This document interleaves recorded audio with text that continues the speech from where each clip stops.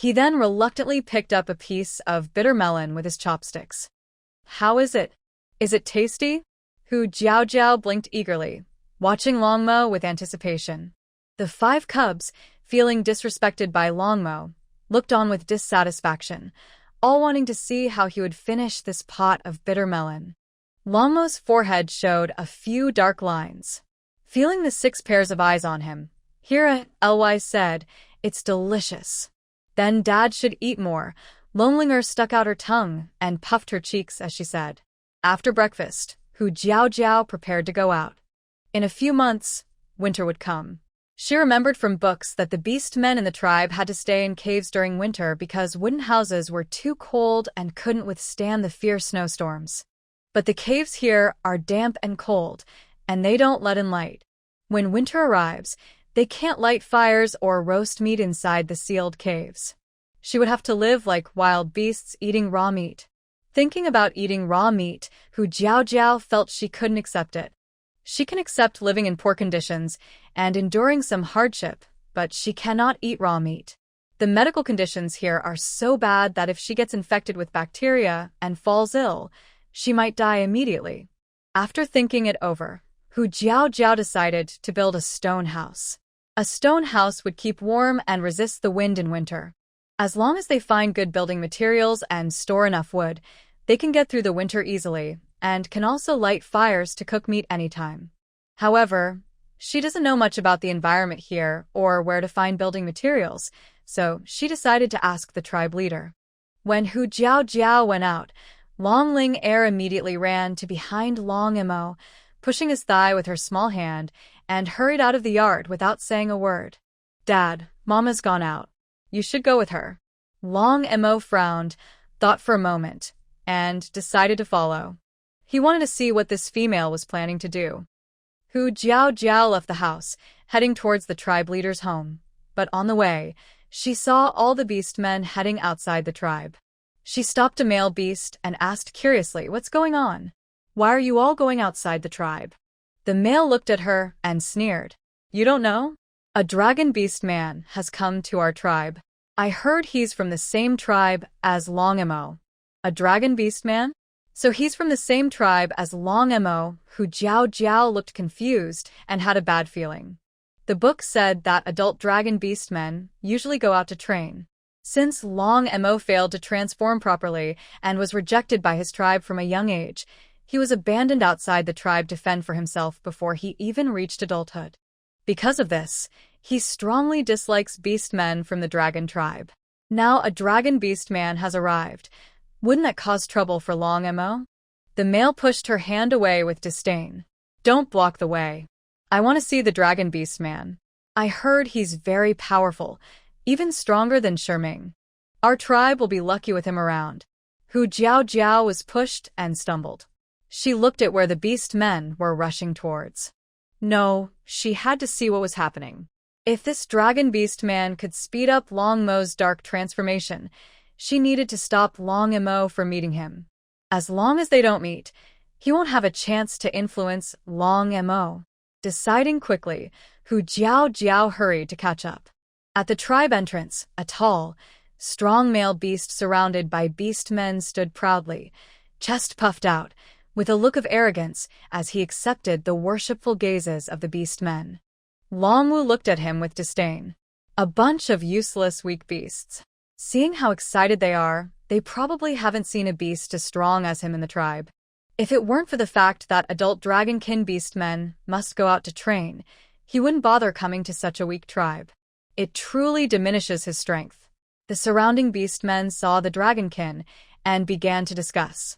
"Is this the dragonkin beast man? He looks really strong. Look at his tall build. He's no less impressive than Lion Ming. Maybe even stronger." "Maybe so. If he's stronger than Lion Ming, our tribe will benefit a lot.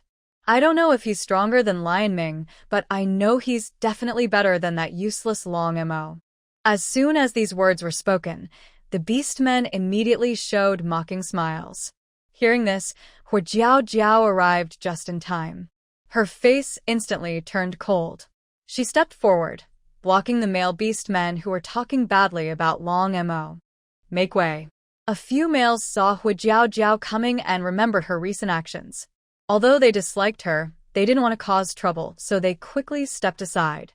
Hu Jiao pushed through, then suddenly turned around, her sharp gaze sweeping over the males. Her crisp voice carried anger and severity. "If I hear you call Long Mo a useless waste again, I will turn you all into useless things." After speaking, she clenched her fists and made a twisting gesture with her hands. The males immediately felt a chill down their spines. What is this crazy female doing? Didn't she dislike Long Mo the most? She used to call him useless all the time. Why does she seem different today? The males were suspicious. But seeing her terrifying eyes, no one dared to argue. They all hurriedly crossed their legs and backed away.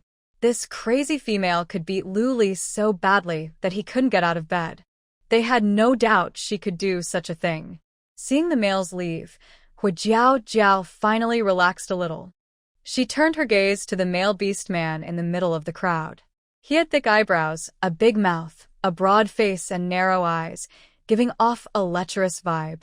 Hu Jiao really didn't want to judge by appearance, but seeing the arrogance and disdain in his eyes, she immediately lost her good impression of him. If he looked down on her, then why did he come here? Did he come to find a stronger tribe to gain recognition? Hu Jiao's brows unconsciously furrowed. While she was thinking about how to stop Long Mo from meeting this male, Long Wu's gaze swept over the beast men and suddenly landed on the stunningly beautiful Hu Jiao, his eyes brightening. In this remote little tribe, there was actually such a stunning beauty. This female was also incredibly attractive, not at all inferior to the females in their tribe. If they could bring her back, the young males in their tribe would definitely envy him. Long Wu's eyes shifted as he imagined holding Hu Jiao, admired by males. He flicked his greasy hair, a strand covering one eye, making him look like a typical arrogant, greasy guy. He confidently walked up to Hu Jiao. "Female, you look very beautiful. Would you like to mate with me?" Hu Jiao felt the light in front of her suddenly blocked. When she looked up, she saw a very ordinary yet confident face. Before she could speak, the male continued, "As long as you mate with me, I will take you to the Dragon Tribe village, where you'll enjoy the best resources and no longer have to live in this remote, wild little tribe. I bet there aren't many males in your tribe as strong as me. If you miss this chance, you won't be so lucky again." Are you so excited you can't speak? That's okay. I can wait patiently for your answer. Hu Jiao. Is this a typical boastful man from the beast man world? His greasy and confident words almost made her feel suffocated. The females in the tribe looked at this and showed envy. Going to the dragon tribe and being with such a strong beast man would be wonderful. Why does this vicious female like Hu Jiao get such good luck? The males heard Long Wu's words, but all looked unhappy. What does he mean by a remote, wild little tribe? Their tribe isn't big, but it's quite prosperous. They've never let the female suffer. It's just dragon beast men. Why look down on them? The males felt displeased with Long Wu, but because of his strength, they kept it to themselves and didn't say anything. Sorry. Hu Jiao opened her mouth, about to refuse the boastful man. Before she could speak, Long Wu suddenly interrupted. "Long Mo? You're here too? What a coincidence. I didn't expect to meet you here after leaving the tribe, you useless guy." Long Wu stretched his neck and looked at Long Mo standing behind the beast men, his smile full of mockery. Hearing Long Mo's name, Hu Jiao was stunned. She turned around and saw Long Mo with a grim face standing behind, glaring at her, and Long Wu with cold hatred. Her heart sank. Could the big villain have misunderstood something? Did he hear what was just said? Long Mo was pushed out by Long Linger and had been following from afar, just overhearing Long Wu's words. He looked coldly at Hu Jiao, who was frozen in place. He sneered inwardly. She must be feeling very proud now, right? She found a strong male partner and probably wanted to chase him out of the tribe as soon as possible. It turns out that all her actions were just to be able to join the dragon tribe, that place where she was humiliated. In her golden eyes, hatred grew like a sponge soaked in water, spreading wildly. Long Mo, I haven't seen you in so many years. I didn't expect you to still be such a coward, so weak. You haven't improved at all, and you're really embarrassing our dragon and beast tribe. From now on, don't tell anyone we're from the same tribe. I find it shameful. Long Wu's voice was loud and clear, deliberately insulting Long Mo in front of all the beast tribe members. After speaking, he suddenly seemed to remember something and smiled awkwardly. Oh, I almost forgot. You've been expelled from the dragon tribe. Someone useless like you doesn't deserve to come back. Ha! As Long Wu finished, the atmosphere suddenly fell into an eerie silence. The males of the tribe frowned one after another. They had all mocked and insulted Long Mo before, just like Long Wu. But today, hearing Long Wu's words, they felt very uncomfortable. No matter how much Long Mo was ridiculed, he was still a member of their beast tribe. His insult to Long Mo was like looking down on all of them. For a moment, all the beast tribe members looked at Long Wu with unfriendly eyes, treating him as an enemy of the tribe. But Long Wu didn't seem to notice at all. He held his head high, proud and carefree. Long Mo clenched his fists tightly, biting his lip in restraint. A dark mist gradually covered his eyes, and his scara turned red with bloodshot veins, giving off a fierce, bloodthirsty aura. At that moment, a charming and sweet voice interrupted the strange atmosphere. Sorry, I don't know you at all, and I have no interest in you. The useless person you mentioned is my partner, and in my eyes, I think he's 1,000 times better than you. Hearing this, the small female's face was serious as she stepped in front of Long Mo, lifting her chin confidently to look at Long Wu. Her clear, melodious voice carried a threatening tone. Long Mo is not only my partner, but also the father of my 5 children. He's the male I want to spend my life with. If you insult my partner again, don't blame me for being rude to you. Long Mo's expression froze. He looked in shock at the petite female in front of him. She was standing there, defending him against a powerful male? Is this really the fox girl he remembered? After speaking, the fox girl took Long Mo's hand and held it up for Long Wu to see, showing the truth of her words. Long Mo felt his whole body stiffen, as if turned to stone, unable to move his limbs, letting the fox girl do as she pleased. She surprisingly took his hand. That female who constantly said she disliked him and called him useless actually took his hand and said she wanted to spend her life with him. How is that possible? Long Wu's face stiffened, and he asked loudly in disbelief, "This useless person, what does he have that I don't?" Suddenly, he thought of a possibility and showed a look of realization. I understand now. You must think you already have a partner and are not suitable to mate with me, right? It's okay, I don't mind. As long as you abandon this useless person, I am willing to accept you and the little one.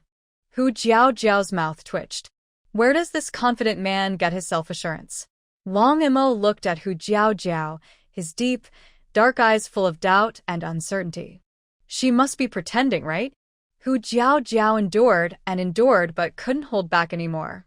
She grabbed a handful of dirt and angrily walked up to Long Wu. Seeing Hu Jiao approach, Long Wu's face showed a proud smile. Female, you finally understand, right?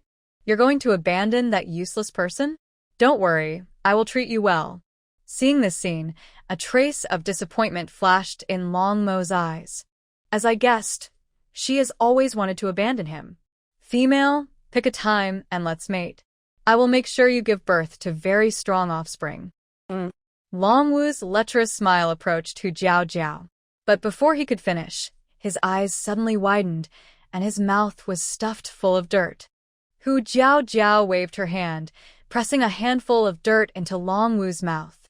The sudden move caught Long Wu off guard, and he swallowed a large mouthful of dirt in one breath. Cough, cough, cough. You. Try saying one more word, useless, and see what happens. Next time, it won't be dirt, but you'll be buried in the ground. Hu Jiao said fiercely, then stomped Long Wu's toes. Orcs are physically strong, but their toes are fragile. Hu Jiao used all her strength, and with one kick, Long Wu's face turned pale from the pain. Long Wu bent over, clutching one foot, hopping and shouting in pain, looking like a clown. Seeing this, the orcs burst into laughter. They actually found it quite satisfying. Hu Jiao Jiao isn't completely useless. Long Mo, let's go. Hu Jiao Jiao angrily waved her fist at Long Wu and turned to pull Long Mo away. Long Wu watched their backs, furious and desperate. Female and Long Mo, just wait for me. After walking for a while, Hu Jiao Jiao's anger subsided a bit. She suddenly remembered she had dragged away the main villain. She quickly let go of his hand. The situation was urgent just now. I didn't mean to. I promise I won't touch you casually in the future. Yesterday, when helping Long Mo treat his wound, she noticed he didn't like her touching him. Thinking he might get angry, she hurried to explain. Long Mo clenched his empty hand and silently placed it behind his back. Seeing Long Mo silent, Hu Jiao Jiao felt a bit guilty. Oh no, could the big villain already be angry? Hu Jiao Jiao lowered her head, feeling a bit discouraged. She was still so naive. She wanted to help Long Mo, but only made him angry. If this keeps up, when will she be able to clear her name? You can do it intentionally. A deep voice echoed softly from above. Hu Jiao Jiao was stunned, then quickly realized it was Long Mo speaking. What? She was confused. What was Long Mo saying? At this moment, both Hu Jiao Jiao and Long Mo stared intently at their own feet, afraid to look elsewhere. He kept a stern face and quickly repeated, I said, you can touch me intentionally. After saying that, he thought it might encourage Hu Jiao Jiao too much, so he quickly added, it's normal between partners.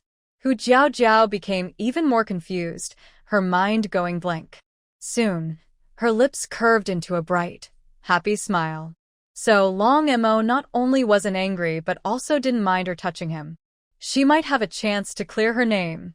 Excited, Hu Jiao Jiao's face lit up with joy. Thinking about what just happened, she hurried to explain. I was just looking to see what was happening, because everyone was going there. I don't know that male and I didn't know he would say those things. She remembered the big villain was the most petty and vengeful. She couldn't ruin her chance to clear her name because of a boastful man.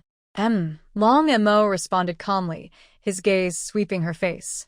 Her fair face was flushed with a blush, and her delicate, charming features had a touch of innocence and purity, like moonlight shining through in a dark cave. Pure and alluring, yet out of reach. A dark flicker crossed his deep eyes. How could the same female have such a big change? Which one was the real her? After feeling happy, Hu Jiao Jiao suddenly remembered she had something to do. I need to find the clan leader. Will you come with me? She looked up cautiously, glancing at Long Mo's handsome profile, and asked softly. Honestly, the big villain really looked quite attractive.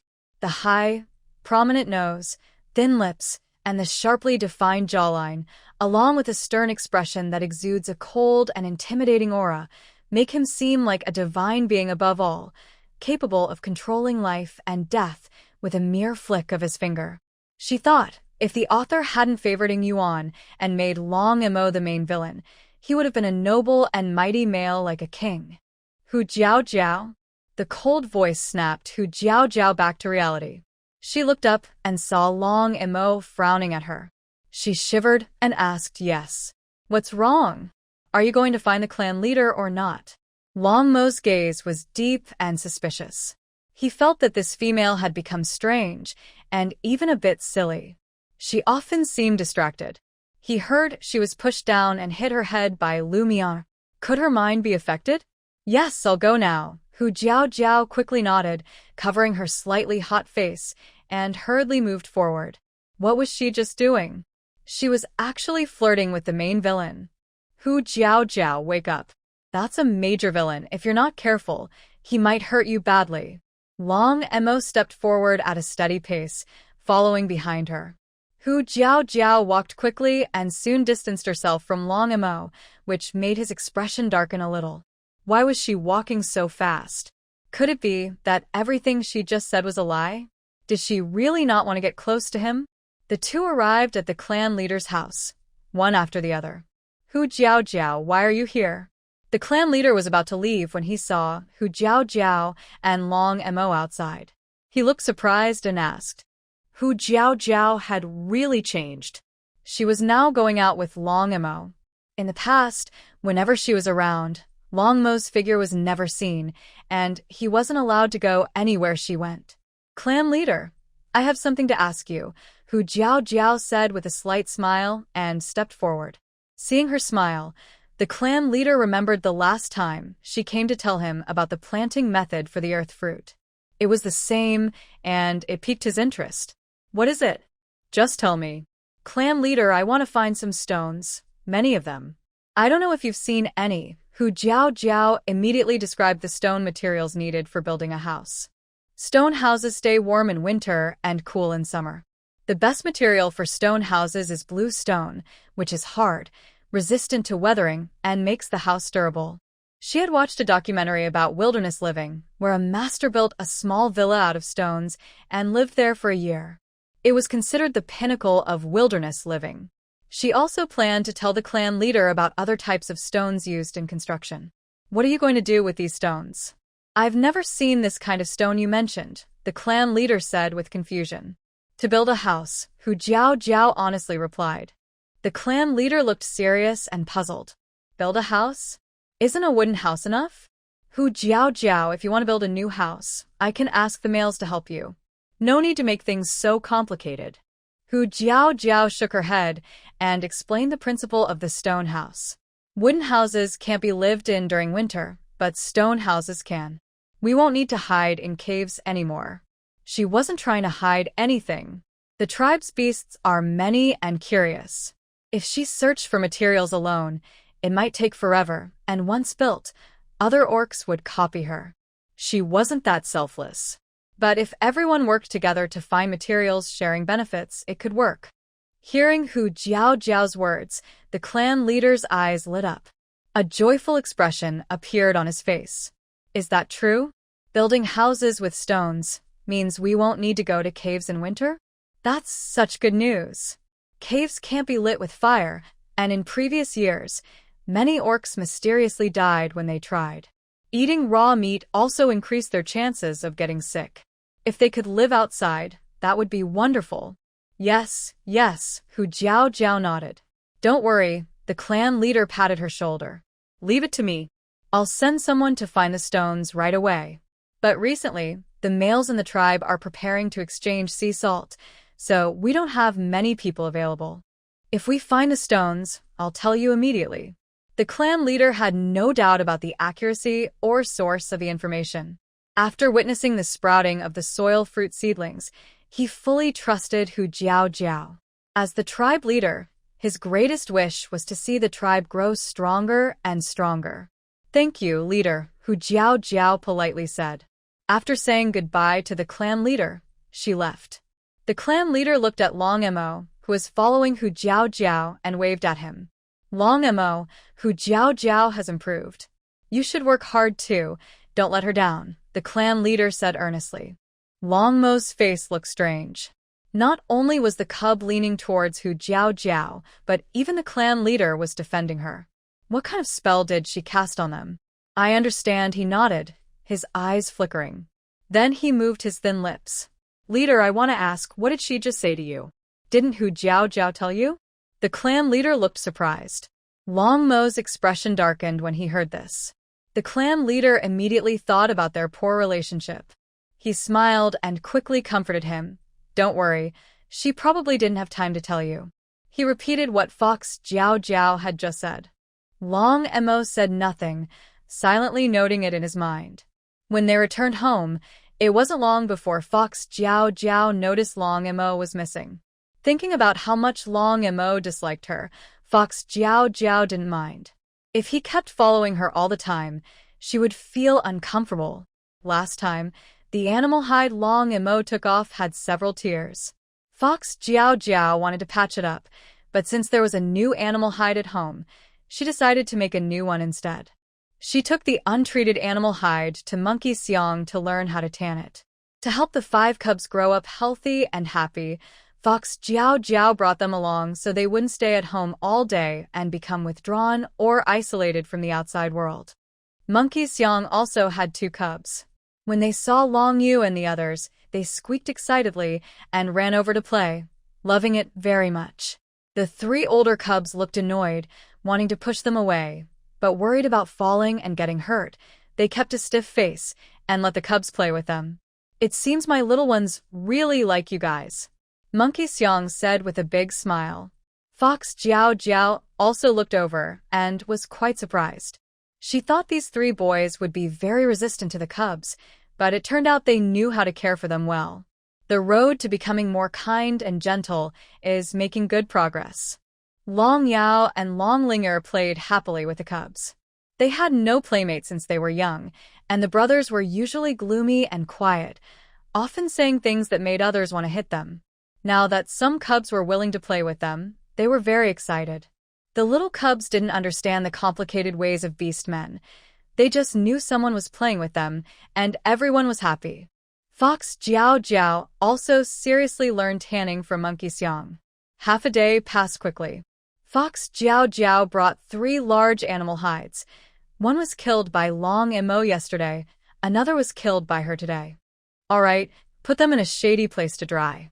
When they are almost dry, soften and knead the hides, and then they will be ready to use, Monkey Xiang demonstrated and advised. "Thank you, Monkey Xiang," Fox Jiao Jiao said happily as she carefully stored the hides. Monkey Xiang scratched his head, looking a bit embarrassed. "It's nothing. I should thank you for teaching me how to cook." Recently, she often visited Fox Jiao Jiao to learn cooking.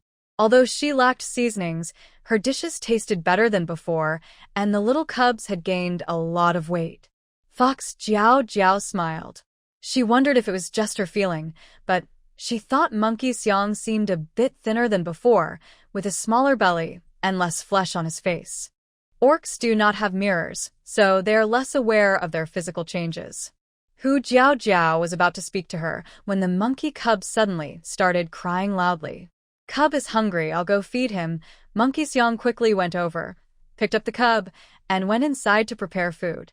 Seeing this, Hu Jiao Jiao didn't want to disturb them and took her 5 cubs back home. Long Yu, Long Xiao, and Long Zhong looked relieved but tired.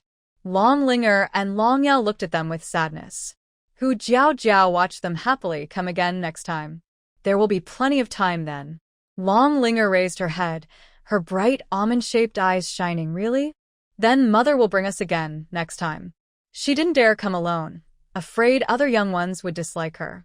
With her mother, she felt safe. Long Zhong pouted. "If you want to come, come yourself. I won't come again." Long Linger stuck out her tongue at him and honestly exposed, "I don't know who just held onto the monkey cub and wouldn't let go," saying it felt so soft and fluffy. Who said that?" "It wasn't me." Long Zhong's face instantly turned red, and he awkwardly looked away. Long Yu and Long Xiao listened and couldn't help but smile. Unknowingly, the cubs already saw Hu Jiao Jiao as the main pillar of their home. "Ah." Yaoer, hearing their words, turned to look at his bald body, feeling downcast. Yaoer had no fur. Hu Jiao Jiao reached out, picked Yaoer up, and placed him on her shoulder, smiling softly. Yaoer is also cute, just like the monkey cub. "Ah, really?" Yaoer is also a cute cub. Hearing Hu Jiao Jiao's words, Yaoer's mood instantly brightened. He wagged his tail tip happily, trembling with excitement. Hu Jiao Jiao's smile was like a blooming flower. These 5 cubs were becoming more adorable the more Hu Jiao Jiao looked at them. They didn't seem at all like the fierce, violent, and unruly creatures described in the books.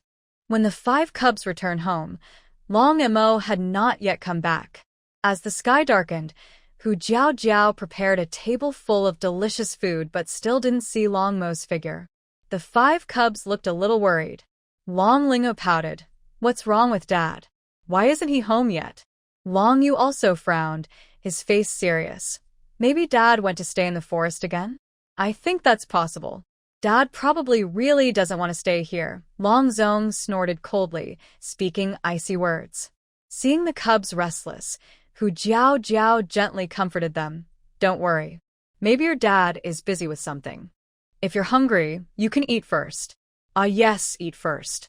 Yaoer couldn't wait and sat down on a small stool. Using her tail to support her upper body, she tilted her head back, her big, ruby-like eyes watching Fox Jiao Jiao, waiting for food to be fed to her. Dragon slaps Long Yao on the head, full of disappointment. I knew you loved to eat. As soon as I mention food, you get excited. Can't you do something else besides eating? Ow. Long Yao, feeling wronged, covers his head with his tail. Thinking carefully, besides eating, he could also sleep. Fox Jiao Jiao is also worried. What if Long Mo really leaves? She and Long Mo are apart. How can she continue to win him over? Wouldn't that be just like the story in the book, where she can't change her ending?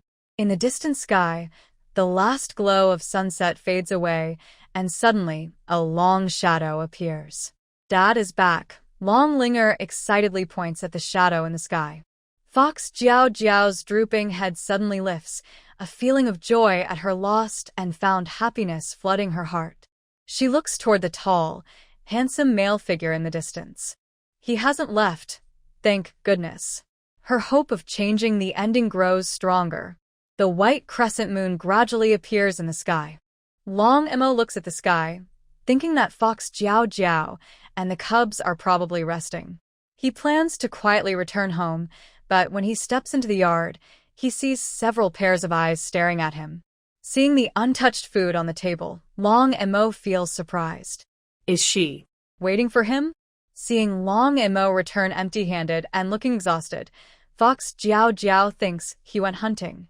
Because he was injured and didn't catch anything, she feels disappointed and quickly pushes him to sit at the table. Come eat quickly. The cubs are all waiting for you. I thought you wouldn't come back. She also specifically hands him a pair of chopsticks.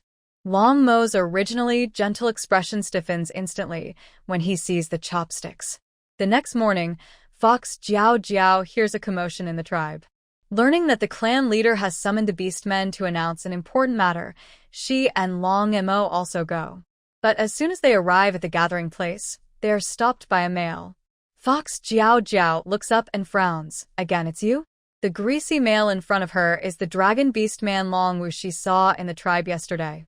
Little female, what a coincidence. We meet again, Long Wu says with a crooked smile, showing a face full of pimples and acne, thinking he looks handsome. Why are you still here? Our tribe isn't a place you can enter casually, Fox Jiao Jiao says coldly, taking a step back to keep her distance. She already showed no respect to him yesterday, yet he still hasn't left. After hearing Hu Jiao Jiao's words, Long Wu smiled. Little female, I forgot to tell you, I live here now. From now on, we are members of the same tribe.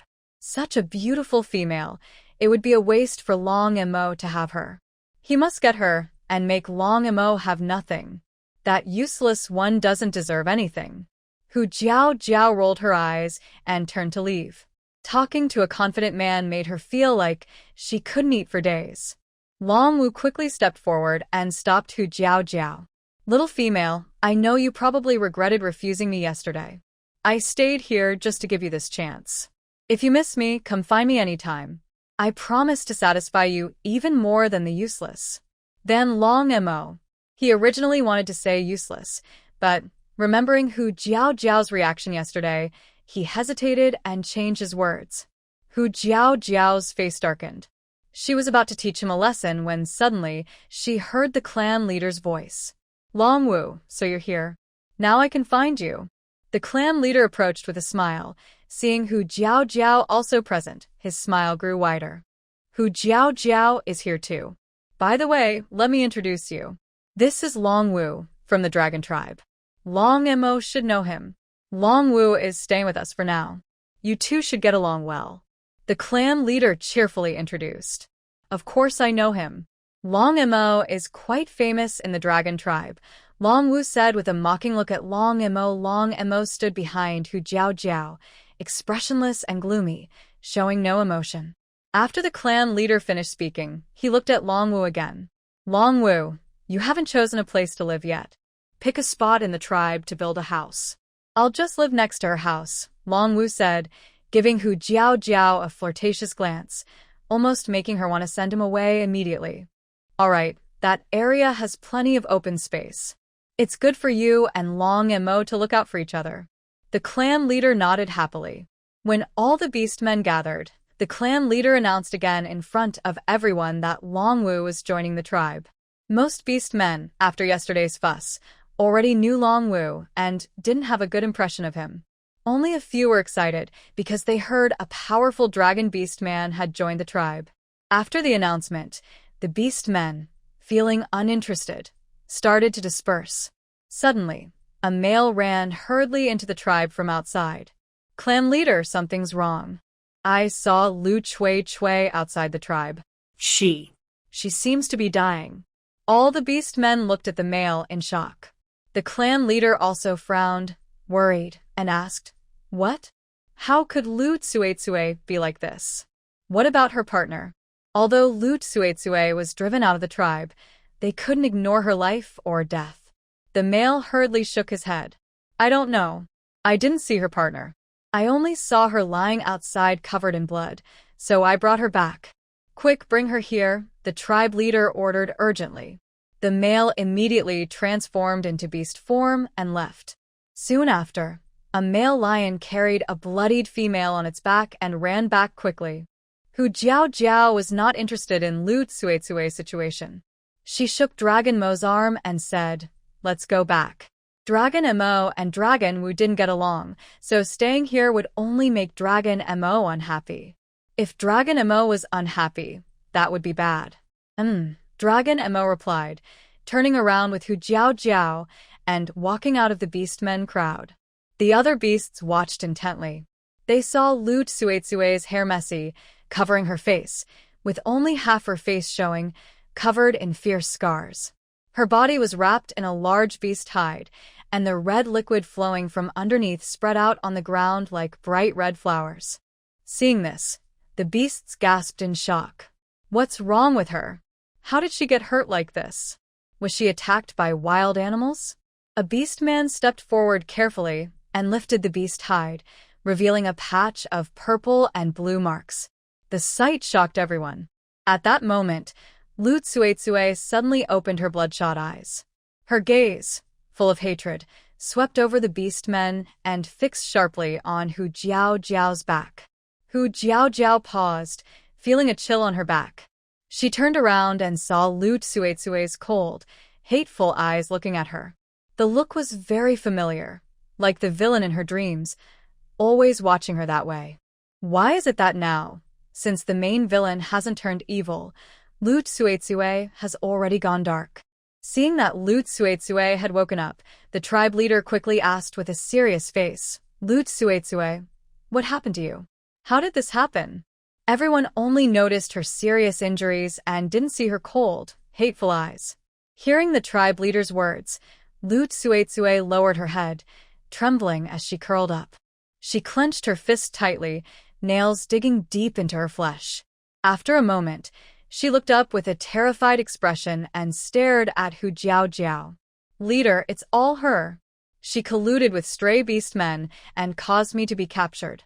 She made me like this, and she wants to hurt everyone."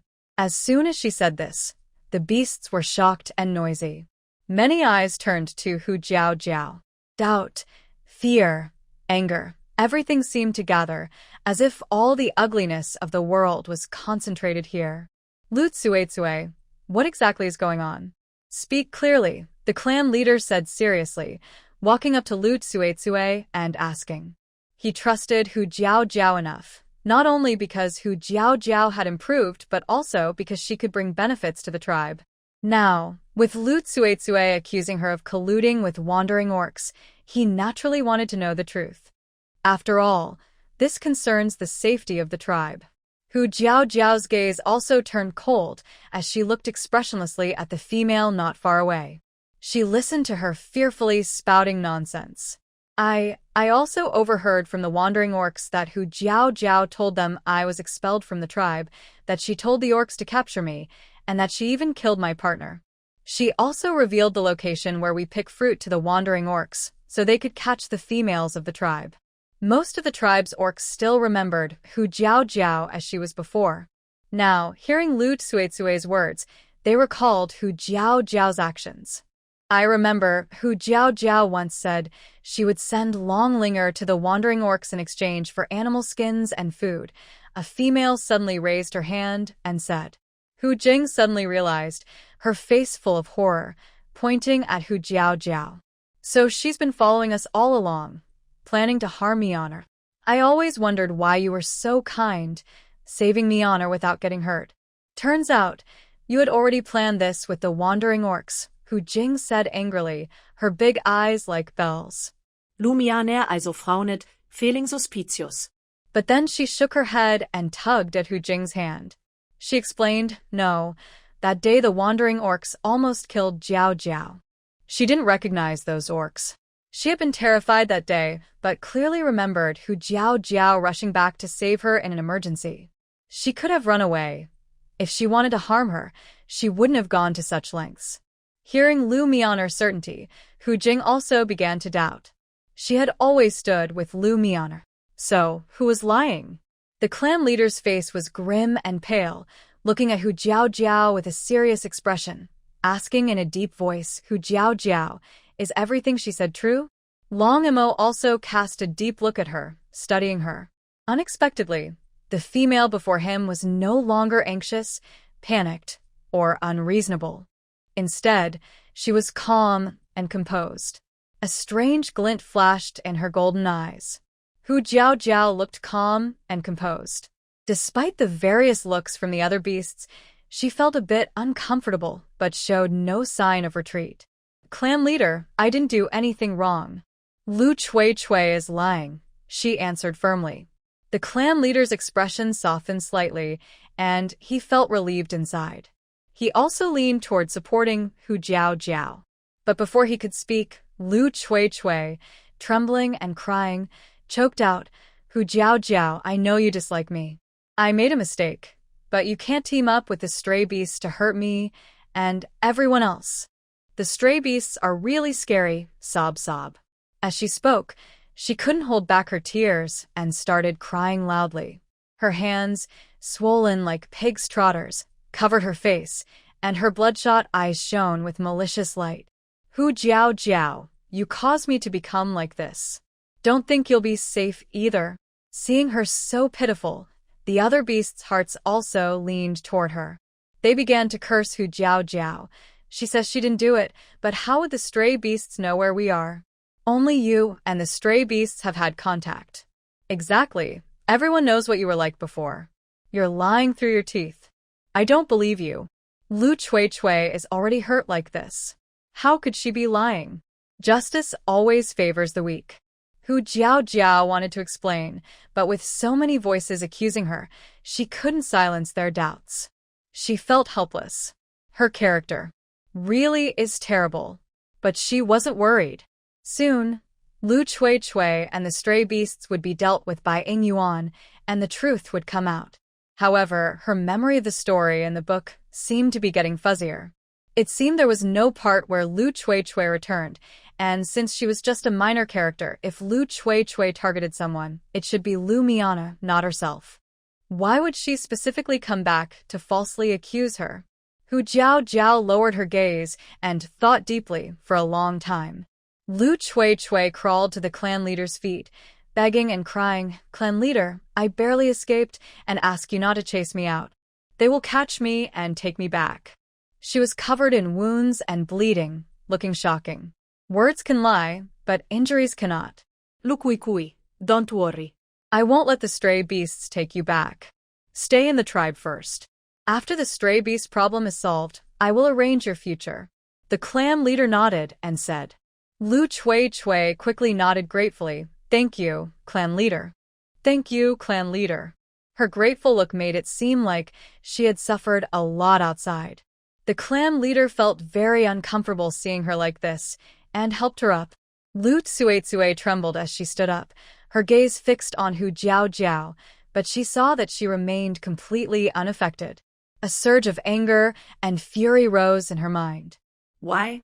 She had already lost everything and become a ghost of her former self, yet Hu Jiao still stood there unharmed.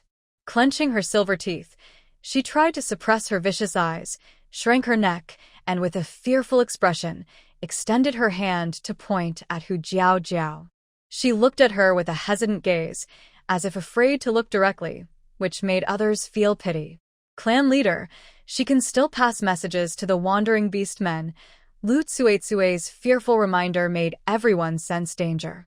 Clan leader, we can't let Hu Jiao Jiao continue to send messages to the wandering beast men. She might cause our tribe's destruction. That's right, we can't allow Hu Jiao Jiao to harm the tribe again. She almost caused Lu Tsuetsue's death.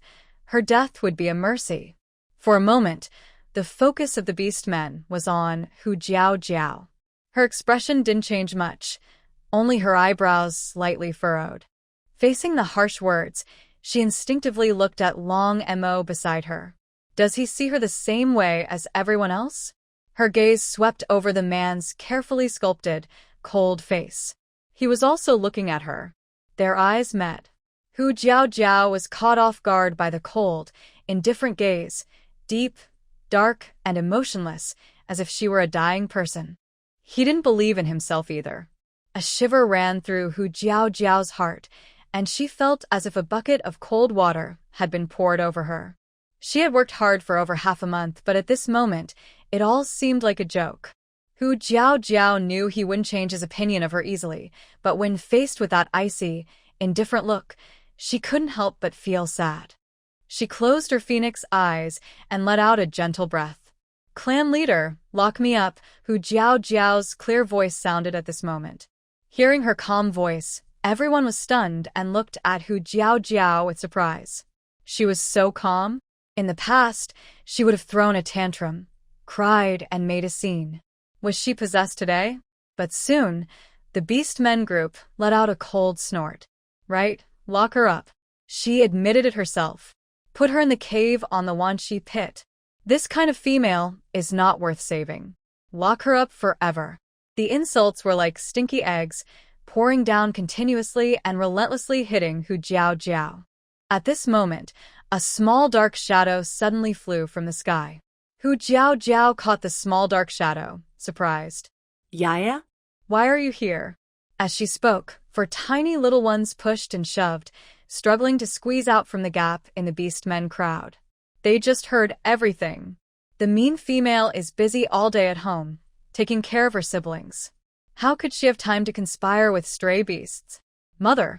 Long Linger ran to Hu Jiao Jiao, eyes red, hugging her leg, shouting at the other beasts. My mother is not a bad female. You all misunderstood her. Please don't lock her up. It's very dark and scary there, and she will be afraid.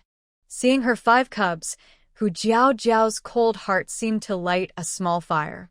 A gentle warmth spread through her veins to her limbs. A faint mist appeared in Hu Jiao Jiao's eyes. She looked at the cubs with some emotion, you all. Long Zong snorted coldly and turned his head away. I don't care about your life or death. Long Yu clenched his fists and coughed softly, covering his mouth. I'm worried about Xiao Wu and Linger. Long Xiao didn't speak but kept her lips pressed tightly, listening carefully to Hu Jiao Jiao's voice. During this time together, they had gradually accepted Hu Jiao Jiao's presence. Although they wouldn't forget her past evil deeds, they felt a sense of balance in their hearts, leaning toward the current Hu Jiao Jiao. Even if they didn't say it aloud, they cared about Hu Jiao Jiao deep inside. Why are these cubs causing trouble? Your mother did evil things, and must be locked up. Move aside quickly, or you'll all be locked up too. The nearby beastmen saw them and came forward fiercely to drive them away. Mother, Linger doesn't want you to leave. If she has to go, she wants to go with you. Long Linger clung tightly to Hu Jiao Jiao's leg, refusing to let go. She finally had a good mother, and she didn't want to lose her. Hearing Linger, Hu Jiao Jiao felt a wave of heartache. She forced a strained smile, bent down to support her shoulders, and looked at her with gentle warmth. Linger, be good. Mother is fine, just leaving for a few days. Be good and go back with your brothers. At home, listen to father. When I return, I will make you delicious food. She looked at the other cubs with her usual kind and gentle smile. The cubs felt a heavy knot in their hearts. She was like this, still thinking of them. Long Yao howled and bit into Hu Jiao's beast skin, pulling her outward, ignoring her words. But her small body couldn't do much. Even with all her strength, she only managed to tug at the beast's skin and couldn't move Hu Jiao. Hu Jiao was both amused and a little sad inside. Previously, she only saw guiding the cubs as a task.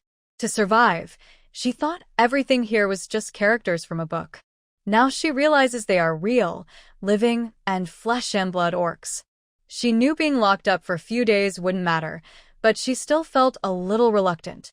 Fox Jiao had to cruelly push Long Yao into Long Ling Air's arms and then push her away, sending her to Long Mo. Long Ling Air and Long Yao wanted to go over, but Long Mo reached out and held their shoulders. He never said a word from start to finish. Long Ling Air looked at Long Mo's calm, emotionless face and angrily clenched her fists, hitting his arm. She shouted, "Daddy, you need to tell everyone that Mother didn't do those things." Please tell them. "I don't want Mother to leave me." Long Mo's bones were very hard, and her fists made her hands turn red. Maybe because it hurt, her big apricot eyes also turned red. With a sad voice, tears fell like beads. Seeing his sister crying, Yao's fierce red beast eyes showed a hint of impatience. He was so anxious that he opened his mouth and bit Long Mo's finger, trying to make him give in. The other 3 cubs didn't speak. They silently watched Long Mo. Seeing he didn't move and his face was cold and indifferent, their hearts sank. A look of disappointment flashed in all 5 cubs' eyes. Long Xiu tightly clenched a wooden stick, feeling helpless and angry at his own powerlessness. If only he had some ability, he could protect her. The thought surprised him. How could he have such an idea, to protect a cruel female? This scene, seen by Long Wu, made him think Long Mo was weak and cowardly, not even daring to stand up for his own female. "Everyone, don't worry. With me, Long Wu, here, I won't let stray beast men hurt our tribe. There's nothing to fear from stray beast men." Long Wu stepped forward confidently into the middle of the beastmen crowd, speaking in a relaxed tone to reassure them. Seeing Long Wu, the beastmen's panic gradually faded. It was as if they saw their backbone. "Luckily, Long Wu has joined our tribe. Long Wu, from now on, our tribe depends on you. Long Clan beastmen are strong. With Long Wu here, everything will be fine." Many beastmen praised Long Wu, and he enjoyed their admiration. However, deep inside, he looked down on them. Just a few stray beastmen had scared them so much, so useless, just as good as Long Mo, who was a failure. Long Wu squinted happily after enjoying himself, then turned to look at the fox Jiao beside him. He lowered his voice and confidently said, "Don't worry. Once I catch the wandering orcs, I will find out the truth from them and clear your name. Don't thank me. I'm willing to do this for the female I like. It's nothing." This female must be so touched she's about to cry. Her partner is so useless. She stepped forward at this moment. She probably has never met such a brave and tall male. Fox Jiao looked at him with a gaze that seemed to be looking at a fool. This male must be sick, and quite seriously. Fox Jiao ignored Long Wu directly. Her only concern was the 5 little ones and the potato seedlings in the field. She gently exhaled, adjusted her mood, then smiled faintly at Long Mo and advised, "Long Mo, take good care of the little ones. You've come back after so long, spend more time with them. They miss you very much." After saying that, she turned to look at the tribe leader. "Leader, the potato seedlings in the field still need care. Be sure to watch over them carefully. Don't water them too much again, or all your efforts will be wasted if the seedlings die." "Okay. I will watch the seedlings carefully." "You." The tribe leader nodded, hesitating to speak. The beastmen left in Fox Jiao's tribe would surely be unhappy, possibly causing a riot. That would make Fox Jiao's situation even more dangerous. Once they find the wandering orcs, he will try to figure out the truth. Letting her stay alone might actually be safer. Long Mo's face was cold, and his deep gaze looked at Fox Jiao, trying to find even a hint of panic on her face. But there was none. The fox Jiao Jiao in front of him was calm and unfamiliar. She neither cursed loudly nor threw a tantrum. Long Mo's eyes darkened, and he looked away. "Daddy!" Several little ones called out together, unwilling to believe he wouldn't even try to stop her. They knew, given how the orcs saw fox Jiao Jiao, that this might be a permanent loss. No one was willing to help her. The 5 little ones felt very disappointed and let down by Long Mo. Fox Jiao Jiao gently shook her head at the little ones, then looked at the beast men who wanted to lock her up and said coldly, "Let's go. Don't waste any more time." Most of the beast men looked at fox Jiao Jiao with expressions of schadenfreude. The tribe leader's face darkened as he waved a signal, and soon 2 burly men came out, leading fox Jiao Jiao out of the tribe. At that moment, the beast men were suddenly pushed aside forcefully. Before they could fully react, a hurried voice rang out. "Stop. Anyone who dares to take Jiao Jiao away, try it." A group of orcs pushed out 4 young males, with 2 middle-aged orc partners following behind. The 6 orcs hurriedly ran to stand in front of Hu Jiao Jiao, blocking her from others. Hu Chang, with a stern face, loudly declared with anger, "Who dares to hurt my little one? I will fight you all." The 4 young males also looked furious, glaring at the surrounding orcs and protecting Hu Jiao Jiao in the middle. Hu Min hugged Hu Jiao Jiao, crying, using her body to shield her. "Jiao Jiao, don't be afraid. Mother won't let anything happen to you. If they want to take you, they'll have to go over my body first." Dad, Mom. Brother. Hu Jiao Jiao saw everyone and froze for a moment, a sour feeling rising in her nose, and her voice choked with emotion. She didn't expect that at this critical moment, her family would come forward to protect her. "Little sister, don't be afraid. We're here, and we won't let anything happen to you. Big brother will carry the burden if needed."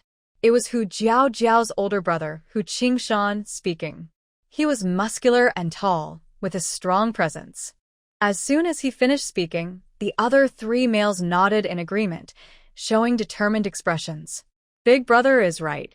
We will protect you. No one can bully our little sister."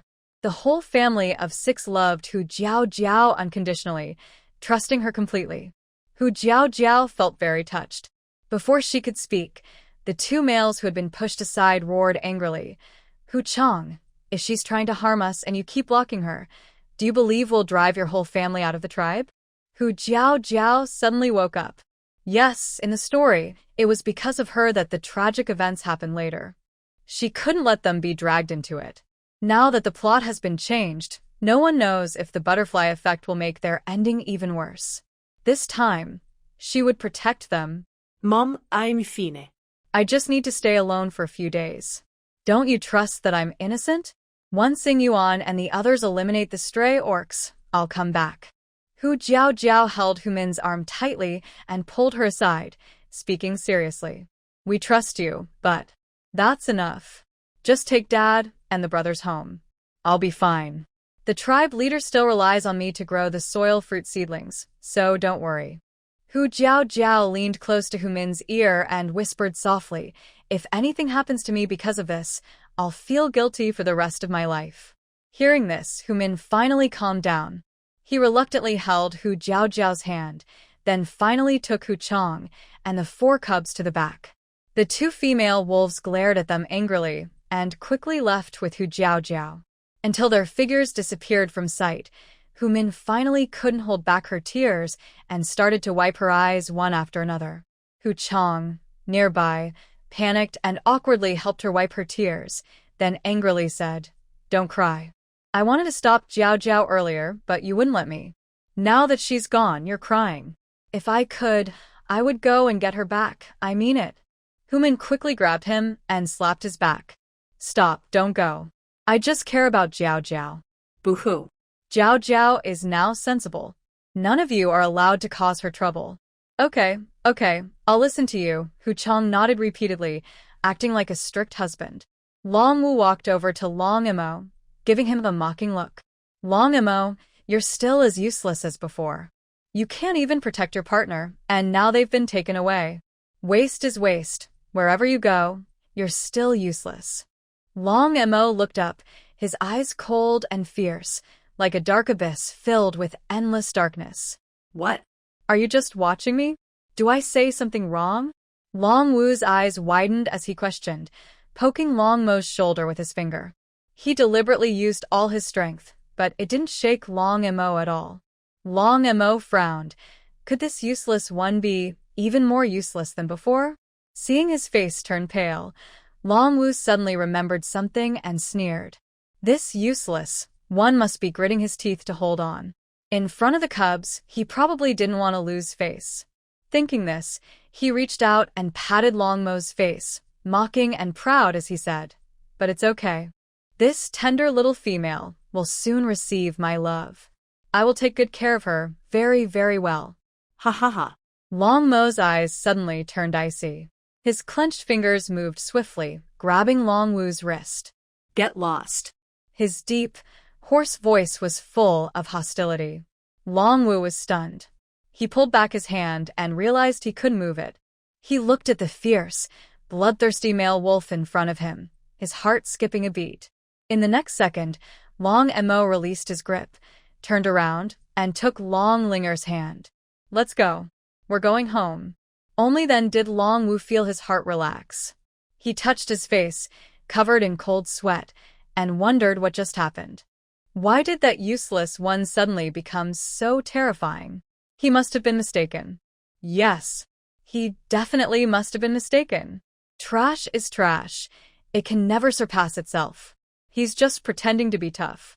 Long Linge pushed away Long Mo's hand, quickly ran behind Long Yu, and walked with her brothers. Humph. Dad isn't good at all. He doesn't care about Mom. I don't want Dad to hold my hand. Long Mo's face darkened as he looked at the other children. The children all looked away, unwilling to meet his eyes. The brothers and sisters held hands, supported Long Xiao, and led the way forward. They had no intention of walking with him.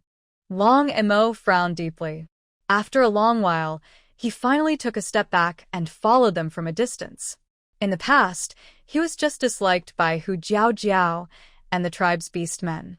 But now, even his own children, who used to be close, seemed to reject him.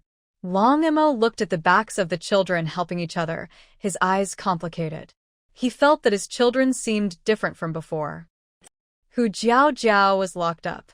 She was kept in the cave where Long Linger had hidden earlier. Perhaps the tribe leader ordered it, and 2 females came in to drive out all the snakes and bugs before letting her in. 2 males stood guard at the door. Hu Jiao Jiao built a fire inside the cave. The firelight lit up the space, and she cleared a clean spot on the ground. She took out a mat from her space and laid it down, then sat down heavily. Finally, I feel free. No longer had to take care of children or do chores, and she didn't have to wake up every day smiling at the family members who wanted to hurt her. As a seasoned homebody, Hu Jiao Jiao didn't see being locked up as torture. Instead, she felt it was a very happy and enjoyable thing. She was extremely happy. The 2 males outside the cave disliked her and didn't come in. Hu Jiao Jiao took a bottle of red wine from her space, lit a candle on a stone, placed a tall glass, grilled some foie gras, and decorated it with cherries. She had prepared a feast worthy of a Michelin restaurant in the beast world. She was happily enjoying it when suddenly, footsteps and soft calls came from outside the cave. Jiao Jiao. Nier, why are you so distracted? Ying Yuan noticed that ever since Lu Mianer returned from outside, she had been acting strangely. When he saw Lu Mianer almost put her hand into the fire, he couldn't help but hold her hand in his palm, looking at her with concern. His wound, after being treated and medicated by Hu Jiao Jiao, along with his strong healing ability, now allows him to walk and move normally. However, the wound has formed a dark brown scab, making him look a bit rough. Ying Yuan. Lu Mianer thought carefully and told him what happened today. Ying Yuan's gaze darkened slightly. Hu Jiao Jiao is locked up? He secretly hoped that the female would never come back, but seeing Lu Mianer so distracted because of her, almost hurting herself, his eyes darkened. In a low voice, he said, "Mia, if you're worried, I'll go with you to see her." He didn't want Mianer to remain so lost and distracted. Really? Lu Mianer lifted her disappointed head, her eyes brightened, and she immediately stood up. Ying Yuan sighed, feeling somewhat helpless, and nodded affectionately. Of course, whatever you want to do, I won't stop you. He would protect his female for a lifetime. He couldn't let her be unhappy. Lumiana wiped her dirty hands and eagerly headed out. Then let's go now. After taking a few steps, she turned back and went inside to get some fruits and a freshly roasted rabbit, wrapped in clean leaves, and carried them in her arms. All right, let's go. Ing Yuan transformed into a beast form and carried Lumiana. Because of his injuries, their flight was slower than before. It took about 10 minutes to reach Hu Jiao Jiao's cave.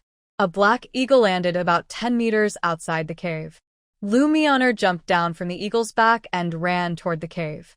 Two males guarding the entrance looked at her with suspicion and asked, Lumiana, what are you doing here?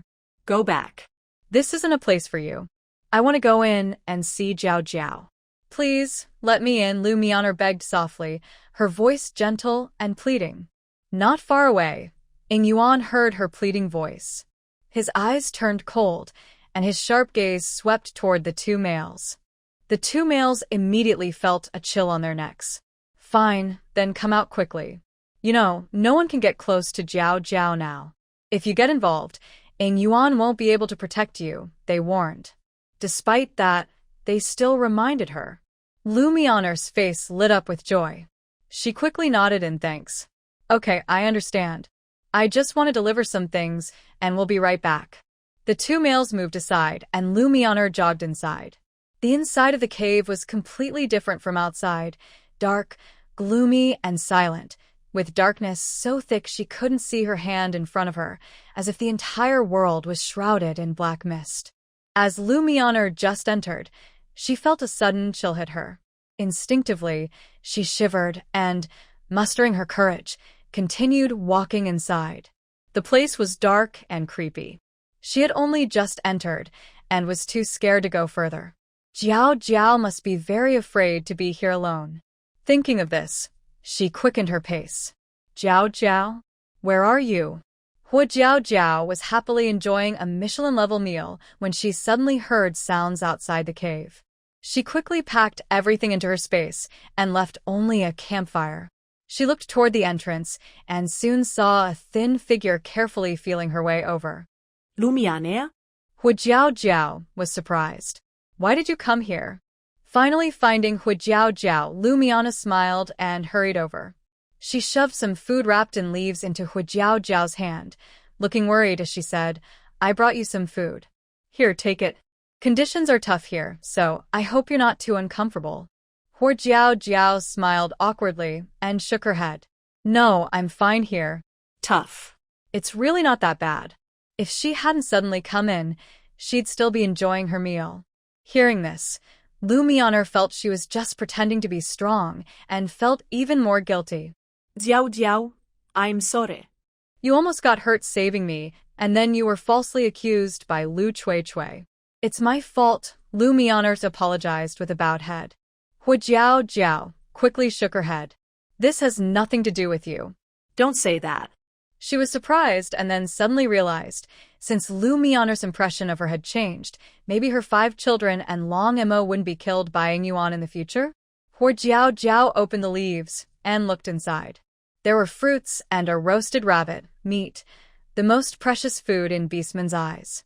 She suddenly felt more grateful to Lumiana. The Beastmen in the tribe avoided her and wished she would die sooner. Her usual enemies were the ones bringing her food and caring for her. It was impossible not to feel touched. Thank you, Lumiana. I will cherish this food. Hu Jiao Jiao sincerely thanked Lumiana. Lumiana blushed and waved her hand. You saved me, and I haven't thanked you yet. It's what I should do. Don't worry, I'll come again tomorrow to bring you more food. Don't be afraid. I believe they will find out the truth and release you.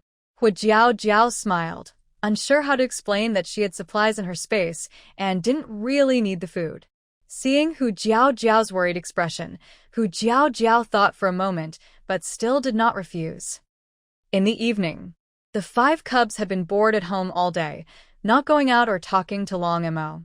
Until their stomachs growled loudly from hunger, Long Yao couldn't hold it anymore. He bit Hu Jiao Jiao's clothes and pulled to go find food. Only then did the cubs come out.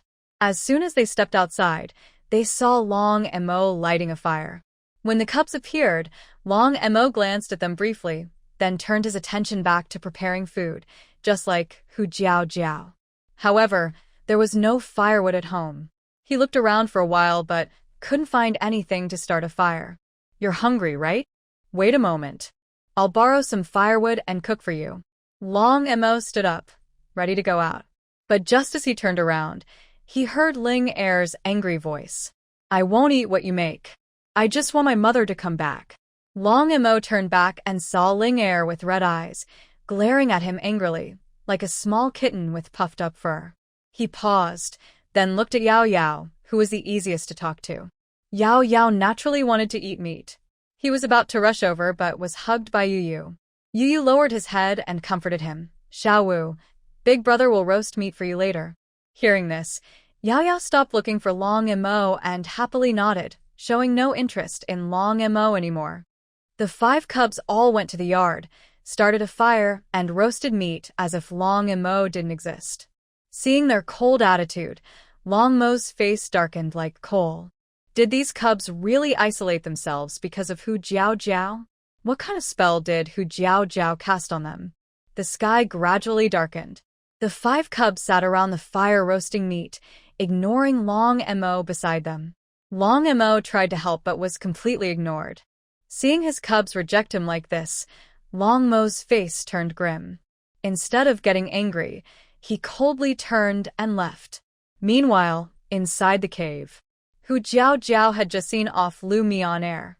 After eating and drinking enough, she faced the endless darkness. Although there was a flickering fire inside the cave, in the shadowy corners where the firelight didn't reach, Hu Jiao Jiao still felt as if countless black eyes were staring at her. A chilling feeling arose. She wasn't afraid of the dark or loneliness, but in this dark cave, the darkness seemed magnified infinitely, like an endless abyss ready to swallow her at any moment. Suddenly, Hu Jiao Jiao wondered if Long Mo outside the tribe also lived in such an environment. Although I have a home, I can only live in a dangerous forest. I am always at risk of losing my life. Even when I sleep, I can't relax because a moment of carelessness could be deadly. Thinking of this, Hu Jiao Jiao sighed. Yes, the original body harmed Long Mo so badly that he didn't kill her immediately. It was already a mercy. How could she still expect him to believe her? Long Mo is a major villain in the story, but he's not weak. In fact, after getting to know him, Hu Jiao Jiao finds he has great potential. This beast man could have become a powerful leader if he had endured hardship. But because of the original body schemes, he ended up dying tragically at Yuan's hands. Hu Jiao Jiao couldn't help but sigh again. She and Long Mo are truly unlucky. Little female, why are you sighing? Are you scared all alone here? Suddenly, a male voice echoes in the cave. Hu Jiao Jiao shivers and quickly sits up, seeing a pair of glowing green eyes appear nearby. Who are you? She looks cautiously at the front. It's nighttime now. Who else would come here at this hour? Heavy footsteps sound from inside the cave, and soon, a long shadow appears in her line of sight. When she sees the face, Hu Jiao Jiao frowns. Long Wu? What is he doing here? She doesn't like this Long Wu. He's greasy and dull, and most importantly, he's affecting her progress with Long Mo. Long Wu walks to the fire, looking at Hu Jiao Jiao with concern. Little female, I don't want you to worry. I came to check on you. Check on her? Hu Jiao Jiao's mouth twitches as she looks at Long Wu, who is empty-handed. Is he planning to feed her with empty words? No need for that. Now that you've seen I'm alive, you can leave, Hu Jiao Jiao orders sharply. But no, you must be very scared alone here. I want to stay with you, Long Wu says without noticing her distance, raising his greasy eyebrows and giving her a flirtatious look. Hu Jiao Jiao. Does this guy not understand human language? Little female, why don't you mate with me? Long Mo can't protect you at all. It's pointless to protect him. If something happens, he will just watch you get taken away or locked up, and he won't even look at you. Long Wu gazes at Hu Jiao Jiao with deep affection, speaking as if he's lost in his own thoughts. squinting happily. Who said Long Mo hasn't come to see me? Fox Jiao Jiao raised her chin and couldn't help but argue. Ha. I've been outside all day, and I haven't seen Long Mo come here. Long Wu smiled, as if he knew what Fox Jiao Jiao wanted to say. Fox Jiao Jiao was momentarily speechless. It's unlikely Long Mo will come. He probably hopes I die here and never go back, so he might have a chance to find true love. Thinking of this, Fox Jiao Jiao lowered her eyes, a look of regret flashing in her eyes. Long Mo and the cubs dislike her so much, they're probably talking about her badly at home. If Long Mo knew how badly the original body treated the cubs in the tribe, he would definitely become even more cold. Her path to redemption would be even harder. Why didn't she think of this before? Long Wu saw Fox Jiao Jiao lower her head and thought she was feeling sad. He smiled confidently and pretended to offer deep comfort. I won't treat my partner as coldly as Long Mo does. Don't worry, I will protect you in the future. He said this, and she must be so touched. She wanted to cry now. This inexperienced little tribe female is so easy to handle. Fox Jiao Jiao looked worried, but didn't listen to Long Wu's words. Her mind was full of how difficult her path to redemption would be. Inside the wooden house, 5 cubs looked at the dark sky outside, with no sleep in their eyes. Big brother, Dad has been gone so long. Maybe he's angry and won't come back. Longlinger felt a bit regretful about what she said today. Although she was upset that Dad didn't take care of Mom, she would still feel sad if something happened to him. She couldn't understand why Dad and Mom couldn't both be safe at home. I think Dad won't come back. His temper is so bad, he's probably furious. Long Zhong crossed his arms and leaned against the wall, snorting coldly and adding fuel to the fire. It's all my fault. If I hadn't said something to make Dad angry, he wouldn't have gone out. Longlinger looked down sadly, full of regret. It's not your fault, Linger. Dad is an adult male. There's nothing to worry about. Long Yu gently patted Longlinger's head, his young voice steady and reassuring. Because Long Mo had been taught since childhood that you can only protect yourself, the male cubs weren't very concerned about Long Mo's safety.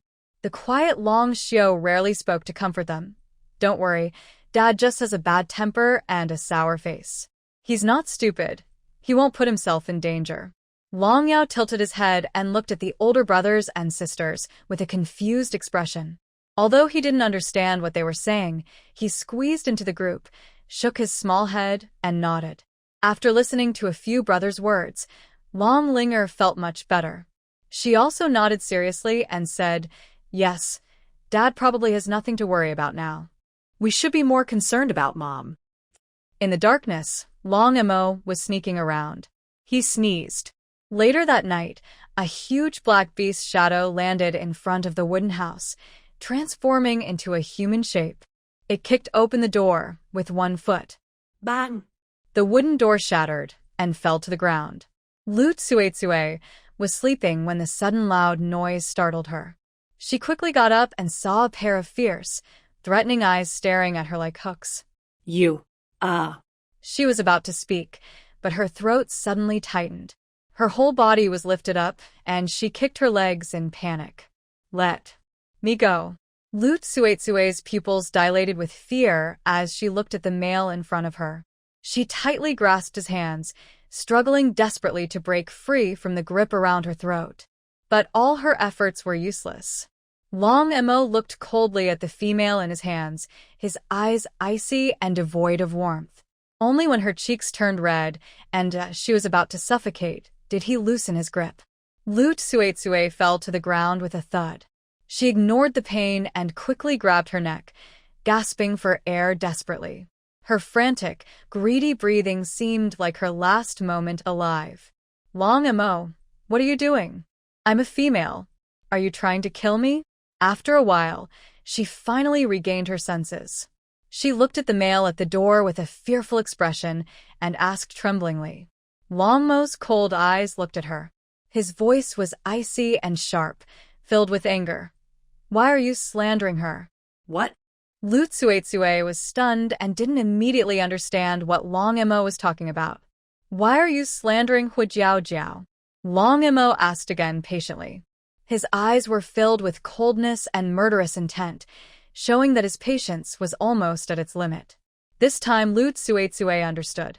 She shrank back in fear, a hint of maliciousness flashing in her slightly lowered eyes, then looked at Long Imo with confusion. Long Imo, what are you talking about? I don't understand. She didn't expect this useless person to defend Hu Jiao and even come to find her for her sake. She would never let Hu Jiao turn the tables. Hearing Lu Chui's words, Long Mo's eyes darkened with a gloomy shadow. His fierce beast-like pupils gradually turned crimson, as if he were a demon from. I am giving you one last chance. Say, why did you slander Hu Jiao? He had completely lost patience. Lu Chui felt a bit scared under Long Mo's intense gaze, but she remembered that Long Mo was just a useless person. Why should he threaten her like this? Hu Jiao came to bully her, and Long Mo also bullied her. Why should this couple treat her like this? Suddenly, she gathered her courage and weakly replied, I really don't know what you're talking about. I didn't slander Hu Jiao. Those words were just what I heard from stray animals. If you don't believe me, go ask the stray animals yourself. Ah. Before she finished speaking, Lu Chui let out a sharp cry of pain. Long Mo grabbed her hair, forcing her head to tilt back, and stomped her fingers that were supporting her on the ground. Ah. Lu Chui's screams kept coming, her face turning pale instantly. Her wounds under the moonlight looked even more fierce and terrifying, like a female ghost from the 18th layer of. Aren't you going to talk? Fine, I'll break your fingers one by one. Long Mo's gaze on her was as cold as looking at a corpse. If Hu Jiao were present, she would definitely see that Long Mo now resembled the ruthless, bloodthirsty villain she had dreamed of. He was not kind at all. There was no bottom line in beating women. Lu Chui was trembling with pain and hadn't yet answered when Long Mo decided not to wait any longer. He kicked her toes and forcefully bent her finger back. It was the sound of bones breaking. Ah. I'll tell you. Lu Chui was in so much pain she was about to die. Tears and mucus streamed down her face, spilling into her mouth. Her voice was desperate and fearful as she spoke. How could this useless person suddenly become so terrifying?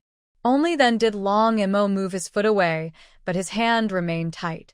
He looked down with a fierce gaze at her ugly face on the ground. Speak quickly.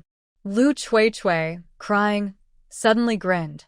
She had just been in such pain she almost convulsed and accidentally bit her tongue. When she opened her mouth was full of blood. The blood, mixed with saliva and mucus, dripped down her lips.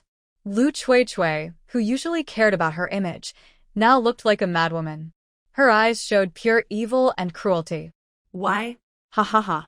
Why are you asking me why? Why can Hu Jiao do everything to get close to Ying Yuan, but I can only be tortured by stray animals? I want her to suffer 100 times more than me. There is also Lu Mianer, who is just a worthless, useless female. Why does she deserve Ying Yuan's favor? All of this should be mine. She was pampered and raised since childhood, always the favorite of the tribe's males. The most common thing her parents told her was, our Tsuetsue's future partner must be the strongest male in the tribe. Only such a male is worthy of Tsuetsue. Over time, she had already claimed Ying Yuan as her own. At that time, Hu Jiao was also loved but not liked by the tribe's beast men, while Lu Mianer was often bullied and didn't deserve to compete with her. Just when she thought she would get what she wanted, Ying Yuan, due to Hu Jiao's scheming, unexpectedly mated with Lu Mianer. She blamed everything on Hu Jiao. Tsuetsue said this, laughing almost maniacally. Ha ha ha. You don't know? The wandering beast men went to pick herbs because I told them where to go. Who knew they were so lucky and weren't caught? But it's okay. When Hu Jiao is expelled from the tribe, she will suffer the same as me. Ha ha. Hearing Tsuetsue's words, Long Mo's eyes filled with bloodshot veins, showing a bloodthirsty look. His hands clenched tightly, veins bulging as he suppressed his murderous intent. Seeing Long Mo's angry expression, Tsuetsue felt extremely pleased. I didn't expect you, a useless one, to dare come to me for Hu Jiao Jiao. So what if I tell you? No one in the tribe will believe what you, a useless trash, say. You're just a worthless. Tsuetsue's face was full of pride. She spat fiercely at Long Mo's face. I'm a female. Do you dare to really kill me? If you kill me, you'll be expelled from the tribe and become a wandering beast man. Then your 5 little brats will starve to death. Long Mo tilted his head, his eyes slightly lowered, filled with murderous rage. His fierce golden beast pupils radiated hostility.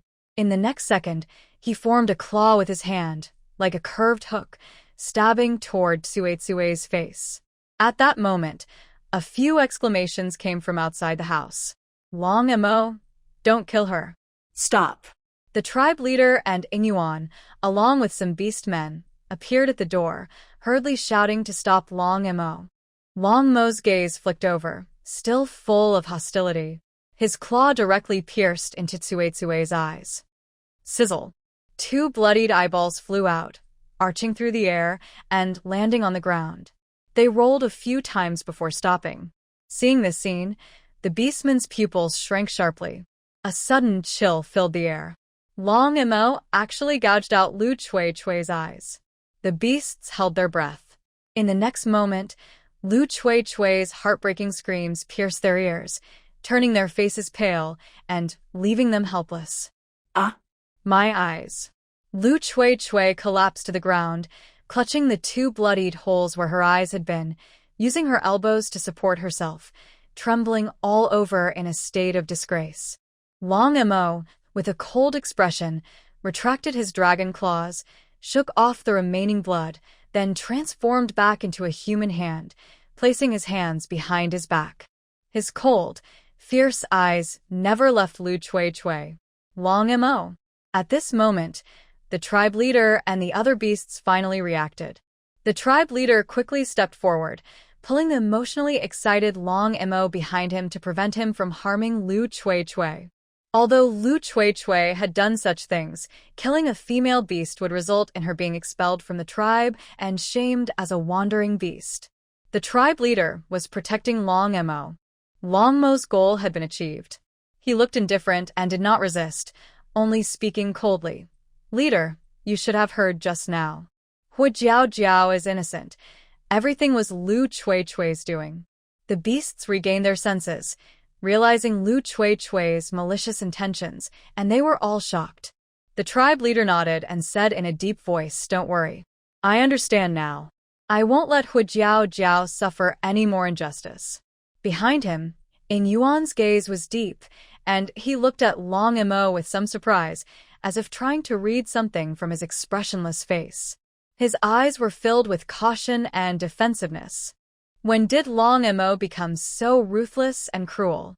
It seemed that during the years he was away from the tribe, his methods had become as brutal and terrifying as those of wandering beasts. Such a male was too dangerous to keep in the tribe. Ingyuan's expression darkened as he silently pondered. The tribe leader turned around, his face grim as he looked at Lu Chui. Lu Chui, we heard everything you just said. Do you have anything else to say? Conspiring against females, slandering fellow tribesmen, and colluding with wandering beasts to harm the tribe. How could our tribe have a traitor like you? The tribe leader gritted his teeth, full of anger and hatred. On his slightly aged face, it seemed as if the wrinkles had increased, covering his face like a swarm of caterpillars. You actually called the tribe leader here. You must have planned this all along, deliberately provoking me to reveal the truth? Recognizing the chief's voice, Lu Chui's face turned pale as she screamed and knelt on the ground. Her already scarred face was now bloodied and frightening. She never expected her confident plan to be seen as a joke by Long Mo. She couldn't see where Long Mo was, so she desperately waved her hands in front of her, revealing terrifying bloodstains, with a look of despair on her face. Long Mo looked at her coldly, not planning to speak. Hearing Lu Chui's words, The chief became more certain that this entire matter was just Lu Chui falsely accusing Hu Jiao. His heart sank, and his gaze toward Lu Chui grew even colder. He frowned and made a decision. Someone, take Lu Chui away and throw her into the 10,000 Serpent Cave. Such a female couldn't stay in the tribe anymore. She would only cause trouble and disturb the peace among the other beasts. It was his bottom line that females should not kill each other. Yes. Immediately, 2 males stepped out behind the chief, grabbing Lu Chui's arms and lifting her off the ground. Stop. I don't want to go to the 10,000 Serpent Cave. Why? Why are you treating me like this? I'm a female. Lu Chui struggled fiercely, her blood-stained face looking even more fierce and terrifying. You and Hu Jiao are in this together. You're in cahoots. Do you think that killing me will make the wandering beasts leave you alone? Dream on, ha ha ha. Long Mo killed the wandering beasts. They won't let you go. Soon, you'll all die, and females like me will be tortured endlessly. Just die for me. It seemed Lu Chui realized she had no chance to escape, and she suddenly burst into wild laughter. Her malicious curse entered every beast's ears, making their faces look grim. Hurry up and drag her away. Eagle Yuan, with a dark face, looked at the 2 stunned males and whispered sharply. The 2 males finally snapped out of their shock and quickly pulled Lu Chui away. The wooden house finally fell silent, but the silence was terrifying. After a long while, a trembling male voice asked, "Chief, is everything Lu Chui just said true? Will the wandering beasts really come to revenge on our tribe? What should we do?" According to Lu Chui, these wandering beasts were quite powerful, and there must be many of them, otherwise, she wouldn't be so confident. Hearing this, the other beasts' faces also grew serious. "Chief, Eagle Yuan is about to lead some males to the seaside to exchange for sea salt. When Eagle Yuan is away and the wandering beasts attack again, we won't be able to resist. Yes, clan leader, we must quickly find a way. We can't wait for the wandering beasts to come and attack us." "Enough," Eagle Yuan growled, and the other beasts immediately shut their mouths. "Clan leader, tomorrow morning I will go to the wandering beasts' den and capture them all, then set out to exchange for sea salt." He looked at the clan leader with an impulsive expression. Hearing this, the clan leader frowned and reached out to hold his shoulder. "No, Eagle Yuan, your injuries are not fully healed. Going after the wandering beasts is too dangerous. You must wait until you recover. Their tribe cannot afford to lose Eagle Yuan." But Eagle Yuan pushed away the clan leader's hand with a firm look. "I've made my decision. Clan leader, don't say more. If I wait until I am fully healed, I won't make it back in time for winter, and that would be even more dangerous. It's just a group of wandering beasts. I don't believe they can bring down the sky." But the clan leader looked worried. "Don't worry, clan leader. I'm here. I won't let anything happen to our tribe's beasts. I will lead everyone to defeat the wandering beasts completely." At this moment, Long Wu's voice came from outside. The beasts turned to look and saw that Long Wu had somehow arrived outside the house. He strolled in casually, with a relaxed expression as if he was from a different world. Long Wu? That dragon beast, he must be very strong. With him here, there's hope for defeating the wandering beasts this time. Thank goodness for Long Wu. Seeing Long Wu, the beasts seemed reassured, calming down quite a bit, and they whispered among themselves. Eagle Yuan frowned, displeased, and looked at Long Wu. This dragon beast is so annoying. One is useless, and the other just talks big. Ha! Feeling the admiration and respect from the beasts, Long Wu smiled broadly and stepped in front of Long Mo. Suddenly, he stopped. "Oh, Long Mo, the wandering beasts almost took your partner away, and they even teamed up with that female to try to harm him. You must be furious. Will you join us?" Hearing Long Wu's words, the beast sneered and looked at Long Mo. "That useless one? How could he join us in defeating the wandering beasts?" Exactly. "Such a useless male only holds us back. Don't let him make us protect him later." Long Wu also showed a mocking smile, but didn't step back. He stood in front of Long Mo, waiting for his answer. It is very dangerous to go hunt the wandering orcs. If something unexpected happens and he gets killed by the orcs, he can't be blamed. Without a partner, won't that female just obediently mate with him then? Long Mo kept his head down in silence, his long hair covering most of his face, making it hard for others to see his expression. Even when the other beasts mocked him, he said nothing. The tribe leader, who was closest to him, felt a chill run down his spine. Forget it, Long Mo should stay in the tribe. The tribe needs a strong male to guard it. The leader hesitated to speak, trying to smooth things over for Long Mo. For some reason, thinking about how Long Mo had coldly and ruthlessly gouged out Lu Chui's eyes earlier, he felt a shiver of fear and regret. I'll go, Long Mo's cold voice whispered softly. Long Mo, you. The tribe leader wanted to say more but was interrupted loudly by Long Wu. Leader, since he has decided to go himself, don't stop him. Long Wu smirked coldly, as if he already saw Long Mo being killed by the wandering orcs and himself taking the fox girl, Jiao Jiao. By then, those 5 little brats would be at his mercy, and even if he threw them out to feed the wild animals, no one would interfere. Seeing Long Mo's insistence, the leader finally sighed and did not oppose.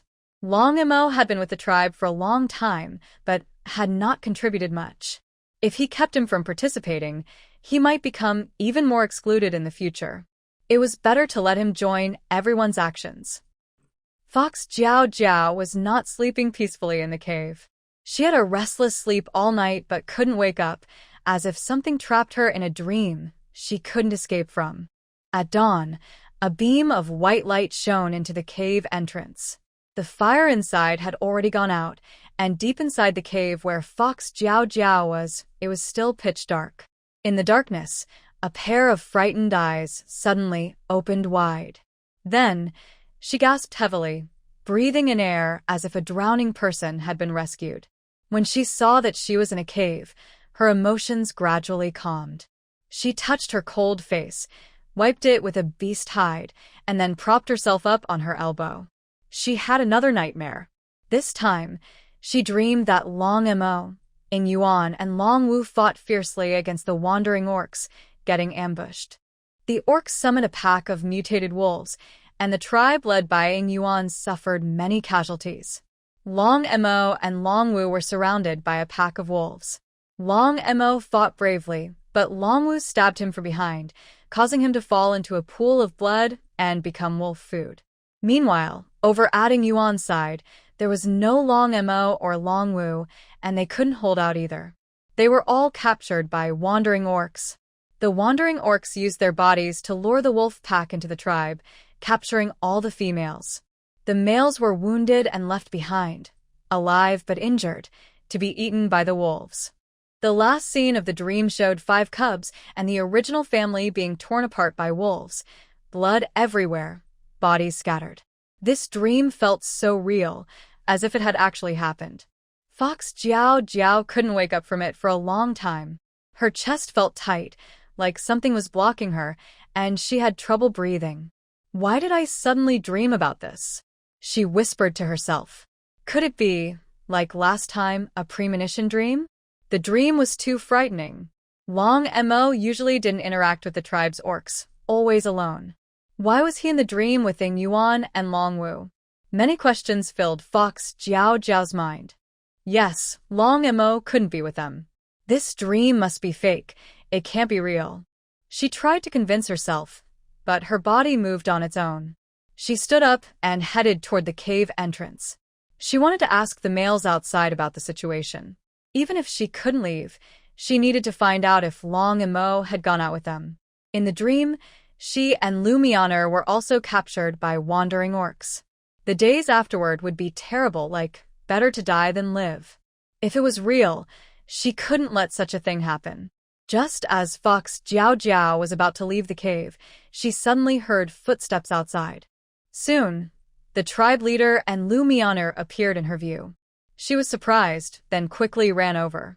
Leader, Lumiana, why are you here? Did something happen? She asked anxiously. But as she asked, she saw that both of them were smiling happily. Jiao Jiao, you can go back now. We came to pick you up, said Lu Mianer, excitedly grabbing her hand. The tribe leader also looked at her kindly. Jiao Jiao, we're sorry. We were misled by Lu Chui's words. She has admitted her guilt. We all know you're innocent. Fox Jiao Jiao was stunned. Only one night had passed, and Lu Chui had already confessed? No, this doesn't make sense. Lu Tsue was probably only told the truth after Ing Yuan eliminated the stray orcs. Did Ing Yuan really wipe out all the stray orcs so quickly? If so, then her dream was probably just an accident. Husky Jiao Jiao sighed in relief, then heard Lu Mianer's voice again. Jiao Jiao, you don't know yet, but yesterday Long Mo personally went to see Lu Tsue for you and made her tell the truth. Wow, I didn't realize that Long Mo cares about you so much. Jiao Jiao, you should treat him well in the future. He has done a lot for you. What? Long Mo went to see Lu Tsue because of her? Husky Jiao Jiao was confused and looked surprised, saying, Really? When she was taken away, Long Mo looked indifferent and even seemed to dislike her. How did he suddenly become so caring? Of course it's true, because Lu Tsue falsely accused her, and Long Mo was very angry. Lu Miana nodded, but suddenly stopped halfway through her sentence. What happened to Long Mo and Lu Tsue? Husky Jiao Jiao's heart raced like a roller coaster after hearing this. Lu Mianer swallowed nervously and said awkwardly, Long Mo actually dug out Lu Tsue's eyes. She hadn't seen it herself, but she heard from Ing Yuan directly that today, when passing by, she saw 2 dried blood-stained eyeballs on the ground. She was so scared she broke out in a cold sweat. But thinking that Long Mo is Husky Jiao Jiao's partner and that he did this because Lu Tsue was so malicious she almost harmed her, she didn't think much more about it. What? Husky Jiao Jiao's eyes widened in shock. Dig out eyeballs. After a while, Husky Jiao Jiao finally recovered from her shock and comforted herself. Although Long Mo's actions were a bit cruel, he did it for her. And he's a major villain. If he wasn't ruthless, he wouldn't be a true villain. Husky Jiao Jiao adjusted her expression, looked behind the 2 of them, but didn't see Long Mo. She couldn't help but ask, where's Long Mo? Why? Isn't he coming over? Since Long Mo helped her find out the truth, he must believe in her. Husky Jiao Jiao looked at Lu Mianer with hope, not expecting that Long Mo was still a cold-looking but caring beast man. When she sees Long Mo, she will thank him properly. Lu Mianer and the tribe leader exchanged glances, hesitating. Long Mo, he, and Ing Yuan went to eliminate the stray orcs together. The tribe leader hesitated for a moment, but decided to tell her. Hu Jiao Jiao's smile froze on her face, and her heart suddenly thumped with a strong sense of danger. Seeing Hu Jiao Jiao's unhappy expression, Lu Mianer quickly comforted her. Jiao Jiao, don't worry. With Ing Yuan and Long Wu here, they won't let Long Mo get into trouble. Hu Jiao Jiao. It's because Long Wu is here that Long Mo is in danger. She frowned and grabbed the tribe leader's hand, anxiously asking, when did they set out? How long ago? The tribe leader saw her so worried and didn't dare hide the truth. He thought for a moment and said, they left before dawn. Long Wu said they wanted to catch the wandering beastmen off guard. With catching them off guard. It's like sending sheep into a wolf's den. Hu Jiao Jiao cursed silently in her heart. In her dream, the wandering beastmen had already set traps, just waiting for them to fall into them. It seemed that Lu Chui didn't run back by herself, but was deliberately released to lure them in, aiming to catch everyone in one go. Jiao Jiao, what's wrong? You look like you're not feeling well. Lu Mianer asked with concern. Hu Jiao Jiao's mind raced quickly. If she told them what she dreamed, the tribe leader and Lu Mianer probably wouldn't believe her. Always using the beast god as an excuse would seem suspicious. Moreover, even if she went, she didn't have the strength to change the situation. She needed to think of a perfect plan. Tribe leader, Lu Mianer, Long Mo, and the others are in danger. It's a trap set by the wandering beast men. After a moment of thought, Hu Jiao Jiao suddenly spoke. A trap? What do you mean? The tribe leader asked with confusion. Cui isa fe male. How could she escape from the wandering beastmen? I think they deliberately let her go back to lure the other beastmen into their trap. She revealed her suspicions. Hearing Hu Jiao's words, both their faces turned pale. How could it be? Then Ying Yuan and the others are in danger? Lu Mian'er's body shook, nearly losing her balance. This Cui really wants to destroy the entire tribe. The tribe leader said angrily, his face red and lips pale. He couldn't imagine. If Ying Yuan fell into the hands of the wandering beast men, only the old, weak, sick, and disabled would remain in the tribe. How could they survive? Now Lu Mian'er was even more anxious than Hu Jiao. She grasped the tribe leader's hand, pleading with a tearful voice, "Tribe leader, send someone to support Ying Yuan and the others quickly. If they fall into the wandering beastman's trap, Ying Yuan and the others will be in danger. Not just danger, perhaps they wouldn't even have a chance to return alive to see her." Thinking of this, she almost fainted. The clan leader looked worried and was almost bald from anxiety. "I want to send people, but there are only a few adult orcs left in the tribe. The strong males have already been taken away by Eagle Yuan. Sending others would be just sending them to death." As the leader, he was truly torn at this moment. Then, why not send someone to tell Eagle Yuan to come back? Maybe there's still time, Hu Jiao asked quickly. The leader shook his head in disappointment. It's too late. By now, Eagle Yuan and the others have probably reached the wandering orc's den. Lu Mian'er felt her body weaken suddenly and almost fell to the ground. Just as she was dizzy, a pair of delicate hands held her waist to steady her. A clear, calm voice sounded in her ear. "Leader, we can't just sit and watch. We must find a way to help Eagle Yuan and the others. Otherwise, once the wandering orcs catch them, they will attack the tribe and seize the females.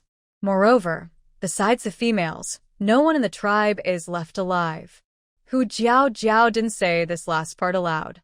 Just hearing this, the leader's face turned pale and colorless. But there really are no more people in the tribe. The leader suddenly looked 10 years older.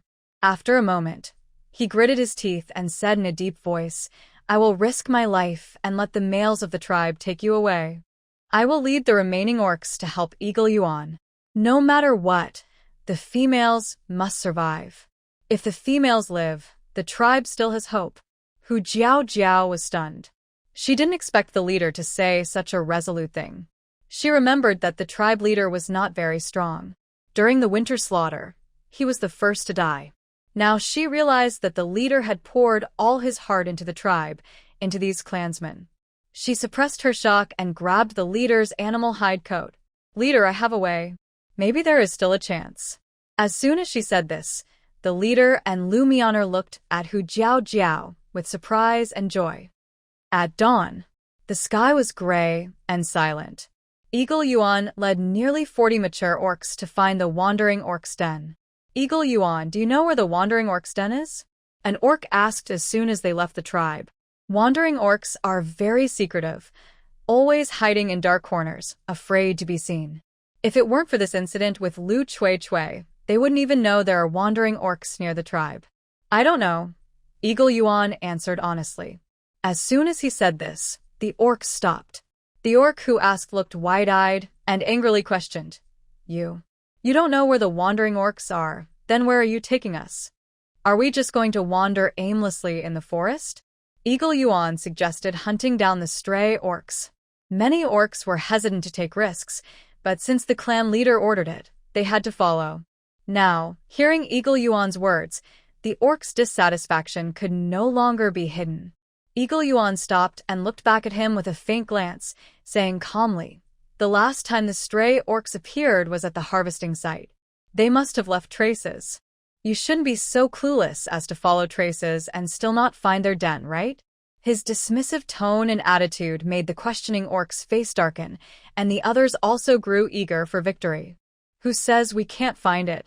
As long as there are traces, we will definitely find their den." Long Mo silently followed at the end of the group. Suddenly, he stopped and spoke in a cold voice. "I know where the stray orc's den is." Hearing this, the other orcs turned around and saw it was Long Mo. They immediately looked suspicious. Long Wu sneered, Long Mo, this isn't a joke. Don't lie. If everyone wastes time, I have reason to believe you're in cahoots with the stray orcs. Long Mo raised his eyes, his fierce gaze sweeping toward Long Wu. Feeling the intimidating hostility in Long Mo's golden beast eyes, Long Wu's face stiffened, feeling inexplicably nervous, and he instinctively closed his mouth.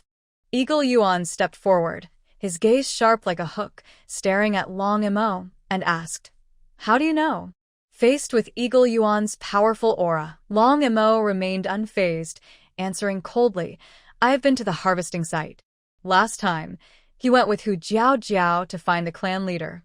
He initially planned to go look for building materials for the house Hu Jiao wanted, but when passing the harvesting site, he changed his mind and followed the traces left by the stray orcs to find their den. He wanted to find a chance to avenge the female orc, but unexpectedly, that chance came so quickly." Eagle Yuan frowned and looked at Long Mo with a deep gaze, as if pondering whether his words were true. "All right, since you know, lead the way." Soon, Eagle Yuan made a decision. In fact, Eagle Yuan didn't think much. He simply chose to trust the orcs of the tribe and was eager to act quickly, not wanting to waste time. This last point coincided perfectly with Long Mo's intentions. After the earlier warning, the orcs no longer dared to disobey Yuan's orders and quietly agreed. "Long Mo lives in the forest and knows this place better than us. Maybe he really knows where the stray orcs are. Long Mo, please lead us there." Lone Wu, standing nearby, wanted to stop them but didn't say anything now. He cast a fierce look at Long Mo, curling his lips into a cold smile. Ha! "Once we reach the stray orc's lair, it will be your death." Led by Long Mo, the group of beasts moved deep into the forest. The area was thick with branches and lush bushes nearly as tall as a person. The orcs all moved in beast form, which was 2 to 3 times larger than normal wild animals. Because of this, walking through the dense woods was very difficult. At the front of the group, Long Mo suddenly stopped and warned them in a deep beast language, "We've arrived. The stray orc's nest is ahead." Yuan immediately made a gesture, and everyone stopped, tense and looking ahead. In front of the forest was a cleared flat area. Piles of dry leaves, rotting wood, and dirty stones covered with feces were scattered around. At first glance, it didn't look like a place where orcs lived. It looked more like a habitat for mindless wild animals. Beyond the flat area was a raised mound of earth, seemingly built by humans. From a distance, there was a deep cave in front of the mound, leading underground. This must be the stray orc's home. The dark, damp cave was hidden among disgusting, muddy soil, truly fitting the stray orc's nature. "Since we've found their lair, what are we waiting for? Let's catch them all before they notice us," Long Wu said eagerly. He came out for training. Without provoking a fight, how could he improve himself? He wanted these useless orcs to see his strength. If he could get Hu Jiao, he might even become their leader and command these orcs. His idea matched Yuan's perfectly. "Some of you come with me to scout inside and lure the stray orcs out. The rest stay hidden here." Yuan spread his wings in the air, selected about 10 orcs, and was about to fly into the cave. "Wait!" Long Mo suddenly called softly, looking around cautiously. "Why is the orc's nest so quiet? Something's wrong." Lone Wu looked at him unhappily. "Long Mo, what are you doing? If you're scared, stay back and don't speak. It's early, and the stray orcs are naturally lazy. They probably haven't woken up yet." Eagle Yuan turned back, stubborn and proud, and glanced at Long Mo without paying much attention. He coldly said, "Don't worry. Since you led us here, I will remember your help. The rest is not your concern. Wait here while we deal with the wandering orcs." After speaking, he didn't wait for Long Mo to reply and led dozens of orcs into the cave. Long Mo's expression darkened as he watched their backs, his eyes deep and serious. Eagle Yuan was about to enter the cave with the others. Suddenly, the last orc let out a loud cry. "Aw!" Eagle Yuan turned around and saw a black snake emerging from underground. It was wrapping its tail tightly around the orc's neck. The orc's face turned red from the choke, and he struggled desperately, but the snake was cutting off his life force, and he couldn't break free. Eagle Yuan frowned, sensing something was wrong. Oh, the wandering orcs have already found us. The orcs were panicked. Before they could retreat, more than 10 ugly, fierce-looking wandering orcs burst out of a sandbag and surrounded them. Leading them was a huge orc with a reddish-brown body, as big as 2 elephants, with 2 large pincers. It was covered in sharp spikes, with short brown fur around its head. It had a long, spiked tail hanging over its head, filled with black venom, looking very frightening. The brown compound eyes stared at Eagle Yuan and suddenly let out a sharp, strange laugh. Jia jia jia. Little Tiger was right. You really came. Looks like that female didn't play tricks. I've been waiting here for you for a long time. Eagle Yuan's face turned completely serious. You've set an ambush for us. If he still didn't understand what was happening now, he must be really slow. Your orc tribe killed my brother. I will naturally avenge him. Don't worry, after you die, I will take good care of your female members. The scorpion orc cackled wickedly, showing a lewd and malicious look. How dare you? Eagle Yuan was furious. Dear Menger was her bottom line. He spread his wings and gathered strength, showing his sharp claws and rushing toward the scorpion orc. Seeing this, the other orcs also fought with all their might against the wandering orcs. In the dense forest, everyone hoped to catch the wandering orcs off guard, but suddenly, things took a turn, and everyone was thrown into chaos. Long Wu's face changed. He cursed softly. These sneaky wandering orcs are really cunning. They've been hiding here all along. Then, he quickly regained his composure. Eagle Yuan was trapped. Wasn't this the perfect opportunity for him to act? Long Wu moved to the front of the team, about to give orders to the orcs, but Long Mo had already charged ahead alone. The other orcs quickly reacted and followed behind, shouting, Yuan is ambushed. Everyone, go help. Long Wu clenched his teeth as he watched Long Mo's back, feeling annoyed. This useless person dared to steal his spotlight. However, before Long Mo could leave the forest, a yellow-furred tiger blocked his way. Is that you? Seeing the tiger's torn ear, Long Mo's eyes flashed with a deadly intent. He remembered that the stray orc who almost hurt Hu Jiao Jiao last time at the gathering spot was this very tiger with a torn ear. The torn ear tiger stood between the forest and the open ground, its brown eyes filled with a smug and sinister smile. Want to help? First, take care of yourselves. As soon as he finished speaking, the howls of wolves suddenly echoed around the forest. What? Long Wu was startled, stopping to look around. Immediately, he saw pairs of glowing green eyes appearing in the bushes. It's a wolf pack. We're doomed. There are probably hundreds of wolves. We're surrounded by wolves. The orcs behind also saw the wolves and shouted in panic. They froze in place, too scared to move forward. Long Mo stood alone at the front, his eyes cold as he stared at the torn-ear tiger. Is this your plan? Ha ha ha, you killed my brother. Today, I'll bury him with you here. Just a heads up, these wolves aren't ordinary wolves. Enjoy it. The torn-ear tiger laughed loudly, suddenly grabbing something from the ground and throwing it at the orcs. What is that? The orcs were frightened and dodged. Long Mo quickly flew into the air, looking down, and saw that the tiger had thrown a pile of broken meat. The meat scattered everywhere, covering the orcs and filling the air with a strong bloody smell. In the distance, the wolf pack stirred as if they had received a signal. They suddenly burst out of the bushes, howling and rushing toward them. Long Wu and Long Mo, in the air, temporarily escaped danger. But the orcs on the outer edge couldn't dodge in time. The wolves pounced on them, knocking them to the ground. The slower orcs hadn't even struggled before being bitten on the neck by the wolves. Splurt! Blood splattered, spraying onto the orcs. The orcs behind wanted to help, but more wolves rushed over. They were overwhelmed and couldn't even think about helping in Yuan. Meanwhile, in Yuan's side lacked numbers and was distracted by the wolf pack behind them. They fell behind, being pushed back by the scorpion beast and suffering many serious injuries. Long Mo saw this and, unable to think about the broken-eared tiger, swooped down. His tail swept away a wolf beast from an orc, causing the wolf to fly out and crash into others. Can you still move? Golden Beast eyes looked at the blood-covered orc on the ground. Yes, yes.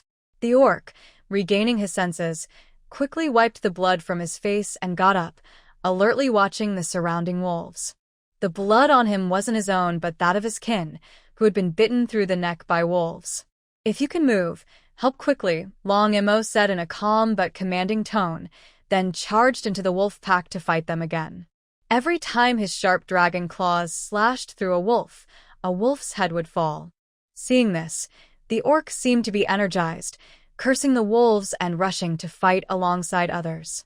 But despite their efforts, the wolves kept coming endlessly, as if they would never run out. Soon, many of the surrounded orcs were dead or injured, with limbs and remains scattered on the ground. Long Mo and the other beasts were also running out of strength. Even the proud dragon warrior was exhausted, grinding his teeth as he looked angrily at the wolves outside. He tore the flesh off a wolf and muttered curses. Why can't these wolves be finished? Wolves? How can there be so many of them? Wolves are social animals, usually moving in groups of dozens. How could there be hundreds here? When will this end? Thinking of this, Dragon Warrior's gaze darkened as he looked at Long Mo. He was a dragonkin orc. Once he took to the sky, these wolves wouldn't be able to hurt him. But the group below was doomed. A bunch of useless fools. If they died, so be it. But before that, he wanted Long Mo to die with them. Long Mo was fully focused on fighting the wolves and didn't notice Dragon Warrior's strange behavior behind him. His eyes suddenly shifted, and he saw a tall gray wolf in the distance, protected by the wolf pack. The gray wolf was glaring at him fiercely, with a savage, murderous look that seemed ready to tear him apart.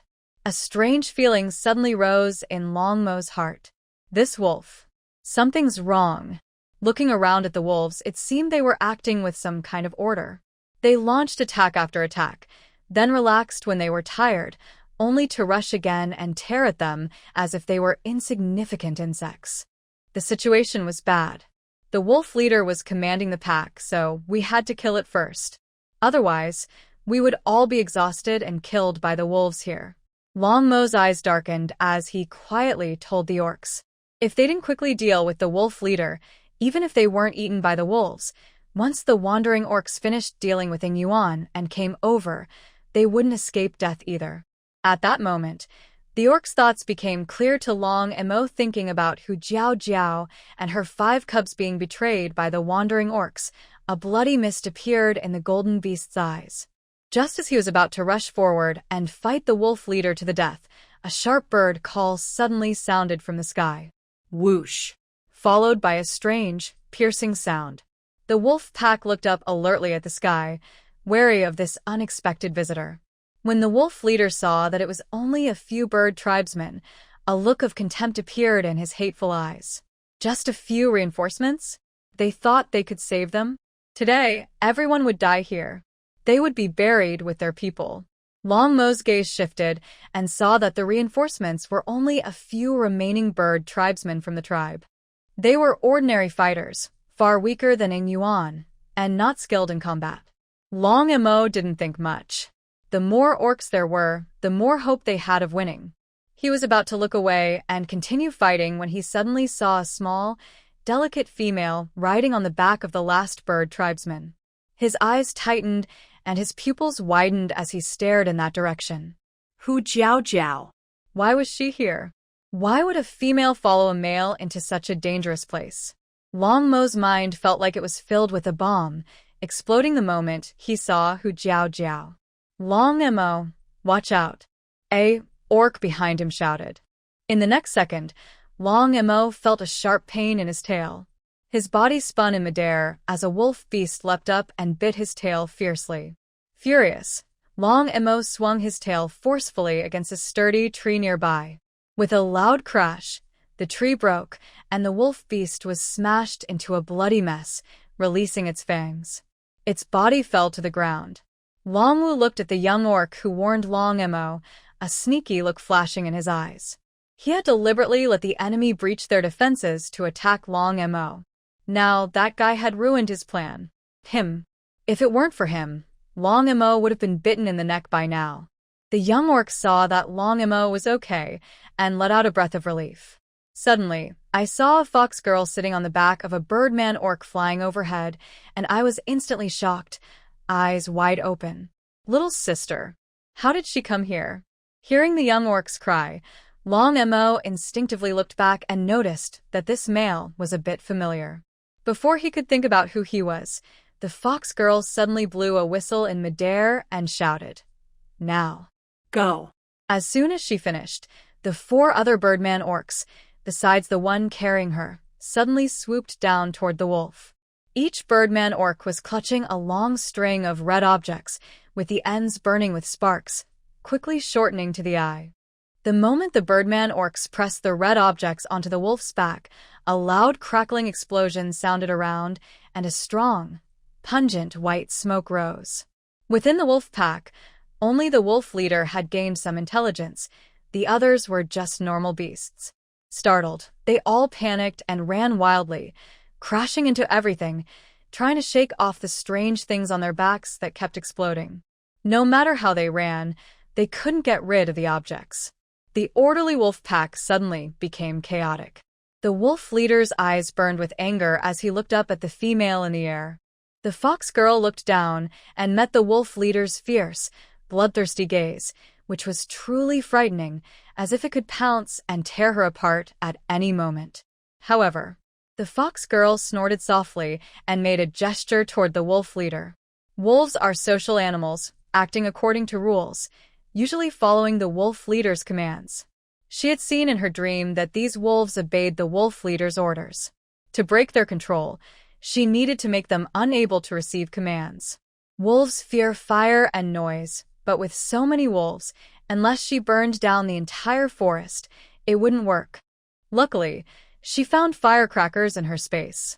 A giant firecracker with 30,000 shots, several of these, taped onto the wolves with strong adhesive tape, could cause chaos in the pack for at least 10 minutes. The wolves crashing around on the ground confirmed her guess. The wolf leader, seeing the destroyed pack, was furious. If this continued, they wouldn't only fail to take revenge, but also risk being killed by these hateful orcs.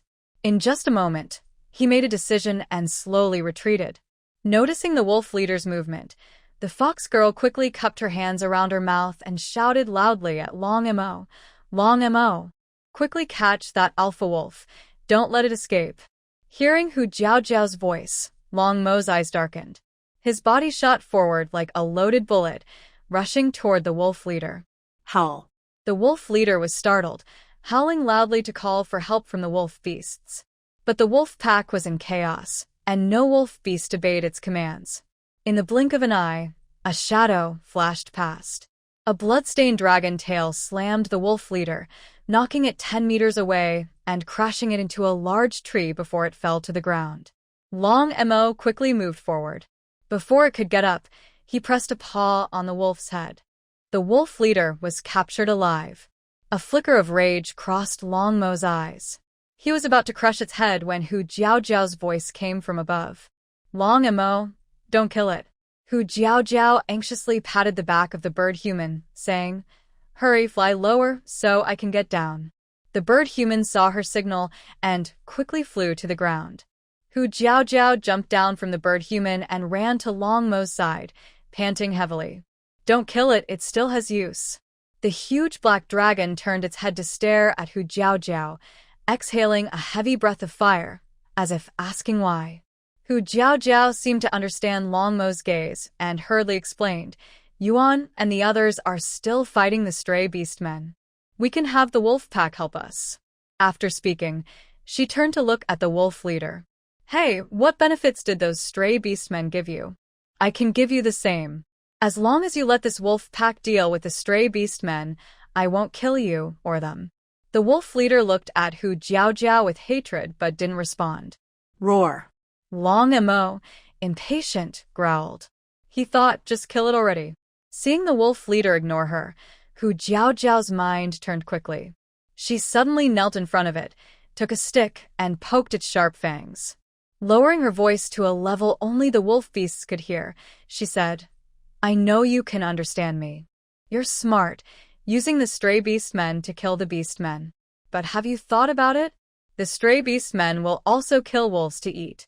When we die, they will still eat all of you.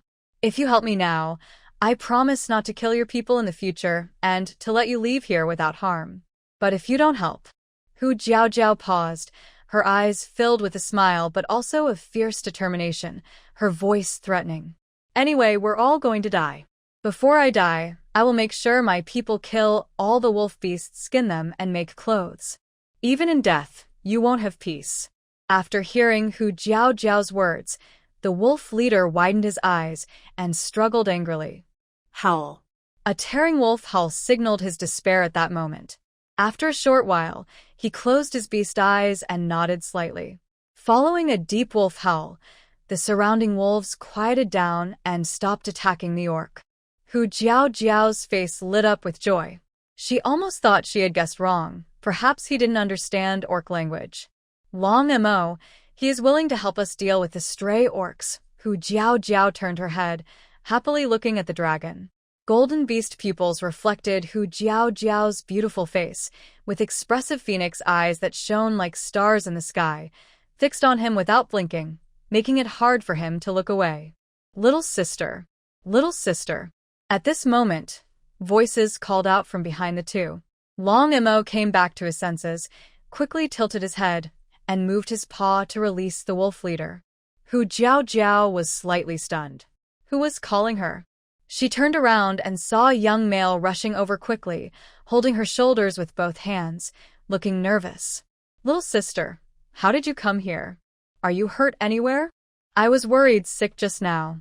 His voice was gentle and clear, like the sound of jade. Hu Jiaojiao was stunned for a moment, then suddenly remembered. This was her original third brother, Hu Qinglu. Her original third brother and fourth brother had little chance to meet her because they were training in the forest. She hadn't had time to see them yet. But her original third brother had a nice voice, famous for being charming among males in the story. When she heard his voice, she recognized it as Hu Qinglu. "Third brother, you're here too? Where are big brother and dad?" Hu Qinglu was nervous, and Hu Jiaojiao also looked him over from head to toe. They had just fought fiercely, and now he was covered in blood, with no clean skin visible. Hu Jiaojiao couldn't help feeling nervous. She saw the blood and flesh on the ground, dead bodies. Since Hu Qinglu was here, she wondered if the others. Hu Qinglu shyly scratched his head. "They are all in the tribe. I sneaked out secretly. Big brother, second brother, and others took turns hunting. Today, the youngest fourth brother was at home with the elders. He also wanted to avenge his sister, so he secretly slipped away from home." Hearing Hu Qinglu's words, Hu Jiaojiao breathed a sigh of relief. She didn't see any wounds on Hu Qinglu, so the blood was probably from other orcs and wolf beasts. "Little sister, please don't tell our parents, or I will be in big trouble," Hu Qinglu whispered softly in her ear. Hu Jiaojiao curled her lips and said, "We'll see if I can come back alive." If she had the ability, she would sneak out secretly, but she couldn't tell her parents. This third brother is really impulsive. Next to her, Long Mo snorted unhappily and spat out a breath of dragon fire onto Hu Qinglu's face. Hu Qinglu immediately jumped back in anger, but before he could curse, Long Mo's cold voice silenced him. Ing Yuan is still inside. His life or death is unknown. Yes, go save Ing Yuan quickly." Hu Jiaojiao recovered and looked at the wolf leader. The wolf leader reluctantly pawed the ground and let out a wolf howl. The wolves around immediately surged forward, rushing out of the forest one after another. Hu Qinglu had no choice but to hold back his anger and follow Hu Jiaojiao, glaring at Long Mo. When Long Mo heard Hu Jiaojiao's anxious words about saving Ing Yuan, his eyes darkened, and his displeasure grew stronger. Does she really care so much about Ing Yuan's safety? Meanwhile, outside the forest, Ing Yuan was forced to retreat by the scorpion beast. Seeing his companions' bodies being torn apart and covered in blood, he felt angry and hopeless. He never expected today to fall into the trap of wandering beastmen. If this keeps up, he might never see Myanmar again. Behind Ing Yuan, only 3 of the 10 beastmen remained, their mutilated bodies scattered on the ground. The wandering beastmen around them were laughing and playing with them like pets, biting, tearing flesh, chewing, swallowing, and laughing wildly. Ah! Seeing this, Ing Yuan was furious. He growled and prepared to rush forward to save the 3 beastmen with his life. Suddenly, countless gray wolves burst out from the forest behind him, quickly surrounding them. What's going on? The scorpion beast stopped and turned, looking displeased at the earless tiger. In the eyes of both beastmen and wild animals, staring directly at them was a sign of provocation. The earless tiger was also confused. After thinking for a moment, it quickly explained, "Boss, they must have already dealt with the beastmen outside. That's why they came here." I'll go deal with them now. The earless tiger nodded respectfully and then walked toward the wolf leader behind the pack. Hearing this, Ing Yuan's heart sank. It's over. All 30 of his tribe members had been killed by these wolves. Even if he survived today, he wouldn't have the face to return and see the tribe leader and Myanmar. "Hey, little wolf cub, come here," the earless tiger said as he reached the edge, noticing the wolves blocking the way. He angrily called out to the wolf leader behind him. The wolf beast quickly made way, and the majestic gray wolf leader stepped forward. Its crimson eyes gleamed with killing intent. However, the arrogant broken-eared tiger didn't notice anything wrong and continued shouting orders. Good job. As agreed, I will assign you a territory, but first I must send you on your way because the territory I give you is the underworld. The broken-eared tiger said with a fierce look, suddenly opening its large tiger mouth to bite the gray wolf leader. But before it could act, it was suddenly attacked from between its legs. Several gray wolves bit its legs, restricting its movement. At that moment, the gray wolf leader leapt up and precisely bit into the broken-eared tiger's neck. Snap! It was the sound of the neck breaking. Immediately, countless gray wolves pounced, greedily gnawing on the tiger's body. The broken-eared tiger thought it was teasing the wolves, but in reality, it was the one being tricked. "What's happening? Little tiger." The scorpion beast sensed something was wrong. When it looked back, it saw the broken-eared tiger already turned into wolf food. From the dense forest, 2 black dragons and a white fox emerged, with a small, delicate female standing beside them. Soon, more beastmen appeared from behind. The wandering beastmen, who had been playing with the beastmen earlier, clearly understood what was happening. They were surrounded. These hateful wolves had chosen to help the others. Seeing this, Ing Yuan's eyes shone with disbelief. He let out a low growl and swooped down, knocking over the wandering beastmen and rescuing the 3 who had been tormented. The 3 beastmen were badly injured. Ing Yuan could only grab their legs with his claws and land behind Hu Jiao Jiao, transforming into a human form. He urgently said to her, "Hu Jiao Jiao, aren't you good at healing? They're about to die. Please help them." Last time, she healed him from such serious injuries, so this time, it should be fine too. Hu Qingluo pushed Ing Yuan away irritably. "Ing Yuan, be a bit more polite to my sister." Hearing Ing Yuan's commanding tone, Hu Jiao Jiao frowned slightly. She looked down at the 3 beastmen, whose flesh was almost torn apart and intestines exposed. Her brow furrowed even more tightly. "I can't save them. Living will only make them suffer more." The 3 beastmen were already on the brink of death and suffering greatly. Even if she had medicine, it was beyond saving. Hearing this, Ing Yuan's eyes widened in shock. He grabbed Hu Jiao Jiao's shoulders tightly and shook her vigorously. "What did you say? No way. You just don't want to save them." Ing Yuan couldn't accept it. The 10 beastmen he brought had all died. Long Mo's face was cold as he swept away Ing Yuan with his tail. Before he could react, the dragon claw pierced through the heads of 3 orcs. In the last second before closing his eyes, the 3 orcs looked at Long Mo with gentle and grateful eyes. They thanked him for freeing them. "Long Mo, what are you doing?"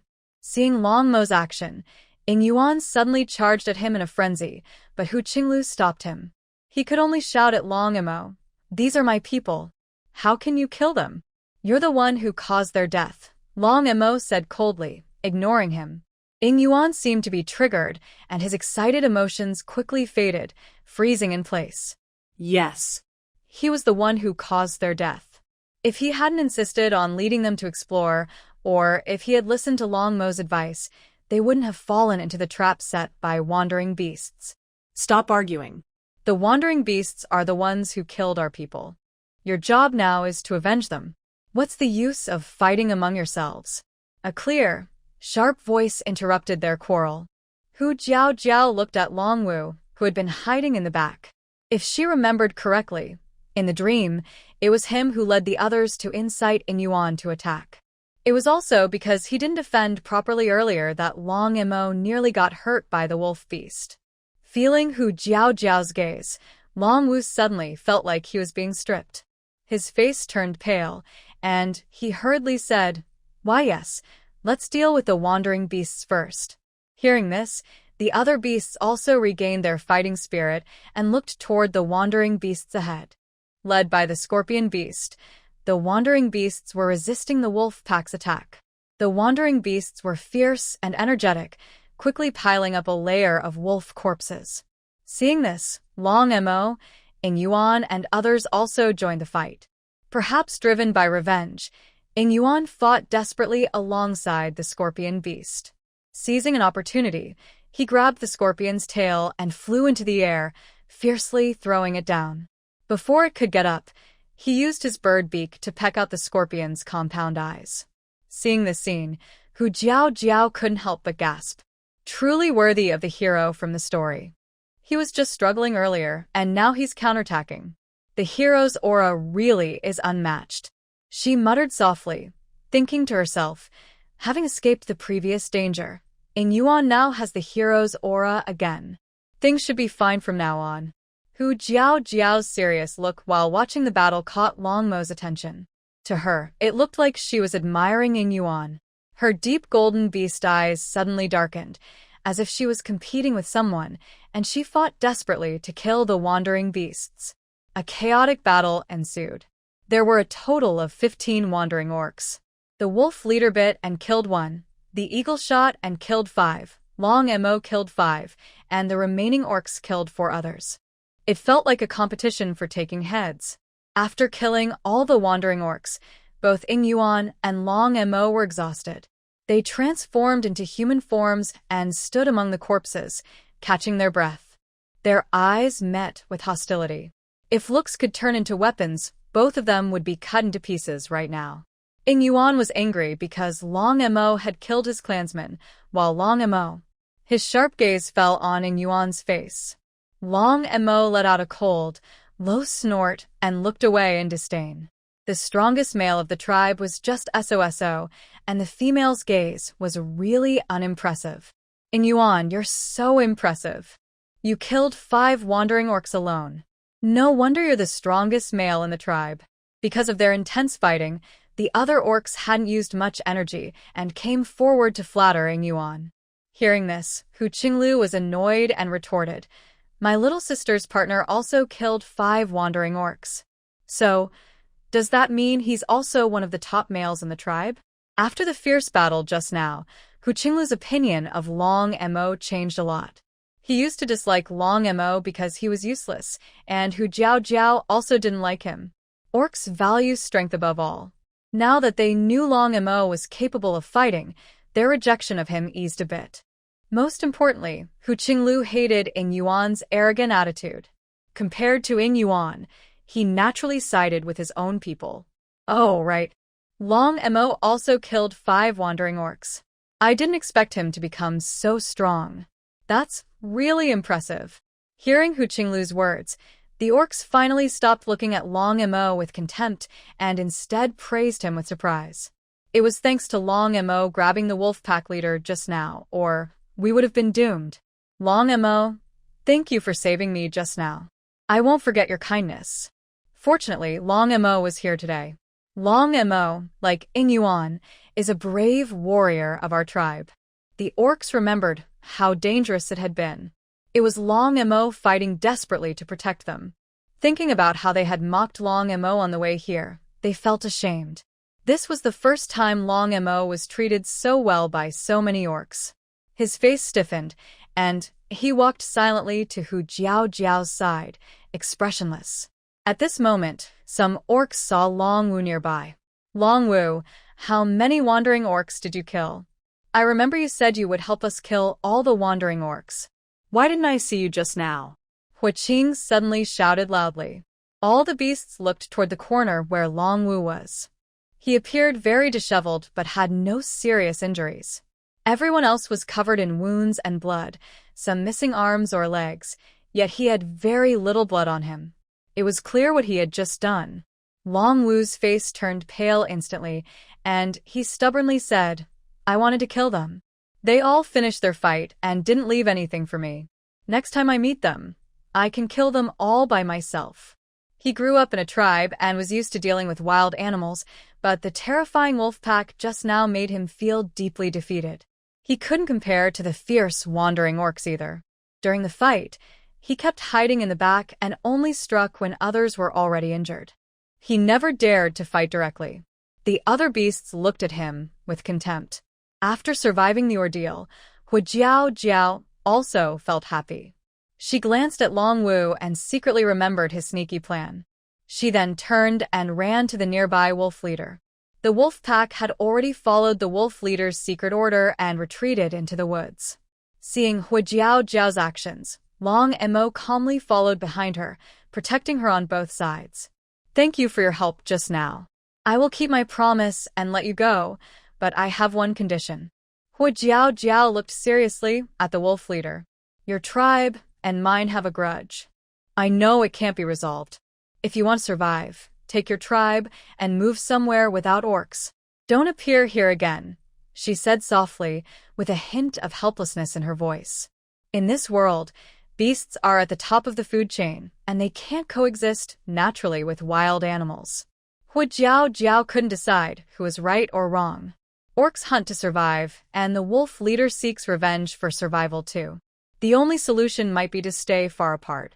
The wolf leader looked deeply at Hu Jiao. Animals have a natural sense of danger.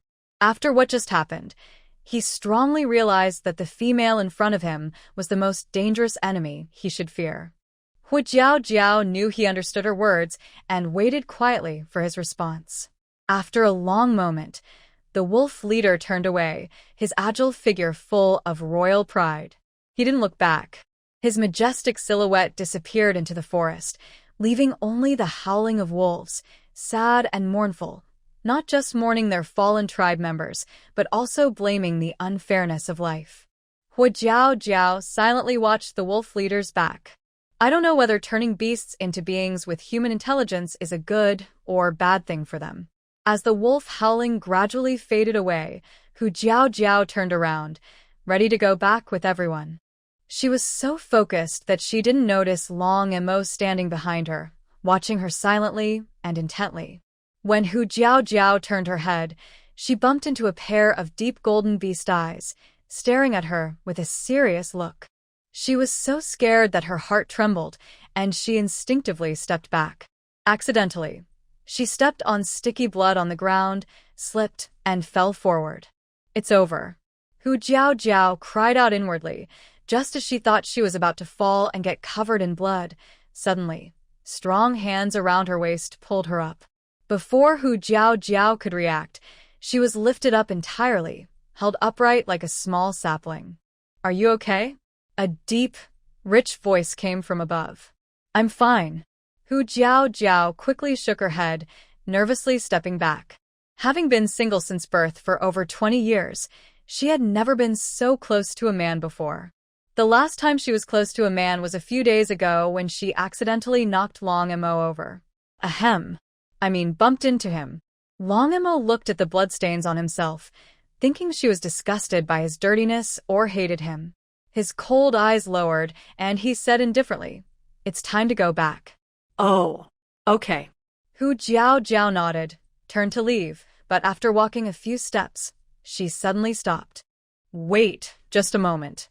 Long Mo frowned, standing behind her, seeing her lower her head and rummage through her belongings, quickly pulling out what looked like a white beast hide.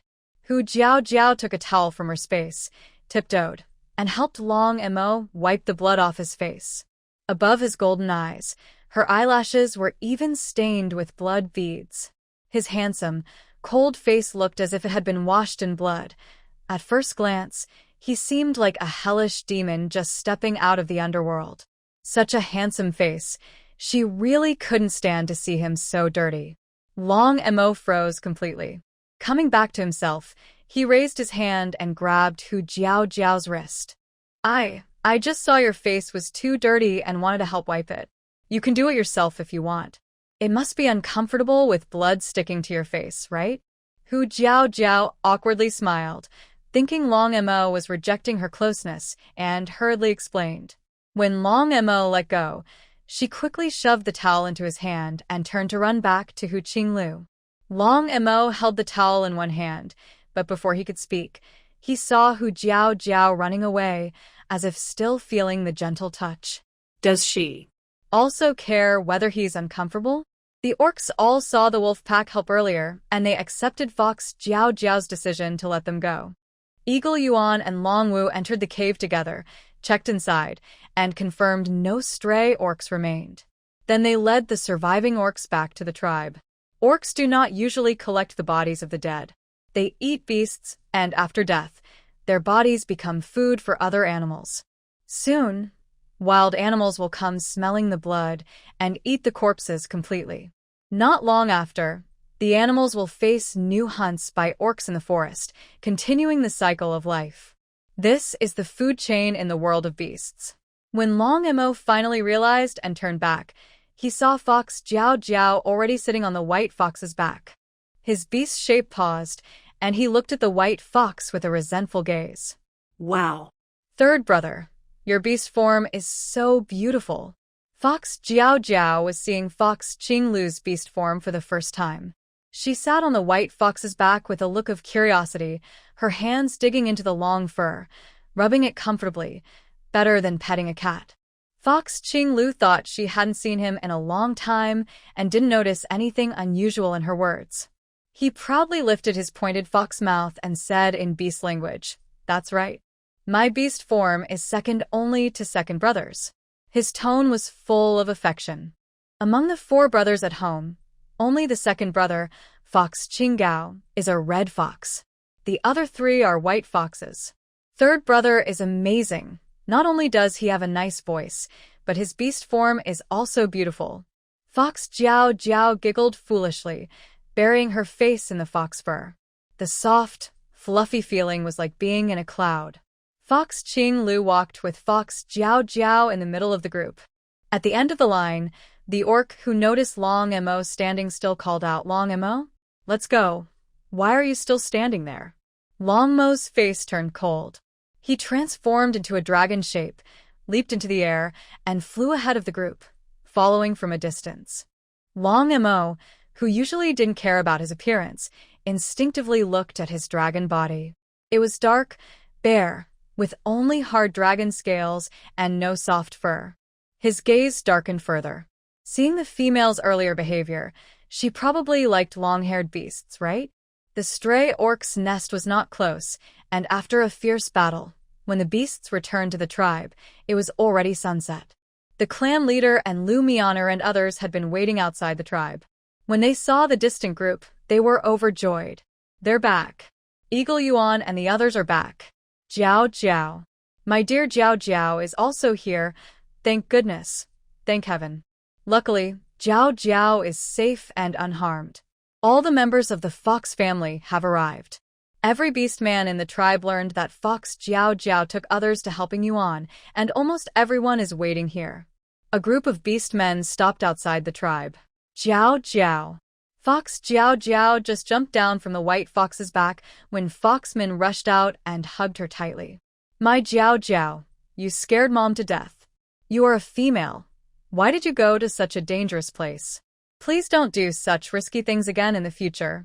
Learning that Fox Jiao went to the wandering beastman's den, she almost fainted from shock. Her Jiao Jiao is so delicate. If anything happened to her, how could she survive? Fox Jiao Jiao playfully patted Foxman's back and said sweetly, Mom, I'm fine now. Oh, and I also brought Brother Ping'an back safely. To avoid being scolded, Fox Jiao Jiao decisively sold Fox Qinglu. Fox Qinglu. Foxman looked suspiciously behind Fox Jiao Jiao, as if realizing Fox Qinglu was missing. Her eyes widened in shock. She stepped forward, grabbed the ears of the hidden white fox, and scolded angrily, You rebellious son. You secretly went out behind my back, thinking you're so tough. Was that where you were supposed to go? Mom. Be gentle. Mom, I know I was wrong. Fox Qinglu tilted his head, not even having time to turn into his human form. He begged for mercy, while giving a sorrowful look at Fox Jiao Jiao. It was as if he was saying, I promised not to tell Mom. Behind them, Fox Chong and several other brothers hadn't come over yet. They were pushed to the back by the tribe leader and other beastmen, only able to focus on attacking Fox Qinglu. Lu Mianer anxiously threw herself into Ying Yuan's arms. Ying Yuan, I was so worried. Luckily, you're safe. Ying Yuan also hugged Lu Miana, looking scared and relieved. He almost couldn't come back. Today, it was also thanks to that vicious female beast, Fox Jiao Jiao. Thinking of this, he looked at Fox Jiao Jiao with a deep, strange expression in his eyes. The tribe leader also came over, looking at the safe return of Fox Jiao Jiao and others, tears welling up in his eyes. Sorry, tribe leader. I couldn't bring everyone back. You can punish me however you want.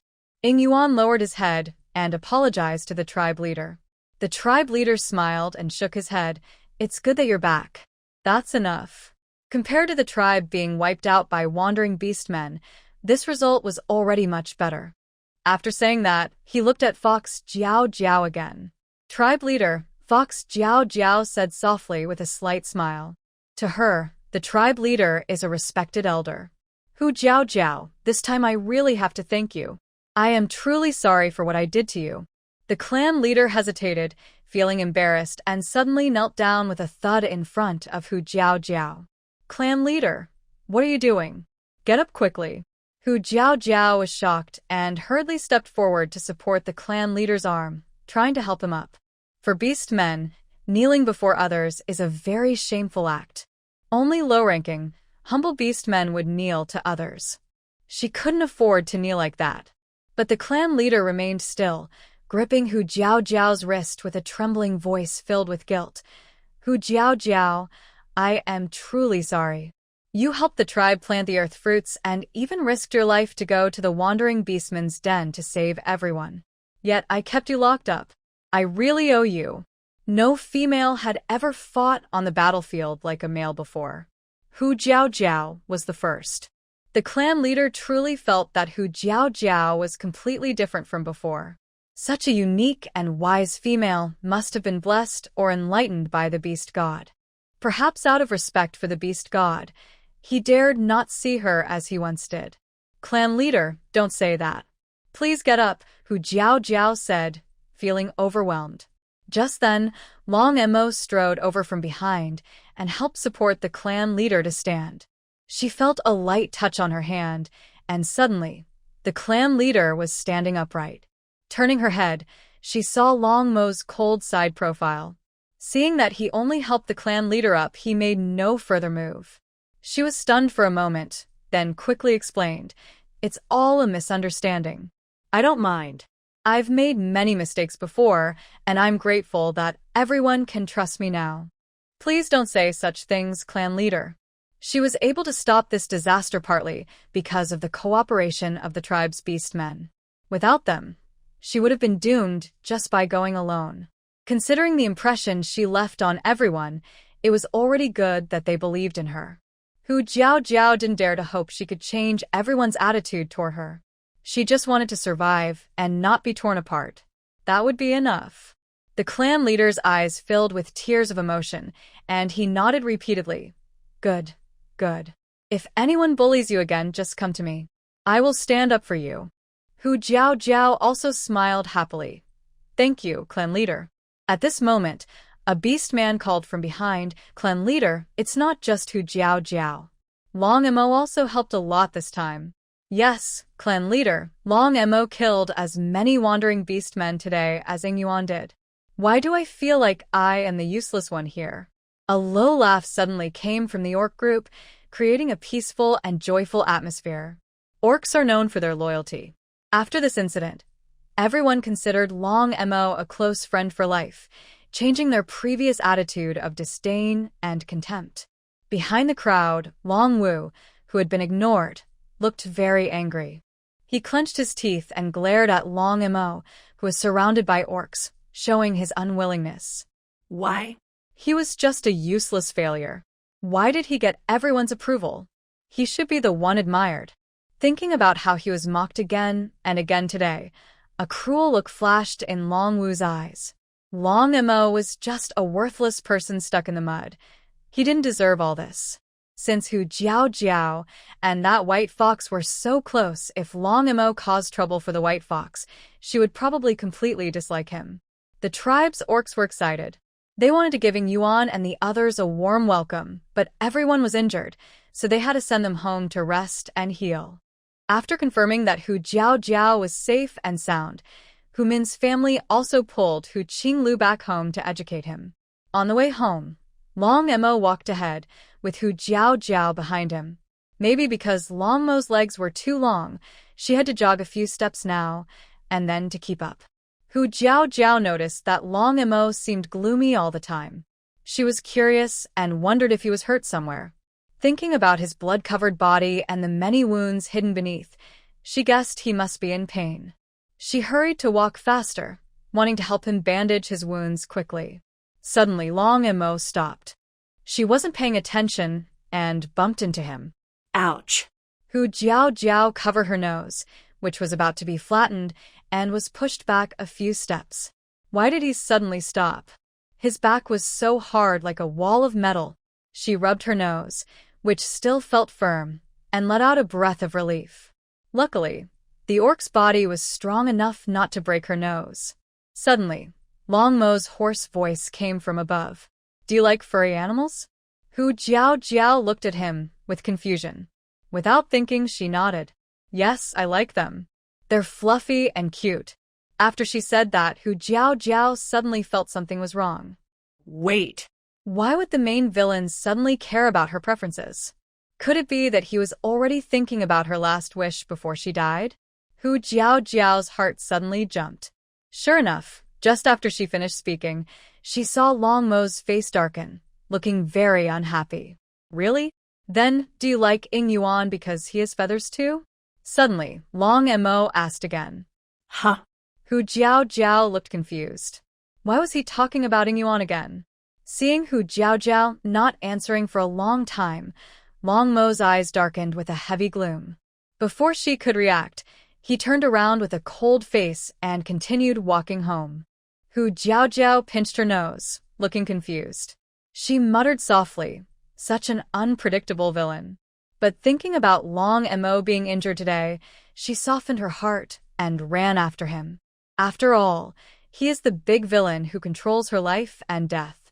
When they just got home, Hu Jiao Jiao saw a shadow flash by and was suddenly hugged by Long Yao.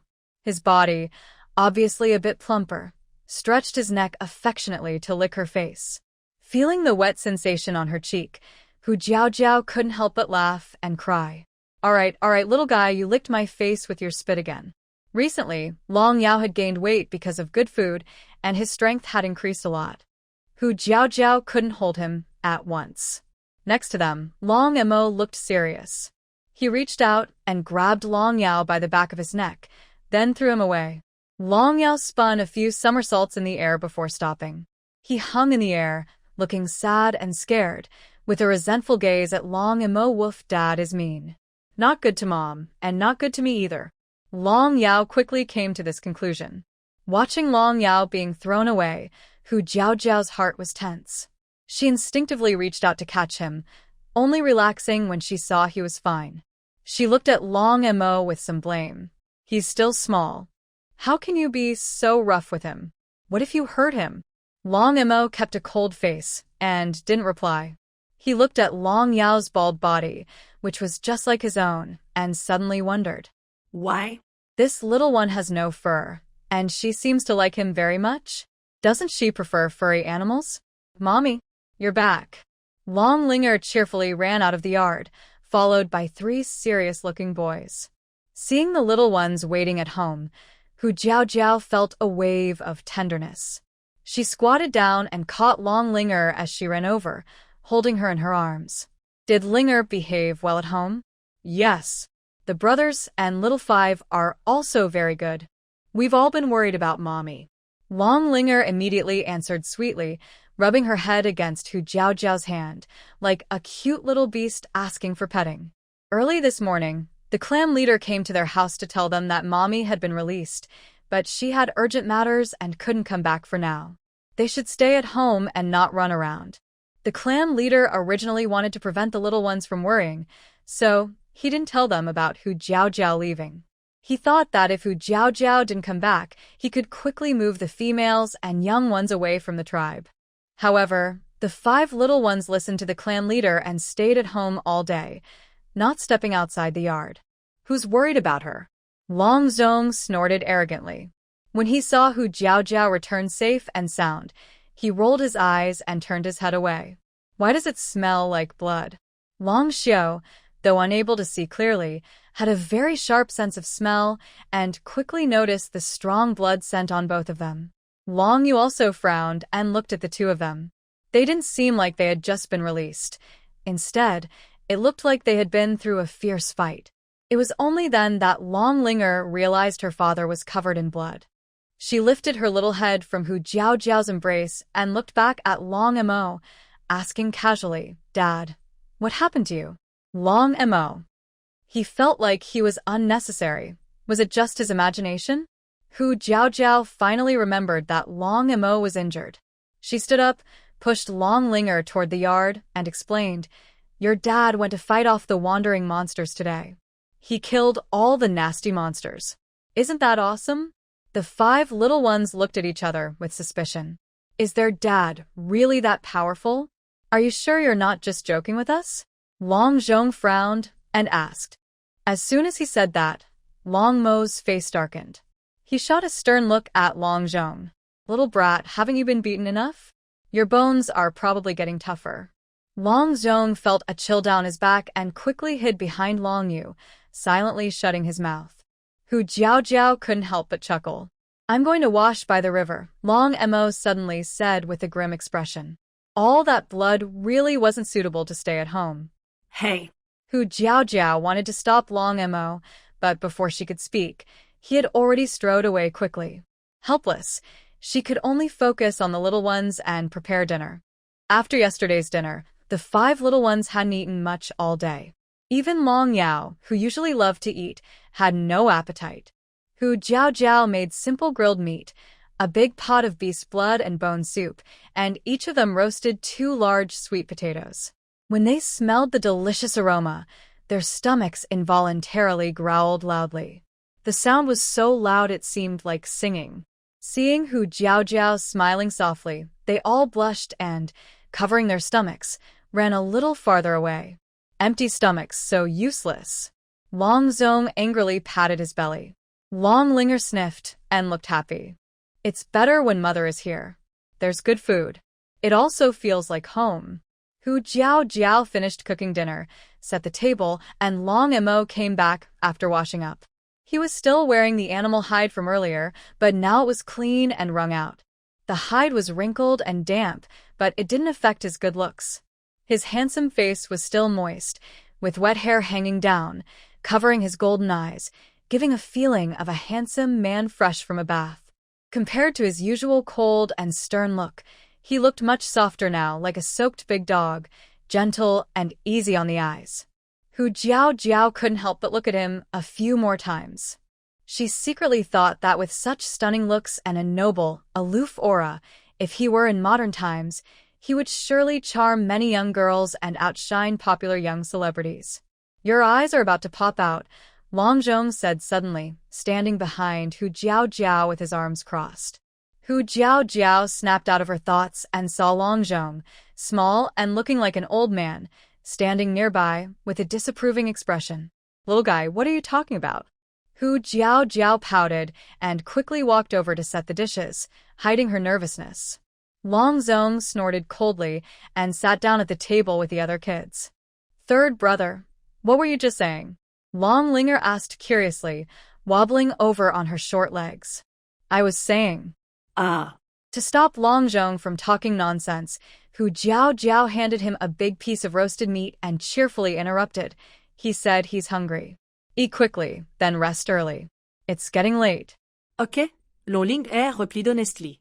The kids were very hungry, especially Long Yao. After gobbling down their dinner and worrying all day, they quickly went to bed. After taking care of the 5 kids and making sure they were asleep, Hu Jiao realized that Long Mo hadn't come in yet. She went to the yard and saw Long Mo standing by the fence. Strange, why was he standing outside in the middle of the night instead of resting? After a long day, wasn't he tired? Thinking about how Long Mo was still wearing the damp animal hide, Hu Jiao had a bright idea. She hurried inside, grabbed a piece of animal hide she had previously cut open for the kids to use as a bathrobe. Hu Jiao approached Long Mo. Long Mo turned around when he heard her and saw Hu Jiao lowering her head, standing beside him, holding a small piece of animal hide, with her voice still coming from her. Your animal skins are wet and uncomfortable to wear. There are no extra skins at home. Please take off yours and make do with this for one night. There was no response for a long time. Hu Jiao's hand holding the animal skin grew tired. The skin was much heavier than clothes. Is she unwilling? Just as Hu Jiao was about to withdraw her hand, it suddenly lightened, and Long Mo took the skin from her hand. Got it, he said. His deep eyes were calm, like an endless lake, and he didn't look at her. His voice was cold. Then, you should rest early after changing. Hu Jiao's face lit up with happiness. She turned and walked toward her small wooden house. When she noticed Hu Jiao had left, Long Mo finally looked at the animal skin in his hand. It was soft and gentle, just like the one she liked. But in his mind, her words kept echoing. No more animal skins at home? Oh, right. Hu Jiao suddenly remembered something and turned back. She walked over and asked softly, Are your wounds serious? I have medicine that can help them heal faster. Long Mo's expression stiffened. He quickly looked away, acting like a sneaky thief. No need, he replied. Go back and rest, he said coldly and indifferently, without any emotion. Hu Jiao nodded and turned to go back inside. After thinking for a moment, she took some medicinal powders from her space, hemostatic powder and wound ointment, wrapped them in leaves, and left them at the door of the little wooden house where the cubs stayed. She knocked softly and asked, Long Mo, are you asleep?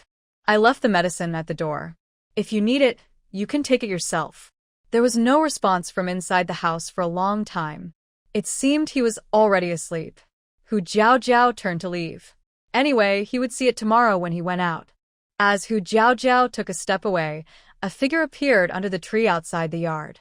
The figure approached the door, picked up the medicine package, and it was Long Mo, who had been sleeping outside. Long Mo took the package, moved to the tree, and lightly jumped onto a thick branch. He had already changed out of the wet animal skin, now wrapped only in an animal skin towel, revealing strong, well-defined muscles. His exposed skin was covered with wounds of various sizes, all caused by wolf packs and stray beast men. Some were deep enough to see the bone, with teeth marks. After soaking in the river water, the wounds had started to turn white, and sharp pains shot through his bones. Under the pale white moonlight, Long Mo's face looked pale. He opened the leaves, shook them, and sprinkled the powder onto his wounds. A cool sensation spread from the wounds throughout his body. For a moment, the pain seemed to ease quite a bit. The wound on her back was not visible, so she wiped away some of the medicinal powder. Long Mo's eyes darkened as he carefully stored the remaining powder close to his body. Such effective medicine powder must be very valuable. She actually gave him so much of this precious powder. Why? Doesn't she dislike him? Long Mo lay on a branch, his golden beast eyes filled with doubt. Through the patchy leaves, the full moon reflected, as if even the moon knew that their family was rarely together. Although, it was in his way of camping outside. The next day, Hu Jiao Jiao woke up and found that the medicine she took last night was gone, and Long Mo was not at home. The 5 cubs had already gone out to gather wood. The yard was cleaned thoroughly, and the water jar was filled with clean water. She had slept deeply last night, and before she knew it, the sun was already shining on her back. Everything was done. Even the prey Long Mo brought back was already slaughtered and cut into large pieces of meat, neatly tied with vines and hung in the yard, very organized. No wonder female monsters find it not strange to have several mates. Having a male around makes everything feel different. Hu Jiao Jiao touched her chin with one hand, sighing to herself. Wait, does that mean starting today, she would officially be living with Long Mo? Thinking of Long Mo's icy, stern face like a mountain king, Hu Jiao Jiao couldn't help but shiver. But then she thought, he's not as difficult to get along with as described in books. As long as he doesn't turn bad, and they share a life together, raising the cubs to adulthood, it doesn't seem so hard to accept. Hu Jiao Jiao clapped her hands, tidied her mood, and started smoking the meat on the rack. There was so much meat, she needed to store some for winter. When winter comes, they won't be able to hunt, and she won't be able to take fresh meat from her space. She had to prepare enough food in advance. She didn't want the cubs to eat potatoes all winter. Since there was so much meat and it would spoil if kept too long, Hu Jiao Jiao made 2 more smoking racks to hang all the meat and smoke it, preventing it from going bad before it was fully smoked. After preparing breakfast, the 5 cubs returned. But Hu Jiao Jiao waited and waited, yet Long Mo's figure was nowhere to be seen. Linger, do you know where Daddy went? Hu Jiao Jiao asked the nearby Long Linger. Long Linger honestly shook his head. No, I didn't see Daddy this morning. That shouldn't be. Could he have gone hunting so early? Hu Jiao Jiao looked worried. Could he have gone back to the forest again? The thoughts of the main villain are really hard to understand. At this moment, footsteps are heard outside the courtyard. Long Mo, you're back. Hu Jiao Jiao is delighted, thinking Long Mo has returned. She turns around and sees Ho Xiang. Xiang, why are you here? Hu Jiao Jiao is surprised, then quickly smiles and asks. Xiang smiles warmly, steps forward enthusiastically, and sniffs the delicious smell coming from the yard. She suppresses her drooling and asks, Are you waiting for Long Mo? How did you know? He left early this morning. I was waiting for him to come back so we could eat together. Hu Jiao Jiao pouts, sounding helpless. He and Ying Yuan went to the seaside to exchange salt. Xiang suddenly shares explosive news. Hearing this, Hu Jiao Jiao and the 5 little ones all look at her in surprise. What did you say? Long Mo went to the seaside with Ying Yuan? Long, you can't believe it. Dad went to the seaside? Long Zhong refuses to believe it at all. No way. He wouldn't go. Dad has never gone anywhere with the tribe's beastmen before. Why would he suddenly go to exchange salt today? It's true. They've already left. I just came back from that direction. The tribe leader asked me to tell you that Ying Yuan is there, so don't worry too much. Xiang smiles warmly to comfort her, thinking Hu Jiao Jiao is just worried about Long Mo leaving. Hu Jiao Jiao. It's precisely because Ying Yuan is there that she feels uneasy. One is the protagonist, and the other is the main villain. What good could come from them being together? This guy's suddenly left without telling me in advance. It takes a long time to exchange salt, right? Hu Jiao Jiao frowns, feeling uneasy. She remembers from the book that Ying Yuan led the team to the seaside alone, while Long Mo stayed in the forest. Because of Long Wu's arrival, the original story made Hu Jiao Jiao look down on Long Mo even more. Could it be that because she made Long Mo come back, the plot has changed? Going from the tribe to the seaside takes over a month. They'll need at least 3 months to exchange salt and return. But don't worry, Jiao Jiao, they'll definitely be back before winter, Xiang explains. Hu Jiao Jiao nods. Since they've already left, she can't stop them now. She just hopes the salt exchange goes smoothly, just like in the story. but she always feels like she's missing something. Hu Jiao scratches her head, trying to remember, but can't.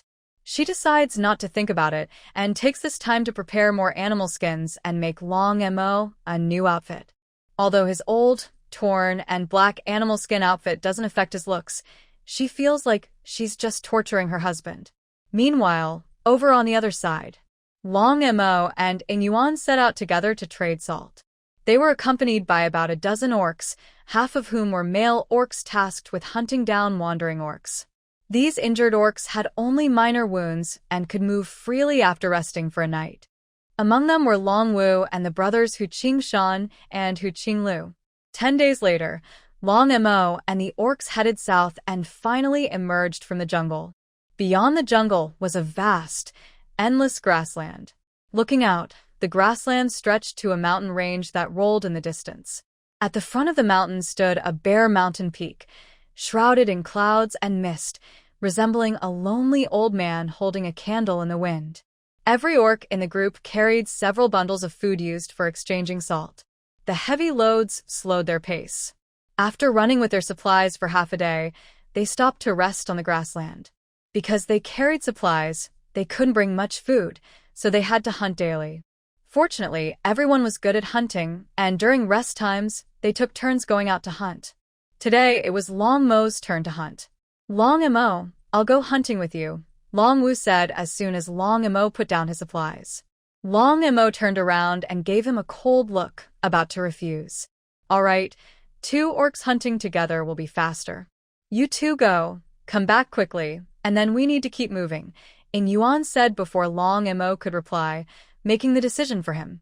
Long Mo didn't say anything and turned to leave. Long Wu smiled at Inyuan, then turned his head. His smile quickly disappeared, replaced by a grim, malicious look full of schemes. The two of them, one in front and one behind, transformed into dragon shapes and left. Long Mo didn't wait for Long Wu and went ahead to find prey. Once he was far from the resting place, he realized Long Wu hadn't followed and didn't pay much attention to it. He knew Long Wu wasn't really interested in hunting with him. As long as it didn't affect him, Long Mo didn't want to bother. Soon, outside the camp, a black dragon suddenly flew back. The orcs saw that the black dragon had transformed into a human form, Long Wu. Long Wu, why did you come back alone? Where are Long Mo and the prey? The orcs asked in confusion. Long Wu looked apologetic and bowed his head slightly, saying, Long Mo encountered some trouble outside. He asked me to come back and find help. Hu Lu, can you go help Long Mo? The orcs looked at Hu Lu. Let me go help. Hu Lu looked surprised and said, Long Mo probably isn't weak enough to even catch prey, right? He spoke dismissively but didn't refuse and quickly stood up. He clapped his hands and turned to Shan, saying, Big brother, I'll go help Long Mo. I'll be back soon. Last time, when they fought off stray orcs, Long Mo's performance surprised him. Hu no longer disliked Long Mo much, thinking that since he was his sister's partner, helping him was the right thing to do. If Long Mo got into trouble, his sister's 5 little ones would be left without a father. All right, go ahead, Shan nodded casually, not objecting. After 10 days of traveling nonstop, everyone was very tired and didn't pay much attention to Long Wu's words. Hurry up, Hu Lu stepped forward, patted Long Wu's shoulder, and transformed into a graceful, agile white fox, signaling Long Wu to lead the way. Long Wu pursed his lips into a faint smile, then also transformed into a dragon, shook off the spots Hu Lu had touched, and his dark, cold eyes showed disgust and contempt. Stupid fox beast, using its dirty claws to touch him. Soon, a dragon and a fox left the camp together. Hu Lu followed for a while but suddenly sensed something was wrong. He stopped and asked in confusion, Why does Long Mo want you to come find me for help? Why not just ask you directly? He had been slow to realize the problem, and after walking so long, they still hadn't reached the hunting spot. He also saw many prey along the way. Did Long Mo need to go so far to hunt? A series of questions flooded Hu Lu's mind. In the sky, Long Wu heard the noise and also stopped. The huge black dragon turned its head and looked at Hu Lu with dark, evil eyes. Actually, it's not Long Mo who needs your help, but me. Hyukinglu immediately sensed hostility in Long Wu's gaze and looked at him cautiously. You? What do you need my help with? He didn't have a good impression of this dragon beast. If it weren't for Long Mo, he wouldn't have come out with him. Long Wu chuckled, of course. I want to take your life. As soon as he finished speaking, the massive dragon body sped toward the white fox. Luckily, the white fox was prepared and leapt back just before Long Wu's attack, avoiding the strike. The black dragon crashed into the ground, creating a 2-meter deep crater. Dust billowed up, and the black dragon, covered in dirt and grass, twisted its body in annoyance. It burst out of the dust, its fierce, malicious eyes glaring angrily at Hyukinglu. Fox Qingluo, you can't escape today. Be good and let me kill you, so you won't suffer any more pain.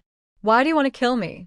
Fox Qingluo looked cautiously at Black Dragon, full of confusion.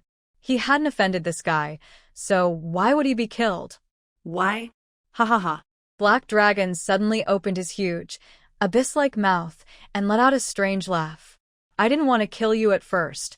If I have to blame someone, it's because you're Fox Jiao Jiao's brother. If I kill you and frame Long Mo, Fox Jiao Jiao will dislike him. Then I might have a chance to get close to Fox Jiao Jiao. Fox Qingluo frowned, looking very surprised. Is it just because you want to pursue Jiao Jiao? Just because of that you want to kill him? Shouldn't you be trying to win her over?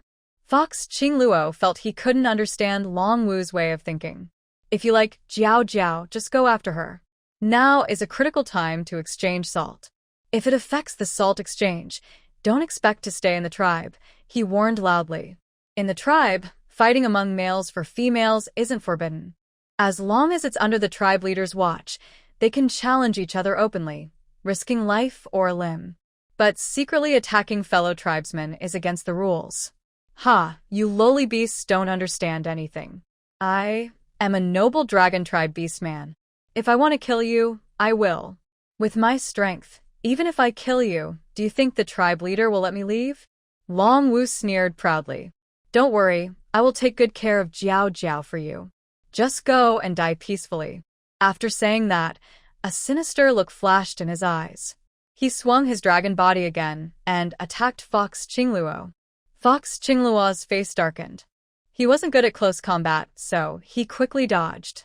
Still, he was struck the back by Long Wu's tail, and his fox body was sent flying. Long Wu was about to chase him, but Fox Qingluo suddenly threw out a handful of yellow-white powder. He dodged swiftly, but as he moved, the powder floated with the wind and settled all over him. Long Wu turned back and saw it was just harmless dust. He sneered coldly and swung his fist at the fox that had fallen to the ground. I thought you had some skill, but it turns out you're just a handful of dust. Goody. Camp. A mighty black dragon descended from the sky, clutching dozens of fat black bulls in its claws. The black dragon transformed into a human form, clearly Long Mo, who had gone out hunting. Seeing him return with so many prey, the beast men gathered around, praising him enthusiastically. Dragon Mo, you are really skilled at hunting. You caught 10 black bulls at once, even though they are hard to handle. With so many prey, I can finally eat my fill today. I haven't been full in 10 days. Yes, before, when I went to exchange salt, I never ate enough on the way. The orc's eyes shine brightly when they see the prey. They always eat as much as they catch. Supplies must never be taken for granted. Sometimes, luck is on their side and they catch more prey, but they can't carry it all, so they leave some behind for the wild animals. This is why they rarely have a full meal on the salt exchange route. Dragon Mo looks expressionless, nods to everyone, and then walks aside to let them distribute the prey. Hu Qingshan looks behind Dragon Mo, waits for a while, but doesn't see Hu Qinglu. He steps forward and stops him, frowning. Dragon Mo, where's my third brother? Hu Qinglu? I haven't seen him. Isn't he at the camp? Dragon Mo looks at Hu Qingshan, who has a stern face, with a hint of doubt.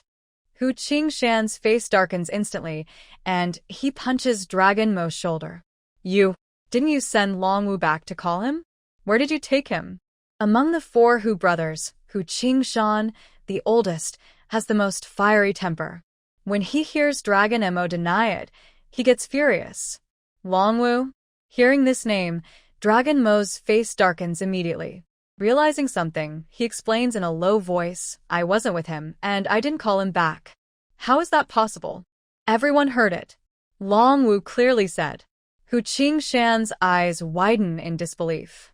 Before he can finish, Dragon Mo's expression suddenly changes, and he transforms into a dragon body, flying away. Hey! Dragon Mo, where are you going? Come back. Where did you take my third brother? Hu Qingshan shouts angrily. Worried, he also transforms into a white fox and hurriedly follows. Everything happens so quickly that the other orcs haven't reacted. The two are already far away. Eagle Yuan this. The orcs are confused, looking at each other. Eagle Yuan frowns displeasedly, staring in the direction they left, his face darkening. These two guys left the camp without permission. What if something happens? You guys stay here to handle the prey, and the rest of the males, and I will go after them. Yes. With that order, the orcs immediately transform into beasts and chase after them with Eagle Yuan. Hu Qingluang was suddenly alarmed. He saw the dragon claw about to pierce his fox fur, so he quickly rolled on the ground, narrowly avoiding the black dragon's attack. The attack failed, but the black dragon did not give up. Its strikes became even more vicious. Soon, Hu Qingluang's body was covered with wounds. Hu Qingluang's heart sank. The dragon race and beastmen have natural fighting advantages. If this continues, he might really die at the hands of the dragon warrior. He clenched his teeth, dragging his injured body to dodge attacks, while opening his sharp fox mouth to make a series of clear, pleasant short calls, like signals between animals, gentle and melodious. The black dragon paused its attack in the air, then sneered. Hu Qingluang, you really have free time. Even at the moment of death, you're still singing. But I don't have the time to enjoy your singing. After speaking, a murderous intent flashed in the black dragon's eyes. It suddenly opened its fangs and bit toward Hu Qingluang's neck. He clearly sensed that Hu Qingluang was already exhausted. This strike, Hu Qingluang wouldn't be able to dodge. At this moment, Longwu suddenly felt his tail go numb. Turning around, he saw dozens of colorful snakes biting his tail. Below him, hundreds of densely packed snakes had gathered from nowhere, surrounding Hu Qingluang. It seemed that as soon as he approached, these snakes would leap up and bite him all over. No, not only snakes, but under the bodies of various sizes of snakes, countless poisonous insects had also gathered, seemingly summoned by some call, continuously converging and glaring at him.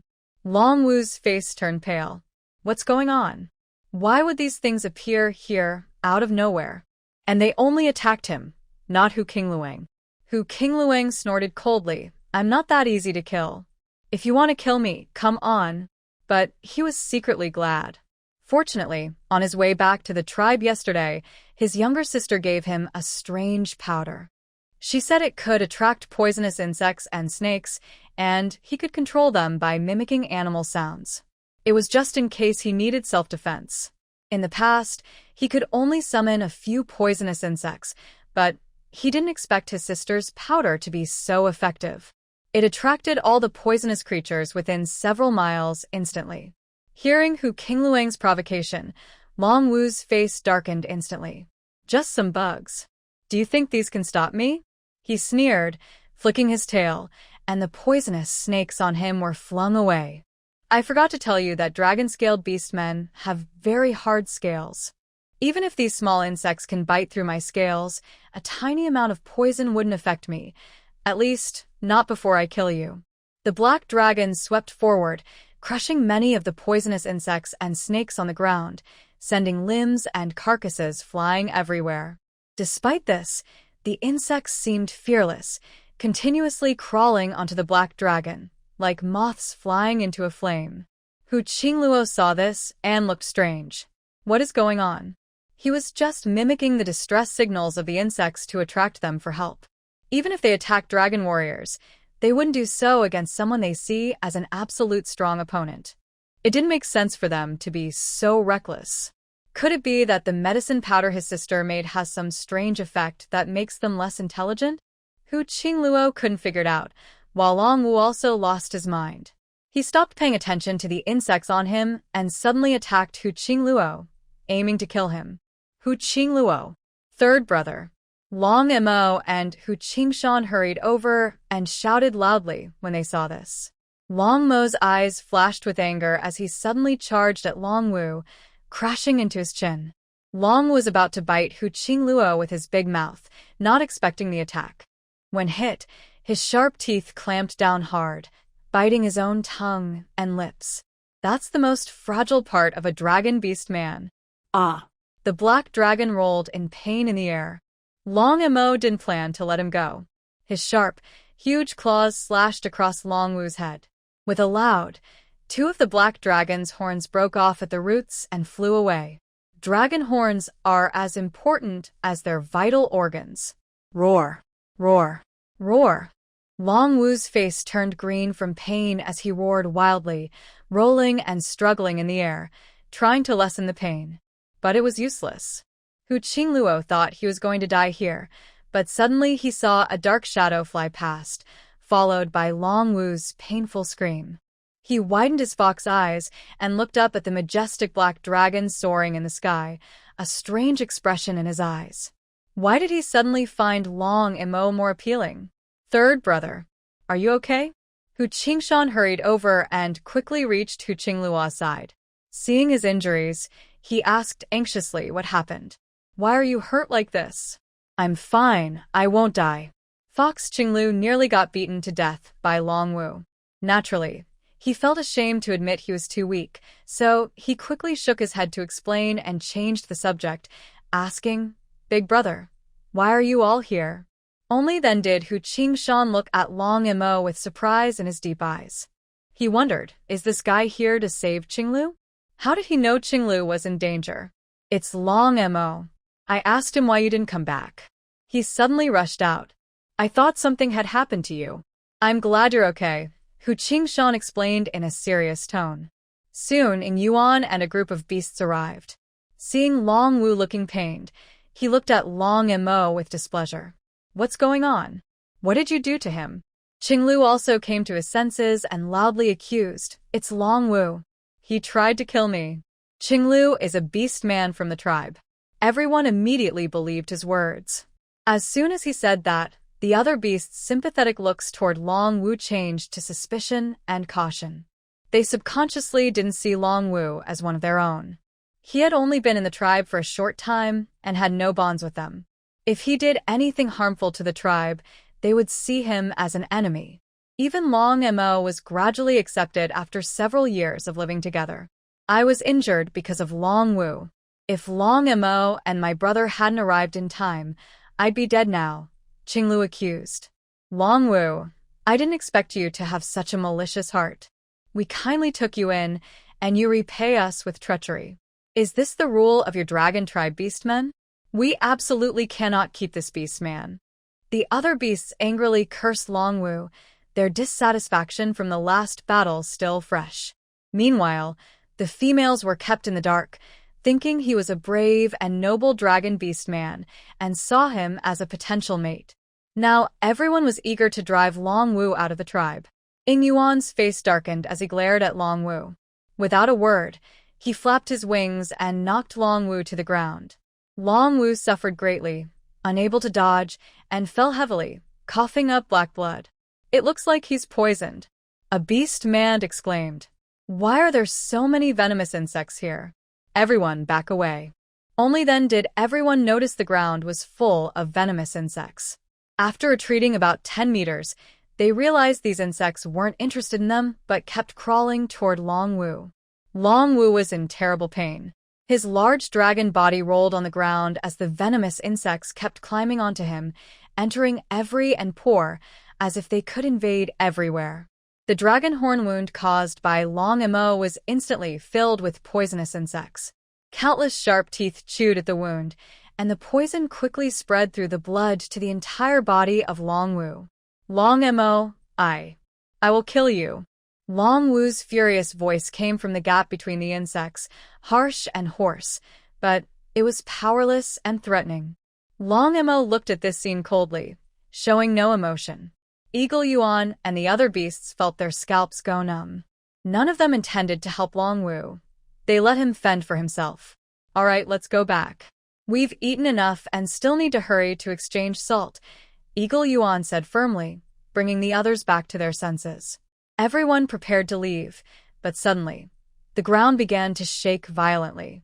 The vast green grassland kept trembling, and deep cracks like abysses appeared one after another. The beasts panicked, not understanding what was happening. Suddenly, a wave of heat hit them, so hot that their fur almost caught fire. Only Eagle Yuan and Long Mo could fly. Although unaffected, they still felt the overwhelming heat wave. Both looked toward the dangerous area from which it was coming. In the distance, the most prominent bald mountain was emitting a fiery red glow from its summit, which was previously covered in white mist, now spewing red lava. More than half of the mountain was covered in lava, rapidly spreading toward their location at a visible speed. Not good. It's a wildfire. Everyone, run away quickly. Seeing this, Eagle Yuan's face changed, and he shouted loudly to everyone. The wildfire spread extremely fast, and in the blink of an eye, they could be caught in the lava. If they fell into it, they would be burned to nothing.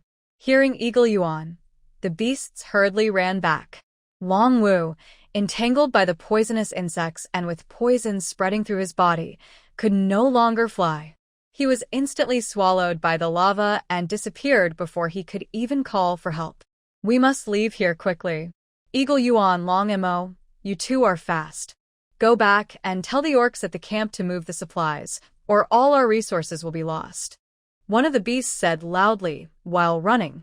Eagle Yuan frowned, about to speak, but then a beast looked back and shouted in panic. Oh no! The wildfire is spreading too fast. It's about to catch up with us.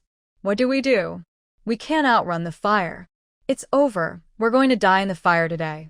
The beasts ran wildly, crying and shouting with sad faces. The dragon Mo's dark eyes flicked impatiently toward the ground. The orc running at the back seemed to feel hot, almost ready to be roasted and eaten. Mo spat out a mouthful of murky dragon breath, then changed direction and flew toward the lava. Mo, what are you doing? Hua Qinglu ran behind Mo, seeing him nod, and shouted anxiously. There is a fire in the sky behind, which could burn him to death. Hearing the noise, the eagle flying at the front also looked back. He saw the black dragon's claw reach out and grab the last two orcs, tossing them into the air. The orcs shouted in surprise, and then landed on the broad dragon back. Dragon beasts are very large, often dozens of times bigger than ordinary orcs. The two orcs felt dizzy, and when they recovered, they found themselves on Mo's back. They shivered suddenly, realizing Mo was saving them. They quickly turned into human forms and crawled on the dragon scales to lighten his load. Mo, thank you. Thank you so much. Seeing this, Ing Yuan's eyes flashed with surprise, but he quickly turned around and, like Mo, grabbed the orcs at the end and carried them on his back. The faster orcs ran wildly on the ground. Soon, all the beasts returned to the camp, but the lava behind them kept chasing, moving so fast it seemed they might be swallowed at any moment. Run. The fire is coming. Ing Yuan shouted to the orcs in the camp. A few orcs looked back and saw Ing Yuan, Mo, and others rushing toward them, with the blazing red lava hot on their heels. The orcs were startled and instinctively tried to carry supplies. Mo, with a serious face, grabbed one orc with his claw and growled, "Forget the supplies." In the next second, the scorching lava covered the spot where the orc had just stood. Run. Hurry. The other orcs were terrified and forgot about the supplies, running desperately. The fast ones kept sprinting on the ground, while the slower ones were rescued by Mo and Ing Yuan. As more orcs climbed onto them, their speed gradually slowed down. The ground beneath was covered with lava. One wrong step could cause them to fall. Amid the danger, one orc looked back toward the camp. It's over. Everything's lost. We have no supplies. How can we go to the seaside to exchange salt now? Forget the salt exchange, just survive first. The orcs cursed and muttered, but dared not make too much noise. They clung tightly to Mo and Inyuan, their skin almost cooked by the heat. In the tribe, in a clean and tidy small yard, Hujiao Jiao sat on a stone bench, sewing animal hide clothes. Jiao Jiao, I finished embroidery. Do you think it looks good? Nearby, Lu Mianer unfolded her animal hide garment and happily handed it to Hujiao Jiao to see. The gray animal hide was made into a vest, with a small black eagle pattern on the chest, embroidered with needle and thread. Hujiao Jiao was originally making clothes for Long Mo, but when Lu Mianer and Hu Jing came to visit, Lu Mianer asked her to teach her. So, she brought them both to make the clothes together. The needle was made from bone she polished herself, and the thread was rougher, taken from her space. Most orcs have their own secrets they don't share with others. Neither of the girls suspected where these materials came from. They just thought Hujiao Jiao figured out how to make them herself. Hujiao Jiao looked over and was about to speak when Hu Jing's excited voice interrupted her. Wow, it looks just like Inyuan's beast form. Mianer, your hands are so clever. Lu Mianer blushed and shook her head. It's all thanks to Jiao Jiao. Jiao Jiao, thank you for teaching me, she said kindly, blushing and softly adding. Inyuan will probably like it. This is something you made yourself. Inyuan will definitely like it. If he doesn't, he can try it and see. Hu Jing clenched her fist, looking fierce. Hujiao Jiao couldn't help but laugh and cry at her. Hu Jing still disliked her as always, not even giving her a chance to speak. Hu Jing, what about yours? Hujiao Jiao deliberately asked. Mine isn't finished yet. Hu Jing's smile froze. She wanted to hide the vest in her hands, but in the next second, Lu Mianer snatched it away. Unlike Lu Mianer, Hu Jing made a black cowhide vest embroidered with a yellow thread tiger.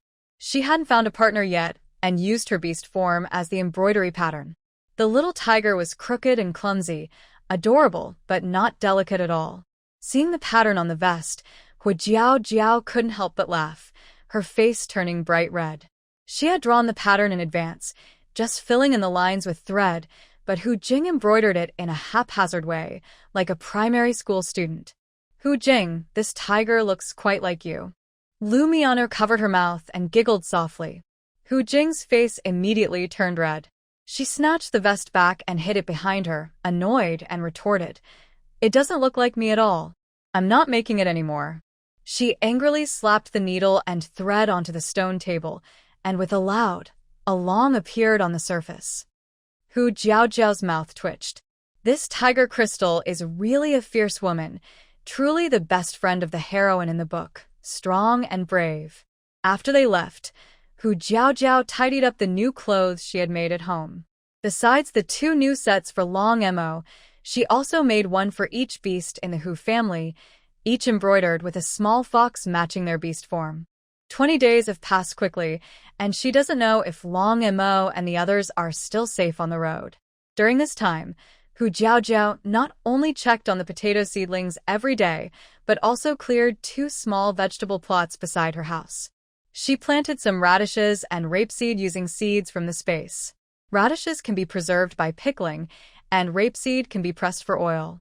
If they grow well, they can be cultivated on a large scale next year, improving the tribe's life. After finishing these tasks, it was already noon. The cubs are lively and active at this age. Since Hu Jiao cooked fish once, she has been craving the taste of grilled fish. She early on took Long Xiao to the river to catch fish, but they haven't returned yet. Hu Jiao sat alone in the shade of a tree to rest, and her mind drifted back to a dream she had 10 days ago. In the dream, Long Wu intended to kill Hu Qinglu, but luckily Long Mo arrived just in time. It was a close call, but suddenly a volcano erupted. Hot red lava burst out, startling her awake.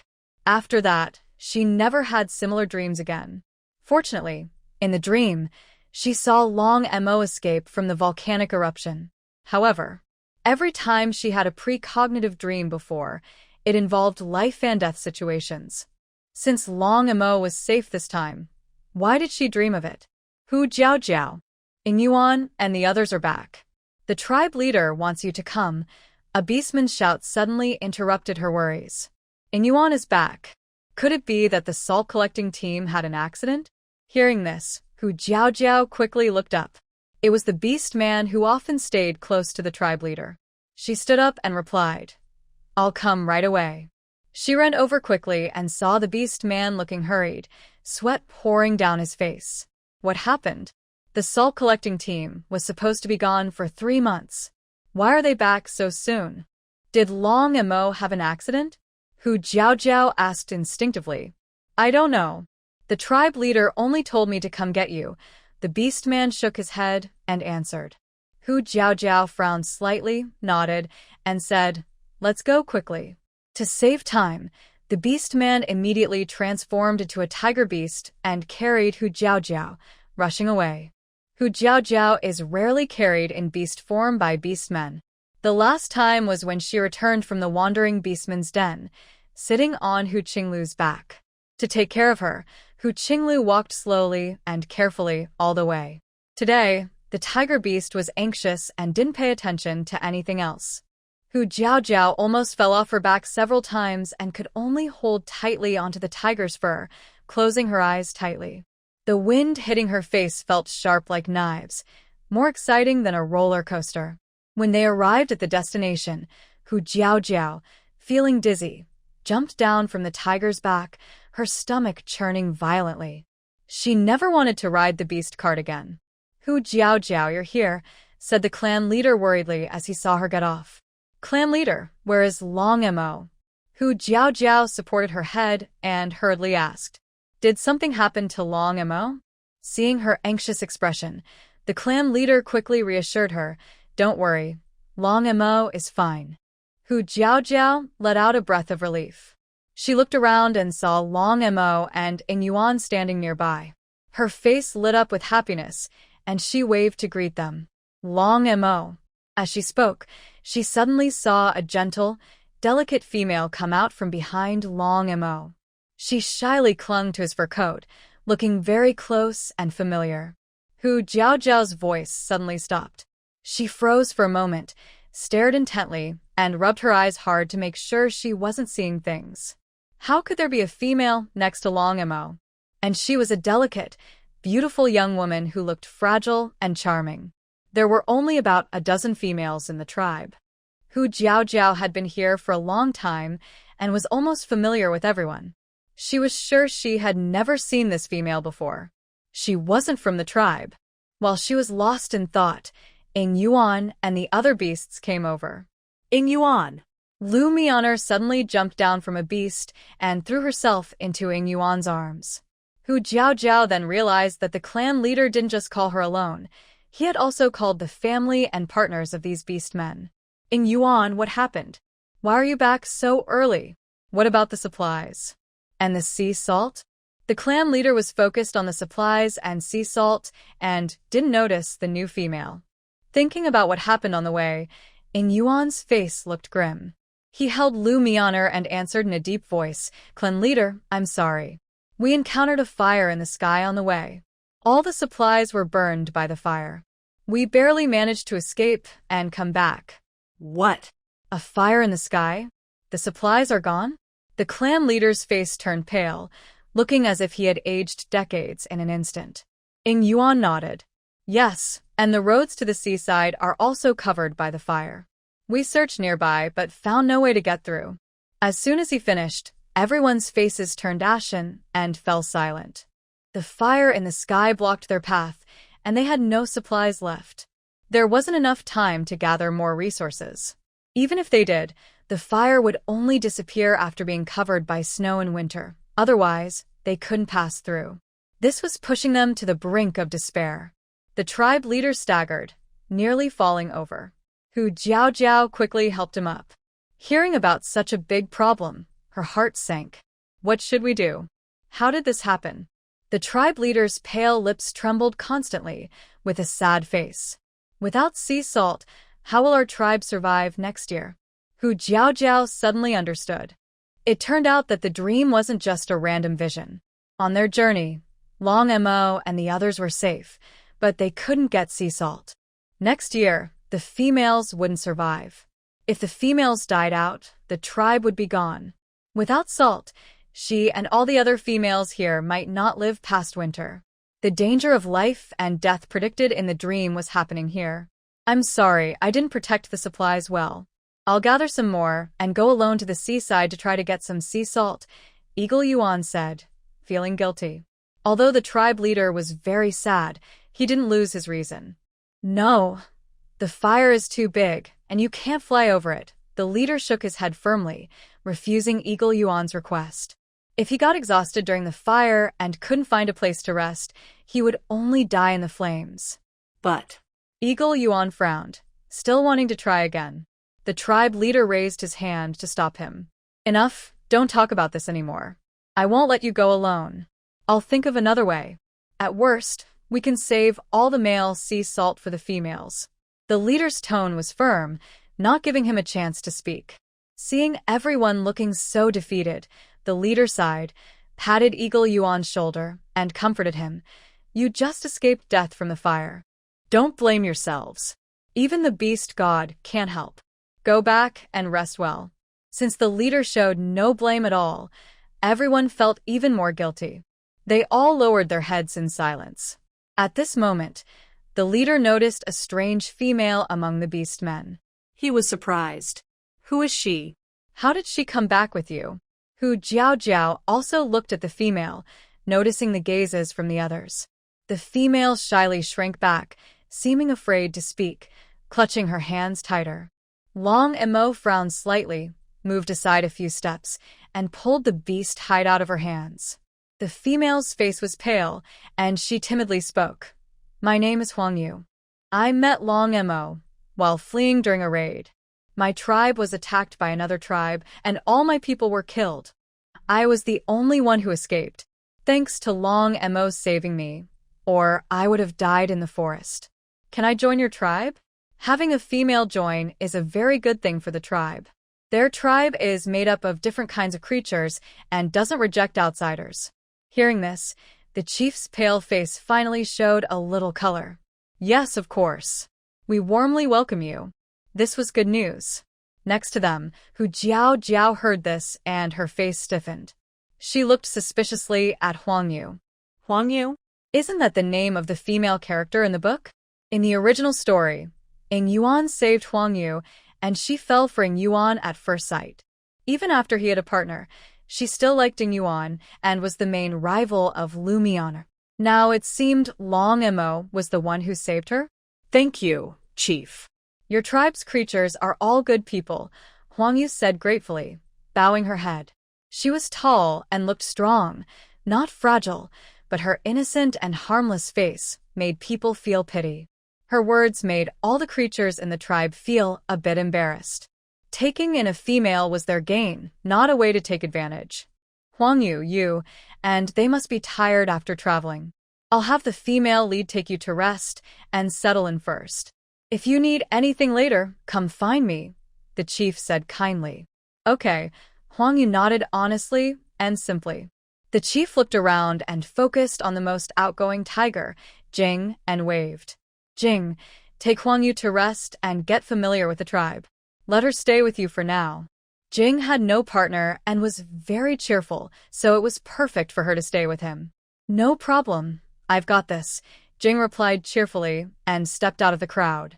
However, Huang Yu looked at Jing, then timidly shrank behind Long Mo and whispered, Chief, I'm scared. Can Long Mo show me around the tribe? I don't dare to go with the other creatures. Seeing Huang Yu's innocent and harmless appearance, Hu Jiao felt annoyed. In the original story, her older brother Hu Qingyuan liked her but was used by her, and in the end, he met a tragic death. She stepped forward and stood between Long Mo and Huang Yu, loudly saying, Sorry, my partner doesn't like to be close to other females. Please try to control yourself. After all, Long Mo is my partner. You can't just cling to my partner because you're afraid of the tribe's beasts. Huang Yu's face turned pale. She bit her pale lips, looking helpless. Sorry, I didn't mean to bother Long Mo. I didn't know he already had a partner. As expected, Huang Yu's target shifted from Yingyuan to Long Mo, who Jiao Jiao chuckled softly and looked at Huang Yu. Good, now you know he's my partner. You don't need to keep staring at my partner anymore. Others didn't know, but she was very clear. Although Huang Yu came to the tribe with amnesia, once she regained her memory, she turned out to be a cunning and calculating female. She had caused many beasts' deaths while pretending to be innocent and naive. Huang Yu clenched her dress tightly with both hands. Her big eyes were full of tears, showing great grievance. Her dusty face was pale, looking like a pitiful little beggar, truly heartbreaking. A beast nearby couldn't stand it and interrupted. Hu Jiao Jiao. She didn't mean to do it. She just escaped death. So it's normal for her to be scared. Don't bully her. Yeah, you're all females. You should get along well. Since Huang Yu arrived, she had won the hearts of many males. Hu Jiao Jiao was just telling the truth, that Long Mo is her partner. How is that bullying her? Tiger Jing, who usually didn't get along with Hu Jiao Jiao, surprisingly stood up for her and said, You're all females. What's there to be afraid of? I won't eat you. You're just sticking to Long Mo because you like him. Hu Jiao Jiao looked at her in surprise. She didn't expect Tiger Jing to defend her. In the next second, Tiger Jing shot a cold glance at Hu Jiao Jiao and muttered, just like when you tangled with Yingyuan before. Don't think I don't see through you. Humph. Hu Jiao Jiao touched her nose and gave a sheepish smile. This tiger crystal is really relentless. It clearly meant well by helping itself, but still stepped on me. It truly is bad at doing good deeds. With such a personality, no wonder it offends people in the tribe. In the end, it sacrificed itself for dear sleep, but no one remembers its kindness. Feng Yu, don't be afraid. All the beast men in our tribe are good. I'll find a different beast man to take care of you, the chief said kindly, not angry. He looked behind him, choosing a suitable beast man. At this moment, a lively young male pushed out from the beast man group, speaking cheerfully. Chief, let me do it. I know the tribe well. Hearing this, Hu Jiao Jiao looked over and saw a handsome, energetic male who looked a bit like her three brothers. Seeing his face, she suddenly had a bad feeling. Since crossing over, only her fourth brother, Hu Qingyuan, was unfamiliar to her. Could it be a coincidence like this? Just as she thought, the chief happily nodded and said loudly, It's Hu Qingyuan. Since you're willing, you go. Hu Qingyuan nodded, then turned to Hu Jiao Jiao, smiled at her, waved his hand, and mouthed, Little sister, I'll keep him busy so he doesn't bother you. He then turned to Feng Yu, speaking gently but without much emotion. Hello, I am Hu Qingyuan. Long Mo can't take you around the tribe, so I will. Feng Yu timidly looked up and saw a young male looking at her. His skin was bronze-colored, muscular, youthful, and energetic. Seems easy to get along with. Okay. I'll leave it to you. She bit her lip and nodded softly. No way. Hu Jiao Jiao suddenly snapped out of her thoughts and quickly stopped her. Hu Qingyuan might be harmed by Feng Yu. Knowing the outcome, she must prevent him from liking Feng Yu and stop any chance of them meeting. Everyone looked at her. Feeling the gazes around her, Hu Jiao Jiao calmly stepped forward, grabbed Hu Qingyuan's arm, and made a teasing face at him.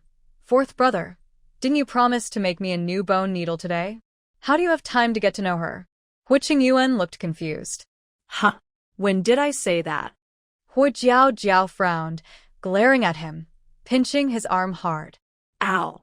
Yes. I remember now, I promised you. Hu Qingyuan winced in pain, took a deep breath, then quickly turned to the chief and apologized. Sorry, chief. I might not have time anymore. Please find someone else. Hearing Hu Qingyuan's words, Hu Jiao Jiao relaxed her grip. Fortunately, Hu Qingyuan was cooperative. Then, if any of you are free. The clan leader looked helpless and turned to ask the beastmen behind him. The beastmen all longed to interact more with Huang Yu. If luck was on their side, maybe next year they could have cubs with her. They were eager to try. Long Mo's deep gaze silently watched the actions between Hu Jiao Jiao and Hu Qingyuan. After a moment, he withdrew his gaze, took 2 steps forward, and spoke first before the others could. Clan leader, I should go. Hu Jiao had just relaxed when she heard this. She turned in disbelief to look at Long Mo. Wasn't the main villain supposed to dislike contact with females? Could it be that on the way back, they grew closer and he now liked Huang Yu? Yes. Huang Yu's innocent, petite face made all beast men like her. Only the male lead's character in the story was obsessed with Lu Miana, so he was indifferent to her. But Long Mo was different. Long Mo already disliked himself. Seeing such a delicate, lovable female, his heart must be with her. Hu Jiao's mind went blank, filled with worries. It's over. The female supporting character has shifted her focus to the main villain. How can I, the cannon fodder, compete? If the main villain really likes her, he will grow to dislike me more and more, and in the end, he might even kill me. Thinking of this, Hu Jiao couldn't help but shiver. All right, then take Huang Yu to the empty wooden house next to Lu Mianer's home. The clan leader nodded and quickly made arrangements. Okay. Long Mo looked coldly at Huang Yu, then urged sharply, let's go. We're not just here to get familiar with the tribe. I'll take you to get familiar. He deliberately slowed down and emphasized the last words, stressing each syllable. Huang Yu, pale and shy, showed a gentle smile and nodded slightly, replying yes, thank you. She didn't notice the hidden tone in Long Mo's words. Long Mo's eyes darkened. He looked at Hu Jiao, who was standing stunned behind, then strode away. Huang Yu hurriedly followed, but because Long Mo's pace was too fast, she could only run along, with no chance to stop. Hu Jiao came back to her senses. The two had already gone far. She looked sadly at Long Mo's back, worried inside. Hu Jiao, why do you look so gloomy? Aren't you good at competing for males? If you're upset, just go and take Long Mo back. Tiger Jing glanced at Hu Jiao with dissatisfaction. She thought Hu Jiao was upset because she was jealous. Tiger Crystal, what are you saying? Lore quickly tugged at her arm, signaling her to speak softly. Then she turned to smile at Hu Jiao and comforted her. Jiao, don't be angry. You and Long Mo already have cubs. Why you won't be a problem. You need to trust Long Mo. Hu Jiao forced a smile that was even uglier than crying. I know, I'm not angry. She dared not be angry. She was truly scared.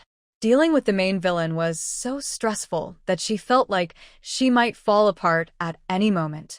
Tiger Crystal rolled her eyes and bluntly exposed the truth. You're saying you're not angry, but your smile is terrible. Stop smiling. You're scaring the cubs to tears. Tiger Crystal. Lome helplessly covered her mouth and looked apologetically at Hu Jiao. Hu Jiao chuckled and sighed. I'm really not angry. I'm going back now. If the cubs see me gone, they'll get worried. She waved goodbye to everyone and left. She needed to go home and think carefully about how to improve her plan. After all her efforts, she couldn't let everything go to waste. Hu Jiao's lonely figure in Tiger Crystal's eyes looked like she was lost and heartbroken. Tiger Crystal frowned, pulled Uma's hand, and muttered unhappily, why won't you let me speak? She clearly looks terrible when she smiles. I don't understand what she's afraid of. What's there to fear from a female outsider? At most, we could go beat her up and make sure she doesn't get close to Long Mo again. Tiger Crystal's way of thinking was always simple and direct. If Hu Jiao were still here and hadn't left, she would definitely know that the reason the original was beaten up before was because of Tiger Crystal. Tiger Crystal, beating her up won't solve the problem. Lumer massaged her forehead helplessly. Tiger Crystal paused, seeming to think, and nodded thoughtfully. Lumer thought she had finally understood, but the next second she heard Tiger Crystal eager to try. Then, maybe we should try hitting her twice? Lumiere. Let's go back. Ing Yuanjian, who had been listening to their lively conversation, looked unhappy. He grabbed Umer tightly, ignoring himself, and looked domineering. Lumer finally shifted her attention and said goodbye to Tiger Crystal. Ing Yuan transformed into a black eagle and took Umer home. Ing Yuan, I have a gift for you. I don't know if you'll like it, Umer said softly, leaning dependently on the black eagle's back. A gift? Ing Yuan asked doubtfully. What kind of gift is that? He had never heard of such a thing before. The gift isn't a thing, oh, it's just something to give you.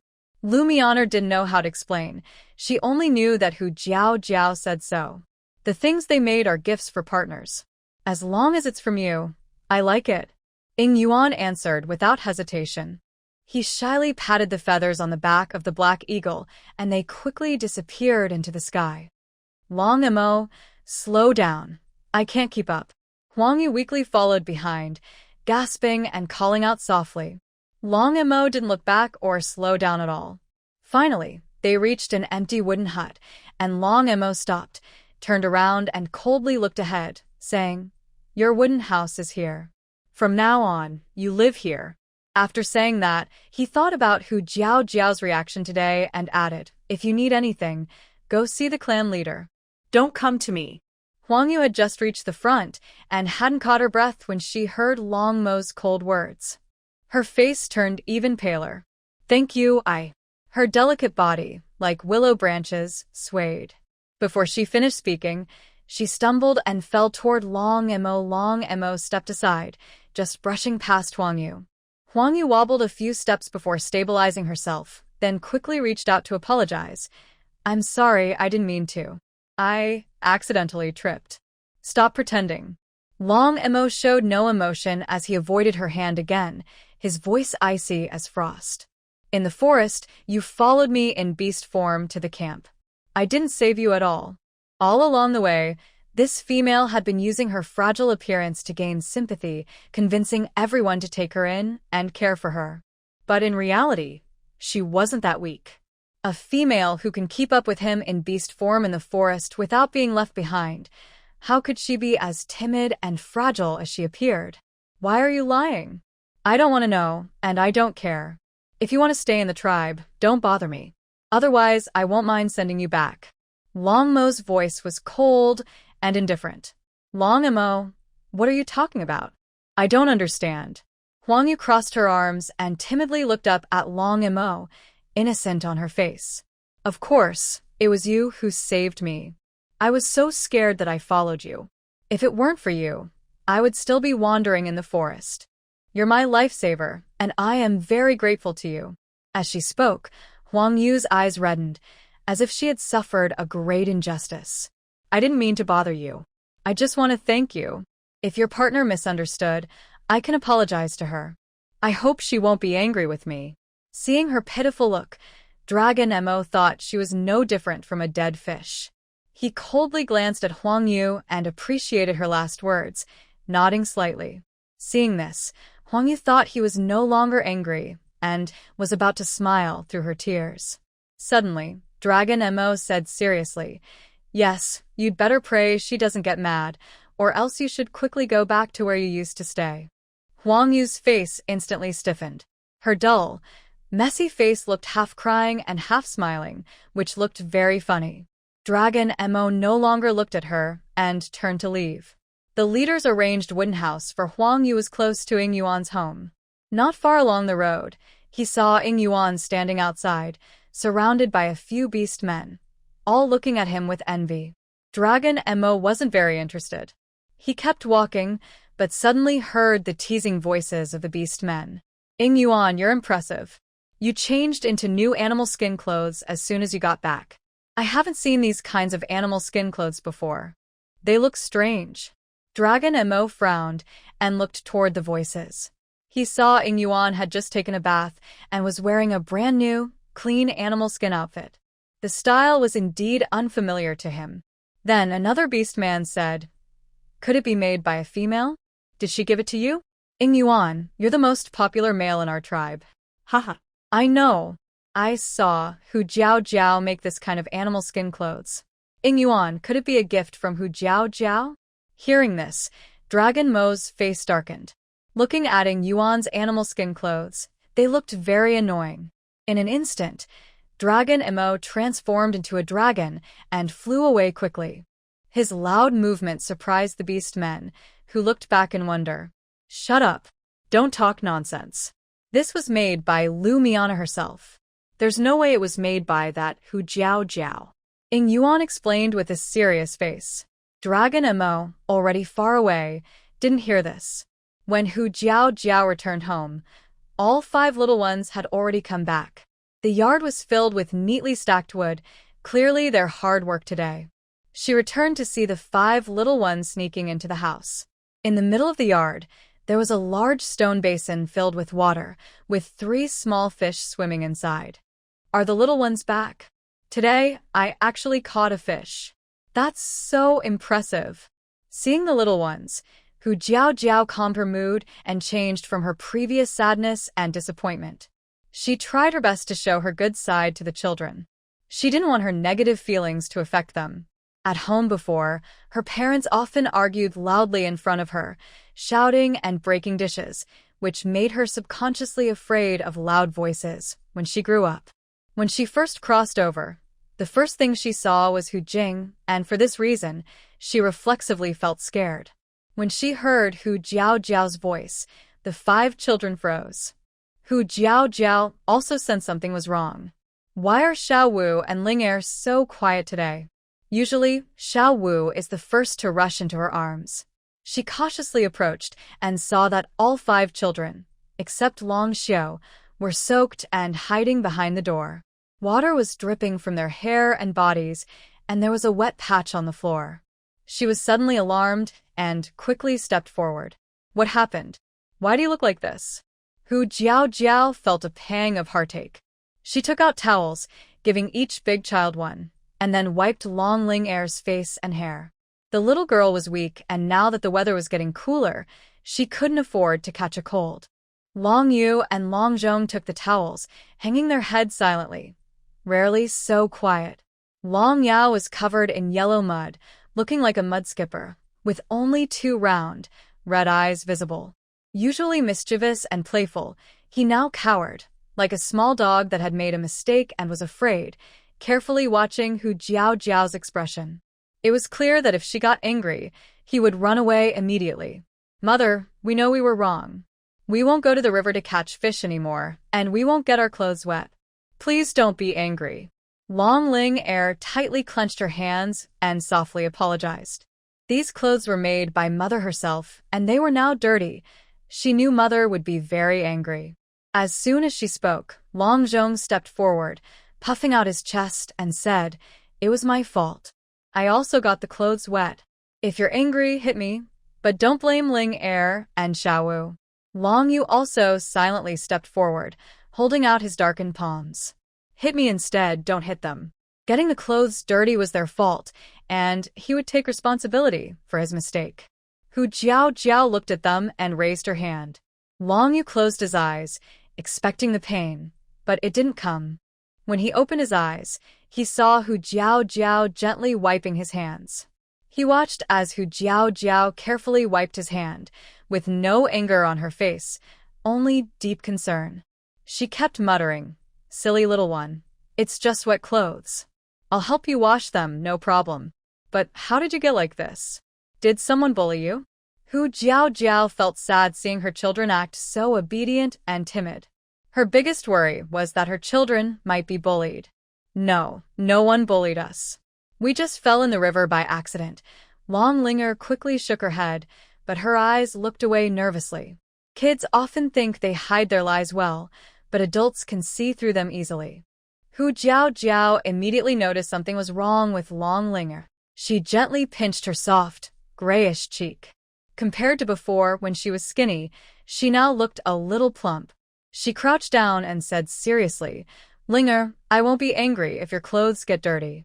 But if you lie, I will be upset." Long Linger lowered her head, feeling embarrassed.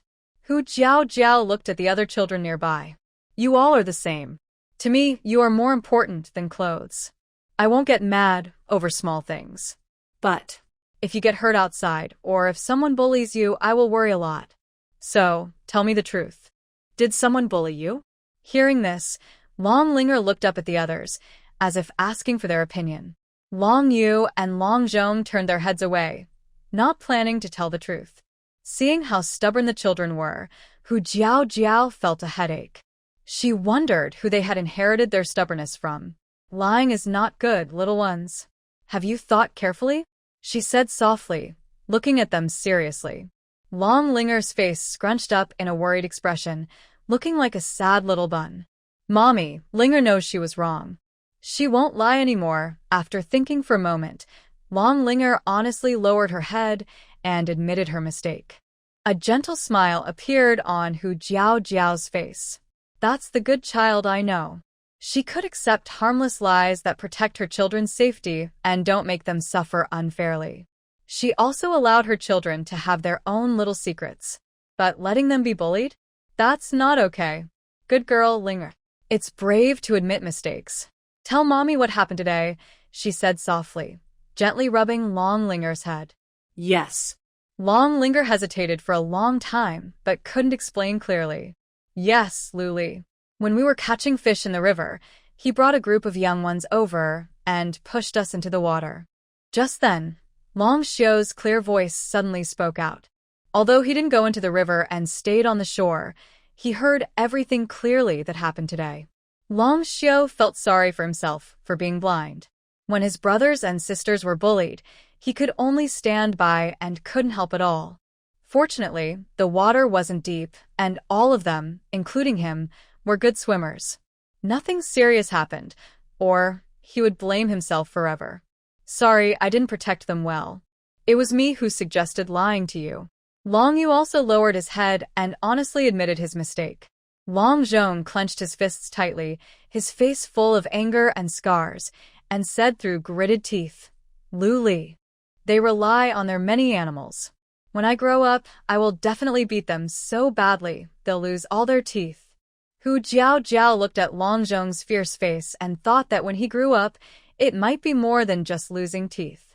Thinking for a moment, she suddenly had an idea. She turned around with a gentle smile and asked softly, Do you want revenge, little ones? Mama has a good thing for you. What's the good thing? The little ones all brightened up and looked at Hu Jiao. Only Long Yao lazily lay on Long Zhong's head, wagging his tail slowly. He was only interested in food. Nothing was better than something tasty. Hu Jiao kept them guessing. First, wipe yourselves dry and change into clean clothes. Then I'll tell you. Hearing this, the little ones immediately cheered up, quickly wiping themselves dry and changing into the clean clothes Hu Jiao brought. Hu Jiao didn't rest either. She boiled some hot water, mixed it into a basin of warm water, and washed Long Yao, who was covered in mud, inside the basin. After rubbing him thoroughly, the basin of water turned yellow with mud. Hu Jiao sighed inwardly, puzzled. At the river, Ling Er and Yu Er only got their clothes wet, but this little guy was covered in mud.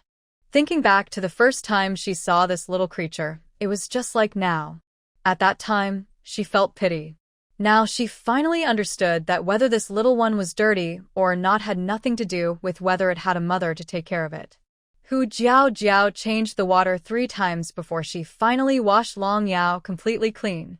Long Yao was very excited, treating the bath like a game with the fox girl, Jiao. Sometimes she dunked her head into the basin to dive underwater, and other times she swirled her tail in the water, creating a small tornado. She played happily and was very joyful. Jiao was sweating after her bath and finally understood how hard it was to raise children. If she could choose the greatest person in the world, she would definitely vote for Mom. After finally cleaning herself, she poured out the dirty water. Jiao told her 5 little ones to wait in the yard and went into the small wooden house alone. The cubs looked at her eagerly, waiting. Soon, Jiao came out holding 5 strange-looking, forked short sticks. Long Yao was curious and flew over to sniff the sticks. Woof, they didn't smell good and couldn't be eaten, so they were boring. Without hesitation, he licked his tongue and flew away. Mother, what are these? Long Linger asked curiously, looking at what Jiao was holding. Just some broken wood. You're probably trying to trick us, Long Zhong frowned, showing a slightly displeased expression. Long Xiu couldn't see and just stood quietly to the side, listening to their descriptions. Anyway, he wouldn't have them, and since he couldn't see, having them wouldn't help. He was the most useless among the brothers, truly a waste. He agreed with what the cub said. Living was just wasting food and burdening the family. Longyu was calm and focused, waiting quietly without showing any impatience for Jiao Jiao's explanation. This is called a slingshot. You can use it to get revenge on the cubs who bully you. Jiao Jiao smiled and took out a wooden slingshot from her hand to show the cubs. She wasn't skilled at making slingshots herself. She got it from her space. Jiao Jiao knew that the cubs were hiding that they were being bullied because they didn't want her to worry. Since that was the case, she decided to find ways for them to defend themselves and seek revenge on their own. She never thought that the fights among the cubs were just jokes or small matters. If Luli was scolded and still didn't change, she believed he wouldn't stop his bad behavior just because of her. The cubs were still too young and malnourished. She couldn't always be by their side. So, she wanted to teach them how to protect themselves and how to seek revenge. Slingshot? Long Linger opened her big, bright eyes, blinking curiously. It's just a broken piece of wood tied with a string. How can it help us get revenge? Long Zhong complained disdainfully. Hui Jiao Jiao smiled gently, without much explanation. She picked up a small stone from the ground, pulled out her slingshot, closed one eye, and aimed at a bird resting on a nearby tree. Bang! She pulled the slingshot back and released, and the stone shot out instantly, hitting the bird's head. In the next moment, the bird flapped its wings and fell from the tree. It struggled on the ground for a few moments before stopping moving. The little ones all turned their heads quickly, their eyes wide with surprise, filled with shock. Did she really kill the bird? The bird was quick and agile, hard to catch even for Long Yao in beast form. Yet she had managed to hit it with just a piece of wood and a small stone. Seeing their amazed expressions, Hu Jiao Jiao explained with a smile, "Actually, slingshots aren't very powerful. The head is the bird's most fragile spot. Mom hit its head so it died." Thinking about how these little ones might become little villains in the future and their cruel ways, she added, "But if you use it against monsters, it can hurt them too. Be careful when you use it. You can teach them a lesson, but don't have harmful intentions, understand?" The 5 little ones nodded eagerly, silently remembering her words. But inside, they thought, in the future, when fighting monsters, I must aim for their most fragile spots. Better to hit them dead, so they can't struggle. They suddenly felt the female figure in front of them seem taller and more impressive. Monsters naturally respect strength. And Hu Jiao Jiao killing the bird made them see that females can hunt, something other females couldn't do. Seeing the little ones become so obedient and well-behaved, she felt a bit uncomfortable but also pleased. Her patient teaching was definitely right. What she didn't know was that, years later, when these little ones grew up to be powerful leaders who could defeat gods and Buddhas, they would remember her lesson most clearly. Hu Jiao Jiao handed the slingshots to each of the little ones and began teaching them how to use them. When she was young, her parents disliked that she was a girl. After she had a brother, they sent her to live with her grandparents in the countryside. She was small and thin and often bullied. Her grandfather taught her how to use a slingshot. Because she used it from a young age, she was very accurate. The little ones struggled at first, missing many times and looking discouraged. "It's okay. Keep trying, and you'll hit it." Hu Jiao Jiao gently patted each of their heads to comfort them. Hearing this, the little ones regained their confidence and eagerly continued to look for birds on the trees to practice their skills. "Here, this is for you." "I don't need it." Fox Jiao Jiao suddenly handed them something. She looked down and saw it was a slingshot. She suddenly remembered that Long Xiu couldn't see, so he probably couldn't use a slingshot. Her heart softened, and she gently took his hand, put the slingshot back, and said softly, "Xiu Xiu, you will need it someday. When Mother finds a healer to treat your eyes, you can use it then. Also, I've seen other beast people who are blind like you. They can't see, but they listen with their ears and hit targets. Xiu Xiu, you're so talented. Maybe you can do that too." "Really?" Hearing this, Long Xiu's face showed a hopeful look.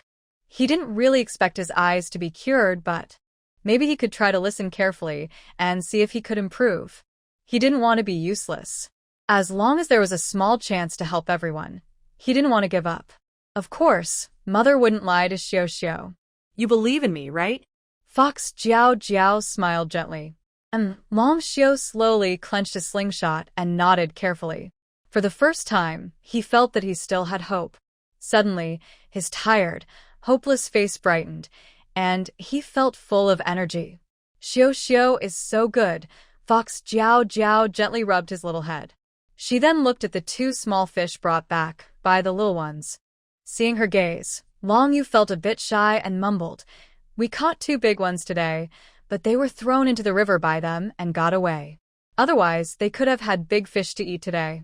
Long Zhong quickly agreed, "Yes. Don't underestimate us. We caught fish. Tomorrow, I'll definitely catch big ones and let you try them." Fox Jiao Jiao couldn't help but smile and looked at them happily without saying a word. Long Yu and Long Zhong felt their cheeks heat up and were very embarrassed, wishing they could hide somewhere. "It's okay. Fish meat is tender and tasty. I'll go kill some later and roast them for you tonight," Fox Jiao Jiao said with a smile. Thinking for a moment, she added, "If you want to eat fish, I'll go to the river tomorrow to catch some for you." Whether she caught them from the river or from her space, no one knew. All 5 little ones brightened up at once. Evil female characters want to catch fish and feed them. "Mother, you're so kind. Linger likes you the most." Long Linga happily rushed over, hugging Hu Jiao Jiao's thigh and rubbing against it. The little girl was not even as tall as her waist, a soft and tender little girl with a round face that had gained some flesh, making her look less thin. This gave Hu Jiao Jiao a sense of maternal achievement. Long Yao flew over eagerly, licking Hu Jiao Jiao's face with his tongue to show his excitement and his love for catching fish. Hu Jiao Jiao smiled helplessly, holding Long Yao and pulling him away. "Yaoer, you've licked my face with your tongue again. How many times do I have to tell you not to lick randomly?" Long Yao whined, sticking out his tongue like a puppy and panting happily, still excited and not listening to Hu Jiao Jiao's words. Hu Jiao Jiao rubbed her forehead and just then saw a huge shadow flying across the sky. It was Long Mo returning. Hu Jiao Jiao immediately became nervous, thinking about the upcoming important task. She released Long Yao, told the little ones to play with slingshots nearby, and ran back to the small wooden house to get the gift she had carefully prepared for Long Mo. Knowing how excessive her original self was towards Long Mo, she needed to perform well in front of him to try to change his bad impression of her as soon as possible. Long Mo transformed into a human form and landed. He saw 5 little ones in the yard, holding strange sticks, constantly pointing at the trees and doing something. Even Long Xiao, who usually dislikes sports, put down his usual wooden stick for once. He stood under a tree farther from the others, closed his eyes, and listened quietly, holding a similar wooden stick and a small stone. Long Yao curled his tail around a stick and held a stone in his mouth, shooting it out with a pop repeatedly. Although he was not accurate at all, he was having fun. Long Mo's originally gloomy face showed a strange expression. What were they doing? A stick and some stones. What's so fun about that? Had he been away from home so long that he couldn't even understand his little one's hobbies anymore? While he was puzzled, Hu Jiao Jiao ran out of the small wooden house. She was holding a stack of brand-new beast-hide clothes.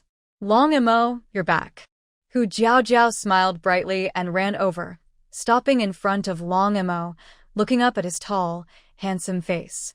Although she was tall herself, compared to the tall Long Mo, she looked very petite and had to tilt her head to see his face. "What's the matter?" Long Mo asked with a blank expression, his face tense and his voice low. Fox Jiao Jiao smiled, her eyes curving like crescent moons. She took out a fur coat, shook it open, and said, "You've had a hard trip. I made you a new outfit, but I'm not sure if it fits." Try it on. "If it doesn't, I can fix it." As she spoke, she carefully compared the open fur coat with the clothes in her hands, trying to see if there was a big difference. She looked like a caring wife and mother.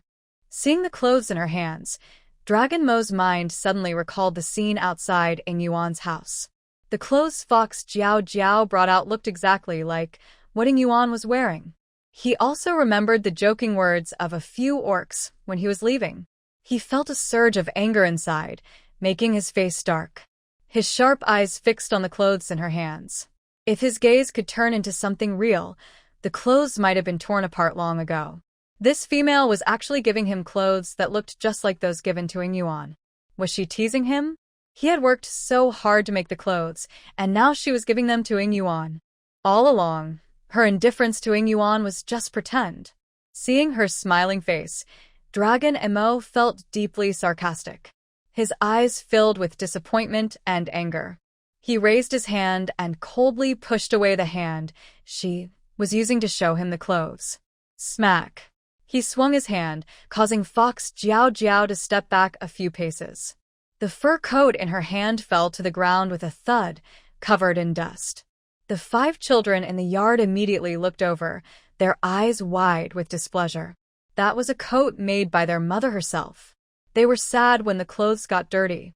Their father actually threw their mother's clothes on the ground. That was too much.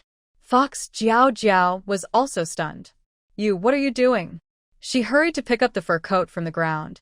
The yard was muddy, and the coat was now covered in dirt. She looked distressed, gently brushing off the dust and muttering, "This is a new coat. It hasn't even been worn yet, and now it's dirty. If you don't like it, just tell me. I'll make you a new one."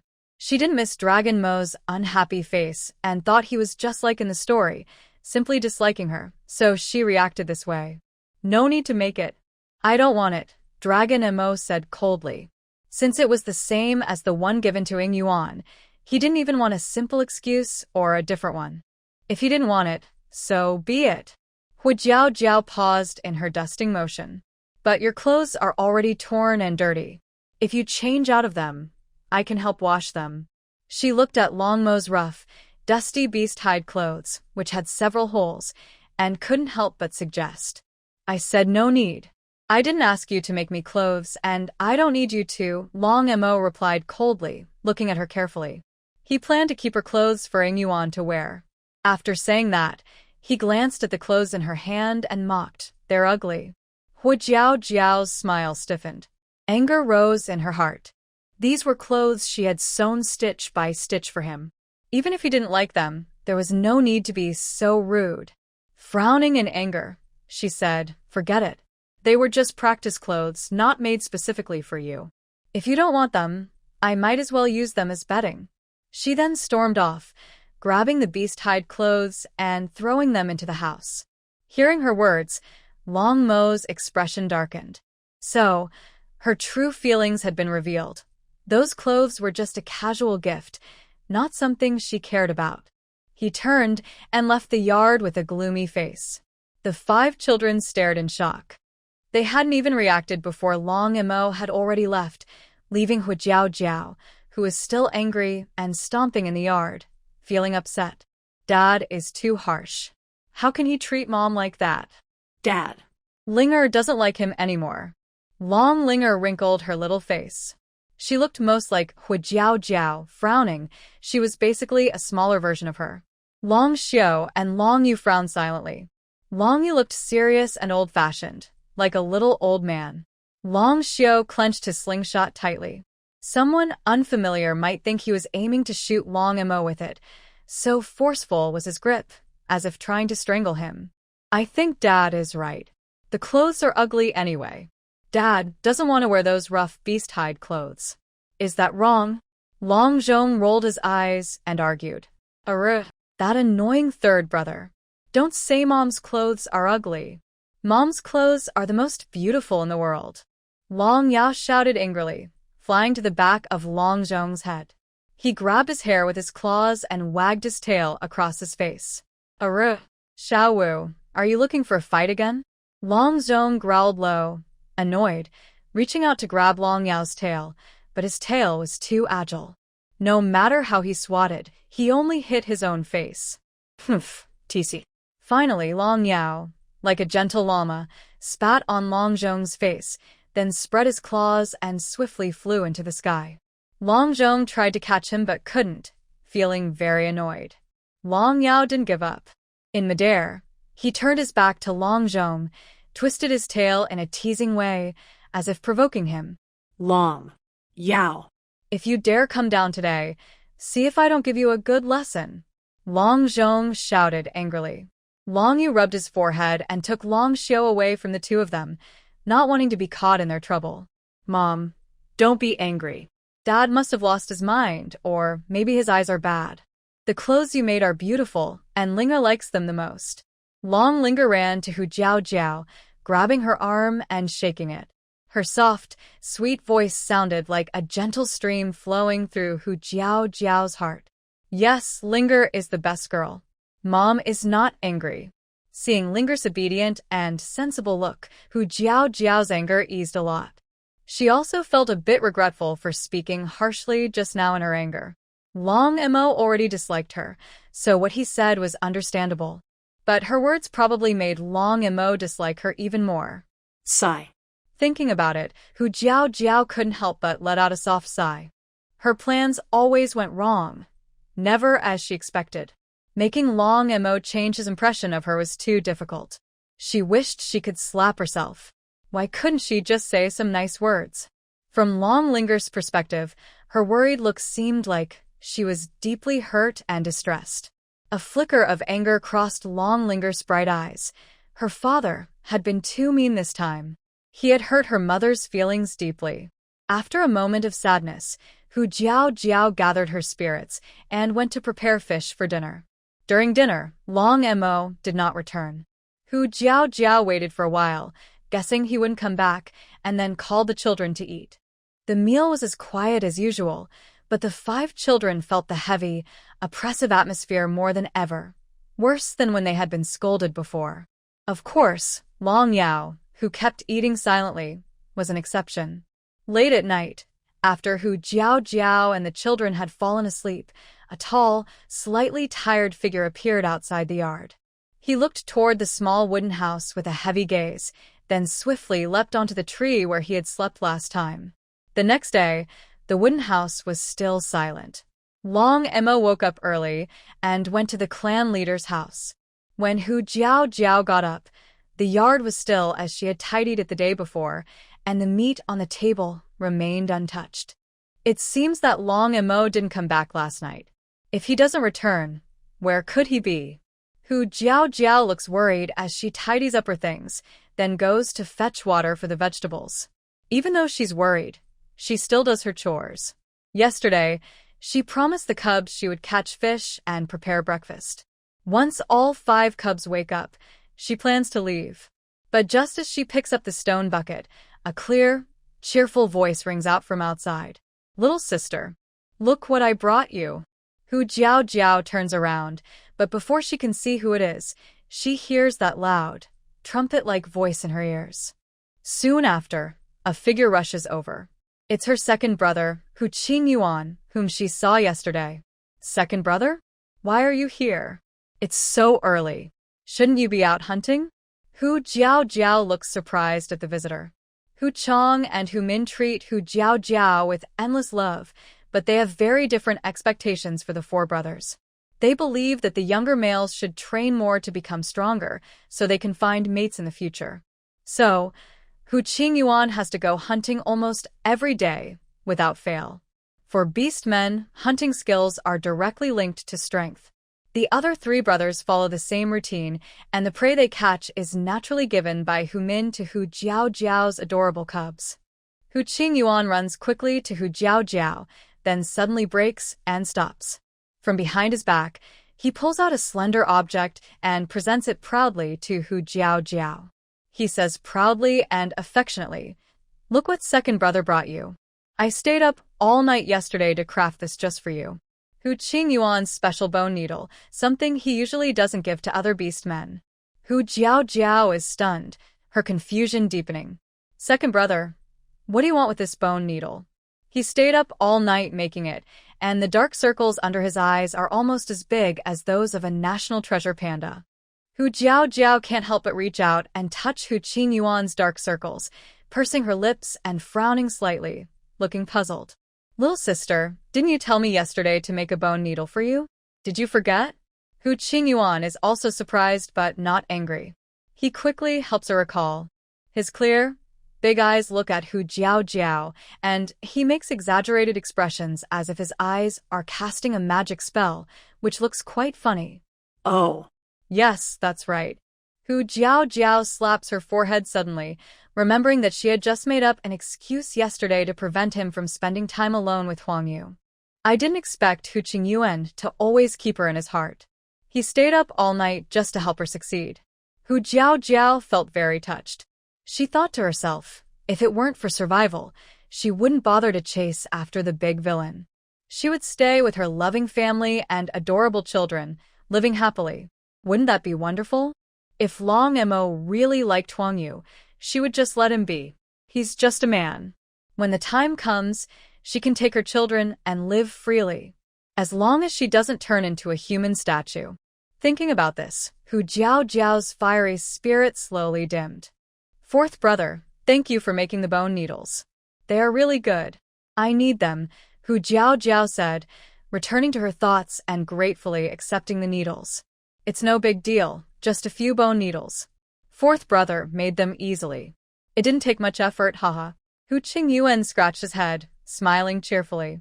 It was the first time he heard his little sister speak so politely.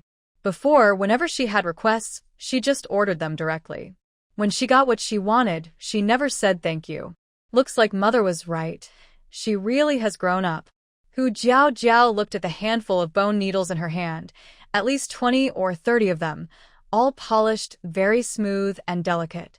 Even the needle holes were very fine, making her doubt his words. Fourth brother is amazing. By the way, fourth brother, wait for me a moment. She praised him generously, knowing that for Hu Qingyuan, her compliments were the best gift. After saying this, Hu Jiao turned and went inside, took a soft brown towel, soaked it in hot water, wrung it out, and brought it out to place on Hu Qingyuan's eyes. Fourth brother, put this on your eyes. His dark circles were so bad, he must have stayed awake all night. His eyes must be dry and uncomfortable. Oh. Without thinking, Hu Qingyuan simply obeyed his little sister's request.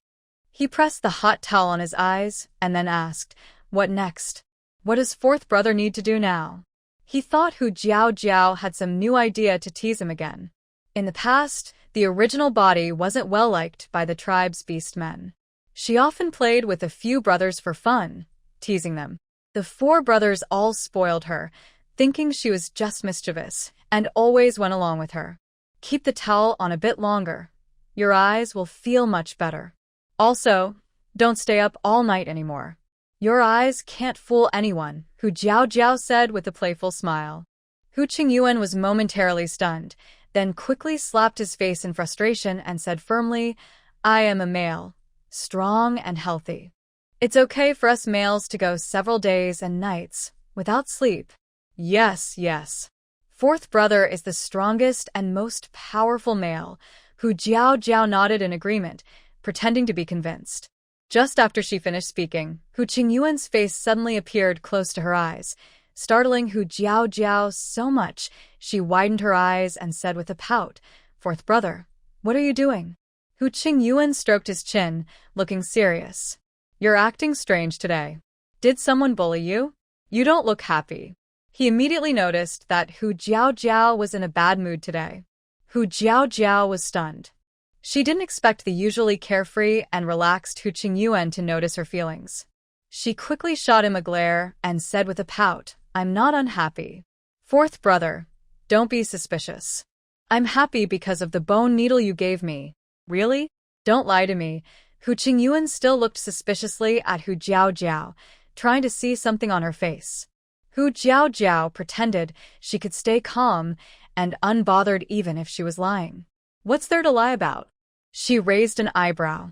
But fourth brother, yesterday you suddenly cared so much about that female and even wanted to introduce her to the tribe. Be honest, are you interested in her? She took this chance to find out the truth. If there was any sign of it, she wanted to cut off this bad relationship early. Little sister, you really hurt me. I only sacrificed myself for you yesterday. If I didn't see that you didn't want Long Mo to be bothered by her, I wouldn't have paid her any attention.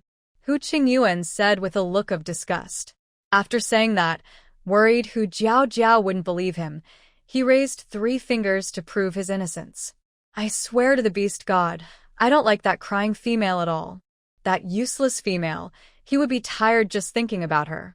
Seeing Hu Qingyuan so serious and swearing by the beast god, Hu Jiao found it hard not to believe him. Before she could speak, Hu Qingyuan gently bumped her shoulder and blinked, saying, "Don't worry, fourth brother knows you don't like that female. If you don't like her, I don't like her either." Hu Jiao let out a sigh of relief, but didn't dare to let her guard down. The butterfly effect caused by the story was too big. She didn't know what would happen in the future. "Fourth brother, it's not that I dislike her. I just hope that your future partner can treat you as sincerely as you treat her," Hu Jiao said seriously while looking into Hu Qingyuan's eyes. She truly did not want any accidents to happen to her loving family members. "Okay, fourth brother, I trust you," Hu Qingyuan replied without hesitation, gently ruffling Hu Jiao's hair with affection. Feeling her messy hair being tousled, Hu Jiao twitched her mouth. After sending off the bone needle, Hu Qingyuan bid farewell to Hu Jiao and left the small courtyard. He still needed to go hunting to complete the training task assigned by Hu Chang. Hu Jiao continued to carry the stone bucket to the river. The 5 little ones saw her leave, exchanged glances, and quietly slipped around the path she took, heading to follow Hu Qingyuan from the side. The 4 little ones ran slowly, especially with Long Xiao, who was leaning on a wooden stick, moving even slower. Long Yao was at the front, shooting forward like a small rocket. Soon, they lost sight of the 4 little ones. Hu Qingyuan hadn't yet transformed into a beast form, still holding a brown towel carefully in his hand, walking along happily, talking to himself. Today my little sister applied eye ointment for me. I'll show off to the brothers later and make them jealous." Suddenly, he felt a sharp pain in his backside, his face flushing red and his expression furious. "Ow. Which little rascal bit my?" Hu Qingyuan looked back and saw what seemed to be a small black tail growing behind him. His face darkened instantly, and he reached out to grab the tail. "Little rascal, who told you to bite my? Do you want a beating?" He tugged but couldn't pull it off, and his face twisted with pain.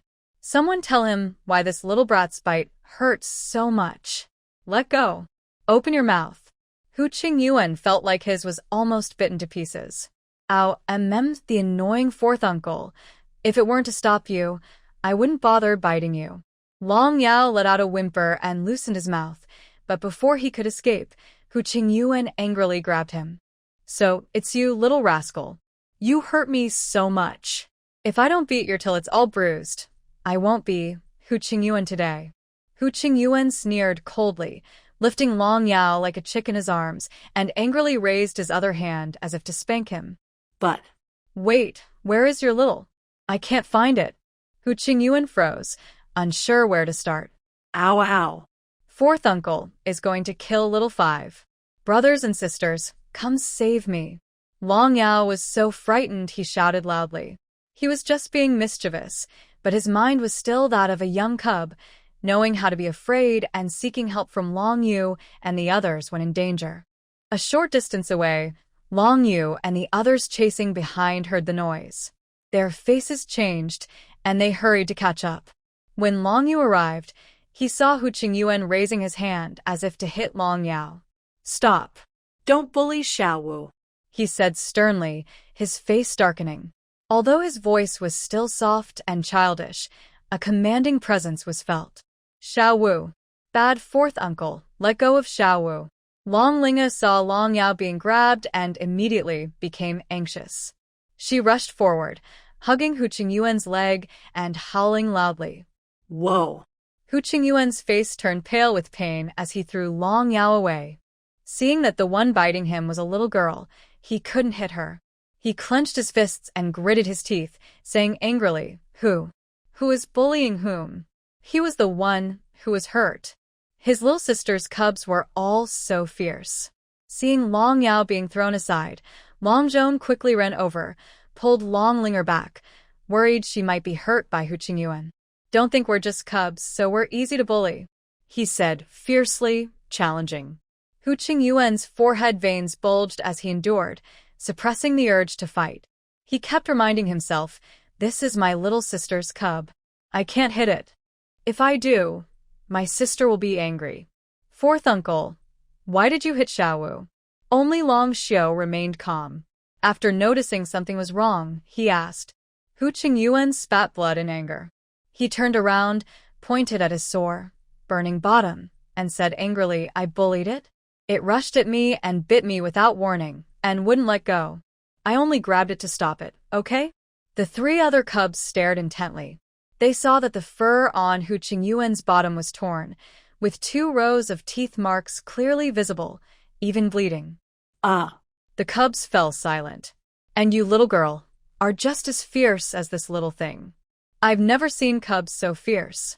Hu Qingyuan showed his leg with the teeth marks, now exposed without fur, with 2 red, painful-looking bite marks. He couldn't help but complain. Today was really bad luck for him. Long Linger shyly smiled and whispered an apology. Sorry, fourth uncle. We thought you were going to hit Xiaowu. I didn't mean to. Hu Qingyuan, you definitely meant to.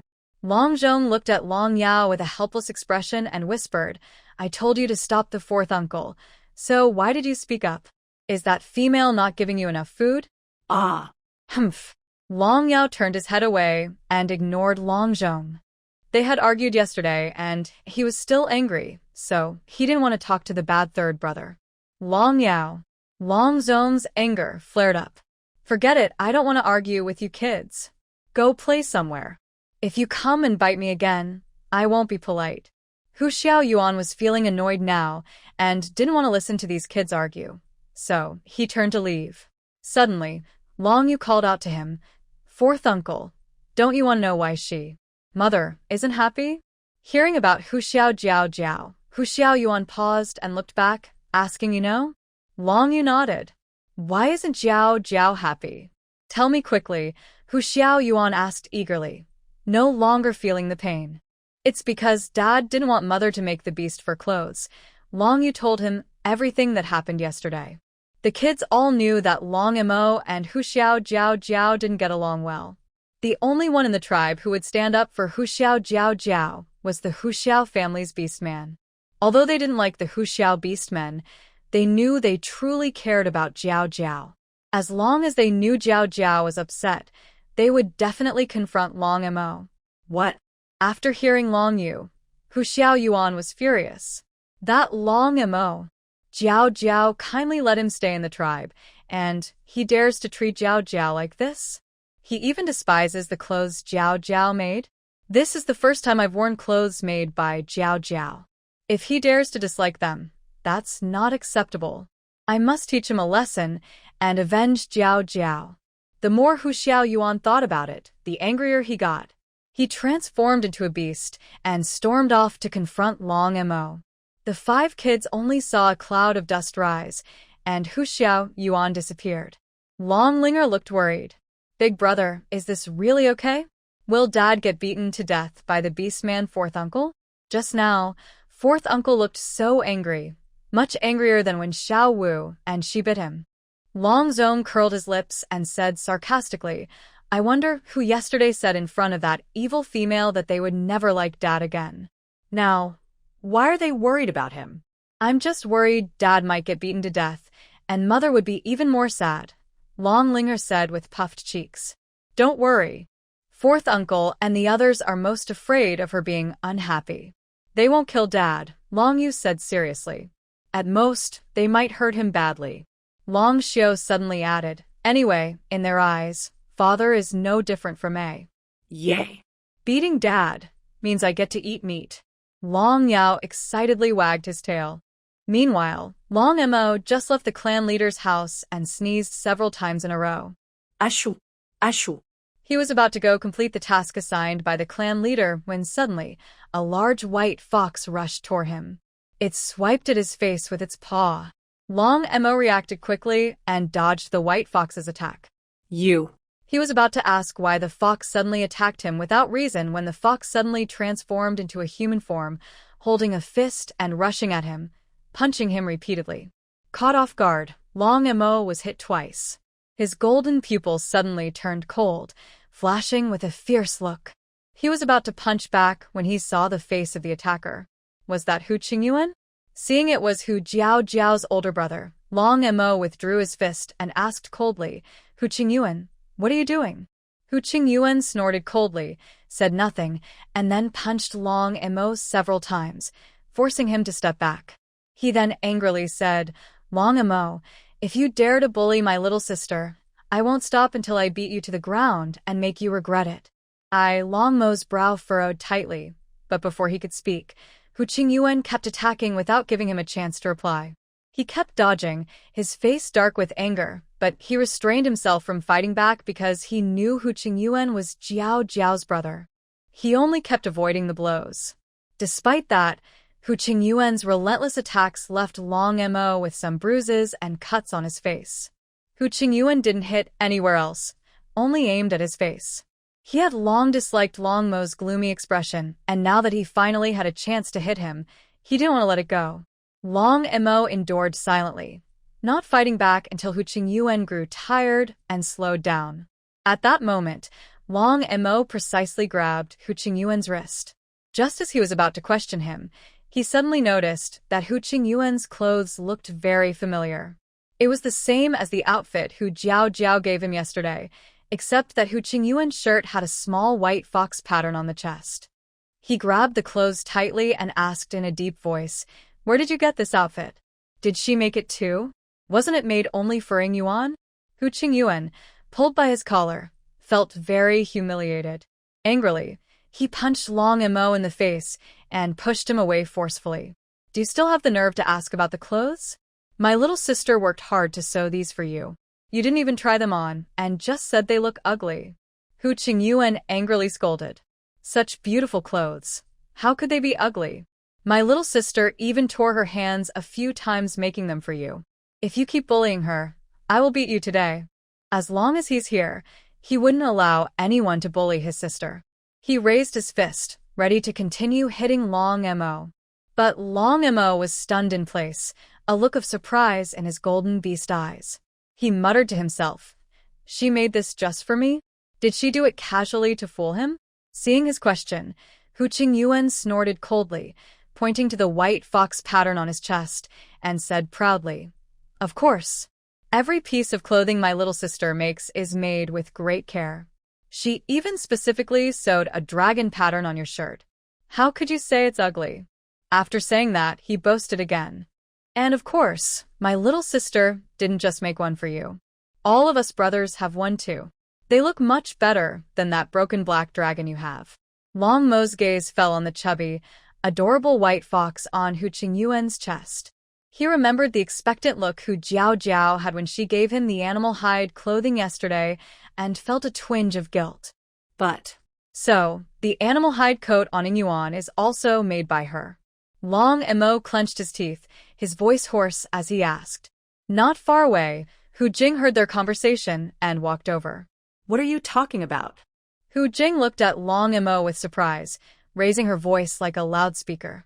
The clothes on Ying Yuan were sewn by Miana herself, stitch by stitch. There's no way Hu Jiao made them. You must be out of your mind. Ying Yuan doesn't like Hu Jiao, so how could she wear clothes made by her? This involved Miana and Ying Yuan's feelings. She had to clarify so Miana wouldn't misunderstand Ying Yuan. It's not her work, then how come they look exactly the same? Long Mo hesitated slightly. Of course, Hu Jiao taught us how to make them. Miana thought they looked good, so she learned to make a set for Ying Yuan too. I made one as well, Hu Jing replied with dissatisfaction. Today, Long Mo seemed a little different from usual. Why was he so concerned about Hu Jiao today? In the past, whenever he saw Hu Jiao, he would avoid her. Seeing Long Mo silent, Hu Jing raised her voice again. If you don't believe me, go check yourself. Ying Yuan's clothes have a black eagle pattern, and the stitching is different from Hu Jiao's. Although she disliked Fox Jiao, she had to admit that the clothing made by this female was indeed better than theirs. Very skillful. Hearing Hu Jing's words, Long Mo suddenly froze. Did he misunderstand her? Thinking of this, Long Mo immediately transformed into a dragon form, ignoring the task assigned by the clan leader, and hurriedly rushed toward home. Hey, Why are you running? I haven't finished scolding you yet. Did I tell you to leave? Hu Qingyuan angrily shouted at Long Mo's back. Hu Jing also pursed her lips and crossed her arms to complain. I think Long Mo not only has a problem with his mind but also can't see clearly. How can he not tell such an obvious difference? Hearing Hu Jing's voice, Hu Qingyuan turned around, eyes full of admiration. This female has good judgment, surprisingly similar to her own thoughts. Just now, thank you.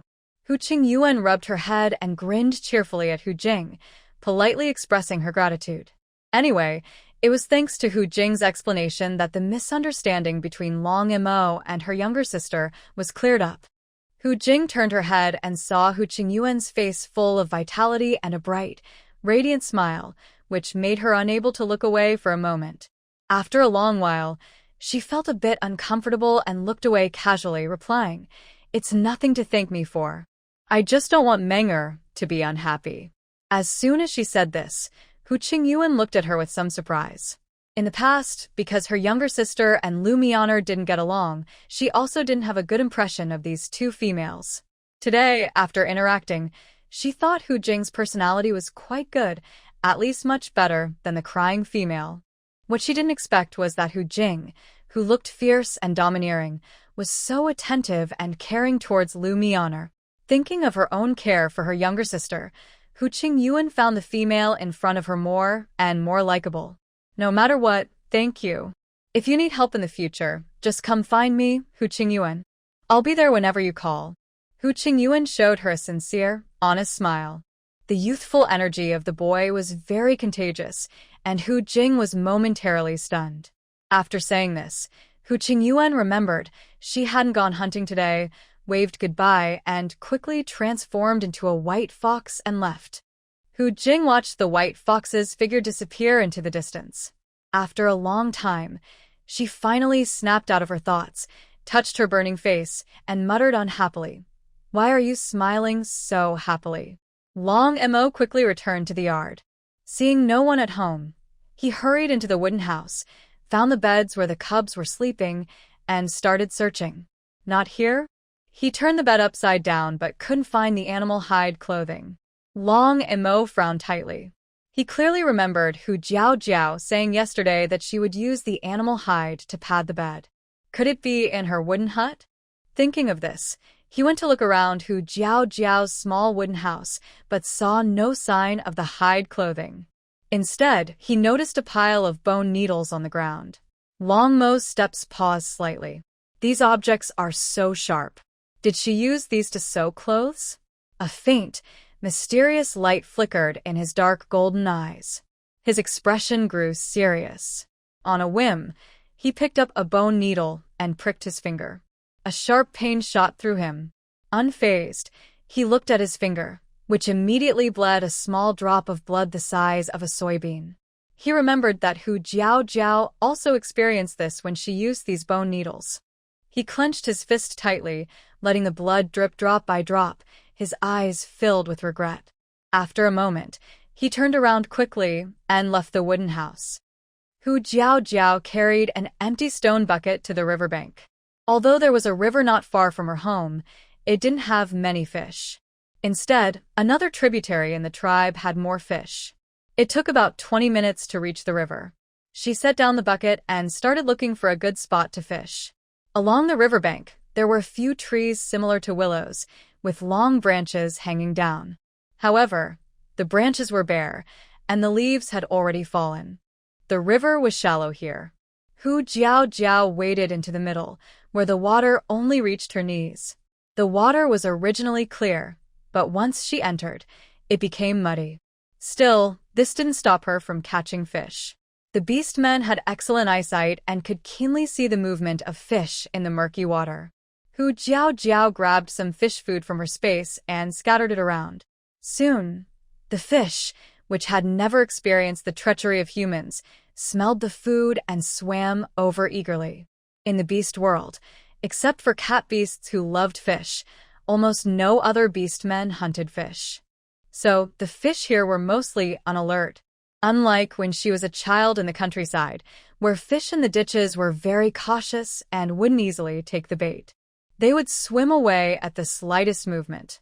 Hu Jiao Jiao rolled up her bare arm and bent down to fish. But the reality was different from her imagination. She had no hunting experience. Although the fish here weren't very alert, they weren't stupid either. Every time she touched their tails, they swam away. Either she caught a fish and happily took it out of the water, only to have the fish's tail wildly swing and slap her face a few times, causing her to lose her grip and the fish to escape. After working hard all day, Hu Jiao Jiao's waist and back were sore, but she only caught a fish smaller than the ones her cubs caught yesterday, about the length of her finger. Hu Jiao Jiao stood in the middle of the river, feeling a bit frustrated. Didn't expect I'd be worse than my cubs. After a long while, she comforted herself. Forget it, catching fish isn't really my thing. She released the small fish, then, when no one was around, took out 7 large fish weighing over 10 jin from her space and put them into a stone bucket. She happily clapped her hands. A good harvest today. She claimed these were her catches and no one objected, right? Hu Jiao Jiao picked up the stone bucket, planning to go back and clean the fish at the river near the entrance, so the fish wouldn't be afraid of humans in the future. That way, her cubs could catch fish more easily. As she turned around, she saw a female standing behind her. It was Lu Li's mother, Lu Mu. Seeing her, Hu Jiao Jiao ignored her and walked around with the bucket. Hu Jiao Jiao, you caught so many fish? They look pretty fat. Lu Mu was a step ahead, blocking her, her eyes shining as she looked at the fish in Hu Jiao Jiao's hands. Recently, her precious cub Lu Li kept asking for fish, saying Hu Jiao Jiao's fish for the little troublemakers was very tasty. She had asked around about where they caught the fish. To her surprise, she actually met Hu Jiao Jiao. She thought the fish in the river weren't very big, but Hu Jiao Jiao's fish were surprisingly large, almost like small prey animals. Lu Mu's eyes immediately lit up with greed. She said while reaching out to touch the fish in the bucket, Hu Jiao Jiao, so many fish, they must be heavy. Let me help you carry a few. No need to thank me. Just give me half of the fish, and I'll forgive what you did to Lu Li before. Lu Mu loved to take advantage of others. Seeing so much meat, she forgot how fierce Hu Jiao Jiao had been to Lu Li earlier, only remembering that she was easy to bully. But just then, smack! Before her hand even touched the fish, Hu Jiao Jiao raised her hand and slapped her the back of her hand. Ow! Lu Mu yelped in pain, pulling her hand back and blowing on it. Looking down, her yellowish hand was red and swollen. Hu Jiao Jiao held a grudge. She hadn't forgotten how unreasonable Lu Mu had been when Lu Li took Ling Er away. This slap was delivered with full strength. Lu Mu's hand visibly swelled up. Yes. One good thing about being a beast man is having strong strength and being able to hit hard. No need to trouble you. I can handle it myself. As for the grudge between Dear Li and Linger from my family, I still remember it. Even if you forget, I won't. Fox Jiao Jiao said coldly. You little brat, how dare you hit me? Dear Mother's eyes widened, her face flushed with anger or pain. I'll give you one more chance. Send all these fish to my house, or I'll tell the clan leader about you hitting me. Then he'll kick you out of the tribe. She threatened with a stern face, looking mean and greedy. Dear Mother only remembered that Dear Tsuetsue was also driven out of the tribe for hurting someone, so she was very confident. Fox Jiao Jiao sneered, shrugging casually, her beautiful face showing innocence. Who hit you? I didn't. You tried to steal my fish and got bitten. How can you blame me? You little brat, you're lying. Dear Mother was so angry she spat blood. She had always been the one acting tough, never been played the fool before. Fox Jiao Jiao raised an eyebrow. Who can prove I'm lying? I even said you stole my fish. Dear Mother looked around, but saw no one. She remembered the clan leader favored Fox Jiao Jiao and suddenly dared not shout anymore. Fox Jiao Jiao, tired of wasting time, continued walking home. She still needed to prepare delicious food for her little ones. Suddenly, Dear Mother saw a beast man passing in the distance and sat down heavily in front of Fox Jiao Jiao, rolling on the ground and wailing. Oh, Help! Fox Jiao Jiao stole the fish I worked so hard to catch and is going to kill me. Everyone come see. Fox Jiao Jiao beat my cubs so badly they can't get out of bed for a month, and she wants to kill me. What a vicious female. Dear Mother's loud voice sounded like a duck's quack, as if her throat was blocked with old phlegm, sounding very tragic and fierce. Fox Jiao Jiao was startled by Dear Mother's scene. Seeing Dear Mother rolling and throwing a tantrum on the ground, she couldn't help but twitch her lips. Sure enough, the typical heroine in a story has an unreasonable family. Having such a mother, Dear Myeoner probably spent her whole life unlucky, mostly because of meeting Ying Yuan. Dear Mother's voice quickly attracted many beast men who gathered nearby to watch. Seeing that it was the most difficult to deal with Fox Jiao Jiao and the most troublesome Dear Mother, no one wanted to get involved. Fox Jiao Jiao didn't want to waste more time with her and turned to leave. The mother deer was sharp-eyed and saw her trying to leave. She quickly ran over and grabbed her leg, refusing to let go. She shouted as if spitting out dung. You hit me and still want to run? Leave my fish alone, or don't think about leaving unless you step over my dead body. If Hu Jiao Jiao dared to hit her, she didn't believe the clan leader would protect her.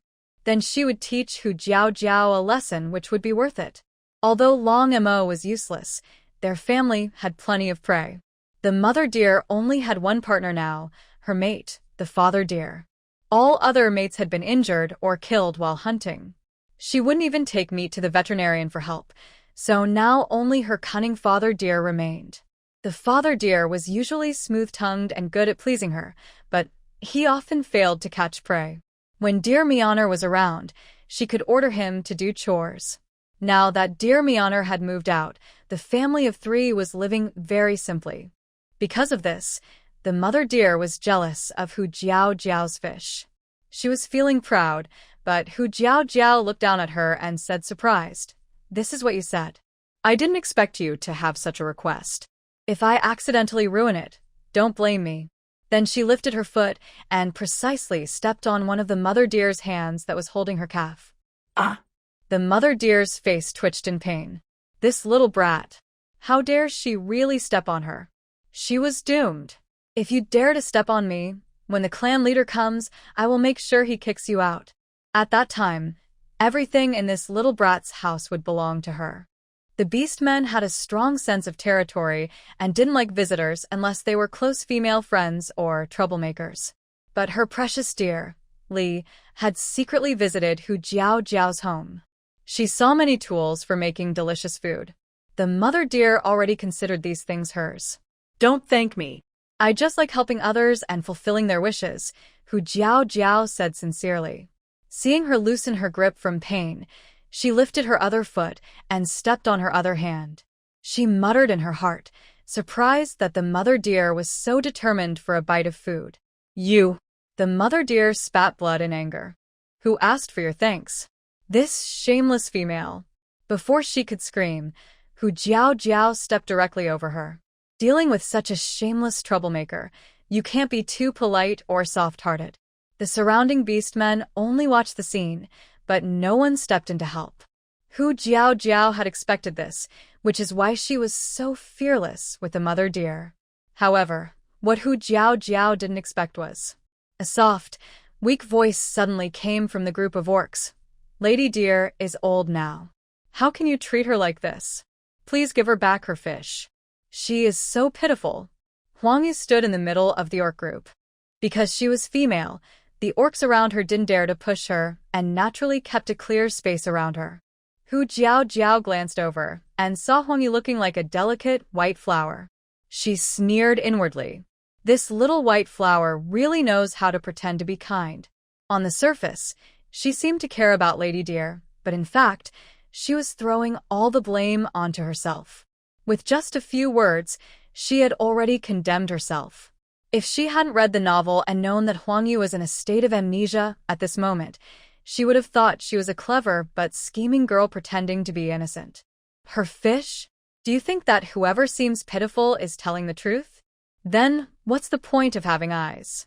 Just trust words alone, Hu Jiao said with a double meaning, looking coldly at Huang Yu. I didn't mean that. You misunderstood me. Huang Yu looked aggrieved and quickly waved her hands to explain. She thought the orcs around her would come to comfort her like before, but she lowered her head and waited for a long time, yet no one spoke. When she looked up, she saw the orcs all looking at her with strange eyes. Huang Yu was startled. What's going on? She didn't know that the orcs in the tribe all knew what kind of person Lady Deer was.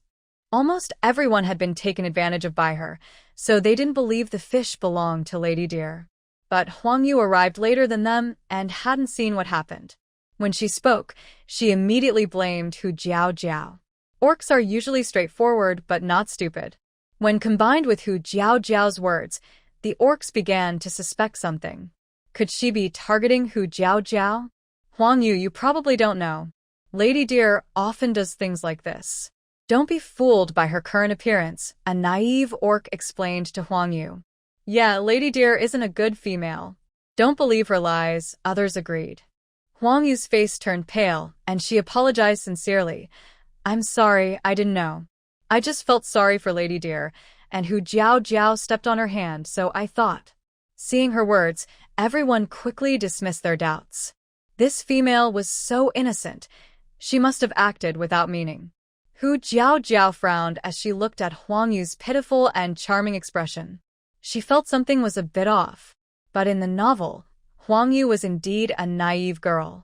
She couldn't figure out the reason, so she silently noted to herself to avoid close contact with her in the future. Hu Jiao looked down at the still-crying doe mother and said coldly, "Stop crying. If you keep crying, I'll step on your mouth until it's all bruised." The doe mother was so frightened, she covered her mouth with her swollen paw. Hearing all the animals turn their attention to Hu Jiao, she became very angry, knowing she wouldn't get any benefit today. She quickly got up from the ground and left in a hurry. Seeing there was no more excitement, the other animals also turned and left. Just as Hu Jiao was about to leave, Feng Yu came over. Hu Jiao, I'm sorry. I really didn't mean to misunderstand you. Please don't be mad at me. Feng Yu fiddled with her fingers, looking apologetic. Hu Jiao was speechless for a moment. What is going on today?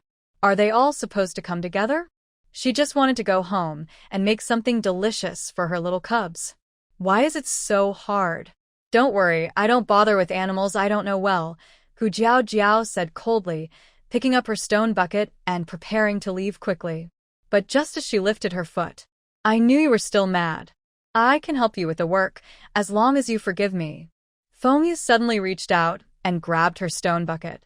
She looked gentle and fragile, but her strength was surprisingly great, pulling Hu Jiao backward. Her slender arm was in her hand, and Hu Jiao instinctively grabbed onto it, trying to steady herself. But the other person fell first. Hu Jiao. Why are you pulling me, and you're the one who falls first? Ah! Feng Yu exclaimed in surprise. Luckily, she was still 2 steps away from the riverbank. She had fallen onto the bank earlier and didn't fall into the river. Her cry drew the attention of the other animals. Hu Jiao immediately let go, her pupils shrinking. If everyone saw this, wouldn't they think she was cruel and wanted to push Feng Yu into the river? Isn't Feng Yu supposed to be innocent? Why is she acting like this? While Hu Jiao's mind raced, trying to figure out how to turn the situation around, whether to kick Feng Yu into the river and get her revenge, or to turn around and jump into the river herself and reverse the blame, suddenly, a huge dark shadow fell in front of her, blocking everyone's view. Long Mo flew in from afar and saw Feng Yu trying to touch Hu Jiao.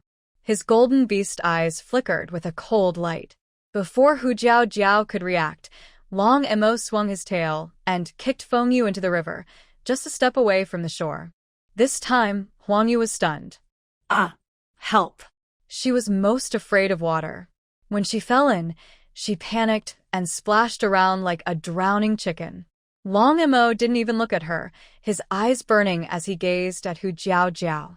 Seeing she was unharmed, he silently let out a breath of relief. Long Mo, why are you Hu Jiao looked at the mighty, commanding black dragon with shock.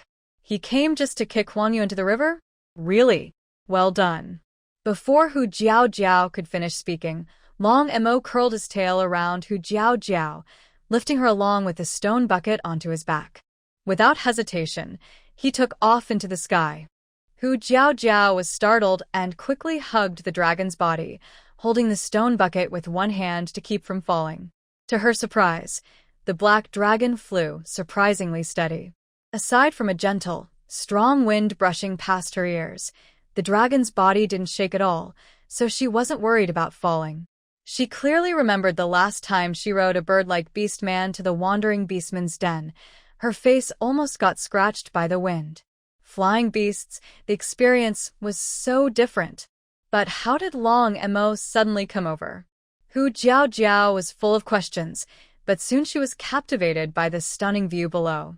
This was her first time riding on a dragon's back, and she realized that dragons fly much higher than bird-like beastmen. The village below grew smaller and smaller, the wooden houses looking like ants. The entire village was just a tiny spot in her view. Beyond the village, endless green mountains stretched out, forming a beautiful, breathtaking landscape, a vast, boundless scene that made her feel awe. So this was the world that nurtured the beastmen. It wasn't a book, nor a stiff description, nor fantasy. It was a real, tangible world. This is so beautiful. Hu Jiao's heart was filled with a feeling called awe. She sat up on the dragon's back, her lips slightly parted, marveling all the way. Like tourists sightseeing, the two wandered around outside the village before returning. The black dragon landed in an open space in the village. Its tail curled around Hu Jiao, rough and clumsy but with a hint of caution, and gently placed her on the ground. Hu Jiao's feet touched the earth, and she finally snapped out of the beautiful scenery. Looking at the huge black dragon before her, she shivered suddenly, snapping back to reality. Why did he come so suddenly? Wasn't he just annoyed by her clothes and worried about her staying out all night? Could it be that she has already turned evil? Just now, I brought her up to the sky, and I was thinking, to make her fall and die. Thinking about how decisively he kicked Phoenix Moon into the river earlier, Hu Jiao suddenly felt a strong shock in her heart. She had almost been able to enjoy the scenery just now, almost unlocking a new way to die. Long Mo carefully looked down at Hu Jiao. I wonder if she's feeling better now? Or is she still angry at him? In the past, whenever he was in a bad mood, flying around in the sky would make him feel much better. Seeing that Hu Jiao didn't seem happy, Long Mo's heart sank. Sure enough, females are hard to please. Hu Jiao was trembling inside, thinking about how to resolve this crisis, to make the big villain change his mind, and not let her fall to her death. Suddenly, the black dragon in front of her transformed into a cold, serious man. Before she could react, he reached out and took the stone bucket from her hands. Hu Jiao was stunned. Why did the big villain take her dried fish? She secretly made a face, but dared not ask directly, so she kept her doubts inside. Forget it, as long as he's happy. Long Mo said nothing and silently carried the stone bucket toward home. Hu Jiao could only follow quietly behind, since she was going home anyway. But Hu Jiao looked down at Long Mo's steps, which looked as delicate as embroidery. Could it be that the big villain had a cramp? Why was he walking even slower than a turtle? Meanwhile, after Long Mo left with Hu Jiao, Phoenix Moon was still flailing in the water, calling for help. When he arrived, the beasts didn't see what exactly happened.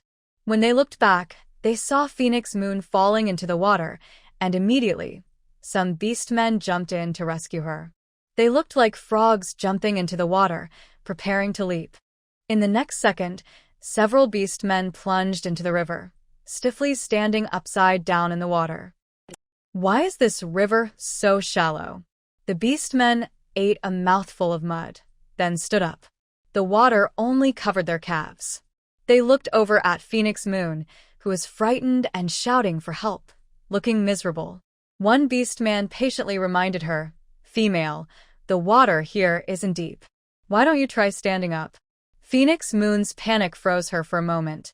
She realized she had been lying down, so the water didn't reach her head. Actually, the water wasn't that deep. If she hadn't struggled, she might have realized that earlier. Embarrassed, Phoenix Moon stood up, her face pale, ears red with shame, and lowered her head to explain, "I'm sorry. I'm from the bird tribe. I'm naturally afraid of water. I was too scared just now, and didn't realize the water here is so shallow." Seeing her pitiful appearance, still wet and trembling, the beasts had no energy left to be angry. They hurriedly waved their muddy hands. It's okay. Hurry and get ashore. Getting cold and sick would be bad." One honest male quickly wiped the mud off his hand and hurried over to help her. "Thank you." Huang Yu finally reached the shore, feeling ashamed and embarrassed when she remembered the funny mistake she just made. "Female, you should go home and change into clean clothes," said the honest male, scratching his head. Hey, are you done? "We still need to go to the cave to get salt. If we delay, the leader might get angry," said the nearby orc, eager to talk to her and urging loudly. Hearing this, a faint dark glow appeared in Huang Yu's innocent eyes. Suddenly, she gently grabbed the honest male who was about to leave. "What's wrong, female? Are you feeling unwell?" The honest male turned back and saw Huang Yu holding his arm, looking worried. Huang Yu quickly shook her head and whispered, "Thank you for saving me. I want to repay you. Can I follow you? I'm a bit scared alone." Seeing such a helpless and pitiful female begging, the honest male couldn't refuse. He nodded.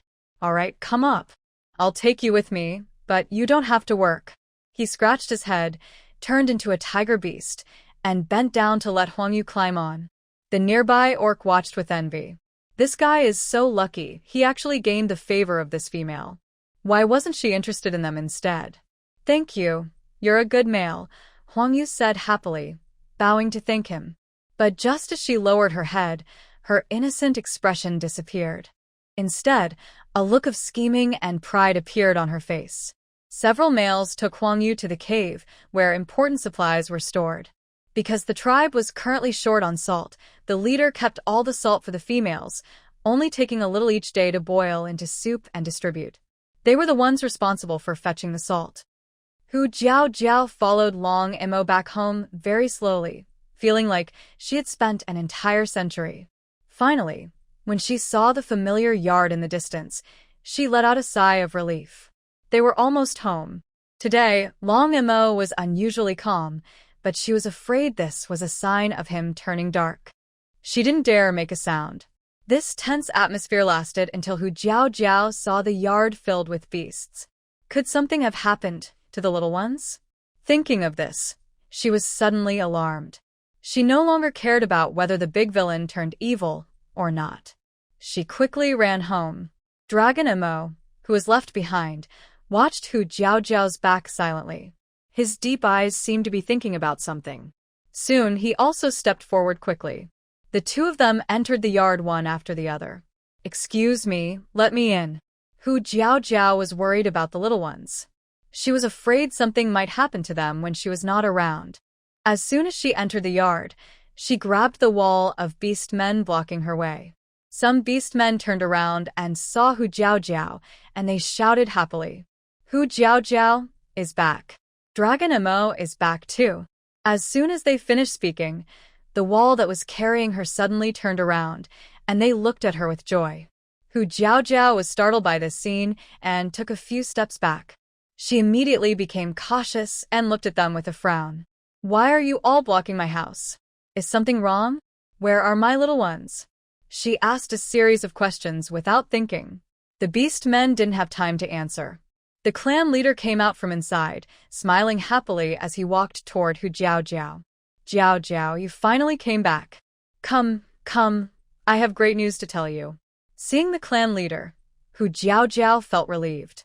It seemed she had misunderstood. Nothing had happened to the little ones. Then she looked puzzled and asked, "What's the good news?" The clan leader waved his hand to the beast men, and they immediately moved aside to clear the way. He led Hu Jiao into the yard. The small yard had been expanded by Hu Jiaojiao, doubling its size. That was why it could now hold so many beastmen. However, once inside, Hu Jiaojiao realized that besides the beastmen, there were also many strange and unusual objects. She looked carefully and recognized that these were the materials she had been longing for to build a new house. Just as she was feeling happy, the clan leader's excited voice sounded in her ear.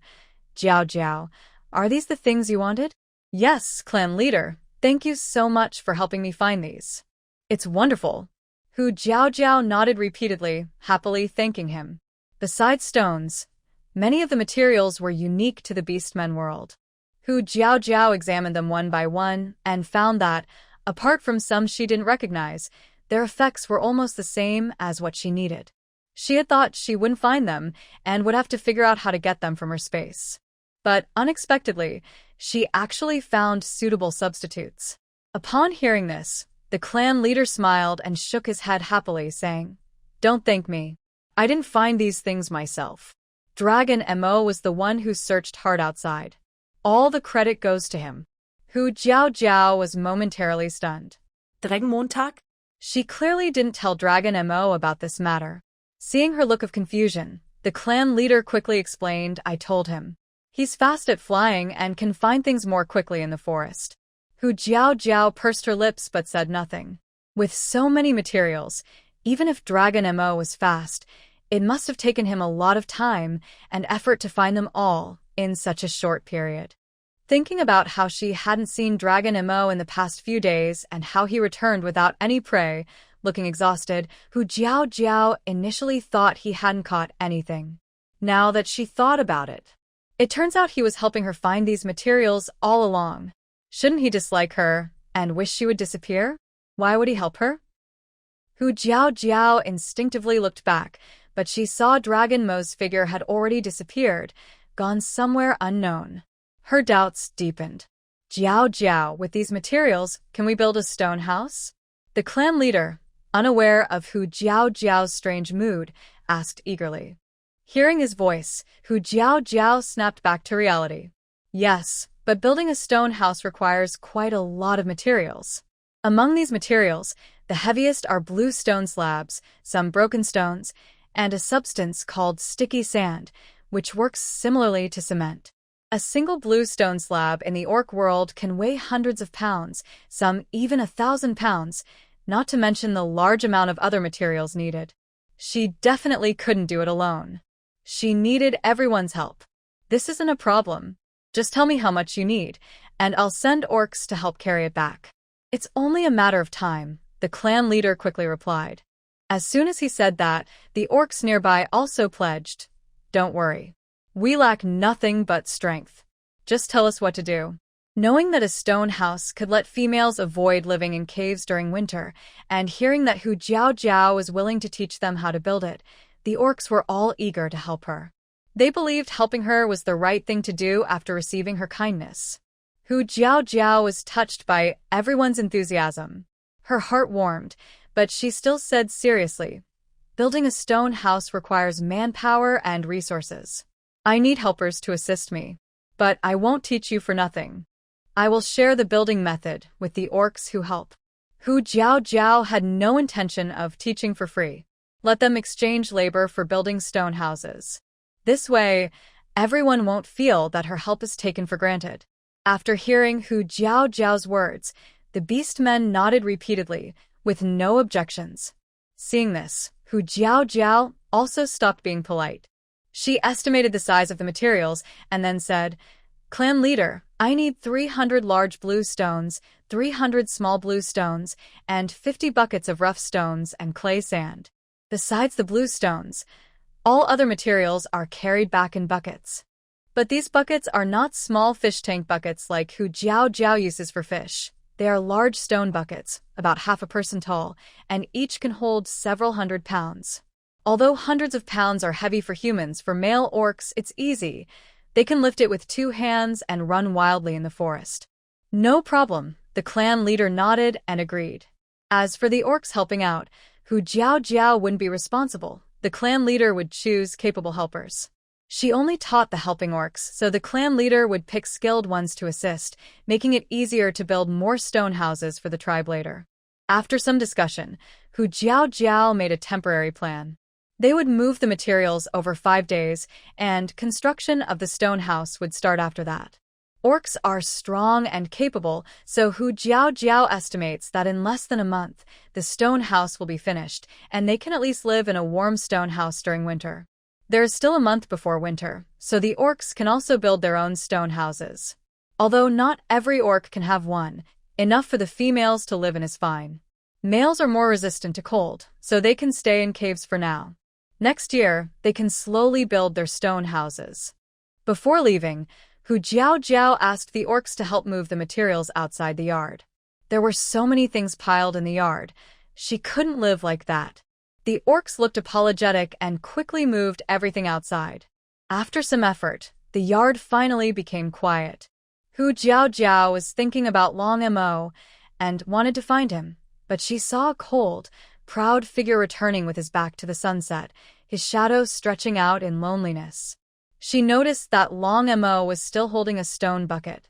Unlike before, the fish inside the bucket had been cleaned, scales and guts removed, washed thoroughly. Hu Jiao was slightly stunned. So, he just went to the river to catch fish? She jogged over and stopped beside him. 2 shadows, one tall and one short, overlapped together. Looking straight ahead, Hu Jiao could only see Long Mo's lightly tanned chest, covered in beads of sweat that radiated hormones. She quickly looked away, feeling a bit guilty, and lowered her head. Long Mo, thank you for finding the materials to build the stone house, she said softly, looking at her toes. Long Mo looked down at the small woman in front of him, who seemed like a delicate flower that might wither at a gentle touch. He felt the urge to protect her carefully. For a moment, he forgot to respond. Bring me those fish. You've worked hard these days.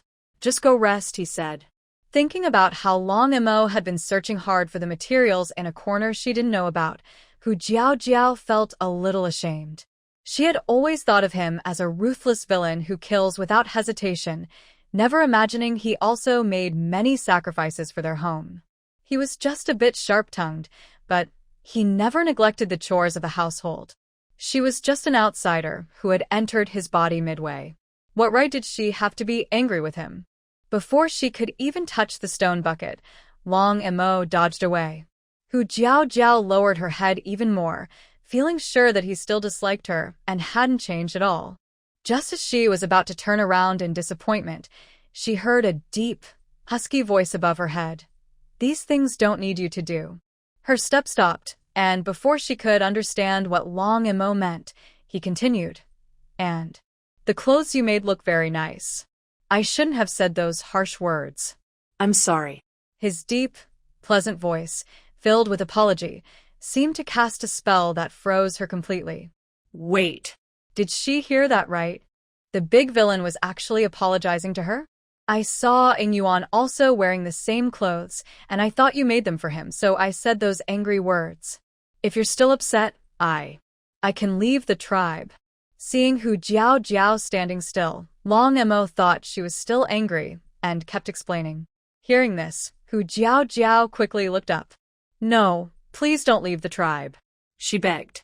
It was so hard to get Long Mo back. If he left now, all her efforts would be wasted. After saying that, she noticed Long Mo was looking at her with deep eyes. Feeling guilty, she quickly looked away and then spoke. I'm not angry anymore. You can stay at home. Anyway, we are going to build the stone house. Without you, it wouldn't work. Hearing her words, Long Mo pressed his lips together and finally relaxed a little. The last words echoed in her mind, and her lips unconsciously curled into a small smile. Hu Jiao tilted her head, staring at the shadow on the ground, feeling as if a little person inside her was constantly pounding on drums. What's going on? Why does she feel that the main villain actually doesn't dislike her at all? Instead, she even has the illusion that he is jealous. No, that can't be right. The script isn't like that. Hu Jiao shook her head quickly, trying to push away these scary thoughts. It must be because Long Mo is too handsome, making her imagine things. Even if Long Mo no longer dislikes her, he wouldn't be jealous of her. She can't be too self-centered. If others found out, they'd probably laugh their heads off. Wait a moment. Hagjaljal suddenly remembered something, her ears turning red, and she hurriedly hid from Long Mo's view. Long Mo looked puzzled as he carried a stone bucket back to the yard. Soon, he saw Hagjaljal rushing out again in a hurry. When he saw what she was holding, his gaze froze, and a look of surprise appeared on his stern face. You didn't throw it away? What she was holding was clearly the animal hide coat she had made for him last time.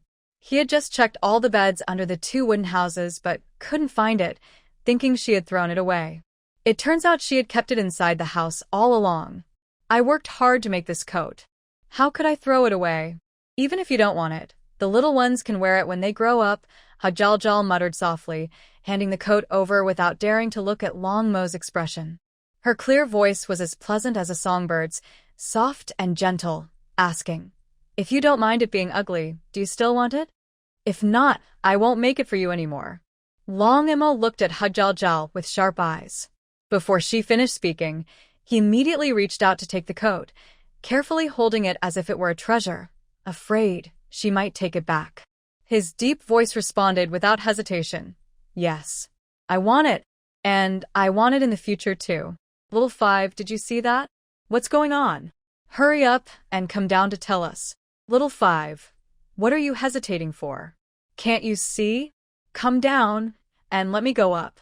Outside the small yard, for little ones gathered under a tree. The small body of Long Yao was hiding among the leaves, only revealing a pair of big red beast eyes, fixed on the 2 people in the yard.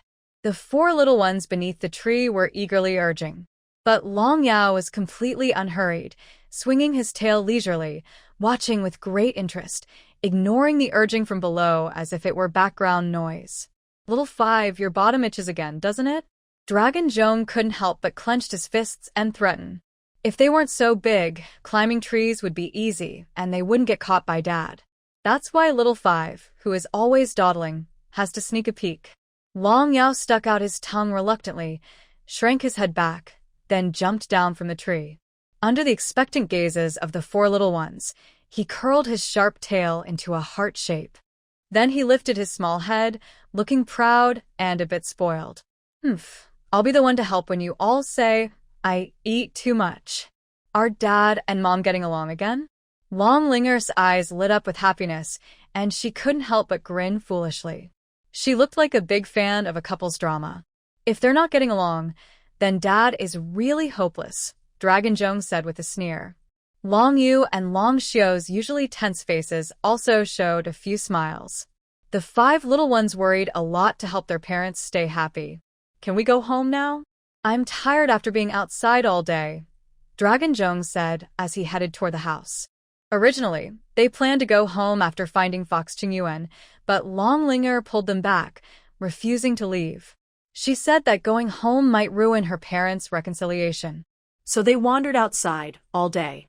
Hearing Dragon Zhong's words, Long Yao immediately nodded eagerly. Woo!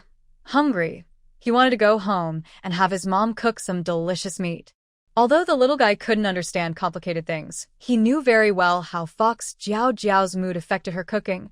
Happy mood meant tasty meat, unhappy mood meant less tasty. In Long Yao's eyes, now was the best time to eat meat. No, we can't go back yet. Long Linger quickly stopped them. Dad and Mom just made up. Third brother, you're so sharp-tongued. If you say something at home, it'll make Mom upset again. Dragon Zhong.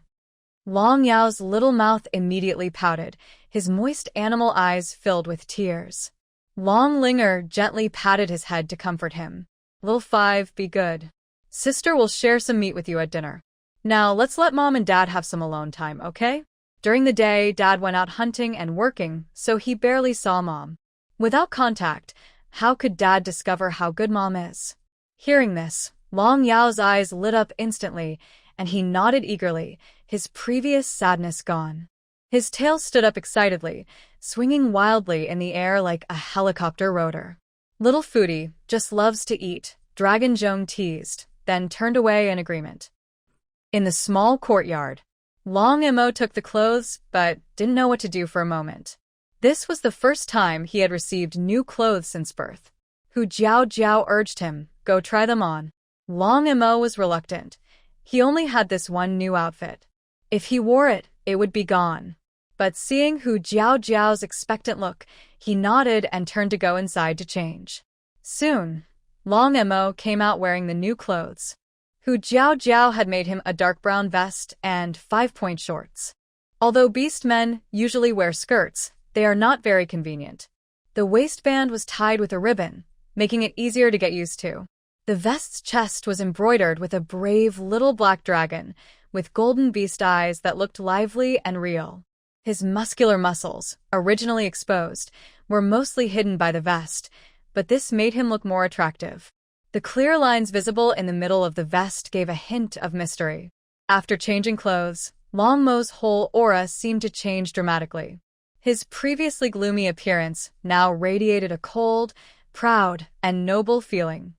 Hu Jiao couldn't help but think to herself, indeed, clothes make the man. This was the feeling of a supreme dragon among all beasts. While admiring the handsome man, she didn't expect him to suddenly pull out a large pair of light gray four-corner underwear from behind, with his serious face showing confusion. "What is this? Is it also clothes?" Long Mo asked seriously. Hu Jiao froze, feeling her temples pounding. She forced herself to explain this. "This is also clothes." Long Mo frowned slightly, more confused. "So small, where do you wear it?" "Beastmen usually don't wear underwear." Hu Jiao's face turned hot, and her scalp tingled. Oh no. How could she explain to a man where underwear is worn?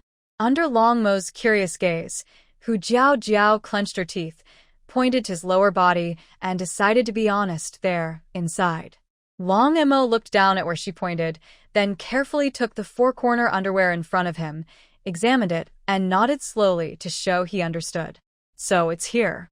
Hu Jiao's mouth twitched, and she hurriedly said, "Go change quickly. I need to cook dinner." She really didn't want to reveal any more shocking questions or explanations. Long Mo thought that all females wore such things and didn't doubt for long. He went back inside and changed into the underwear. When he came out, he noticed Hu Jiao acting strangely, as if she was avoiding him.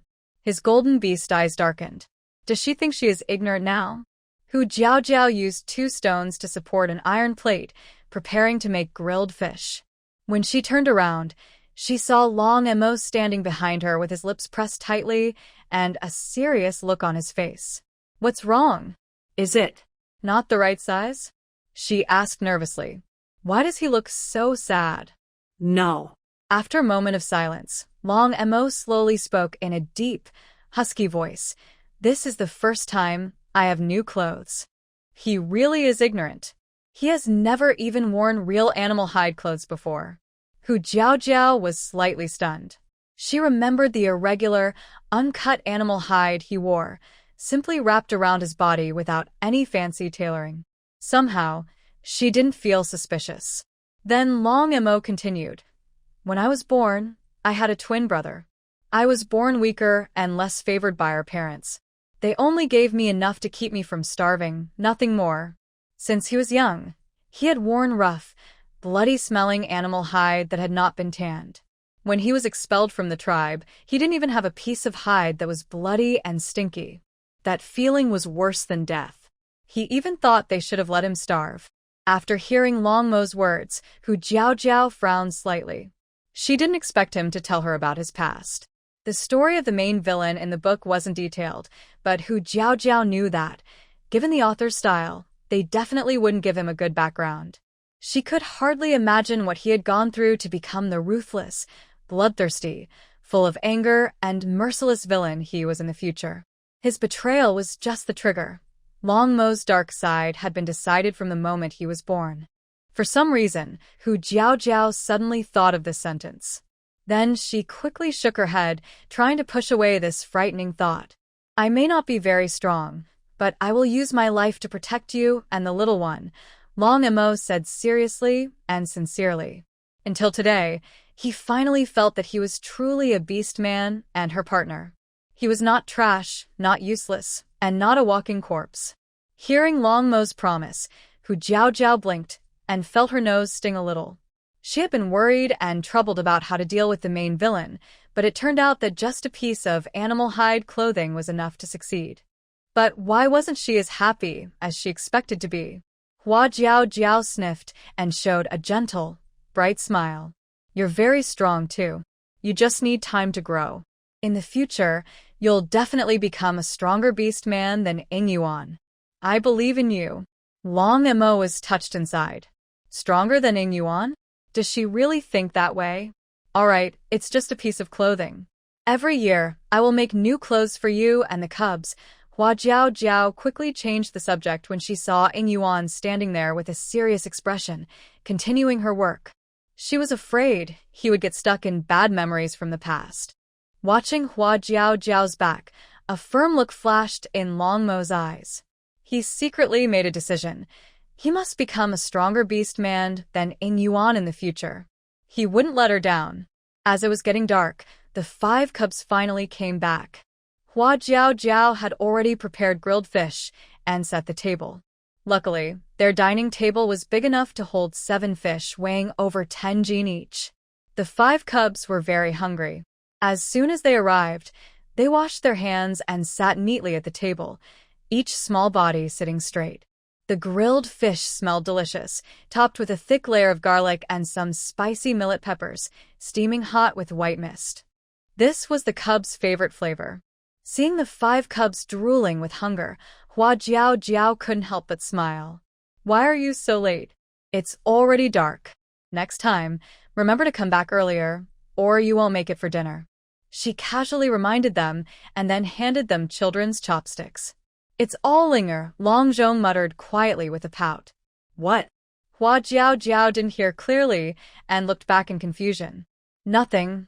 Long Linger immediately grinned and answered, Third brother just said that mother is so amazing. She caught such a big fish in one go, but we couldn't catch any all day. Hearing Long Linger's words, Hua Jiao smiled and looked at Long Zhong with suspicion. Really? She didn't think this kid would praise her. Of course, third brother, isn't that right? Long Linger sweetly smiled and turned to look at Long Zhong beside her. Long Zhong felt a sharp pinch on his thigh and gasped in surprise. Ow! Yes. Hua Jiao looked surprised, feeling something was a bit off. Mother, I'm so hungry. Little Wu's stomach is almost flat from hunger. Let's eat quickly. Long Linger tilted her head, smiling innocently and urging them. Meanwhile, Long Yao nodded eagerly. Yum, eat meat. Eat meat. Sister promised to share her meat with me. Long Mo helped Hu Jiao serve the food to the table and just happened to see this scene. His eyes flickered as they passed over Long Linger's face. Seeing that Hu Jiao seemed to be in a good mood, he chose to ignore it. Young males need to experience some hardship. How can they grow strong without a little pain? Long Zhong's face turned pale, and he clenched his teeth, holding back his voice. He knew very well that if this little girl got angry, he wouldn't have a good future. Long Xiao remained silent. His usually gloomy face brightened a bit because of the laughter at the dinner table. Long Yu occasionally helped pick fish bones, acting as a responsible older brother. Seeing Long Yu pick out the fish bones, Hu Jiao smiled and praised. Yu is so sensible, he knows how to take care of his younger brother. In the past, Long Xiao would probably have rejected such behavior. He would think they only helped because they saw him as useless. But now he happily accepted it. Hu Jiao thought this was a good start. Hearing Hu Jiao's praise, Long Yu dropped his chopsticks, his young face tense as if he was on a sacred mission. Sorry, I need to wash up. He quickly picked up his chopsticks and stiffly walked toward the water basin. Hu Jiao blinked in confusion. Why are they all acting so strange today? Are they tired from playing outside? Next to them, Long Mo heard her words, and his expression darkened. This was his first time eating fish, and he just realized fish had bones. He looked at the bones Long Yu picked out and then at the fish in front of Hu Jiao, who hadn't yet started eating, and reached for his chopsticks. But suddenly, smack! Hu Jiao slapped away Long Mo's chopsticks and asked in confusion, "What's wrong? Are you not full? Why are you trying to take my fish?" Long Mo was speechless. The whole family of 7 was happily eating dinner. Afterward, the 5 children and Hu Jiao finished washing up and went to bed. Long Mo looked at the wooden house bathed in moonlight and sighed, then continued to his own bed, sleeping on a tree trunk. The next day, Hu Jiao was awakened by a tense conversation. She rubbed her eyes and looked outside. It was already morning. She quickly got up to see what was happening. When she stepped outside, she saw Long Mo in the yard, standing next to a male. Hu Jiao recognized him as a male beast man who often followed the clan leader. Seeing his anxious expression, she immediately had a bad feeling. "Long Mo, what happened?" She hurried over to ask. Hearing a sound, Long Mo turned around and saw Hu Jiao still sleepy, with a few pink marks on her fair face. Knowing she had just woken up, he relaxed his tightly pressed lips and was about to say it was okay. A male beast nearby trusted Hu Jiao and spoke first. "The tribe's salt is gone. The leader is worried and is calling everyone to find a solution." Gone? Hu Jiao's mind suddenly cleared. The tribe had never had much salt. Last time, she heard the leader say that the remaining salt was barely enough for the females to get through winter. How could it suddenly disappear? Hu Jiao and Long Mo went together to the salt storage cave. All the food and supplies in the tribe were stored in this cave. It was convenient for the beast men to get supplies during winter, and the coolness inside prevented spoilage in other seasons. At this moment, many beast men had gathered in the cave. Compared to the joyful excitement yesterday, everyone looked worried and gloomy today. When they arrived, they saw the leader questioning a male beast. "Wasn't it fine yesterday? Why is all the salt so wet today?" The male beast looked honest and simple. When questioned, he anxiously replied, "Leader, I don't know. When I came to get the salt today, it was like this. It really has nothing to do with me." Next to him, a beast comforted him. "Leader, he's the most honest. He wouldn't do such a thing." "Yes, leader, it's probably too humid inside the cave, and the salt melted." Hu Jiao squeezed in and saw some supplies on the ground inside the cave. In one corner, there were a few animal hide bags. The bags were already flat, and there were puddles of liquid on the ground, looking like the salt had melted into water and flowed through the gaps of the hides onto the floor. It was already impossible to save it. "Jiao, you're here too," Lu Miana, among the beast men, saw her and stepped over with a worried look. Seeing Lu Miana, Hu Jiao nodded slightly. "Is this all the salt in the tribe?" she asked softly. Lu Miana nodded. "Yes, all the remaining salt is here. It was enough for the females to get through winter, but now this has happened." Just as she finished speaking, a beast asked, "Leader, what should we do next? With no salt, the females will get sick." "Yes, without salt in the tribe, how can we survive? The beast god seems determined to push us to the brink of extinction." Their voices were filled with despair and helplessness. This news was undoubtedly a deadly to the tribe. As soon as the words were spoken, more and more orcs became anxious, as if they already foresaw the tribe's destruction. The sounds around echoed loudly in the cave, constantly bouncing off the walls, causing headaches and ear pain. The chieftain quickly raised his hand to signal everyone to be quiet. "Everyone, don't worry. I will find a way. Even without salt, we must keep going. At worst, we can give the females beast blood. As long as we survive this winter, we can get salt again next year." Ancestors of the orcs used beast blood to supplement their body salt when they had no salt. However, females who drank beast blood were often weak and sickly and almost always died shortly after giving birth, or sometimes they couldn't have cubs at all and died from illness. That's why they risked everything to go to the seaside to exchange for salt. It was the only way they knew to get salt. But the chieftain's words lacked persuasion. The other orcs remained silent for a moment, then started to become restless again. "Chieftain, drinking beast blood will make females sick too, especially for a whole winter. Which female can endure that? I don't want to survive by drinking beast blood." There are pregnant females in the tribe. They can't drink beast blood, or they won't be able to have cubs. The impatient voices drowned out the chieftain's voice. Everyone, shut up. Eagle Yuan scolded loudly, walking over to the chieftain with a stern look. Can you really make salt appear just by arguing here? When Eagle Yuan spoke, everyone fell silent and looked at him with fear. Chieftain, why not let me go to the seaside with supplies when winter starts? That way, I can come back before winter ends. Eagle Yuan turned to the chieftain and proposed seriously. That won't work. If you go out in winter, you'll freeze to death in the forest. The chieftain quickly shook his head, rejecting his idea without hesitation. But we have no other options. Eagle Yuan frowned, gritting his teeth. I don't want Ninger to survive the winter by drinking beast blood. Hearing this, the other orcs felt ashamed. No one wanted their partner to suffer, but they couldn't think of a better way to protect them. The chieftain was silent for a moment. I'll go too. Suddenly Long Mo stepped out from behind Hu Jiao Jiao.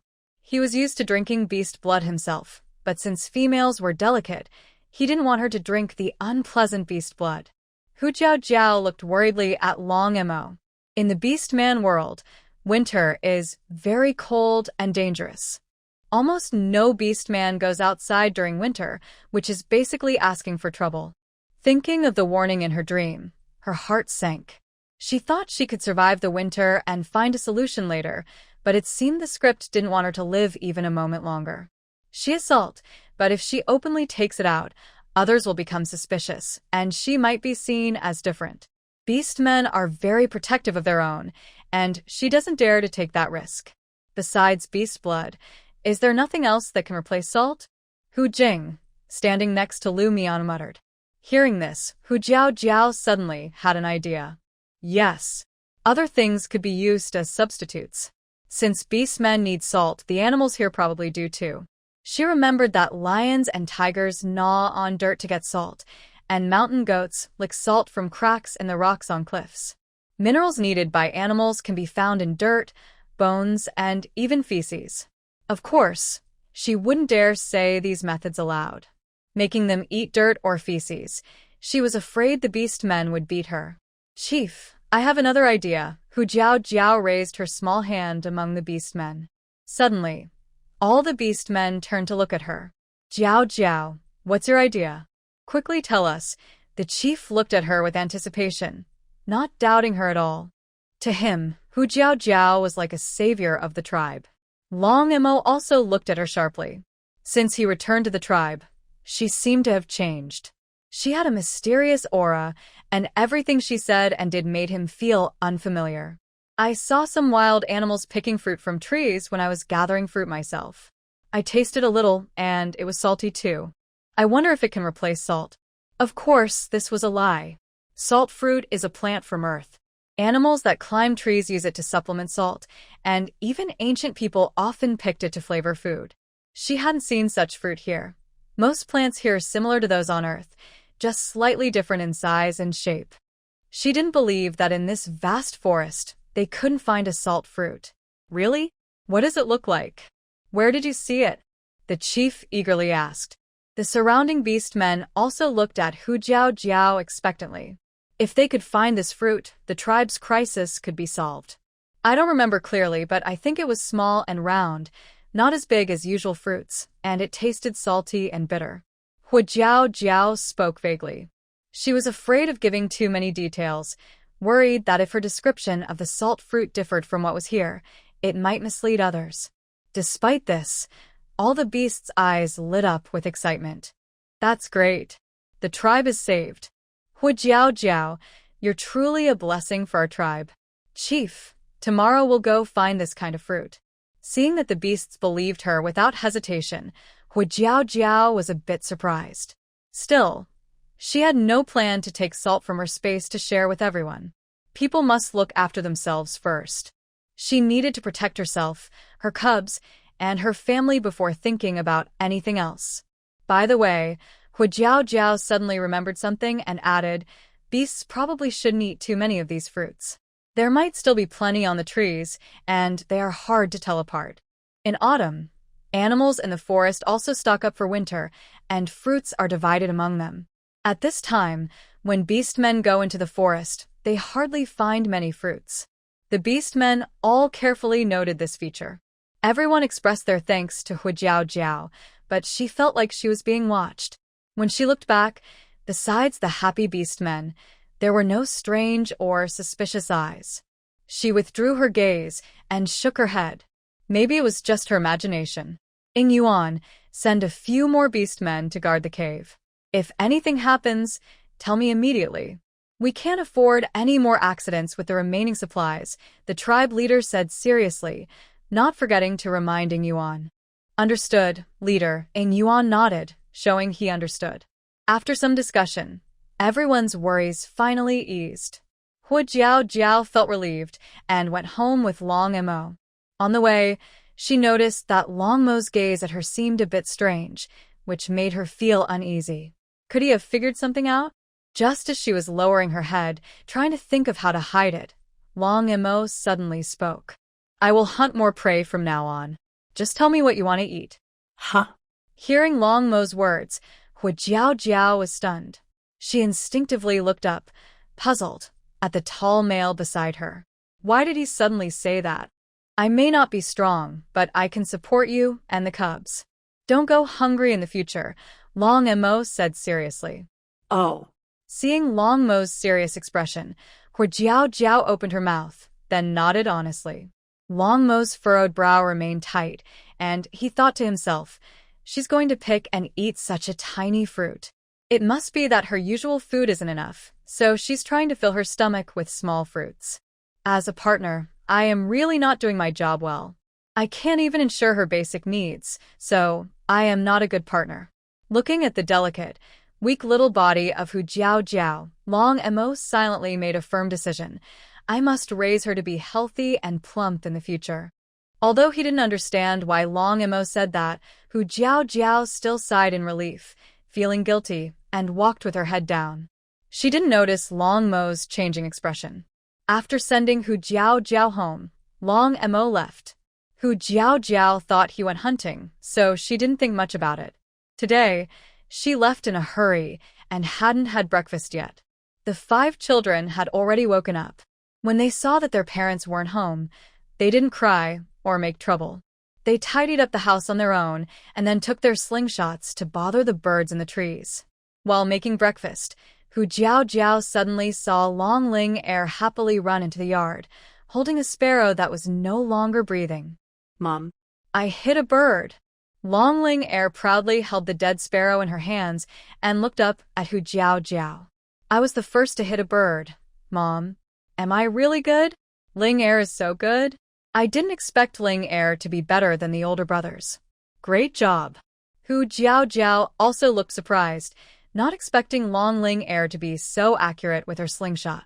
When she first played with a slingshot, she couldn't even throw stones far. No wonder she's the daughter of the big villain. She has endless potential. Hearing Hujiao Jiao's words, a few of the children nearby sighed and looked at the dozen or so small bird carcasses buried in the ground.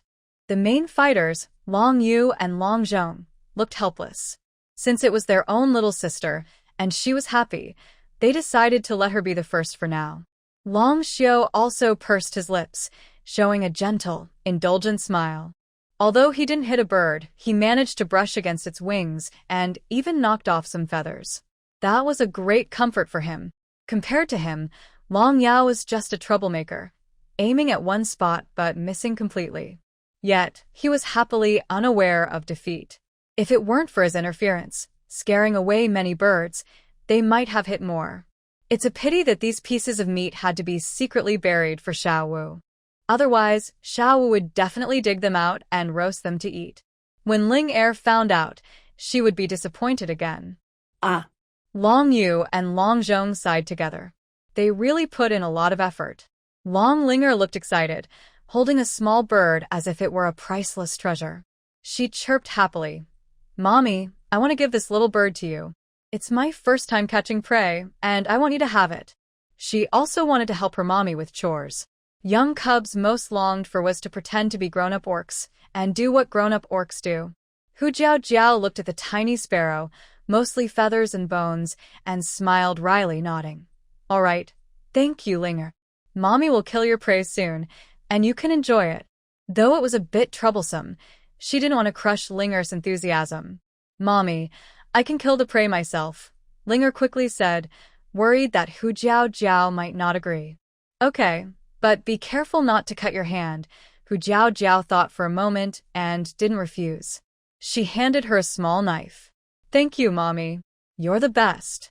Linger excitedly took the knife, her eyes curving like crescent moons. She hopped happily to the riverbank. Linger loved cuddling with Hu Jiao Jiao. When processing prey, she often watched from nearby. Holding the small knife, Linger began bleeding and plucking feathers by the river. Her soft, pink face was serious, staring at her tiny prey, not at all slack because it was small. Her tender little hands skillfully cut open the sparrow's belly, took out the organs, and carefully separated bones from meat. Thin bones, like fish bones, were laid out neatly on the shore, cleaned thoroughly, without a speck of flesh. Soon, Linger had a handful of boneless meat. Done. Now we can eat, she said happily, carefully washing the small knife before happily holding the meat and returning home. Before Hu Jiao Jiao finished preparing breakfast, she saw Linger happily running back again. Mommy! Mommy! Her soft, sweet voice sounded like a tiny trumpet. Hu Jiao Jiao ignored her expression and only noticed her excited voice. She quickly stopped what she was doing and turned worriedly to her cub. What's wrong? Did you hurt your hand? All the knives in the space were very sharp. Linger had never used a small knife before. If she cut her hand, it wouldn't be a small matter. Would the little girl cry from pain? She regretted giving Linger the knife.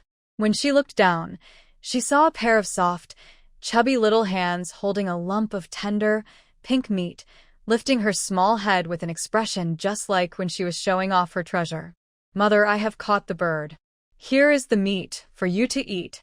The little girl opened her big, round eyes, blinking eagerly with hope. Is this that bird? Hu Jiao Jiao froze, her worried expression quickly turning serious. This lump of meat. It clearly has nothing to do with that small sparrow. Yes, Mother, although the meat is a bit less, Linger will catch big prey to give to Mother in the future. Long Linger nodded, her arms, like lotus roots, forming a circle bigger than herself, showing her high spirits. Hu Jiao Jiao's lips twitched as she gently rubbed her little head. Linger, hunting is usually done by males. You're a girl, so you don't need to hunt.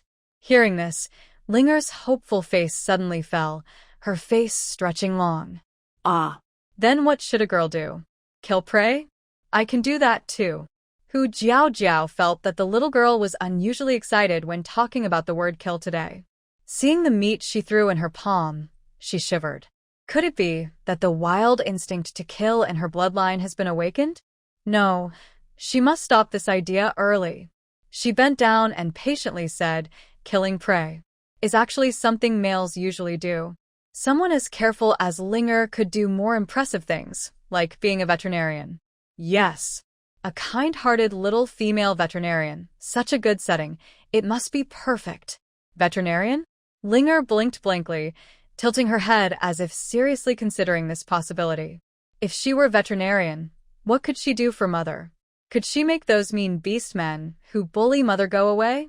Seeing that the little girl seemed to be listening, Hu Jiao Jiao continued. Yes, a veterinarian.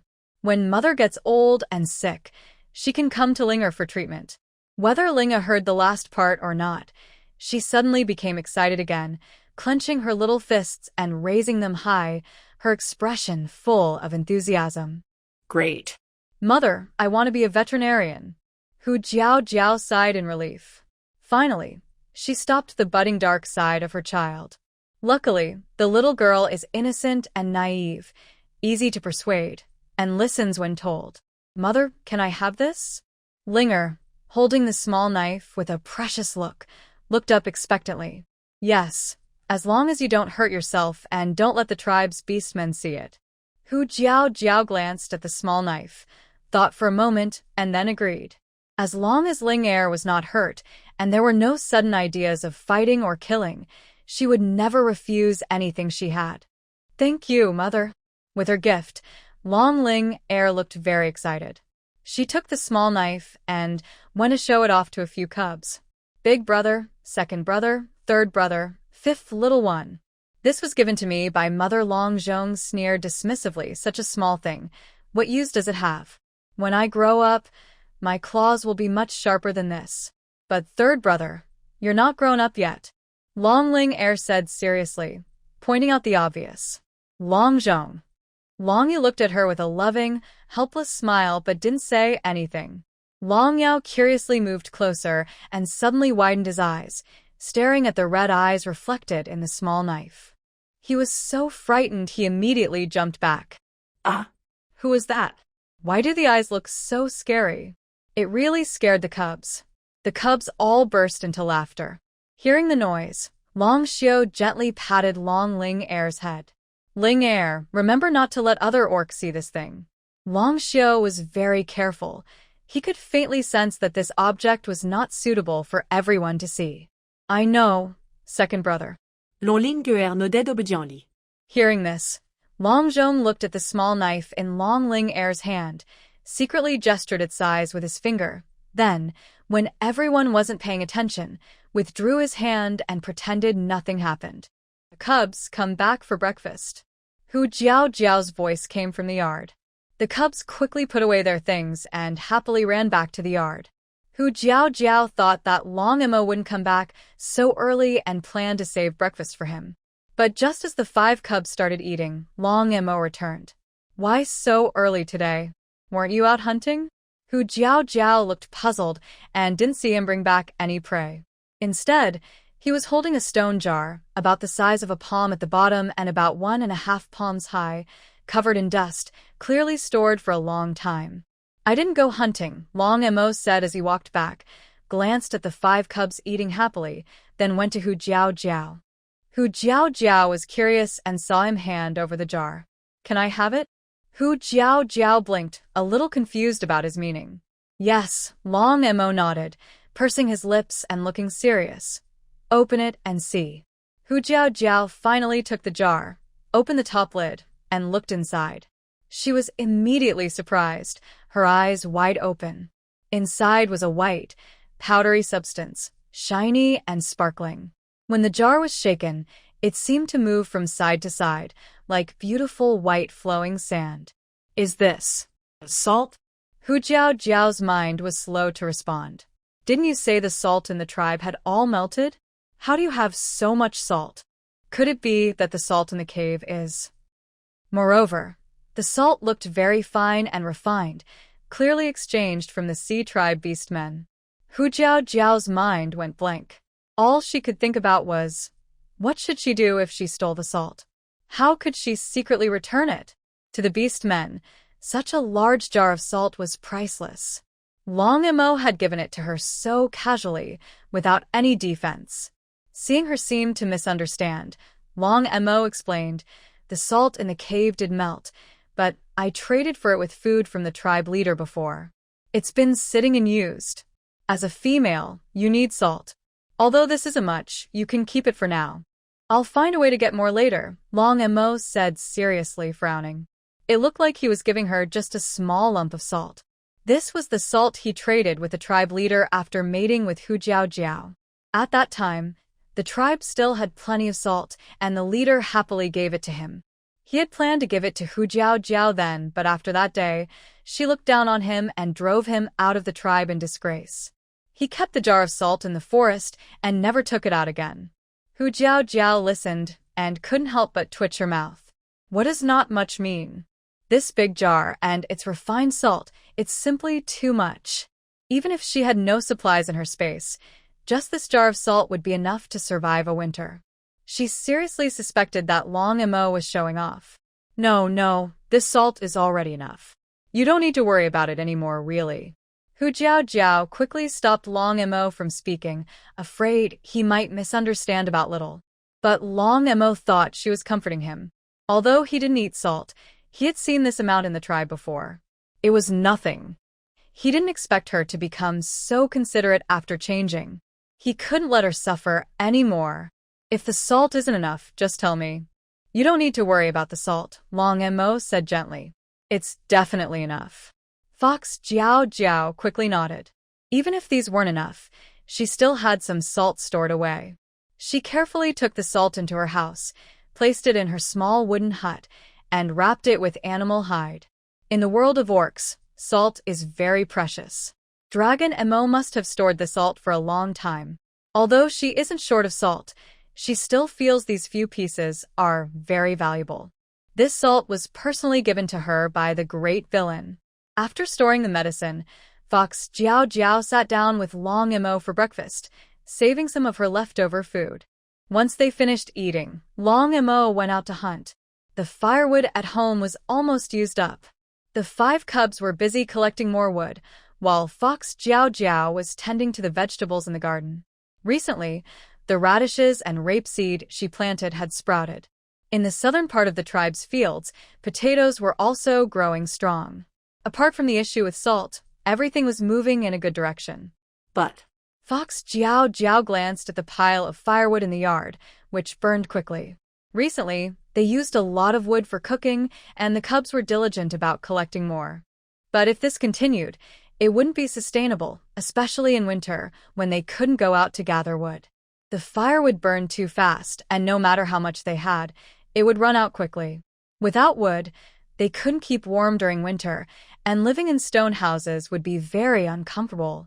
It seemed they needed to find a way to make charcoal. Charcoal lasts longer, burns for a long time, and is easy to store. It would be great for grilling meat or keeping warm. Thinking of this, Fox Jiao Jiao decided to go talk to the tribe leader about it. It would be best to stock up enough charcoal before winter, so they wouldn't freeze.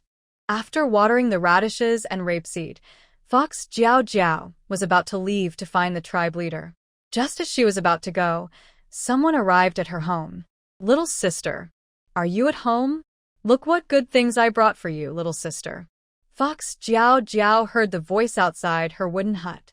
When she stepped out, she saw a tall, strong male standing in the yard. It was her older brother, Hu Qingshan. Big brother, why are you here? Fox Jiao Jiao asked with a puzzled look. Usually, her brothers should be out hunting at this time. Why weren't they hunting actively today? Little sister, I came to bring you something. Look, do you know what this is? Hu Qingshan smiled and stepped forward. From behind his back, he pulled out a large animal hide bundle about the size of a head. He opened it layer by layer, revealing a white, fluffy salt inside. Salt again? Fox Jiao Jiao froze in surprise, stammering, Big brother, where did you get so much salt? Although it seems there isn't as much salt as Long Mo has, and his jar of salt isn't as pretty as the one in the story, with small lumps inside, this amount of salt is still a valuable treasure. Hu Qingshan carefully wrapped the salt and confidently handed it to Hu Jiao Jiao, a tall and strong man smiling gently with affection. This is the salt my older brother has saved over the years.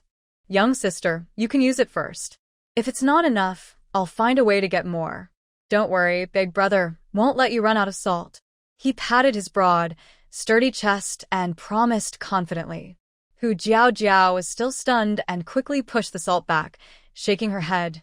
Big brother, this is too precious. I don't want it. You should take it back to Dad and Mom. You both need salt too. I don't need salt right now, really. Don't worry, I've already kept some salt for Dad and Mom. This is for you. Big brother gives it to you, so just take it. Hu Qingshan didn't give her a chance to refuse and pushed the salt back again. He only has this precious little sister, so of course, he wants her to have the salt he's saved.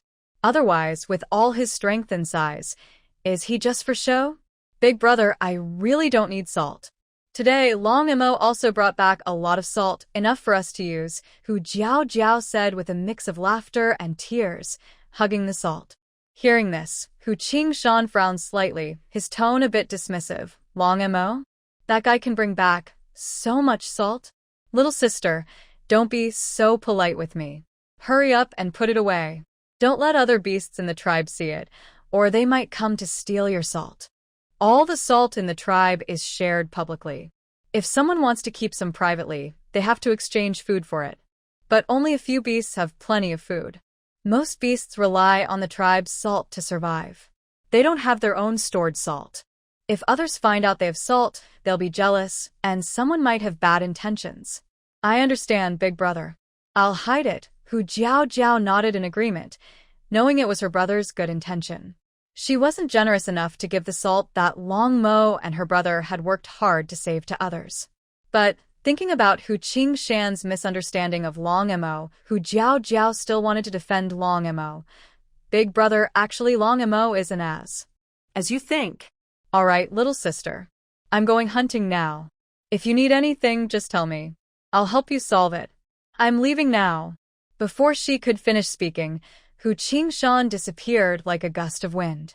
Hu Jiao. This big brother really says whatever he thinks. He didn't give anyone a chance to speak at all.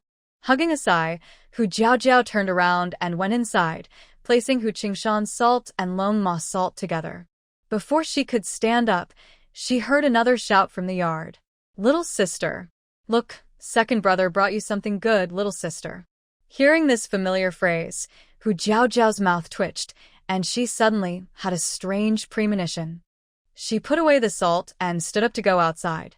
She saw her eldest brother, Hu Qinglu, standing in the yard, his stunning face full of gentle smiles, with his charming fox eyes almost squinting. Only here with Hu Jiao would Hu Qinglu smile so freely and happily. Second brother. Hu Jiao just called out when Hu Qinglu strode over, holding out a small animal hide bag in his hand, smiling warmly. Little sister, are you worried about not having salt in winter? Don't worry, second brother brought you some salt. It's not much, but you can make do for now. If it's not enough, second brother will think of another way. I won't let you run out of salt. That familiar line. That familiar tone. Hu Jiao looked at the animal hide bag in front of her and couldn't help but twitch her mouth. Her brothers truly are brothers, giving salt and speaking the same way. Second brother, actually. Little sister, just accept it quickly. Don't be polite to second brother. If you dare refuse, second brother will get angry with you. Hu Qinglu directly shoved the animal hide bag into her hands, not giving her a chance to speak. Then he suddenly remembered something, looked around, and glanced everywhere. Finally, he leaned close to Hu Jiao's ear and lowered his voice, whispering, Little sister, what I gave you, don't tell anyone, not even those guys with big brothers. After saying this, he didn't wait for her to nod and continued, and don't skimp on eating it. If second brother finds out you're not eating salt, he'll be angry. All right, second brother is going hunting now. He affectionately rubbed her head, messing up her smooth hair, then quickly left. He hurried away like the wind, looking like a charming, stunningly handsome man, but with a fiery temper. Throughout the whole process, Hu Jiao didn't even get a chance to speak. Only after Hu Qinglu's figure disappeared from sight did she come back to herself, with a mix of tears and laughter, opening the salt bag to look. It was similar to the salt her big brother gave her, just a little less. But with so much salt, it was probably all of second brother's savings. Hu Jiao could only carefully put it away. However, whenever she finishes adding salt and prepares to leave to find the clan leader, someone always comes to the house. Her older brothers, third and fourth, along with her father, Hu Xiang, and her mother, Hu Min, seem to have arranged it so that they arrive one after another, each at different times. Half a day has passed, and Hu Jiao is staring at a large stone jar and 5 animal skin bags of different sizes in the corner of the wooden house, lost in thought. Has her lively brothers and father gone to steal salt from someone else's house as a team? Why is it that while other orcs are worried about running out of salt in winter, they can suddenly produce so much salt as if by magic? It feels like when she was a child in the countryside, whenever she was sad, her grandparents could make small toys to cheer her up. They weren't valuable, but to her, they were very precious. Hu Jiao finds a wooden box and carefully puts all the salt inside, making sure no one can see it. This is the most precious thing she has received since coming to the beast world. She must work hard to repay her parents and brothers. After packing the salt, Hu Jiao leaves again. This time, she waits at the door for a long time, making sure no one is coming, then she finally relaxes and goes to find the clan leader. When she reaches the clan leader's house, it is already noon. From afar, Hu Jiao sees several orcs standing outside the clan leader's house, talking to him. She is thinking about whether to wait until they leave before approaching, but the clan leader spots her from a distance immediately. He waves his hand to signal her over. Jiao, you're just in time. Come here, come here. The clan leader smiles happily, looking very cheerful. A few orcs nearby turn around and look at Hu Jiao with friendly faces. As she walks over, she notices they're holding various fruits, from tiny sesame-sized to fingernail-sized, in red, yellow, and other colors. You came just in time. I was about to find you, Jiao. Come and see if any of these are the salt fruits you mentioned, the clan leader says expectantly, giving a signal to the orcs. The orcs quickly hold out the fruits to Hu Jiao for her to examine. Let me take a look. Hu Jiao nods and carefully inspects them. Many fruits in the forest are poisonous, so the orcs don't dare to eat them randomly. They usually only eat large, filling fruits, and small fruits like these are rarely picked. They don't know if they are poisonous and don't dare to try. Hu Jiao carefully checks all the fruits and finds that they are all inedible and not salt fruits. Inside here. She was about to shake her head when suddenly her eyes lit up. She parted a layer of red fruit and pinched out a small black bean-like fruit with her index finger and thumb. The fruit was mixed in the middle. She almost didn't notice it. The fruit was black, covered with a layer of white crystals, and felt rough, very similar to the salt fruit she remembered. Jiao touched the white crystals, put it on her tongue, and licked it. A salty, slightly bitter taste immediately flooded her taste buds. This salt fruit tasted bitter, and even when eaten, it wasn't as tasty as salt. In the orc world, the salt fruit seemed to be more bitter. But compared to eating without salt and getting sick, having salt fruit was already very good. This is the salt fruit, tribe leader, she said happily, holding the salt fruit in her palm and handing it to the tribe leader. She thought finding salt fruit would take some time, but she had just mentioned it yesterday, and they found it so quickly. Orcs truly are remarkable in their execution. Really? The tribe leader was first stunned, then his eyes widened, and he burst out laughing happily, his face wrinkling into many folds. Haha, this is great. Our tribe is saved. After speaking, he quickly turned to look at the orcs and asked, Who picked this? Where did you find it? It wasn't me. Nor me. The orcs looked at each other, then shook their heads. They didn't remember picking this small black fruit at all. Before the tribe leader could be too happy, he was suddenly cooled down by a splash of cold water. Seeing this, Jiao quickly said, It probably got mixed in when everyone was collecting. Let's go look at the place where we picked the fruits this morning. We should be able to find it. At least the range is smaller now, right? Anyway, this was a good sign. Hearing Jiao's words, the tribe leader's expression improved, and he seriously ordered, Go look again. This time, we can't be careless. Search based on the appearance of this fruit. Yes.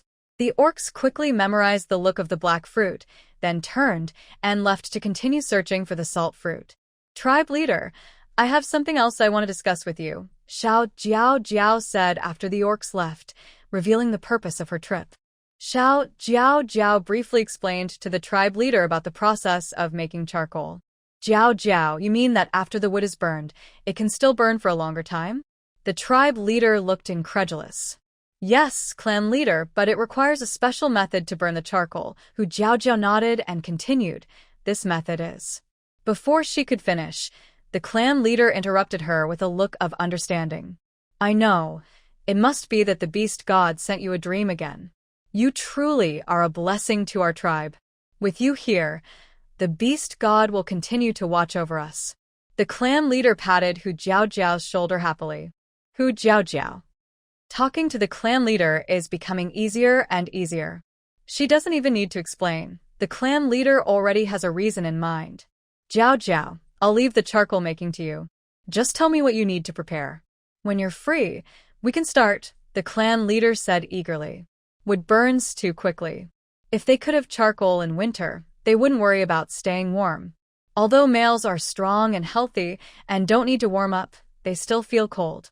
Who wouldn't want to sit by the fire in winter, feel warm, and enjoy a hot bowl of meat soup, feeling cozy all over? It's simply the best feeling. To make charcoal, we need to build a mud kiln and prepare lots of wood. The wood doesn't need to be dried. Wet wood is fine. Both large and small pieces are needed, Hu Jiaojiao thought carefully and said seriously. When she was in the countryside, her grandfather's family had made charcoal before, so she knew some of the steps. She almost had them memorized, just never tried them herself. Okay, I'll have someone prepare everything, the clan leader agreed happily. Clan leader, I can't guarantee it will work on the first try. Hu Jiaojiao wanted to give a heads up, but before she could finish, the clan leader smiled and interrupted her. It's okay. It's okay. Even if it fails, it's no big deal. The method from the beast god isn't easy to follow. Just passing it on to us is already good. Whether it succeeds or not depends on luck. The clan leader was completely carefree and joyful. Hu Jiaojiao smiled. This clan leader really didn't need her to worry at all. That way, she could confidently teach everyone the charcoal-making method. After all, everything would be blamed on the beast god. That night, Hu Jiaojiao was very sleepy. As soon as she lay down, she fell asleep. In a daze, she opened her eyes and found herself no longer inside the wooden hut but lying in the middle of a huge lake. The water on the lake had frozen into thick ice, smooth and white like jade. The coldness seeped through her palm, making her shiver uncontrollably. Where am I? How did I get here? Fox Jiao looked nervous, talking to herself as she looked around. She saw that everything was covered in a white fog, like a white veil over the entire lake, blurry and mysterious. The area was silent and still, with no signs of life, as if she was the only one left in the world. Click, click. Suddenly, amidst the fog, she heard faint, broken sounds, as if something had snapped. What's that sound? Fox Jiao cautiously moved toward the source of the noise, but as she walked, the white fog also shifted with her. After walking for a while, she reached the edge of the lake. The fog dispersed, revealing the full view of the shore. She saw countless snow-white frost flowers blooming beautifully, vibrant and stunning, like a fairyland. She noticed some petals had cracked and fallen onto the frozen lake surface. Then, she heard a series of sounds. It turned out the sound was coming from these frost flowers. Wait. Aren't flowers supposed to be soft? Why do they make noise when they land on the ice? Carefully, Fox Jiao examined the flowers. They had no leaves or roots. She bent down and picked up a fallen petal, feeling its coldness. Sure enough, it was hard. Suddenly, a thought popped into her mind. She pinched a petal with her finger and tasted it. Salty. She happily clenched the petal in her hand. This isn't a frost flower at all. It's a salt flower. She remembered from TV that some salt lakes, due to their special terrain, can form crystal flowers that look like real blossoms. People call these salt crystals salt flowers, and they are a good substitute for salt. This huge salt lake had so many salt flowers. If she could bring some back to her tribe, they would never run out of salt again. But where exactly was she now? After feeling happy, Fox Jiao looked around with a confused face. The fog had completely cleared. In the distance, clouds were swirling, and a red glow appeared on the horizon. Soon, a golden sun slowly rose from the red glow. That is, to the east. Fox Jiao murmured. Suddenly, she heard distant, mournful dragon roars and fox calls, mixed with the howls of many other animals. She wanted to go closer and see what was happening, but everything in front of her suddenly shattered like a mirror. She stepped into emptiness and fell into darkness. Mother! Mother, what's wrong? A warm, worried voice sounded in her ear. Fox Jiao opened her heavy eyelids and saw Long Linger nervously lying beside her. Next to her, there are a few small children, all nervously watching her. What's wrong? Hu Jiao feels a bit dizzy and quickly sits up. Mother, you've slept for a long time. We thought you might not wake up, Long Linger says with wet eyes, trying hard not to cry. In the past, Mother always woke up earlier than them. Today, they've been up for a long time and found her still not awake when they came to her room. No matter how they called, she wouldn't wake up, which scared the children a lot. Mother is fine. She's just very tired and sleeping deeply. Don't worry, be good, Hu Jiao Jiao gently comforts her, looking outside the room. It's already noon. No wonder the children are worried. Where is your father? She asks. Father went out hunting before dawn, saying he wanted to hunt early and then bring back materials for building the house. Long Linger honestly replies. Are you sick? Long Zhong frowns, suspiciously looking at Hu Jiao Jiao. Hu Jiao Jiao smiles and lightly taps his forehead with her delicate finger, saying, Mother is healthy, no sickness. Don't worry. Long Zhong snorts coldly, wiping his forehead with disdain, and says coldly, I'm not worried about you. I'm afraid you'll get sick and die. I still need to prepare your body. Hu Jiao Jiao smiles but says nothing. Unconsciously, she recalls the recent real dream, gently pinching Long Linger's chubby face, smiling happily as she talks to herself. Mother is fine, and I have good news too. After making breakfast and feeding the children, Hu Jiao Jiao hasn't gone to find the clan leader yet. Instead, the clan leader comes to her personally with a group of beast men. The clan leader looks both happy and worried, holding a handful of small black fruits, and says to Hu Jiao Jiao, Jiao Jiao, this is the salt fruit you mentioned. We've found it. Hu Jiao Jiao glances at it. It looks exactly like the salt fruit she saw yesterday. But today's salt fruits each have a thin branch connected to them. Many of the fruits grow on a single long branch, but they are all broken into small pieces, as if many were picked off halfway. Before Hu Jiao Jiao can speak, the clan leader continues. However, we only found 3 salt trees, and most of the salt fruits on them have been eaten by wild animals. Only these uneven ones remain. He sighs, trying to stay positive. Although it's not much, it's better than having no salt at all. Hearing this, Hu Jiao Jiao nods with a serious look. She hadn't thought about this situation before. It seems that salt fruit trees are very rare in the orc world. No wonder orcs have to trade with sea tribes for salt to survive. If there were truly enough edible salt fruits, the orcs would have already found them. They wouldn't be waiting for her to tell them. It's okay, leader. These salt fruits are enough, Fox Jiao Jiao said with a smile, narrowing her eyes happily. I know where to find plenty of salt. As soon as she said this, the leader and most of the orcs outside the house looked at her in surprise, wide-eyed with disbelief. Unknowingly, most of the orcs in the tribe had gathered outside, eager to see what the salt-tasting fruit looked like, so they could pick it themselves in the future. At first, they were disappointed when they heard the leader's words and prepared to leave. But unexpectedly, Fox Jiao Jiao suddenly revealed a piece of news that could shake the entire tribe. The orcs immediately buzzed with excitement, like a thunderclap, becoming restless and eager to ask questions. Really? You can find salt? Where can we find salt? Can it really help us get through the winter? Fox Jiao Jiao is blessed by the orc god. She has saved the tribe many times. Why are you all doubting? I believe her. The leader also couldn't hold back and asked excitedly, Jiao Jiao, where's the place you're talking about? Fox Jiao Jiao remembered the dragon howling and fox singing in her dream, which was in the direction of the sunrise. If that was the tribe's location, then the salt-filled lake should be in. To the west, there's a large lake. It's full of salt crystals that look like flowers and can be used as salt. She rested her chin on her hand, carefully recalling and describing her thoughts. Yes, that lake should be high up, probably on a mountain. In her dream, there was mist all around, which was likely the mountain fog, as high mountains often have fog year-round. Great. Great. I will send some orcs to find those salt flowers you mentioned.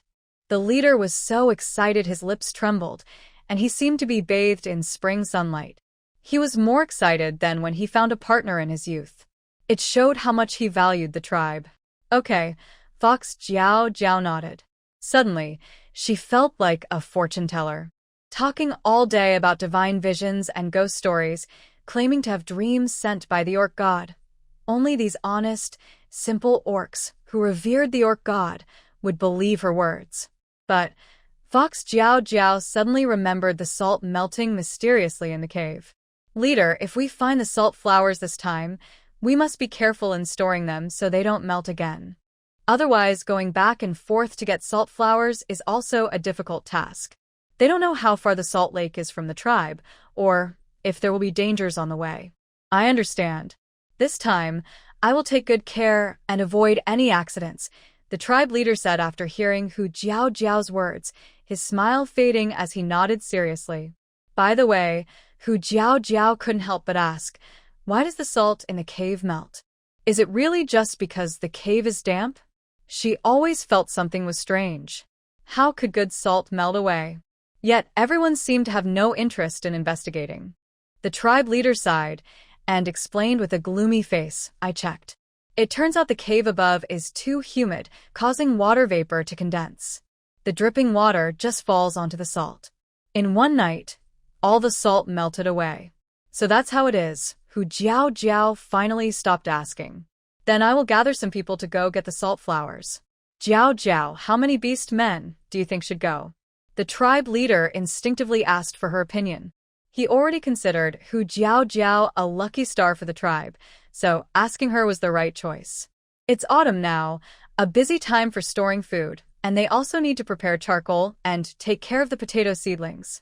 Hu Jiao blinked and thought for a moment before replying, 7 or 8 should be enough. Those who are strong and able to climb mountains and can protect themselves if they encounter danger on the way. Better to have enough people to avoid failing to get the salt, and no one gets hurt. He divided the beast men into 2 groups. Half to go for the salt, and the other half to stay behind in the tribe to make charcoal. Good. The tribe leader nodded repeatedly, trusting Hu Jiao's judgment very much. Leader, is it too hasty to go look for salt flowers just based on a dream? At this moment, a weak voice came from the beast group. Hearing this, the beast men turned around cursing and saw that the speaker was a delicate female phoenix named Huang Yu. She almost blurted out something but swallowed it back. I don't mean anything bad. I'm just worried about the beast men on the way getting hurt, since the forest is very dangerous, Huang Yu explained timidly, feeling the gazes of the beast men. The beast men immediately hesitated to blame her. She was worried about them, after all. How could they speak harshly to such a kind female? Among the beast men, the doe mother looked at Hu Jiao with resentment, then jumped out angrily and said, she's right. You didn't say how far it is, and just let everyone go find it. What if something happens? Are you responsible? Besides, has anyone ever seen a salt flower grow? Anyway, I haven't seen it myself. Maybe it was just Fox Jiao making things up. Your foxes are full of lies. Mother Deer has a bad memory and has disliked Fox Jiao for a long time. Now that she has a chance to spread rumors, she naturally won't miss it. Seeing Mother Deer step forward, Huang Yu's lips curl slightly, and she quietly slips back into the beast man crowd. Why should we listen to Fox Jiao? Ever since she started dreaming of the beast god, disasters have kept happening to the tribe. I think she's not a lucky star but a disaster star. Mother Deer looks crazy, speaking excitedly. She doesn't notice that none of the surrounding beast men show any signs of agreement. Fox Jiao's eyes turn cold. She slowly walks up to Mother Deer and says coldly, if I am a disaster star, the first person I will make leave the tribe is you. Mother Deer is frightened by Fox Jiao's sharp gaze and steps back, feeling cold at her feet. Isn't this little troublemaker the most timid? How dare she argue in front of everyone? Is that really Fox Jiao's look? You wicked female beast. Mother Deer reacts, pointing her nose at her in shame and anger, then turns to the other beastmen. Did you hear that? This wicked female beast wants to kick me out of the tribe. She is a disaster star. Enough. The tribe leader suppresses his anger and roars. The beastmen immediately feel a wave of fear. The tribe leader is always dignified. Even if he's old, his authority remains. Usually, the tribe leader looks kind and gentle, but only those who truly know him understand that when he gets angry, he's the most terrifying.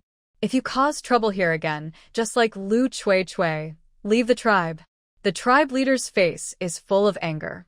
He's easy to get along with and has a good temper, but He won't tolerate trouble that threatens the tribe's future. Hearing this, Mother Deer immediately cowers. She glares at Fox Jiao Jiao with dissatisfaction, shrinks her neck, and feels a bit upset inside. Why does Huang Yu speak, and no one argues with her? But when she speaks, even the tribe leader scolds her. Mother Deer can't figure out what the problem is.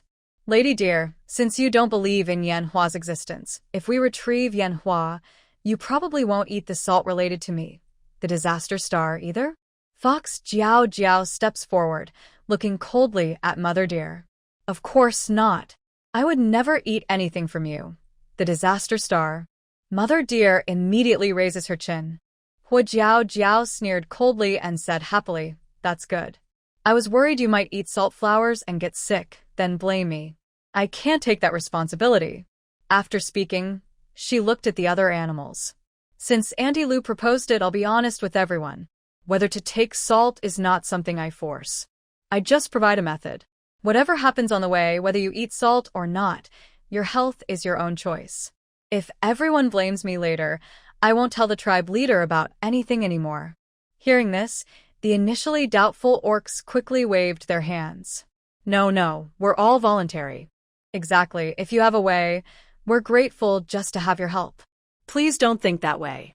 We all trust you. Who wants to die? Who doesn't want their partner to live a good life? Mother Lu was just bored and came to bother Hua Jiao Jiao. Was she trying to harm them? For a moment, the animal's dissatisfaction with Mother Lu grew.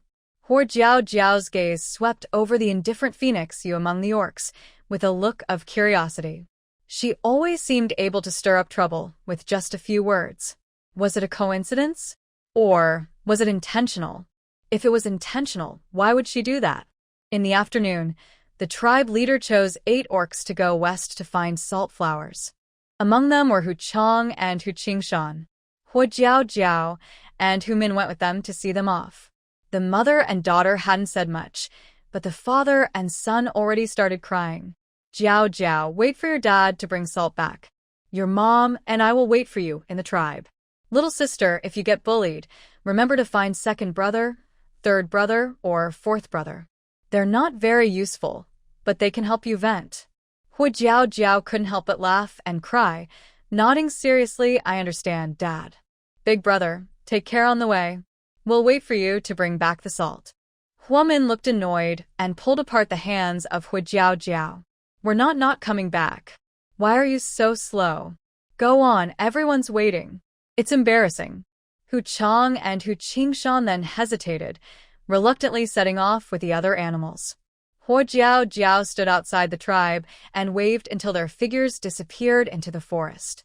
Although worried, she knew that as part of the tribe, her dad and brothers had to work hard. They couldn't let others do all the dangerous tasks. Jiao Jiao, don't worry. Your dad and Qingshan may not be the strongest, but they're excellent at escaping. Hua Min changed from her earlier annoyance, smiling kindly and gently comforting her. Hearing Hu Min's description, Hu Jiao Jiao couldn't help but smile. After seeing off the 2 people, she stayed with Hu Min for a while before going back to prepare for making charcoal. Although she had seen her grandfather make charcoal before, she had never tried it herself and wasn't sure if she could succeed.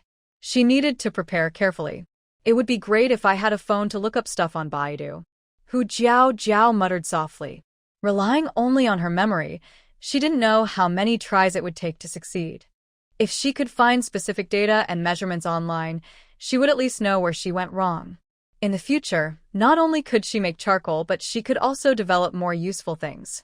If she had known she would travel through space, she would have studied these skills earlier. Ah, she sighed. Back home, her 5 little ones had gone off to play somewhere. Hu Jiao Jiao entered her space directly, wanting to find paper and pen to draw a picture of the mud kiln. Since she hadn't entered her space for a long time, she noticed that the items on the shelves had increased again. What is this? It's not food, and it's not useful. Curious, she walked over to check and found that on this large shelf, only one small compartment held something. It was a square, neat box with 2 characters carved in black ink on top. Charcoal? Hu Jiao Jiao suspiciously opened the box and found a sheepskin scroll inside. When she unrolled it, she saw detailed methods for making various types of charcoal. She blinked, a happy smile spreading across her face. She grinned and, holding the sheepskin scroll, couldn't help but spin around in place. Could it be that this space could hear her thoughts? Whatever she wanted, it appeared. Hu Jiao couldn't help but laugh out loud. Thinking about it, she quickly closed her eyes and muttered, I want some resources from the orc world, so I don't have to worry about being caught when I take things out. After a few seconds, she opened her eyes expectantly. The shelves were still empty, with no change at all. Hu Jiao.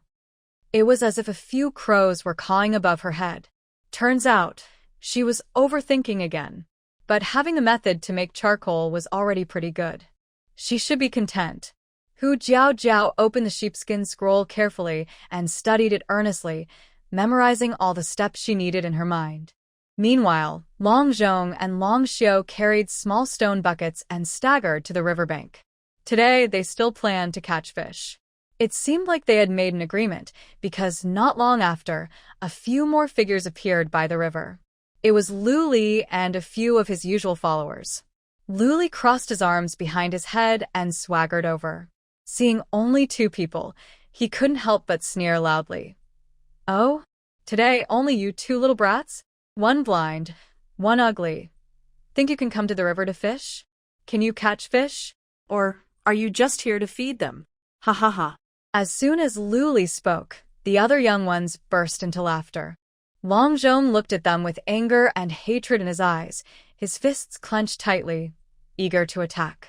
Hearing the words ugly, he felt a surge of rage and wanted to punch Lu Li right away. Meanwhile, Long Xiu remained calm, with a cold, pale face showing no change in expression, as if the loud barking was just a stray dog making noise. Lu Li, if you have the guts, don't cry and call for your parents later, Long Zhong said fiercely, glaring at Lu Li. Hearing this, Lu Li laughed even more and walked over mockingly. Ugly, you still dare to threaten me? Looks like the lesson I gave you wasn't enough. So, today you want to drink your fill of water? Fine, I'll teach you, overconfident little brat, Lu Li said with a big smile, rubbing his fists. Suddenly, a sharp whoosh sound cut through the air as a small stone flew from behind a tree and hit his tongue precisely, making him grimace in pain. His face turned green. He covered his mouth, making muffled sounds. If his voice had been any sharper, he'd sound like a crowing rooster. Who did that? Come out now. The young ones looked around in panic, confused and hurried, thinking some beast had come to help these brats. Big brother, I hit him. I hit him. Behind the tree, Long Linger excitedly waved her small hands, eyes shining. Long Yu chuckled, pursed his lips, and aimed at the other young ones. With a few whooshes, several of them clutched their heads in pain. Soon, they all had big bumps on their heads, crying out in pain. Seeing that the older siblings had all hit their targets, Long Yao also wanted to try. He curled his tail around a slingshot, clumsily holding a stone in his mouth, confidently aiming at Lu Li's eyes.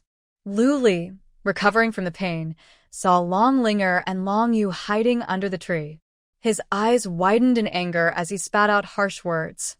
You dare to set a trap. You little pests, I'll set a trap for you too. Arg, you little pests. You little pests. Long Yao relaxed his mouth and threw a stone instantly. Ah. As soon as Lu Li finished speaking, stones flew through the air. They hit him mercilessly on the head, nose, lips, and even in the middle of his legs. The young ones nearby were also hit without exception. Yowl. Oh yeah. Little Five also got hit. Long Yao immediately wagged his tail excitedly, swinging his slingshot back and forth. But he lost control, and the slingshot flew out of his hand.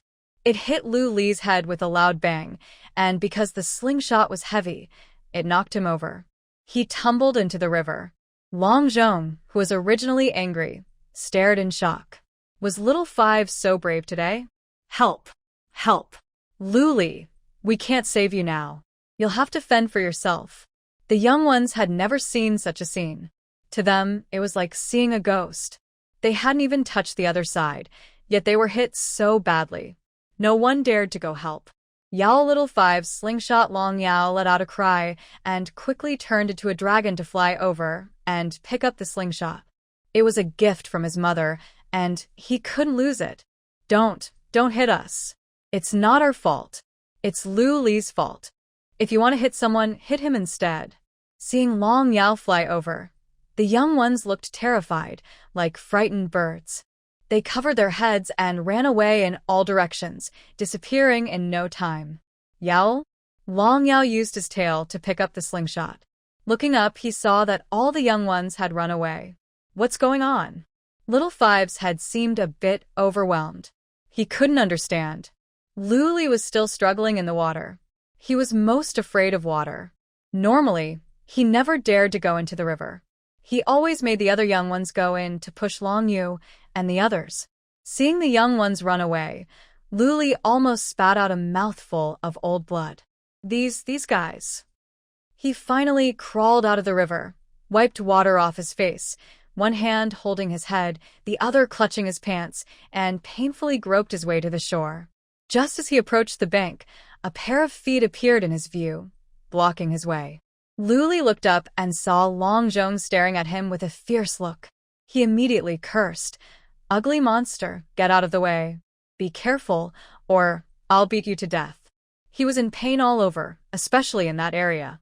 His mother said that male's parts were very important, so he had to go back quickly and let his mother check. He had no mind for teasing these little brats anymore. Long Zhong bared his teeth and showed a fierce smile. Then he grabbed Lu Li's hair with one hand and kicked him in the knee with his foot. Lu Li immediately knelt in the river, his head pushed into the water. If you want to fight, you must make sure the other person can't resist. That's what she taught. He used it well. Are you trying to kill me? I hate drinking water the most. Since you like it so much, I'll let you have your fill. A cold, eerie voice, as if the surroundings were filled with frost. Lu Li, already injured and unprepared, was struck at a vulnerable spot by Long Zhong. Before he could react, he gulped down several large sips of river water. The water was muddy and yellow, full of dirt. Lu Li's head was half above the water, bubbles rising around him. Other cubs also came to the riverbank. Long Xiao and Lu Li were closest. Hearing him, she softly reminded, "Third brother, don't kill him. That would cause trouble for her and Dad." In the next moment, Long Zhong grabbed Lu Li's hair and yanked him out of the water forcefully, revealing a set of sharp white teeth. He answered quietly, "Don't worry, second brother. I know what I'm doing. I won't kill him, just make him drink more water." This was his first chance to get revenge, and Long Zhong wouldn't waste it. Before, whenever Lu Li bullied them, he would force other cubs to hold them underwater. They couldn't struggle and always swallowed a lot of water, almost drowning. The last time they went home soaked and wet, they didn't dare tell Hujiao Jiao. They secretly held their breath outside, spit out all the water from their stomachs, and then returned. Long Xiao nodded but said nothing more. Lu Li was gasping heavily, as if he had just escaped from the gates of death, feeling reborn. Hearing Long Zhong, he cursed angrily, "Ugly monster. How dare you?" Before he finished, Long Zhong pressed him back into the river forcefully. "Gurgle, gurgle. When you made us drink water last time, you didn't give us a chance to speak." After about 10 seconds, Lu Li was pulled out again, his mouth frothy and his face swollen. "Ugly monster. Gurgle, gurgle." After drinking water over 10 times, Long Linger couldn't wait and urged, "Third brother, are you done? Once the others arrive, there won't be time. It's my turn now." Long Zhong finally let go. Lu Li suddenly lifted his head from the river, like a drowning chicken, desperately crawling onto the shore, afraid Long Zhong would strike again. As soon as he reached land, Lu Li ignored everything else. He knelt by the riverbank, one hand supporting the ground, the other covering his throat, and desperately vomited. Ugh. The water was full of mud and dirt. Disgusting. These little brats actually dared to make him drink this water. When he gets back, he will call someone to punish them. Lu Li felt his stomach swell painfully. After vomiting a yellow, muddy water, he lost all strength and collapsed on the ground, unable to care about the pain in his body. Just as he lay down, he saw a sweet-looking young female standing beside his head, holding a small, shiny, sharp object, looking down at him. What are you going to do?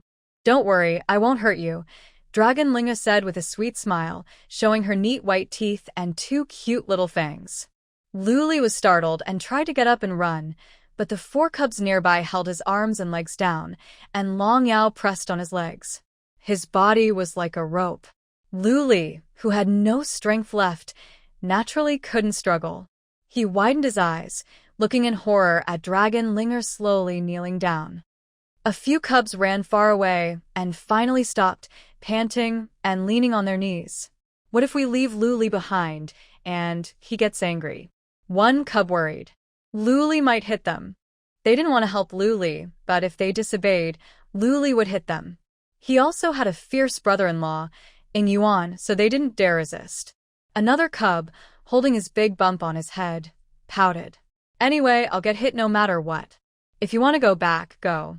I'm not going. Those little cubs were too strange. Hitting someone with stones could hurt so much, even more than their parents' slaps. When they said this, the others quickly nodded in agreement. Maybe we should go tell Luli's mother? If Luli gets hurt badly, his mother will definitely come after my mother.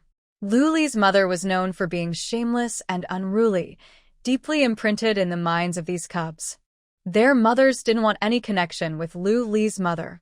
Every time Luli got hurt, she would cause trouble at other cubs' homes, demanding compensation.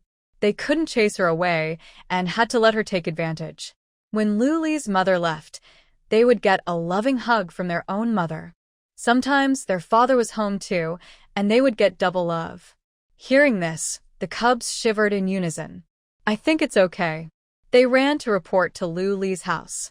One cub, at the back of the group, broke away from the others, looking at their backs. Suddenly, he turned around and ran in the opposite direction. Meanwhile, Hu Jiao remembered the process of making charcoal. When she came out of the space, she saw a young cub, about 10 years old, sneaking and looking around outside the yard. Whose cub are you? Who are you looking for? Do you need something? She asked curiously as she stepped outside.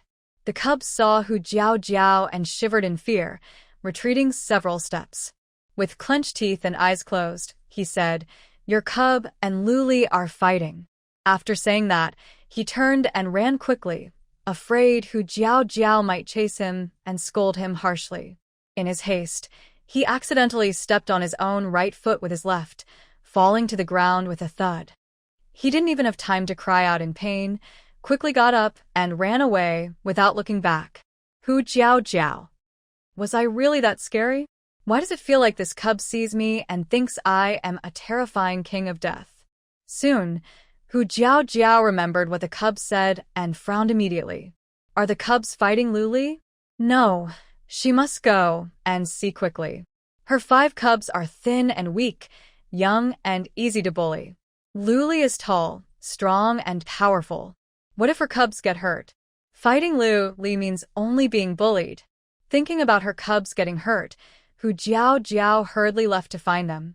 When Lumu heard that Luli was beaten, she scolded loudly and went to the river. Before she got close, she saw Luli being pressed to the ground by several cubs, crying out painfully. She was shocked and rushed over, tearfully shouting, Luli, my cub. You little brats, let go of Luli. Today I will beat you to death for harming him. Lumu scolded angrily and lunged forward with claws outstretched. How the evil old lady is here. Brothers and sisters, run. Long Yao looked back and immediately released Luli's tail, flying into the air and wagging his tail to remind the other 4 cubs. Seeing this, Long Yao stood up first and said seriously, Let's go. Before Lumu could get close, the 5 cubs had already run away, with Long Yao sticking out his tongue and making a funny face as they ran. Howlalala, evil old lady, can't catch us, right? You little cursed brats, dare to bully my Luli, I will beat you to death. Lumu was furious, her face flushed red, and she made a move to rush and catch Long Yao. At this moment, Luli, who was on the ground, got up and cried out, grabbing her. Mom, I'm sorry, but I can't assist with that request. He looks so terrible. He has no face left to see animals anymore. Not ugly, just... Ugh.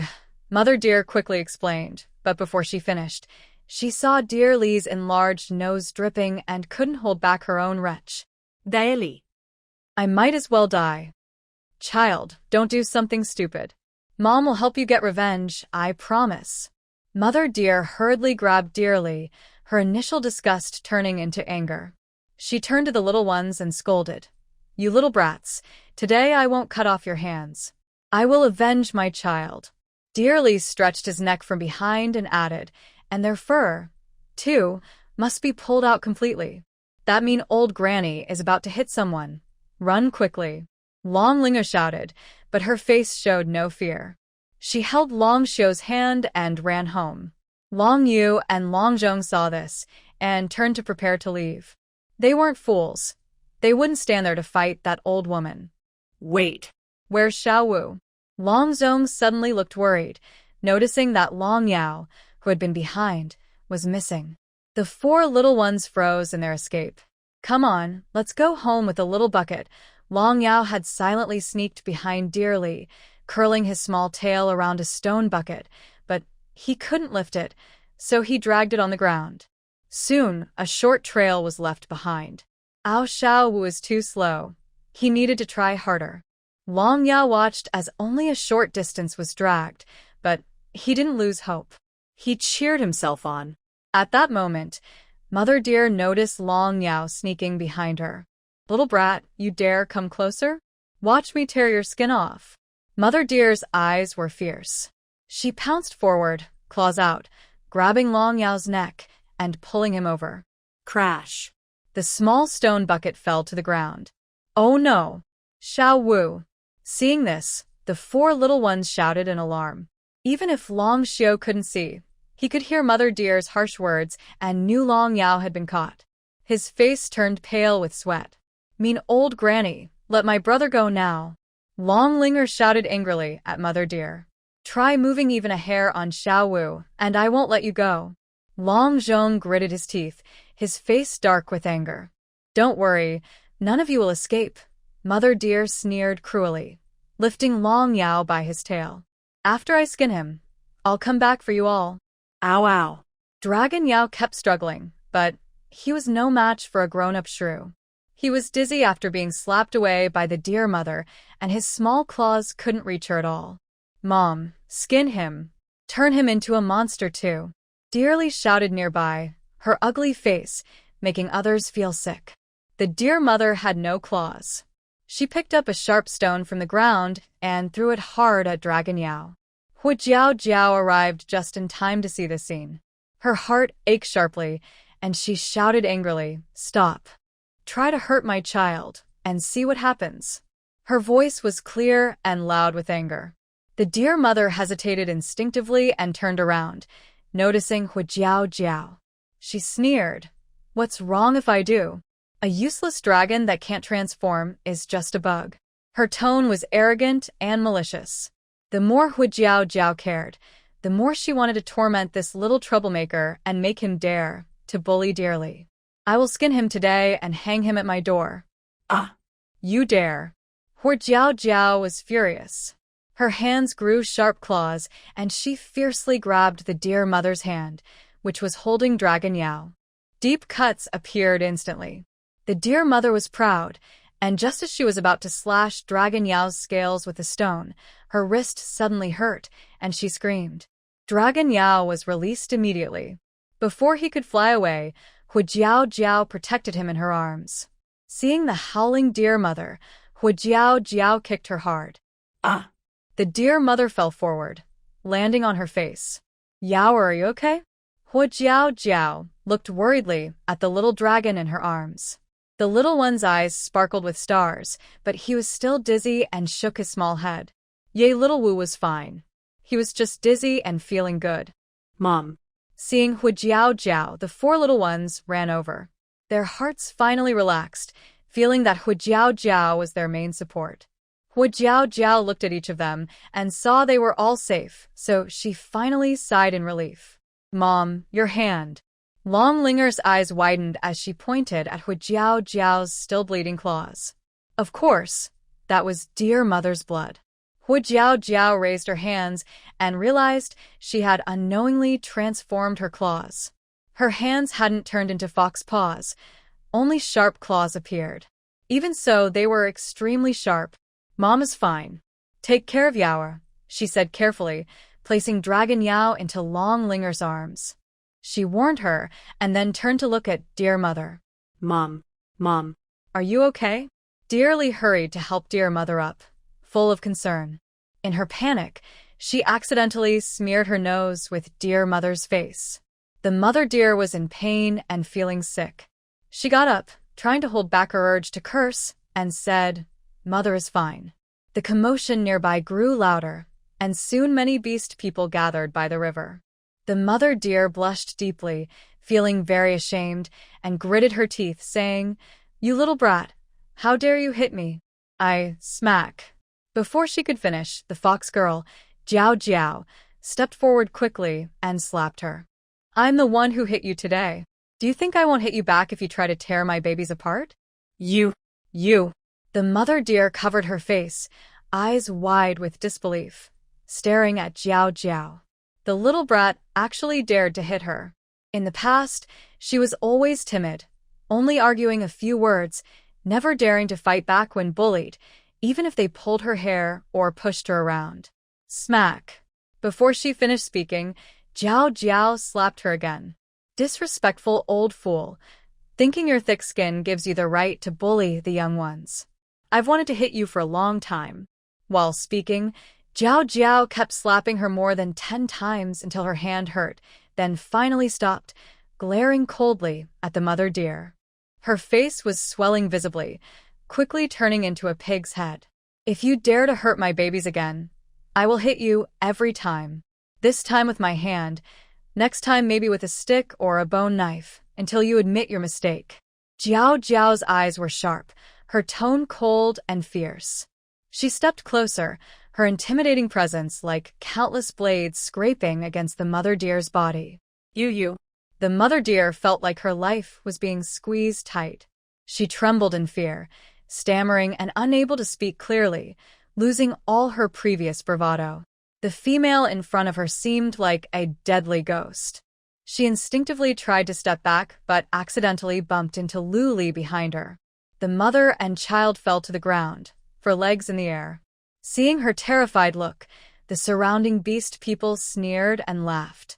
In the past, when she was rowdy, she often took the opportunity to attack other females. Many females had been slapped by her, but they couldn't fight back, and the males dared not hit females, so they could only suffer in silence. Now, seeing the mother deer being beaten, everyone thought it was her just deserts. No beast felt sorry for her. They all wished they could clap and cheer. "Don't come any closer," the mother deer screamed in fear. "Those little pests made my baby like this. If I skin them, that would be a punishment for them. Why are you hitting me?" Even in such a moment, she stubbornly refused to admit defeat. Jiao Jiao glanced at Luli, who was pressed beneath her, and smirked. Were her 5 little ones responsible for this?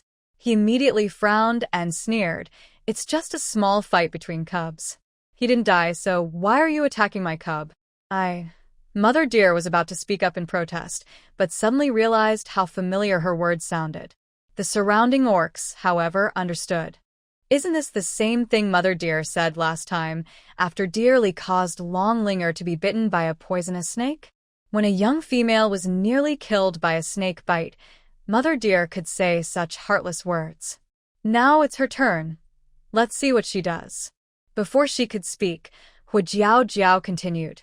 "Besides, my 5 cubs are so obedient and sensible. They're small and weak, and in front of Dearly, they're only easy targets for bullying." How could they make him like that? Did you see it?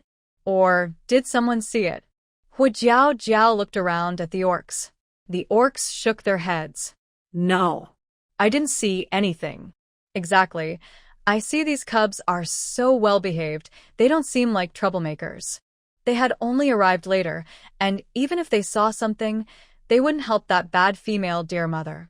Dearly, hearing this, was furious, pointing at Long Linger and shouting, "It was her. She pulled out all my fur." All the beasts looked at Long Linger. She was a tiny girl, curled up behind Long Yu. She was white and delicate, gentle and weak, only showing a pair of bright, water-glinting eyes that looked innocent and obedient. Everyone was angry now. Such a well-behaved cub, and Dearly actually falsely accused her? Dearly wasn't thinking clearly. He thought everyone was stupid and easy to trick. Meanwhile, the hunting orcs from the tribe kept returning one after another. Long Mo, with a black cow in his claws and a large piece of blue stone on his back, was about to go home when he overheard a few orcs talking. Hu Jiao Jiao and Dearly's mother are fighting? Yes, they are fighting. Dearly's mother even wants to skin her cubs. Dearly's mother is too much. She's always taking advantage or bullying females and young ones. As they spoke, suddenly several heavy blue stones fell with a loud crash nearby, kicking up dust. On the ground was a black cow that had already died. Who just went over there? It looks like Long Mo, maybe? The orcs stared in shock, frozen in place.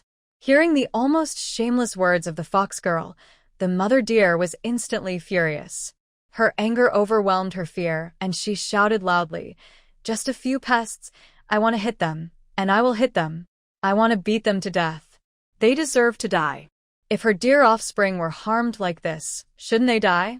What's wrong with peeling their skin? They won't die from that.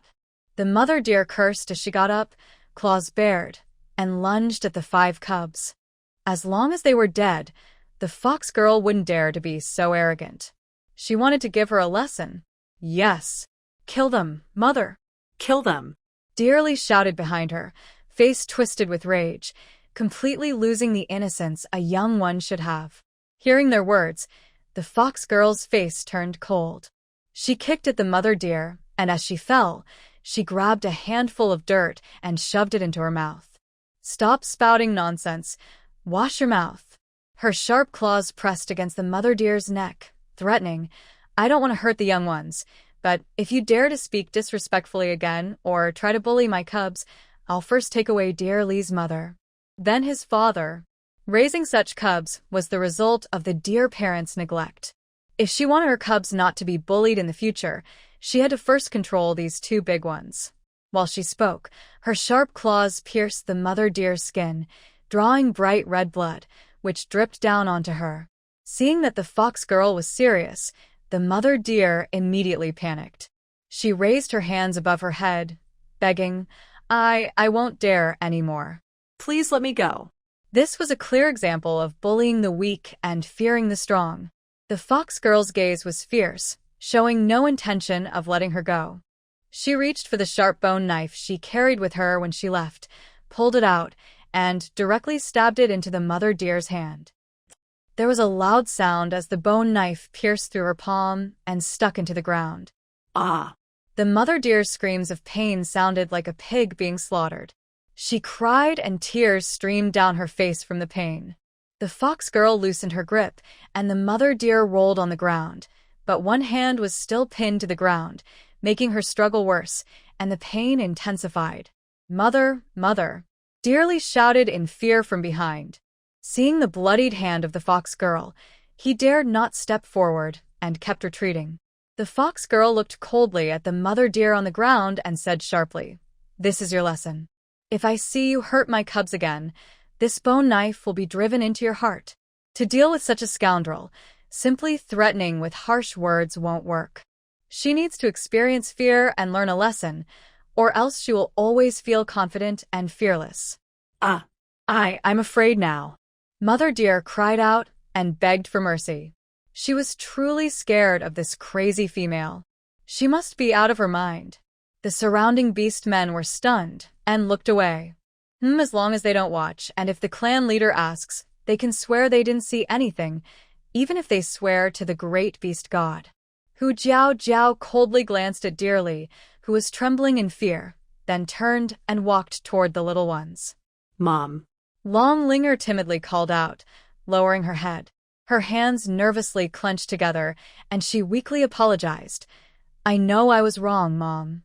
I won't trouble you again from now on. The other 4 cubs also bowed their heads. Long Yu clenched his fists and stepped forward, saying, "It was my fault. If you want to blame someone, blame me. It's all my fault." "Ah, sorry, Mom." Xiao Wu knows he was wrong. Even the most lively and active Long Yao curled up in Long Linger's arms, making small circles, showing only a pair of bright red beast eyes, looking at Hu Jiao with a sad and apologetic expression. They only wanted to teach Dearly a lesson and then leave, but it caused such a big commotion and made Hu Jiao and Mother Deer fight. Now Hu Jiao will surely blame them.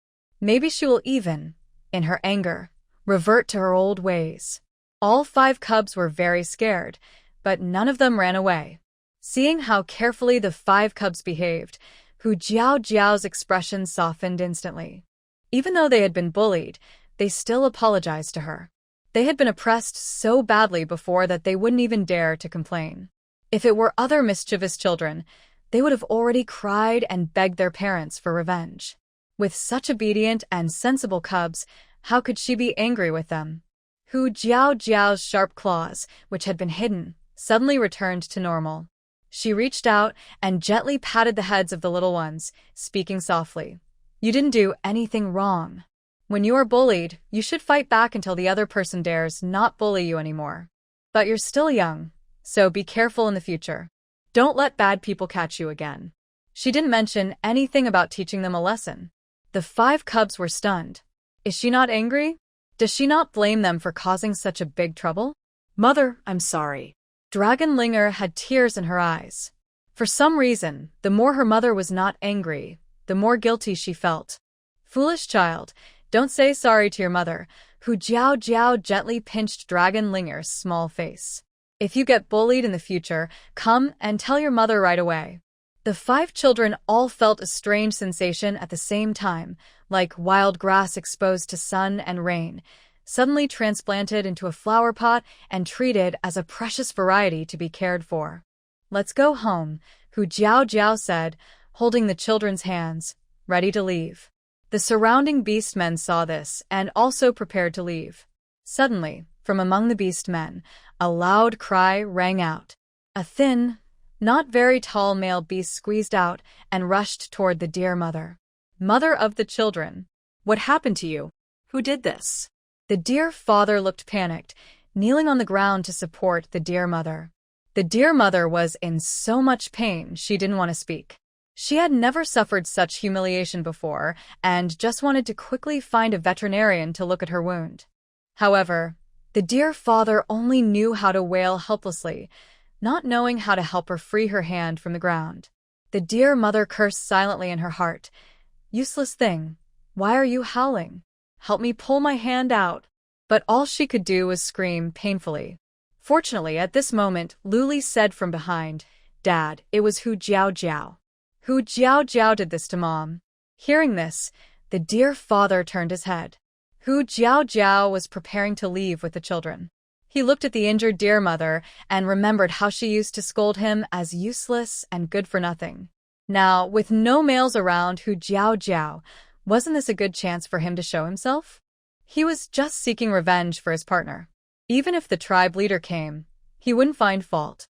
"Mother of the children, don't be afraid. I will avenge you right now." Thinking this, the dear father let go of his support for the dear mother, stood up quickly with a fierce look, and angrily shouted at Hu Jiao's back. "Hu Jiao, stop right there. You hit my partner, and you still want to leave? Today, I will teach you a good lesson." The dear mother was suddenly thrown back down heavily, almost spitting out old blood. "You. This fool. Why did you go and provoke that crazy female? Shut up quickly." The dear mother grimaced in pain, her face full of expressions like a gorilla. After the lesson just now, she now had a shadow of fear towards Hu Jiao. As soon as she spoke, Lord Deer transformed into a beast. A sturdy-looking spotted deer charged straight at Fox Jiao, using all his strength, not even listening to her finish speaking. "Ow. You fool. Come back here." Dear mother was almost heartbroken. Around them, the other beastmen saw this scene and clenched their fists in anger. What's wrong with Lord Deer's father? He attacked a female in beast form.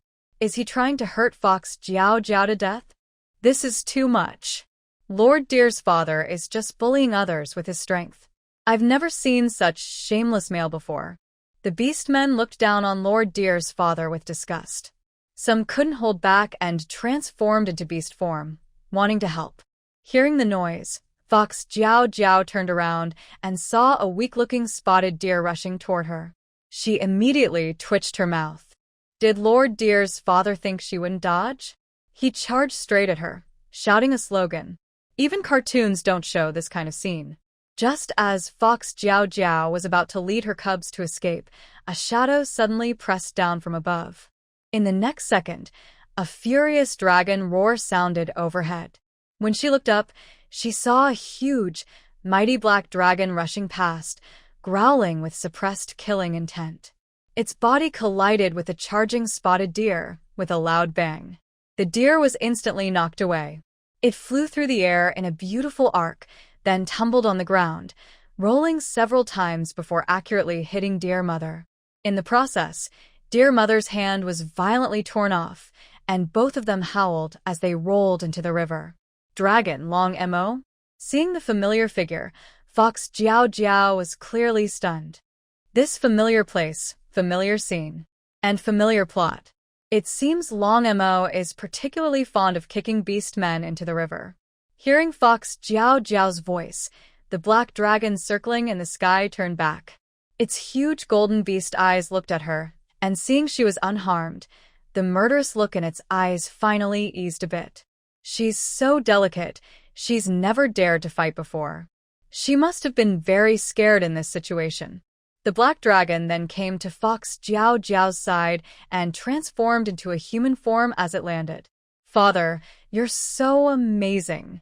You just banged those two bad guys away with one hit. Long Linger's eyes were full of excitement and admiration, and she clapped happily. The other four cubs saw Long Mo arrive, and all sighed in relief. Luckily, Dad came to help.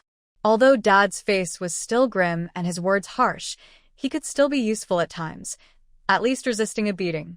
If luck was on their side, and the opponent was weaker, they might even win. Hearing Long Linger speak, Long Mo couldn't help but glance at Hu Jiao Jiao. His tall figure moved closer to her. If you're scared, you can, he said, lips pressed together, eager to speak, but interrupted by angry shouts from afar. Idiot! You grabbed my hair. Dad, Mom, are you okay? Come up quickly. Hu Jiao Jiao watched as they got what they deserved, clicking her tongue twice, without a hint of sympathy on her face. If her children were in trouble, these two wouldn't feel sorry. Long Mo's stern face tightened as he looked at Hu Jiao Jiao, staring intently at the two people in the river, thinking to himself, she must be very scared today. Seeing them like this, she must be afraid they'll come back and hurt her again. Long Mo's eyes turned cold, his gaze dark and fierce as he looked at the two in the water, silently planning something. As the two fell into the river, the commotion came to an end. All the beasts dispersed, with no one willing to step in or go to the clan leader to complain. The family of 7 headed home. Long Mo carried a small stone bucket, silent all the way, feeling like something was missing. The 5 cubs walked ahead happily, especially Long Yao, who wagged his tail tip high, showing he was in a great mood. He hummed and shook his head, flying back and forth in front of the other 4 cubs as if equipped with a tiny motor, unable to stop. Yea, the small stone bucket was brought back, and he wasn't punished, happy. I really don't understand what you're so happy about. You almost got hit by that old lady and still aren't scared. Stupid dragon, Long Zhong complained, annoyed by his flying around. Na. Long Yao flew in front of Long Zhong, sticking out his tongue and twisting his hips, then quickly darted to Long Yu's side. Long Zhong's face darkened with anger, almost smoking from his head. The other 3 cubs all laughed at the same time. Little 5 was such a treasure. He could always make the 3rd one so mad he wanted to explode. Hu Jiao Jiao walked behind, smiling as she watched these lively cubs. When they first arrived, these cubs looked like little beggars, dirty all over, with constantly gloomy faces, always on alert and wary of everything. Now they finally looked like normal little cubs. If possible, she truly hopes that Long Xiu's eyes and Long Zhong's face can find a cure soon. Among these children, she is most worried about the two of them. Pulling back her thoughts, Hu Jiao looked at the silent male beside her and opened her mouth. Long Mo, just now. Thank you. Long Mo pursed his lips tightly, calm on the surface, but he bit his tongue directly, causing pain and making the veins on his forehead stand out. Long Mo, why do you look a bit pale? Are you too tired today?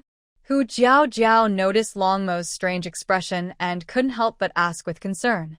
Recently, he has been hunting and moving materials, so he must be exhausted.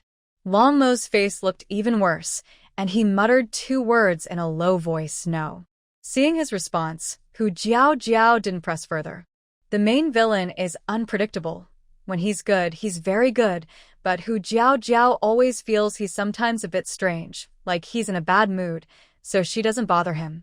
Although they are partners, Hu Jiao is still single by nature, has never been in love, and doesn't know what it's like to get along with a partner. They remained silent as they headed home. Hu Jiao looked at Long Mo, who was empty-handed, only carrying a stone bucket, and suddenly remembered something. Long Mo, weren't you out hunting? Where are the prey? Long Mo's steps paused, finally realizing he had forgotten something. On his way back, he was in such a hurry that he left everything behind in the tribe. I'll go find it. Long Mo put down the stone bucket and turned to leave.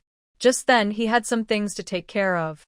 Hu Jiao hadn't spoken yet when she saw Long Mo transform into a dragon and fly away from the yard. She thought Long Mo was worried about losing things and didn't think much more. In the tribe, when Ho Xiao returned from hunting, he saw a group of beast men surrounding a black cow and a blue stone. After learning that Long Mo had left them there, he found a few beast men to help carry them back. As they walked along the road, suddenly they saw a black dragon flying quickly toward them. Ho Xiao immediately put down the blue stone he was holding and waved at the black dragon in the sky. Long Mo, here, your prey and the stone are here. The flying Long Mo looked down at Ho Xiao but didn't slow down at all. Ho Xiao waved and jumped up, afraid Long Mo might not see him. When he saw the black dragon look at him and speed up to fly over, he grinned simply and said, Long Mo, no need to thank us. We're just helping you bring it back, no need for special thanks. He scratched his head, and as soon as he finished speaking, the black dragon brushed past him overhead. A head of messy hair suddenly flew back, and Monkey Little Jump's voice stopped abruptly. He opened his mouth wide, wanting to scream, but because the other person moved too quickly, he couldn't make a sound. Next moment, the black dragon had already flown far away. Monkey Little Jump, who had a quick hairstyle, looked confused.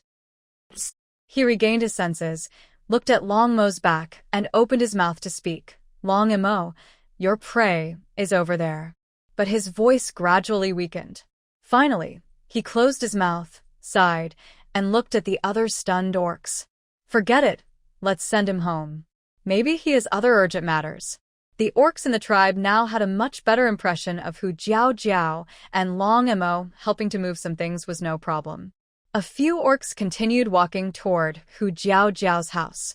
Hu Jiao was about to prepare some delicious food for her cubs when she saw Monkey Little Jump bringing a few orcs over. Seeing them carrying prey and blue stones, she hurried over and asked, Didn't you deliver the stones today?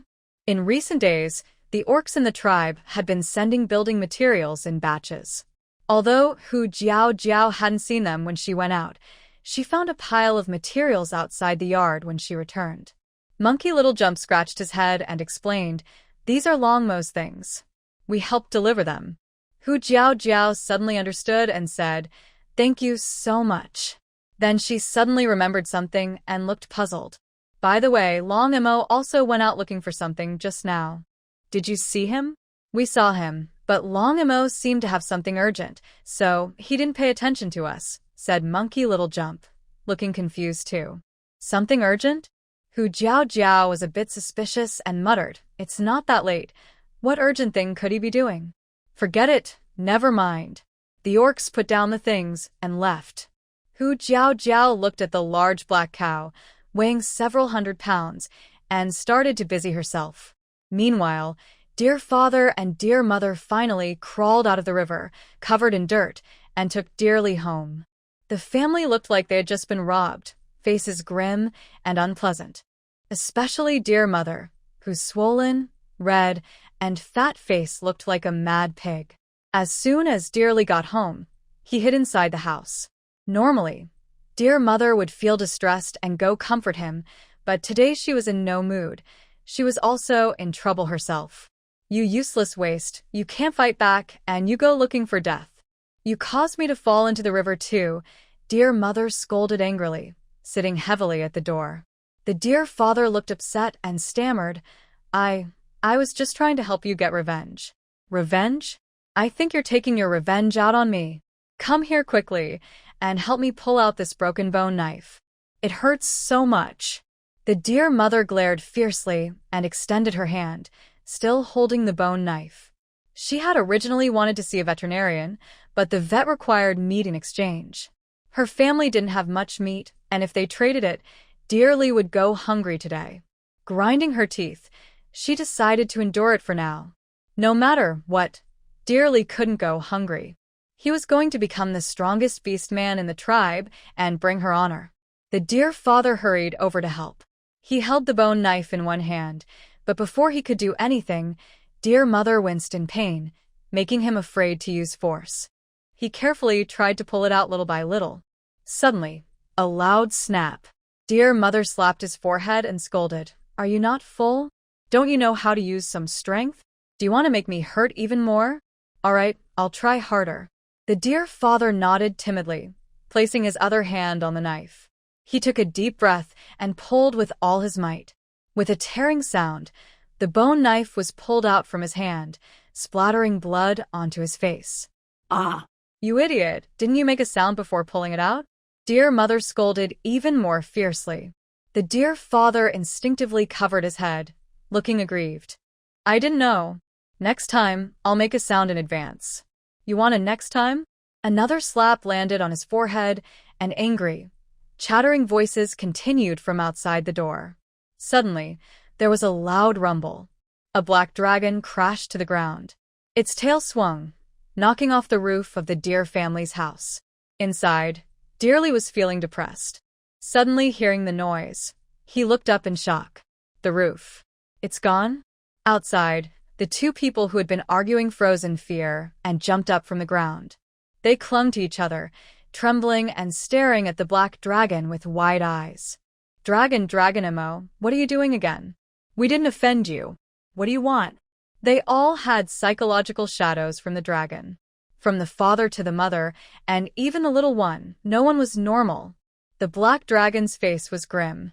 It lowered its head, golden beast eyes narrowing as it looked at the two, reflecting their twisted, terrified faces.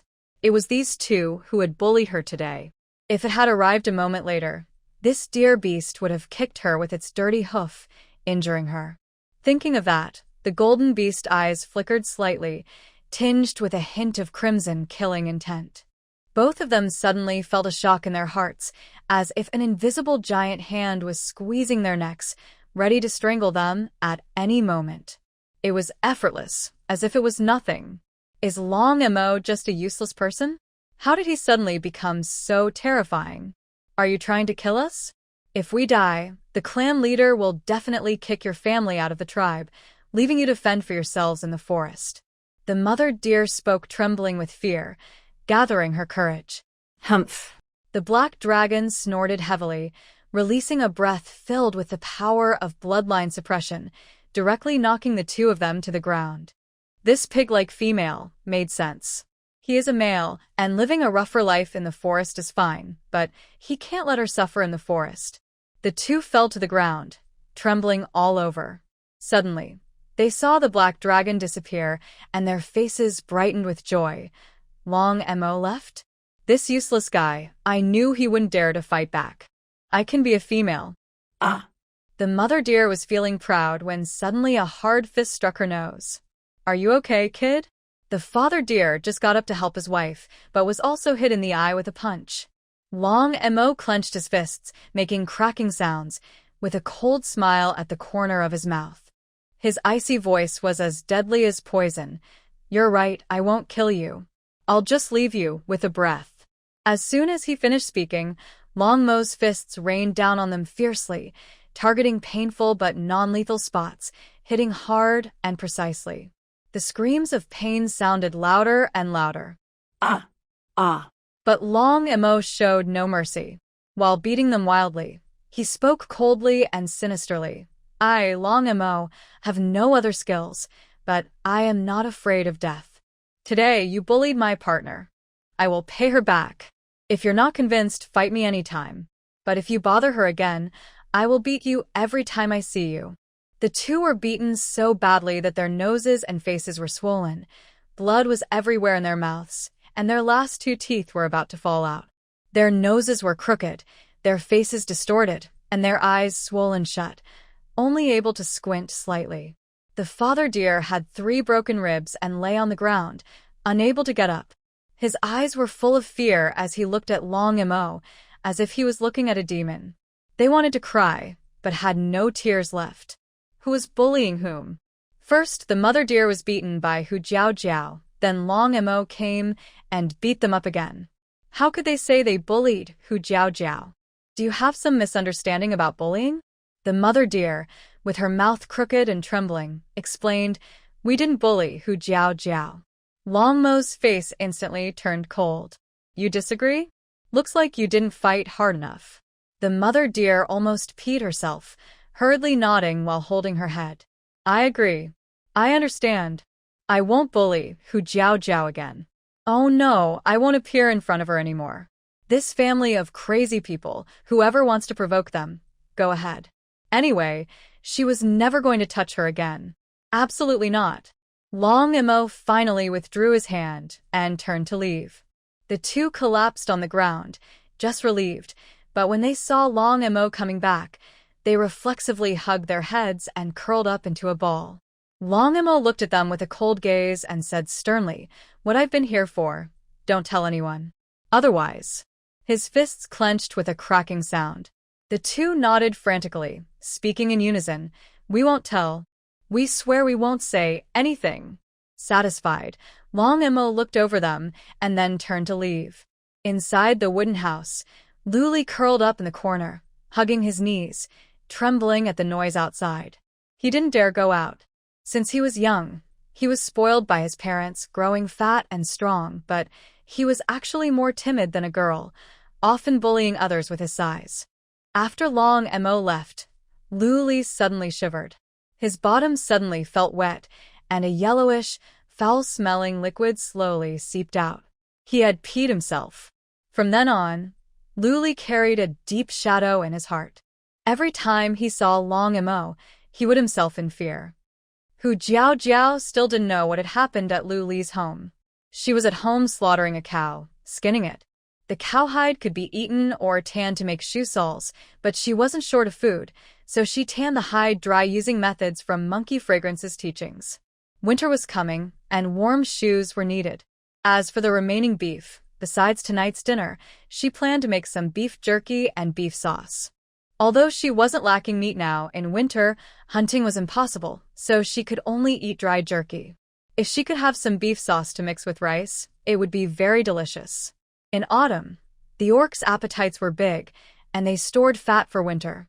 A cow weighing 300 or 400 jin, about 150 to 200 kilograms, with a family of 7, would eat half of it at once. Hu Jiao Jiao quickly divided the cow into 2 parts, setting one aside. She cut about 20 jin, around 10 kilograms, of leg meat, and the rest was sliced into strips and hung on the smoking rack.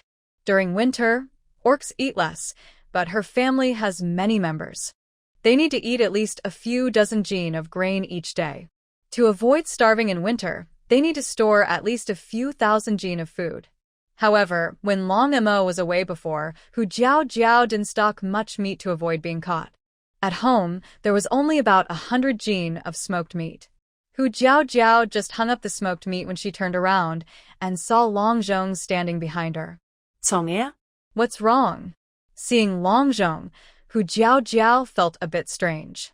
This third son of hers usually disliked her the most and never approached her willingly.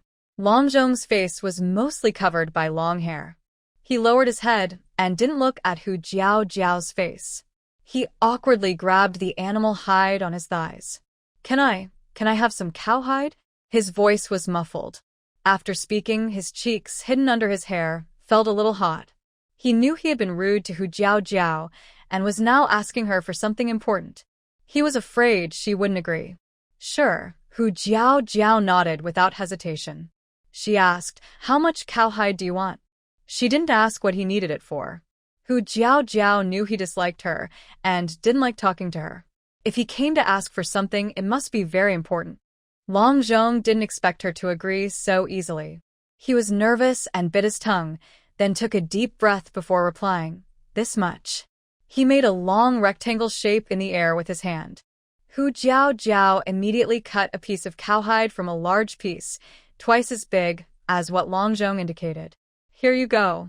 It's not dry yet, so you need to keep it in a cool place to dry before using. She handed it to him, while reminding him. Long Zhong quickly took it and whispered, thank you.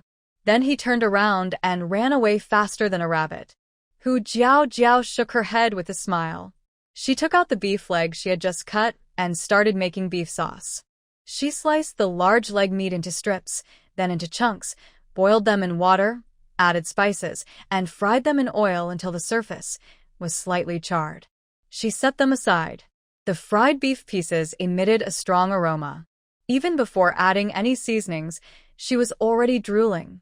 Just as she scooped up some beef, a small black shadow wagged its tail and flew over, eyes shining as it stared at the stone basin full of meat. Delicious little Five wanted to eat the tasty meat. Licking its pink tongue, a few drops of saliva dripped from the corner of its mouth, like a greedy little puppy. Little glutton, Hu Jiao said with a helpless smile. She scooped a spoonful of beef pieces into a small bowl and placed it on the table.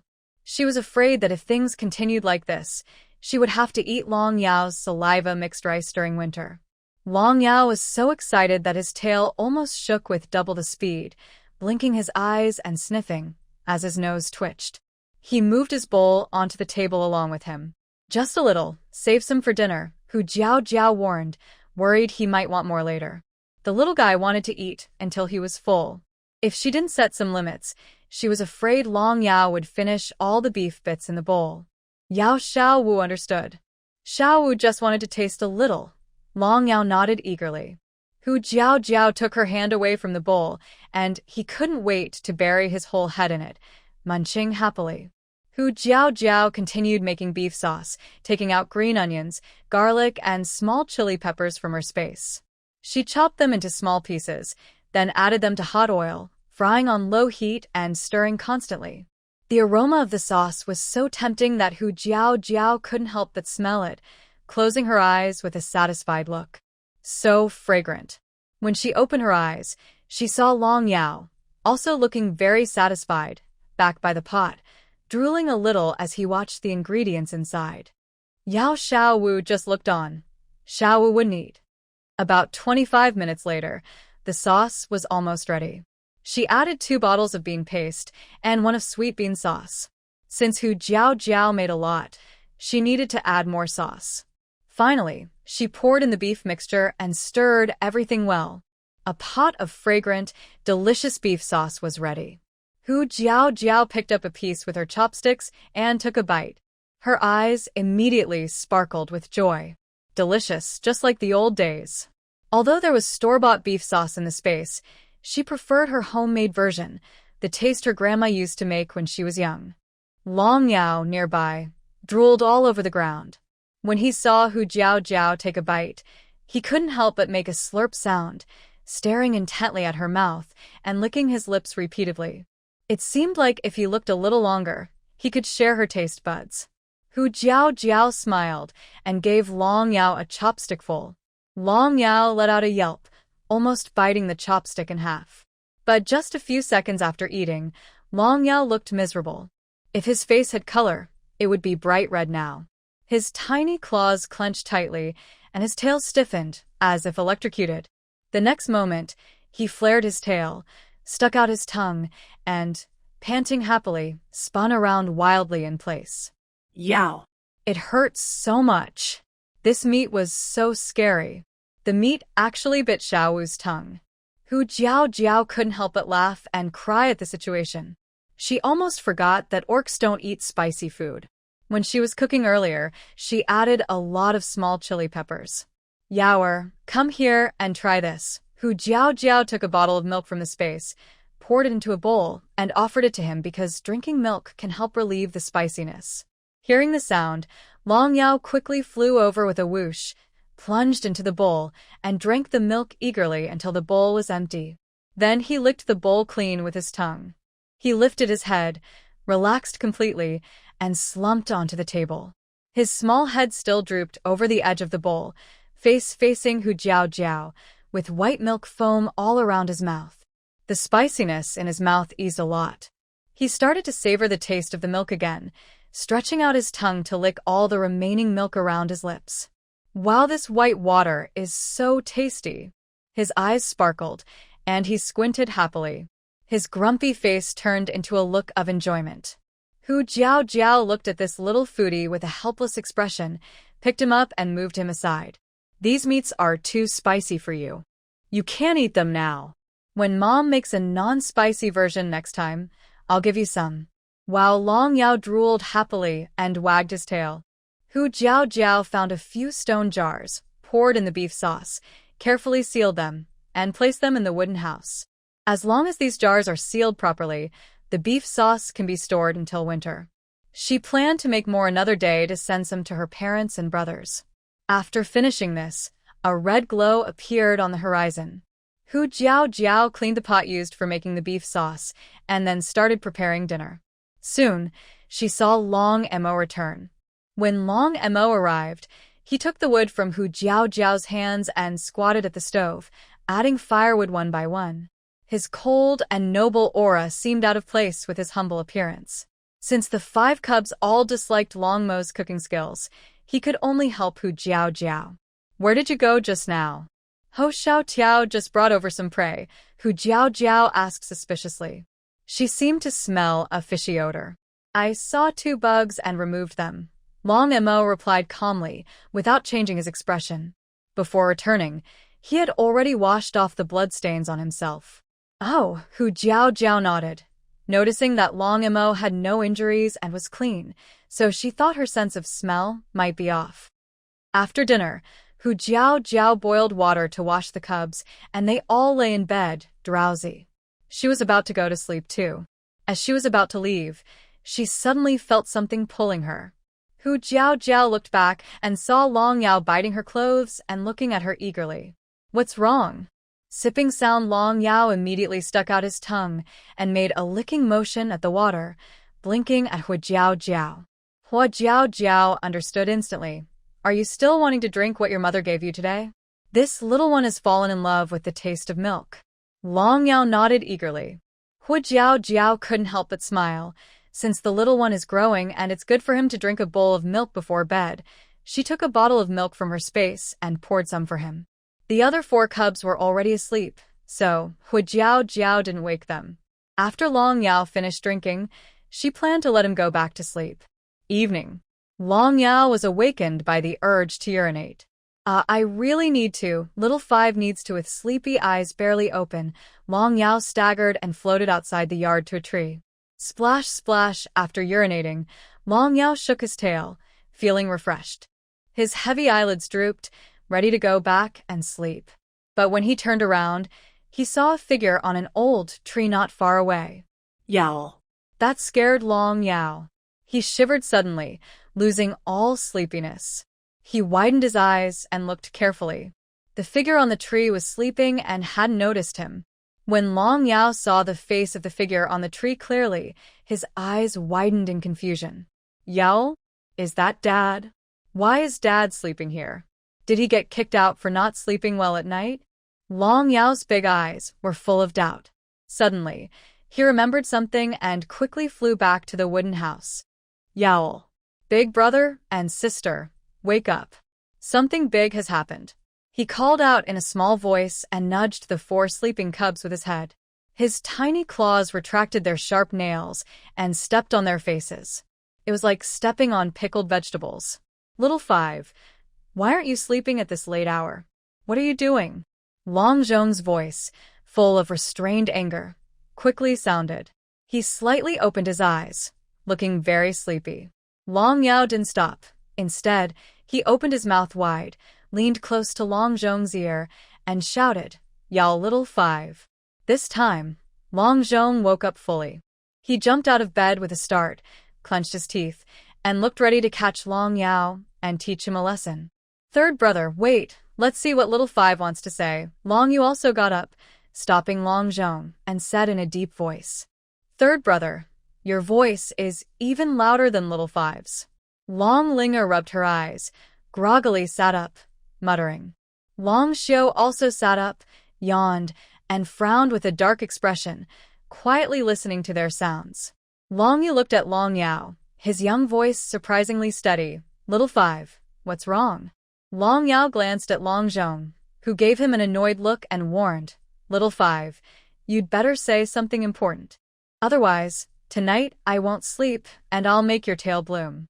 Long Yao stuck out his tongue, pointed at the big tree outside with his front claws, then clasped his paws together, flew onto the bed, and lay down, closing his eyes and snoring loudly.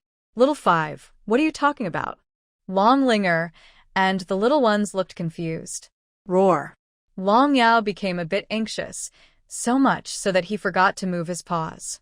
Instead, he used his tail as a hand, pointing back and forth outside the door and on the bed, occasionally imitating snoring sounds. It seemed that Long Yu understood a little and asked uncertainly, "Are you saying there are beasts sleeping outside?" Roar. Long Yao's eyes suddenly widened, and he nodded repeatedly. Who would be sleeping outside in the middle of the night? So miserable, just like before. Long Linger lay on the bed, supporting her chin with her hands, and said pitifully, "Little 5, do you see who is sleeping outside?" Long Yu nodded, spun around a few times, then looked very gloomy, as if he had eaten bitter melon. After a few more spins, he returned to normal, pointed to his small body, and drew a huge circle in the air with his claws. The little ones watched Long Yao dance around and exchanged glances, all thinking the same thing. That expression just now. It looked so much like Dad's grumpy face. Long Linger couldn't help but ask her guess. "Little 5, are you saying Dad has been sleeping outside all along?" Long Linger didn't expect that poor, misunderstood fellow was actually her dad. Long Yao quickly nodded, exhausted from talking to them. "Isn't Dad sleeping with Mom? How could he sleep outside? Did he get kicked out?" Long Linger's small, fair face immediately scrunched up like a steamed bun. "I think it's possible. His face is so ugly, not many people want to sleep with him," Long Zhong said seriously. Ashu. Suddenly, Long Mo, sleeping on the tree, sneezed. It must be that Dad made Mom angry again. Long Lingo pouted, her cheeks puffed out in frustration. Although the little ones were young, they knew that partners usually sleep together. Long Xiu, who had been silent, suddenly spoke. "Maybe Mom doesn't even know Dad is sleeping outside. She probably thinks he's sleeping with us." When the words were spoken, the little ones all froze in surprise. Oh, right. That day, Father even wanted to sleep here. Could it be that he never slept with Mother? "What should we do?" Long Linger asked, looking worried. "I have an idea." Long Yu suddenly thought of something and said. So, the 5 little ones stayed up late into the night, huddled together, whispering and discussing. The next day, while Hu Jiao Jiao and Long Mo went out, the 5 little ones sneaked out, took an axe from home, and chopped all the nearby branches clean. Long Linger looked uncertain. "Big brother, will this work?" "Of course. Once all the nearby branches are cut, Father will have nowhere to sleep and will have to come back here," Long Yu answered seriously. Long Yao was lying on top of Long Linger's head, blinking confused eyes. Yao little 5 felt something was a bit off. "Never mind, we'll see if it works," Long Zhong said impatiently, interrupting their conversation. The little ones nodded in agreement, hurriedly moved all the branches on the ground, and cleaned up the scene of the crime. Hu Jiao Jiao, went to check on the potato plants. When she returned, she was shocked by what she saw. Why are all the trees near her house bald? She saw that a dozen large trees outside the yard had all been turned into bare, leafless trunks, with only a single green branch remaining at the top. All other branches had been cut off. Who is so unkind, cutting the trees like this? Hu Jiao muttered as she walked home, thinking it might be some beast man from the tribe who was upset with her and came to get revenge. After all, with her personality, even if she got splashed with animal droppings by a beast man while walking, it could happen. As soon as Hu Jiao entered the yard, she saw the 5 little ones chopping wood. The fresh, green leafy branches made her hesitate for a moment. Little ones, did you cut down the trees outside? Hu Jiao asked gently with a forced smile, her mouth twitching. Longlinger turned around and saw Hu Jiao coming back. She immediately put down the wood in her hands and ran over to hug her thigh. Mother, you're back. Big brother said there's no more wood to burn, so we went to cut some trees. Now, we won't run out of firewood. Mother, you won't be angry, right? The little ones, full of energy and activity, were at an age where scolding them might hurt their willingness to help. Hu Jiao gently patted Longlinger's head and said softly, How could I be angry? You all did a great job.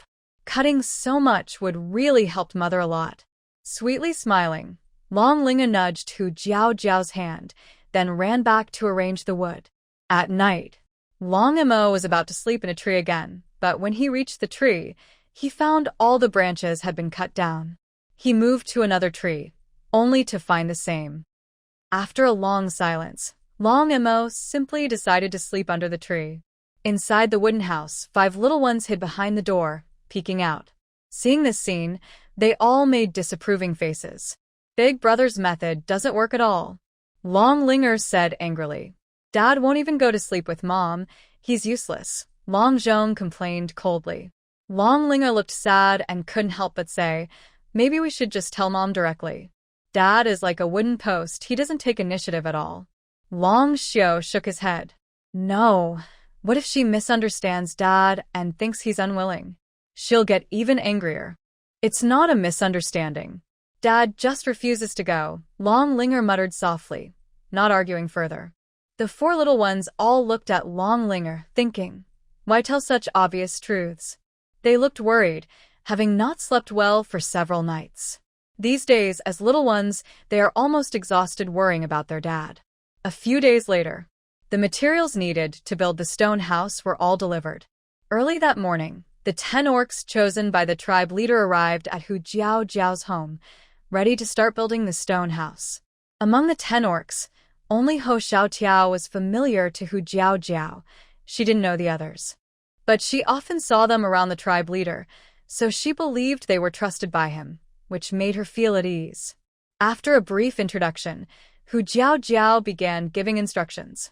There was a large open space around the yard. She planned to build the stone house next to the small courtyard. After planning the size of the house with the orcs, they started laying the foundation. The tribe leader chose skilled builders, strong and quick, working efficiently without delay. Hu Jiao followed their lead, and the progress was much smoother than she expected. Long Mo went out in the morning to hunt and gather food, then returned in the afternoon to join the construction team. Perhaps it was Hu Jiao's imagination, but she felt that after Long Mo returned, the progress sped up significantly. Usually, laying the foundation for a single story takes about a week. Hu Jiao planned to build 2 stories. Thanks to the orc strength, they could complete what would normally take humans a week in just 2 days. When Long Mo returned, he worked in beast form, lifting heavy wooden stakes weighing hundreds of pounds effortlessly. 1 day passed, and they had already completed a third of the work that was originally scheduled for 4 days. Including the 10 orcs, among them Monkey Little Jump, all couldn't help but swallow hard when they saw Long Mo's actions. That was too intense. Is building a house really worth such effort? The orcs couldn't help but think bitterly, who said Long Mo was useless. If Long Mo was useless, then they wouldn't even be considered useless. Knowing that Hu Jiao was building a house today, many orcs in the tribe came to watch the excitement. Lu Mianer and Hu Jing also came over, hoping to see if they could help. But there were so many orcs that it took them half a day to find Hu Jiaojiao's figure in the crowd. Lu Miana was about to go over when she noticed Hu Jing still looking around and asked curiously, "Hu Jing, what are you looking at? Isn't it Hu Jiaojiao you're searching for?" But she's not over there. Hearing the voice, Hu Jing quickly looked away, feeling guilty, and glanced nervously toward Hu Jiaojiao. "Nothing. I wasn't looking at anything." Lu Mianer felt that Hu Jing seemed a bit strange today. "I just remembered I have something to do. You go find Hu Jiaojiao first. I'll come later." Hu Jing pushed Lu Mianer forward. Before she could say anything, she turned and ran away. Lu Mianer reached out her hand, then lowered it with a puzzled look. "What's wrong today?" Hu Jing seems distracted. She muttered confusedly, then helplessly shook her head and turned to find Hu Jiaojiao. Hu Jing ran out of the orc crowd, but was suddenly bumped on the forehead by a flying shadow. Ouch! Hu Jing grimaced in pain, took a few steps back, and opened her eyes to see she had collided with a small black dragon. "Isn't this Hu Jiaojiao's youngest hatchling?" Hiss. In confusion, her forehead throbbed, and Hu Jing grimaced, rubbing her head and secretly gritting her teeth. "Is this little one made of stone? So hard." Yao Long Yao was knocked into a somersault in the air and fell into Long Yu's arms behind her. "Lil 5, are you okay?" Long Yu held Long Yao and asked with concern, "I told you to go slower. Did you bump into a beast?" After speaking, she looked at Hu Jing and softly apologized. "Sorry, little 5 didn't do it on purpose." Long Yao looked aggrieved, her head hurting. She wanted to cover her head with her claws, but her claws were too short to reach her head, so she used her tail to pat her head and comfort herself. Behind them, Long Linger and Long Zhong also came over. Long Xiu stayed inside the wooden house because she didn't like crowds. Hu Jing glanced at the little ones, endured the pain, waved her hand, and said, "It's okay, it's okay." She is an adult female, so she wouldn't trouble a young cub who hasn't fully grown yet.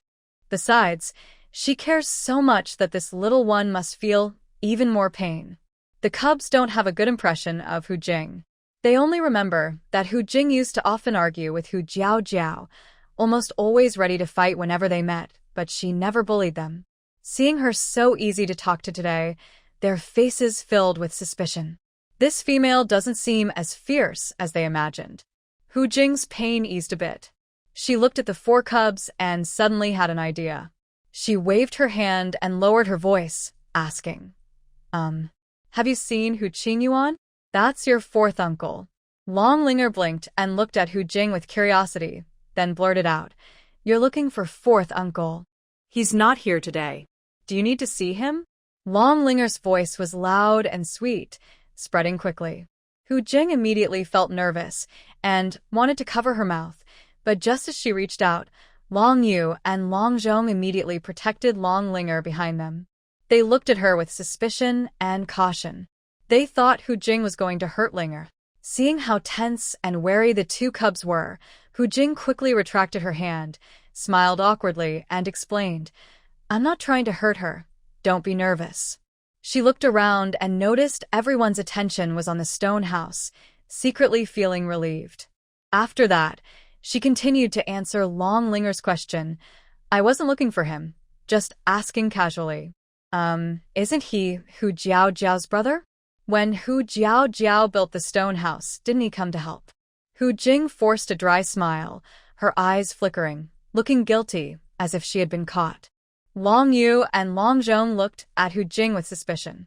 Seeing she had no intention of harming Long Linger, they relaxed their guard. Long Zhong curled his lips and snorted coldly. "So, you want to find out about 4th uncle?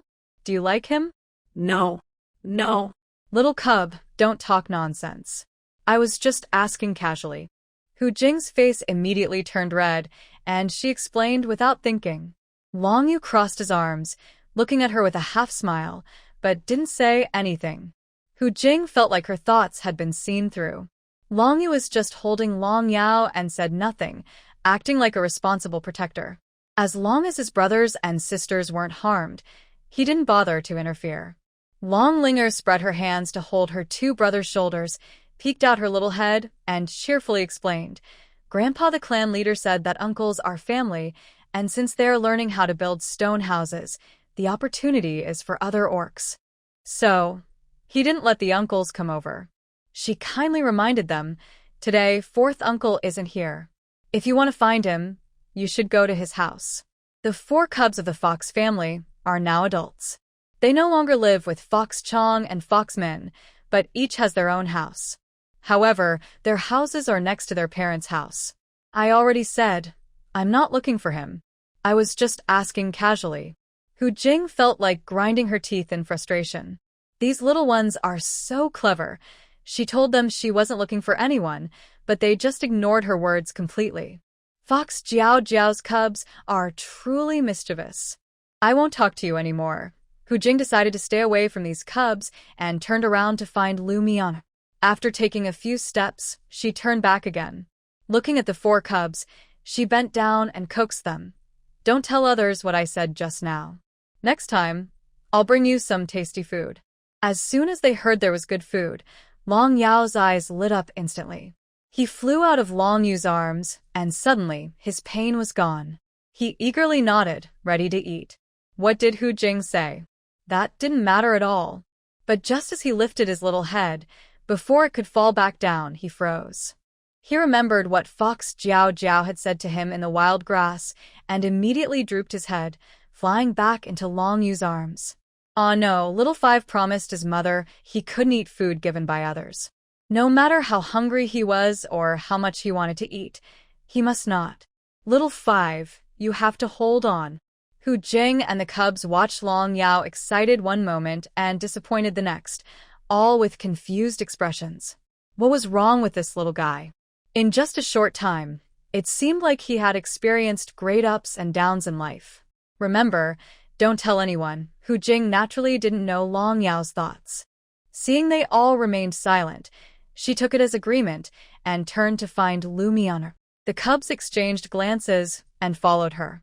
Taking this chance, they decided to help their father once more. Fox Jiao Jiao was explaining the structure of the stone house to Monkey Xiao Tiao and other males. She planned to make it like the northern style, with a heated bed Kong, so that in winter they could stay warm on it. She believed that orcs would definitely like the Kong. In winter, orcs stay indoors. Besides eating and drinking, the only thing they can do is help the tribe reproduce by making cubs, contributing greatly to the tribe's growth. Luo Mianer came over, noticing she was speaking with a dry throat. Monkey Xiao Tiao and the others still looked confused, which made her feel sorry for Hu Jiao Jiao. Although she was a female, she knew more than the males and worked so hard. Why hadn't she realized before that Jiao Jiao was such a good female? Seeing that Hu Jiao Jiao hadn't even had time to drink water, Luo Mianer went to get a bowl of water. Before she could approach, another hand already offered a bowl and brought it close to Hu Jiao Jiao's mouth. Hu Jiao Jiao was focused on explaining to Monkey Xiao Tiao when suddenly a bowl of water appeared in front of her. She looked along her hand and saw Long Mo's deep, dark face looking at her. Take a rest if you're tired. Long Mo handed her the water again, signaling her to drink, while calmly separating Monkey Xiao Tiao and a few other beast men, placing himself between them. Is the big villain being so thoughtful today? Thank you, Hu Jiao Jiao said shyly, her ears turning red as she looked at Long Mo's handsome face close up. Feeling surprised and a bit guilty, she took the water and took a few big sips. Seeing this, Long Mo's deep eyes darkened further, and he took a step further. Let's stop here for today. We'll continue building tomorrow. When he spoke, they were standing so close their hands almost touched, just a meter apart. If he didn't come now, the cubs might have another father tomorrow. Hu Jiao Jiao glanced at the progress bar, which had already exceeded the goal, and nodded. That's fine. Building a stone house wasn't urgent. Even beastmen, with their great strength, could get tired. Huh?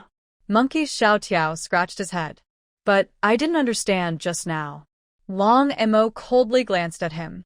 With your brain, it's hard to understand today. What's wrong with my brain? Monkey Xiao Tiao looked annoyed and was about to argue. But before he could finish, A sharp-eyed beast man behind him grabbed his arm and signaled with his eyes. Forget it, Monkey Xiao Tiao. We'll come back tomorrow. After saying that, he nodded to Long Mo and Hu Jiao Jiao and said goodbye. We're leaving now. Monkey Xiao Tiao was pulled away forcefully before he could react. Thanks for your hard work today. Why are you leaving so quickly? Hu Jiao Jiao waved to them, but they had already disappeared. Maybe they just want to go home and rest early, Long Mo said casually, knowing their little thoughts, with no change in his face or tone. Yeah, that makes sense. They must be tired today, Hu Jiao Jiao agreed and nodded, then turned to Long Mo. You've worked hard too. I'll go cook for you all. A new house is about to be ready. She has been excited all day and doesn't feel tired at all. She still has lots of energy now. Long Mo looked at the beads of sweat on her forehead, held her shoulder, and raised his hand to wipe it. But then he saw the dust on his hand and changed his mind, taking the empty bowl from her. Hu Jiao Jiao was very excited and didn't notice Long Mo's small action. There's no need. You should rest. I'll go hunt some prey, Long Mo said, withdrawing his hand and looking at Lu Miana nearby. A female is looking for you. She had already been busy all day. If she kept working, her small body wouldn't be able to handle it. Hu Jiao Jiao wanted to say she didn't need help, but when she turned around and saw Lu Miana standing nearby, Long Mo had already left with the bowl before she could speak. In the small forest of the tribe. Why did you pull me along? Monkey Little Jump asked unhappily after they were far away and he was released. Hey, kid, didn't you see Long Mo's eyes almost shooting fire? Why are you still standing there? Do you want to die? The beast man glared at him. This kid was so clever and hardworking, yet he responded so slowly. What? Long Mo can shoot fire? Monkey Little Jump widened his eyes. A few beast men were speechless for a moment. Isn't their focus a bit off? Long Mo is right. Your brain really isn't easy to understand today. Let's go home and cuddle with your partner. The beast men patted Monkey Little Jump's shoulder and didn't bother explaining further. They each went back to their own homes. Monkey Little Jump was left alone, feeling confused. Does Long Mo really shoot fire? I didn't know. Monkey Little Jump scratched his head foolishly and muttered to himself as he headed home. Lu Miana, why are you here? Hu og Yao Yao looked at Lu Miana curiously. Lu Miana put down her bowl and gently walked over to Hu Jiao Jiao. Tiger Jing, and I wanted to come see if we could help in any way. In the future, we can assist you, she said. Hu Jiao Jiao immediately looked suspicious. Tiger Jing is here too? Does she have such good intentions?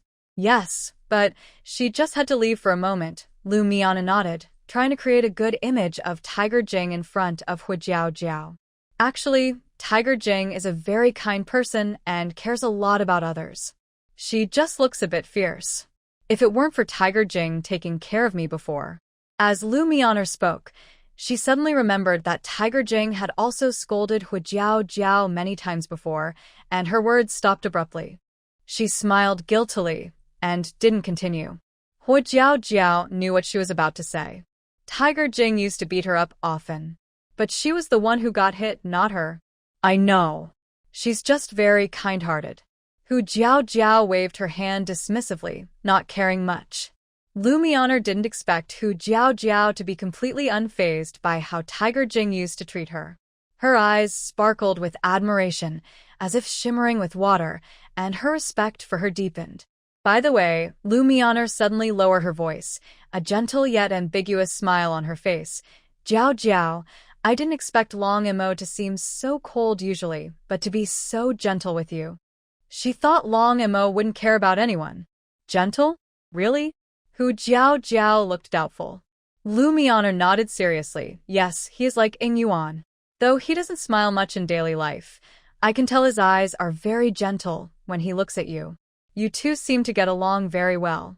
Impossible. Hu Jiao Jiao blurted out in protest.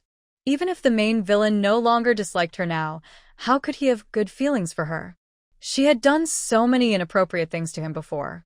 And she had only been thinking about clearing her name and winning over the main villain, not about becoming his real partner. She just wanted to survive. She didn't dare to think beyond that. I won't be mistaken, Jiao Jiao. Lumiere thought she was just shy and continued happily. Your cubs are so grown up now. Maybe you'll have more little ones this winter. Lumiere's words completely disturbed Hu Jiao Jiao's thoughts. At that moment, Tiger Jing also came over. So you're here, she said. She had just relaxed, finally free from those little ones, when suddenly she heard a soft, childish voice like a little demon behind her. Mommy turning around, she saw 4 cubs following closely behind her. Seeing their innocent yet deadly little faces, her mind went blank. How did these cubs all come here? Long Linga winked playfully at her and smiled sweetly, as if saying, "Don't worry, we won't tell anyone."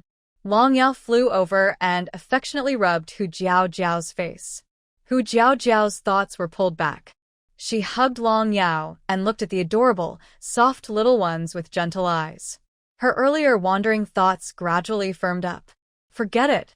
She wasn't a backward, superstitious woman from old times. Now she had obedient, sensible cubs and a loving family. She was happier than most people.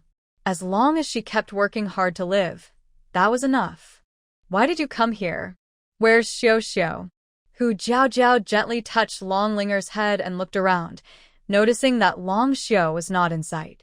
Second brother is at home. Long Linger replied softly and sweetly. She glanced at her brothers behind her, who were winking at her, then reached out her small hand and tugged on Hu Jiao Jiao's clothes. Mother, I have a question to ask Auntie Mianer. Oh? What's the question? Hu Jiao Jiao asked curiously. Lu Mianer looked down at Long Linger. Hu Jing looked uncertain, her hands sweating nervously, afraid that this little girl might accidentally reveal something about her. Auntie Mianer, do you sleep with your partner? Long Linger asked seriously, looking up. Huh. Hu Jiao Jiao almost spat out her drink. What was this little girl thinking? Asking about such things at her age. Of course, partners sleep together, Lu Mianer nodded, not seeing anything wrong with talking about this with a child. Hu Jiao Jiao looked at Long Linger, who tilted her head with bright, wet eyes still full of doubt. A bad feeling suddenly arose in her heart, and she was about to stop Long Linger from speaking further. But Long Linger continued, Then why don't mother and father sleep together? Aren't they partners? Lumiere, was stimmt? They are definitely partners, but how was she supposed to know why they didn't sleep together? Wait. Hu Jiao Jiao doesn't sleep with Long Mo? Hu Jing, sensing her previous nervousness, now looked at Hu Jiao Jiao with a strange expression, as if she was watching a spectacle. Feeling the curiosity from both of them, Hu Jiao Jiao suddenly felt embarrassed. This little girl asked everything. Hu Jiao Jiao, do you really not want Long Mo to come home? Are you trying to chase him away? Hu Jing frowned and asked. In her society, female animals hold a higher status than males. At home, the female decides everything. Whether someone can sleep inside depends on her. Hu Jing thought Hu Jiao Jiao still disliked Long Mo as before and didn't want to sleep with him. Mother, are you going to chase father away? Poor father. Being homeless is so sad. All 4 children looked at Hu Jiao Jiao with worried, wet eyes, hoping for her answer. No, that's not true. Hu Jiao Jiao immediately shook her head when she saw their pitiful expressions. I just want to wait until the stone house is built. She quickly came up with an excuse, speaking confidently. Yes, I want to wait until the stone house is finished so the room is bigger and then Long Mo can come over. The current wooden house is too small to sleep in. With a confident tone, it was unclear whether she was trying to persuade them or herself. That's how it is. Hu Jiao Jiao and Lu Mianer finally understood. They glanced at the small wooden house belonging to Hu Jiao Jiao's family. Long Mo was tall, so he probably couldn't perform properly, so they stopped thinking much about it. Long Linger and a few little ones exchanged glances, their eyes flashing with cleverness. Long Yu secretly gave a thumbs up in admiration. Yay! Mother promised to sleep with father. The plan was successful. Long Linger pulled Hu Jiao Jiao's hand, looking hopeful. Mother, father doesn't know yet. Do you want to tell him, so he can be happy? Cough, cough. Hu Jiao Jiao felt her escape route was blocked. Okay, I will tell him when he comes back. She replied reluctantly, whether he would be happy or not. She didn't know. In the evening, a family of 7 sat around the dining table, each with their own thoughts. The 4 little ones secretly watched the expressions on their parents' faces. Hu Jiao was thinking about how to speak, while Long Yao was focused on eating. Long Mo was recalling today when Hu Jiao discussed the rent structure with Monkey Xiao Tiao. He heard her say she would only make 6 rooms, 1 for herself and 5 for the little ones, so he wouldn't have a place. His face was tense, hesitating whether to speak up and ask for an extra room for himself. Otherwise, he would have to sleep on the roof. Outside, the trees had been cut down by some unkind beast, leaving no trees to sleep in. Apart from the night he spent with Hu Jiao a few years ago, he had never shared a room with her again, so he believed deep down that Hu Jiao didn't want to live with him. Mother, don't you have something to say to father? Seeing Hu Jiao hesitating to speak, Long Ling Er became a bit anxious and kindly reminded her. Hearing Long Ling Er, Long Mo pressed his lips tightly, his deep gaze fixed on Hu Jiao. Was she going to talk about not leaving him a room? Yes. Long Mo, I have something to tell you. Under Long Ling Er's prompting, Hu Jiao could only muster her courage and speak, avoiding direct eye contact with Long Mo. Once the stone house is built, you will. Long Mo's eyes darkened. His large hand under the table clenched involuntarily, turning white from the grip without him noticing. His thin lips pressed into a purple line, and his golden pupils looked cold, as if they could freeze everything. Yes. Someone like him, a useless person, was already lucky to have a partner.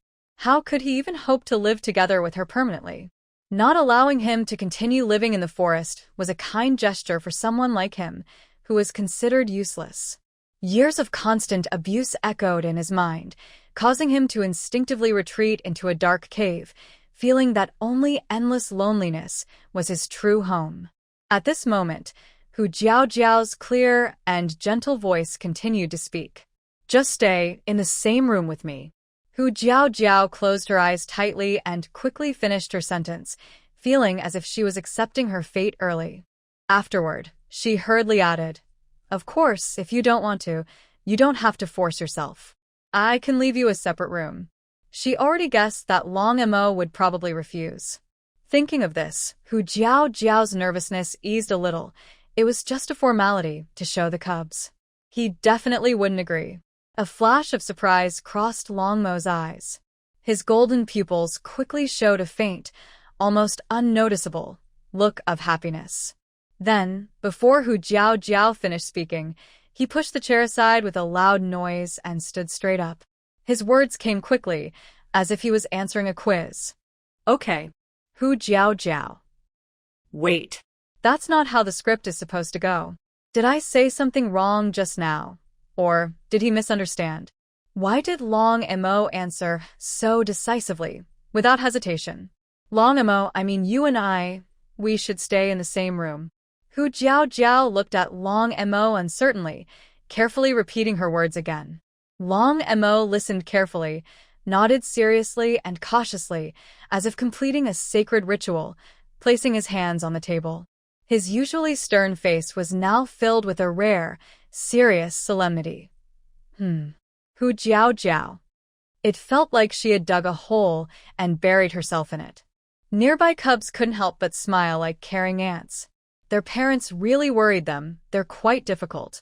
Long Ling Er clapped happily and said, Yay! Now Dad can finally sleep in a room. No more sleeping on the tree. As soon as she finished speaking, 6 pairs of eyes looked sharply at Long Ling Er. Long Yu, Long Xiao, Long Zhong, and Long Yao all widened their eyes. Long Mo. How could the cubs know about him sleeping in the tree? Did they cut down all those branches? Realizing what just happened, Long Ling Er quickly covered her mouth. Oh no! She had spoken too quickly and revealed the truth. Long Ling wished she could slap herself. She lowered her head and slowly curled back into her chair like a snail. If she had a shell, she would surely hide inside it. Linger, what are you talking about? Who's sleeping in the tree? Hu Jiao was surprised and frowned as she looked at Long Linger, asking, "It's nothing." Long Linger covered her mouth and shook her head. "Oh no." Dad's face looked so dark and angry. She thought she was doomed today. Seeing Long Linger's expression, Hu Jiao knew she was hiding something. She turned to the other children and looked serious. "What's going on?" "It's Dad himself wanted to sleep in the tree." "It's none of our business," the three children said in unison, shaking their heads like rattles.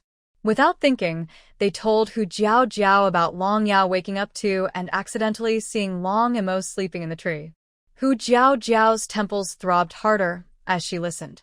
She couldn't help but hold her forehead. She was stunned. She let the big villain sleep outside for nearly a month. Her favorability hadn't even increased yet, but her hatred level shot up quickly. She really was a troublemaker.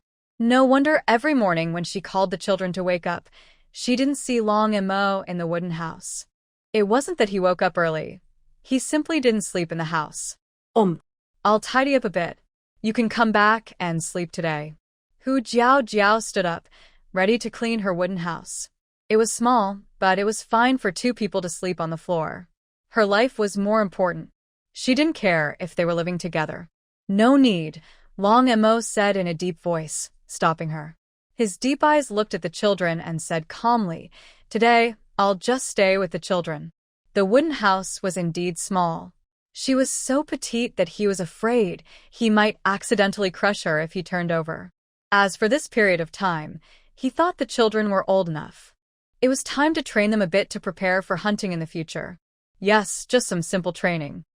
On the west side of the tribe, a group of silver-gray wolves climbed the mountain under the moonlight and stopped beside a huge white lake. They shook their fur and transformed into human forms. At their feet were blooming white flowers, and under the faint moonlight, it looked like a fairy from the moon. The entire lake seemed almost covered with these flowers. The beast men saw this scene and their eyes widened. Some even immediately crouched down, eagerly plucking a petal from a salt flower and stuffing it into their mouths. The next moment, he grimaced and spat everything out loudly. "Too salty. These are really salt crystals." After saying that, he quickly stood up and hurriedly ran toward the tall, burly orc standing at the back, excitedly shouting, "Brother Mia, look. This must be the salt the boss was talking about." The other orcs also became excited and frantic. "Ha ha ha. Our tribe is going to make a big profit now. I didn't expect the boss's method to work so well. Wow, with so many salt crystals, our whole tribe probably can't finish eating them even if we live forever." Wolf Mia walked over, heavily patted the last orc on the back of his head, and cursed, "Shut up. If you can't speak properly, just keep your mouth shut. Believe it or not, I could make you eat yourself to death right now." The orc's head sank onto the ice surface, smashing a hole through the thick ice. But he didn't hesitate. He quickly climbed up from the ice, bowing and scraping. Yes, Brother Mia, I was wrong. Please forgive me." Wolf Mia exhaled roughly, glanced at the salt crystals on the ground, then kicked one apart. The broken petals flew everywhere. He picked up a piece of salt crystal, put it in his mouth, and tasted it. "Not bad, it's salt. Brother Mia, while those orcs haven't arrived yet, let's quickly take all these salt crystals back to the tribe." A sneaky-looking orc with a pointed face approached, flattering him with a smile. "Why the rush?" Wolf Mia shot him a glance. "With so many salt crystals, can we, just us orcs, carry them all back to the tribe in one night? Probably not." The pointed-faced orc scratched his neck, seeing that Wolf Mia was calm and unhurried, and then asked flatteringly, "Does Brother Mia already have a good plan?" Wolf Mia snorted, his rough face full of pride, and didn't bother to hide it anymore. "With so many salt crystals, I don't want to pick them one by one. Didn't the boss say some orcs would come too? We can just ambush them on their way back, kill them, and take their salt crystals. Anyway, the boss's order was to make sure they never come back." The pointed-faced orc's eyes lit up immediately, and he shamelessly flattered him, as expected of Brother Mia. Brilliant idea. Wolf Mia enjoyed the feeling of being praised. He shot him a sidelong glance. "Now that you understand, why aren't you moving?" "Yes, Brother Mia." The The pointed muzzle orc immediately nodded and turned to threaten the other orcs. Didn't you hear Brother Mia? Hurry up and move. Wait a moment. Wolf Mia suddenly called out cautiously. Clean up our tracks from coming up here. Don't let those orcs find out. It will delay our main task, and the boss won't forgive us. Late at night, Hu Jiao Jiao woke up suddenly from her dream, her whole body soaked in cold sweat. She had another premonition dream. In her dream, her father and older brother were on their way back with salt flowers. Because they took a shortcut, a group of orcs appeared and cruelly killed them, stealing the salt flowers. Their bodies were almost cut into pieces and tossed carelessly into the forest, eaten by wild animals. Thinking of the scene in her dream, Hu Jiao Jiao felt her scalp tingle and her heart beat painfully. She quickly got up and looked outside the door. The moon was still hanging on the treetops, and it was not yet dawn. There was still some time before sunrise. She should go find Long Mo and the tribe leader immediately and tell them about this, so the tribe leader can send orcs to rescue them. But her rational mind told her not to do it now. Because, in her dream, besides the 8 orcs carrying salt flowers, Long Mo was also there. Why was he among those orcs? Hu Jiao Jiao's expression grew serious. She clenched her trembling, pale palm tightly, forcing herself to stay calm and carefully recall the details of her dream. Suddenly, she understood something clearly. It turned out that her previous dream wasn't just about the salt flowers' whereabouts, but an unfinished nightmare. At the end of the dream, she heard a wolf's howl and a fox's cry, but they didn't come from the tribe. They were on the way back, being ambushed. It was only because Zizizi woke her up that she didn't remember what happened next until today. But why is Long Mo also there? Hu Jiao Jiao frowned deeply, her mind racing. She whispered in disbelief. Could it be because of me? If she told the tribe leader about this, he would send orcs to rescue them. But among those rescuers was Long Mo. Not only would they fail to save them, but Long Mo might also lose his life. But if she didn't say anything, her older brother, father, and the other orcs would all die. Was she really going to watch them die? Ugh, Hu Jiao Jiao, anxious, accidentally bit her lip. The taste of blood spread in her mouth, like a divine warning, telling her she must make a quick decision. Early morning. As soon as Hu Jiao Jiao stepped outside, she saw 5 cubs in the yard. Did you all not sleep well last night? Hu Jiao Jiao approached, looking at their panda eyes with a puzzled expression. Besides Long Linger, the other 4 children all have dark circles around their eyes, like they are wearing smoky makeup, especially Long Xiao, whose face is pale and eyes are black, very obvious. As for Long Yao, he was already black, so it's hard to tell if he has dark circles, but his expression is tired and dull, just like the other 3 children. Fox Jiao Jiao guesses he is the same. Ha Long Linger covers her mouth and yawns softly, muttering quietly, Can I sleep well if I sleep with Daddy? Her voice is very soft, so Fox Jiao Jiao doesn't hear clearly. What did you say, Ling? Nothing, Mother. Linger slept very soundly. Long Linger immediately smiles happily and answers sweetly. Really? Fox Jiao Jiao looks suspiciously at the other 4 children, who all nod in agreement. Seeing this, Fox Jiao Jiao doesn't ask further. She is thinking about something else. She looks around the small yard but doesn't see Long Mo, so she asks, Where is Daddy? Daddy left early this morning to find Uncle Xiao Tiao, Long Linger obediently replies.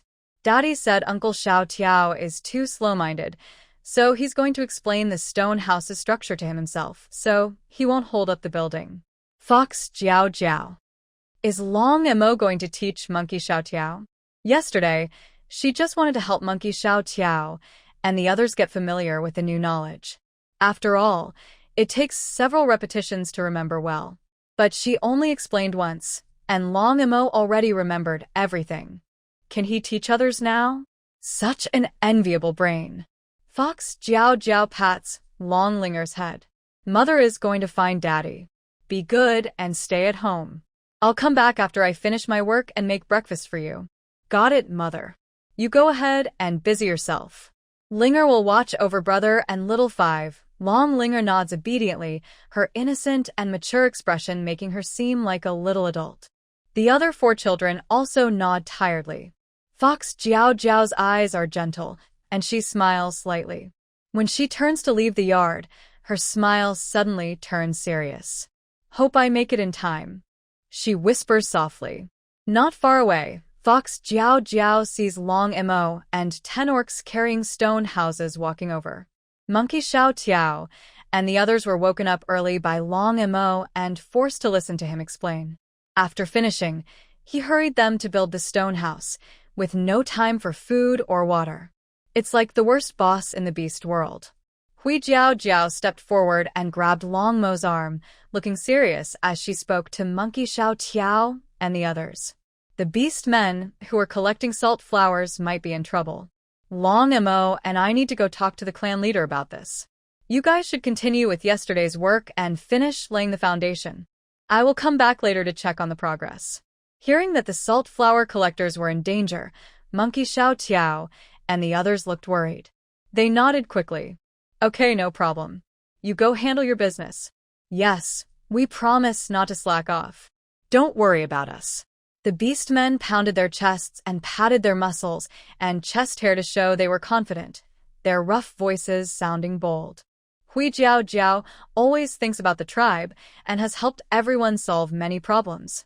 At times like this, they need to do their part well, so she won't be distracted. Thank you all. Hui Jiao Jiao nodded, then pulled Long Mo to find the clan leader. Long Mo, tall and slender, was pulled along by the small female who was over a head shorter than him, and he didn't hesitate at all. Jiao Jiao, you said the beast men collecting salt flowers got into trouble. What happened? Long Mo looked at her small, white hand holding his arm, and asked in a low, deep voice. She always seemed to know things other beast men didn't. Whether it was about planting soil fruits, building stone houses, picking salt fruits, or collecting salt flowers. Long Mo, if I tell you I dreamt that they all died, would you believe me? Hui Jiao Jiao stopped walking, didn't look back, and her voice was low. I believe you. His answer was firm and without hesitation. She was his partner. No beast man would distrust their partner. Hui Jiao Jiao's heart paused for a moment, as if her breath stopped for a few seconds. After a moment, she turned her head and looked carefully into Long Mo's deep golden eyes, seriously and earnestly asking, I need you to do me a favor.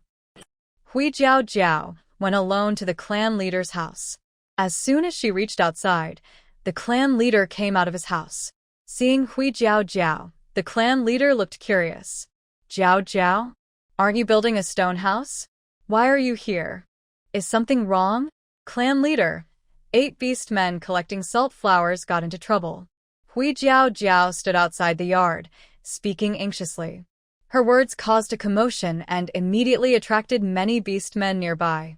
What? What happened to them? The clan leader cared a lot about the salt flower collectors. When he heard this, his old face scrunched up like a water-soaked pancake. Hui Jiao Jiao didn't hesitate and immediately told the clan leader what she had dreamt. Last night, the beast god appeared in my dreams and told me that they were robbed of the salt flowers and killed by a group of unfamiliar orcs on their way back. What? What should we do? No, I must send some orcs quickly to rescue them. The clan leader's face turned pale with worry. Those 8 orcs are all strong members of our tribe. Since salt flowers are so important, we absolutely cannot let anything happen to them. Clan leader, don't worry. Fox Jiao Jiao quickly spoke to comfort him and then shared good news. The beast god also told me that they encountered the orcs because they took a shortcut. If we send a fast orc to inform them, everything will be fine. Hearing this, the clan leader nodded repeatedly. A fast orc, good. I will arrange that immediately. This is very important, so the clan leader didn't delay. He waved to the nearby orcs and called over a young male orc. The young male orc was strong, with well-developed leg muscles. He looked like he had great strength and speed, perfect for running or escaping. Whether rushing or fleeing, he could handle it easily. Bao Feng, I want you to deliver a message to Hu Chong and the others, and the salt flowers safely back to the tribe. Can you do that? The clan leader looked serious and authoritative as he spoke to the young orc. Yes. Bao Feng immediately focused, straightened his back, and answered loudly. He raised his chin high, looking like a brave young warrior full of energy, eager to help the tribe. It felt like a sacred and honorable task. The other animals looked at him with envy. They also wanted to help, to share the burden of the tribe. If possible, they wished they had 7 or 8 legs and several wings so they could go ahead of Bao Feng. Good, the clan leader nodded with satisfaction. Just follow what Fox Jiao Jiao says. Fox Jiao Jiao looked at Bao Feng with a serious expression and warned him, remember, you must stop them from taking the shortcut. If they do, they'll encounter those orcs who stole the salt flowers. Be sure. I understand. Bao Feng nodded firmly. Go quickly, the clan leader said solemnly, patting Bao Feng's shoulder with a deep, aged voice. Bao Feng immediately transformed into a leopard, carrying the important message, and rushed westward at full speed. No one noticed that shortly after Bao Feng left, a figure silently slipped away from the orc group. Everyone disperse now. Winter is coming, so start storing food. Don't waste time here, the clan leader said in a calm but serious voice to prevent panic. Even if something really happens, storing food is a top priority and must not be overlooked. Hearing the clan leader, everyone began to leave. The tribe members are fighting hard outside, and they cannot slack off in the tribe either. Soon, all the orcs around have left. The leader turns around and sees that Hu Jiao Jiao is still here. Jiao Jiao, why haven't you left? Is there some other important news? The leader is now afraid of Hu Jiao Jiao and asks nervously, worried she might reveal something shocking again. Hu Jiao Jiao shakes her head. Huh. The leader breathes a long sigh of relief. Just as he starts to relax, Hu Jiao Jiao continues, actually, everything I just said was a lie. The leader. He almost rolls his eyes in disbelief. Covering his pounding heart, he gasps, looking shocked. What do you mean? With no other orcs around, Hu Jiao Jiao slowly says, Leader, I suspect there is a traitor in our tribe, secretly passing information to other tribes. She thought about it carefully and could only think of this possibility. Otherwise, the fierce orcs in her dreams wouldn't have been able to find her brothers so accurately multiple times. The leader looks stunned. That's impossible. Our tribe's orcs wouldn't collude with other tribes, and there are no other tribes near us. He subconsciously refuses to believe that an orc could betray the tribe. Our tribe has always been united. Leader, maybe our tribe's orcs are loyal, but what about the orcs outside our tribe? Hu Jiao Jiao shakes her head and softly reminds him. Are you talking about that new female? The leader is surprised, but she's just a female. How could she have the ability to pass messages? We'll find out soon. Hu Jiao Jiao deliberately made a big show of revealing this to let the traitor hear it. Once they hear, they will try to pass the message out. In the orc world, information is passed by word of mouth. As soon as the traitor acts, they will inevitably reveal themselves. She doesn't want to suspect people maliciously, but being cautious is always right. Not long after, a fast-moving shadow appears in the sky from afar. With a loud crash, a heavy object falls down. A black dragon appears above the two, transforming into a human form in an instant, one foot stepping on the heavy object. The leader looks closely and sees that the falling object is actually an orc. He is shocked immediately. What is going on? Long Mo, what are you doing? Dragon Mo kicked the orc on the ground aside, first glancing sneakily at Hu Jiao Jiao, then speaking expressionlessly. I am guarding the west side of the tribe. Only he went west today. The west side of the tribe is mostly wasteland, full of poisonous insects, snakes, and ants, with few prey, so orcs are unlikely to hunt there. Hearing Dragon Mo's words, the tribe leader's face turned pale, and he looked at the orc on the ground in disbelief. Hu Zhong, you're the one passing messages to other tribes? Hu Jiao Jiao also looked at the orc, a hint of surprise in her eyes. She didn't expect it wasn't Huang Yu. Maybe she had wrongly suspected him.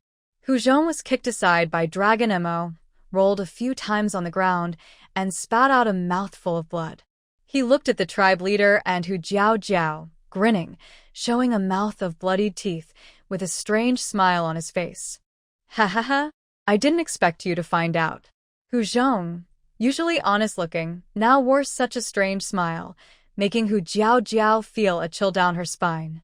That cold, eerie smile was like a sinister ghost, not showing any panic or fear of being caught. But she even saw a hint of mockery. Is this really him? The tribe leader clutched his chest, backing away in pain, then suddenly remembered something. He tremblingly pointed at Hu Zhong. The day before the salt turned to ash, you were among the orcs who went into the cave to get salt. Could it be that the salt in the cave also turned to ash because of you? Yes, it's all me, Hu Zhong admitted immediately. His mouth was about to split into a wide grin, his exaggerated smile like a ravenous beast, making everyone feel a chill. The tribe leader's face grew even more grim. Why? The tribe has treated you well. You are a native orc, and I value you greatly. Why did you do this? No reason. The other tribe has abundant female resources and promised me I could join after the task was done. Hu Zhong lowered his head, speaking disdainfully. Here, I can't even find partner, and the tribe is worse. Resources are scarce, survival is hard. Only a fool wouldn't make the right choice. His voice was loud, rough, and clear. But Hu Jiao frowned. She only sensed from his voice that he disliked it here, but there was no fiery emotion she expected.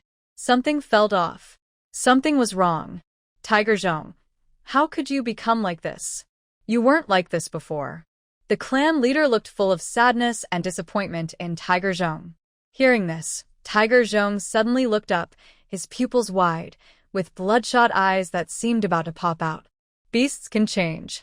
He shouted hysterically, almost going mad. Then, his body trembled more and more, shaking violently. Ha, ha, ha. You all don't understand.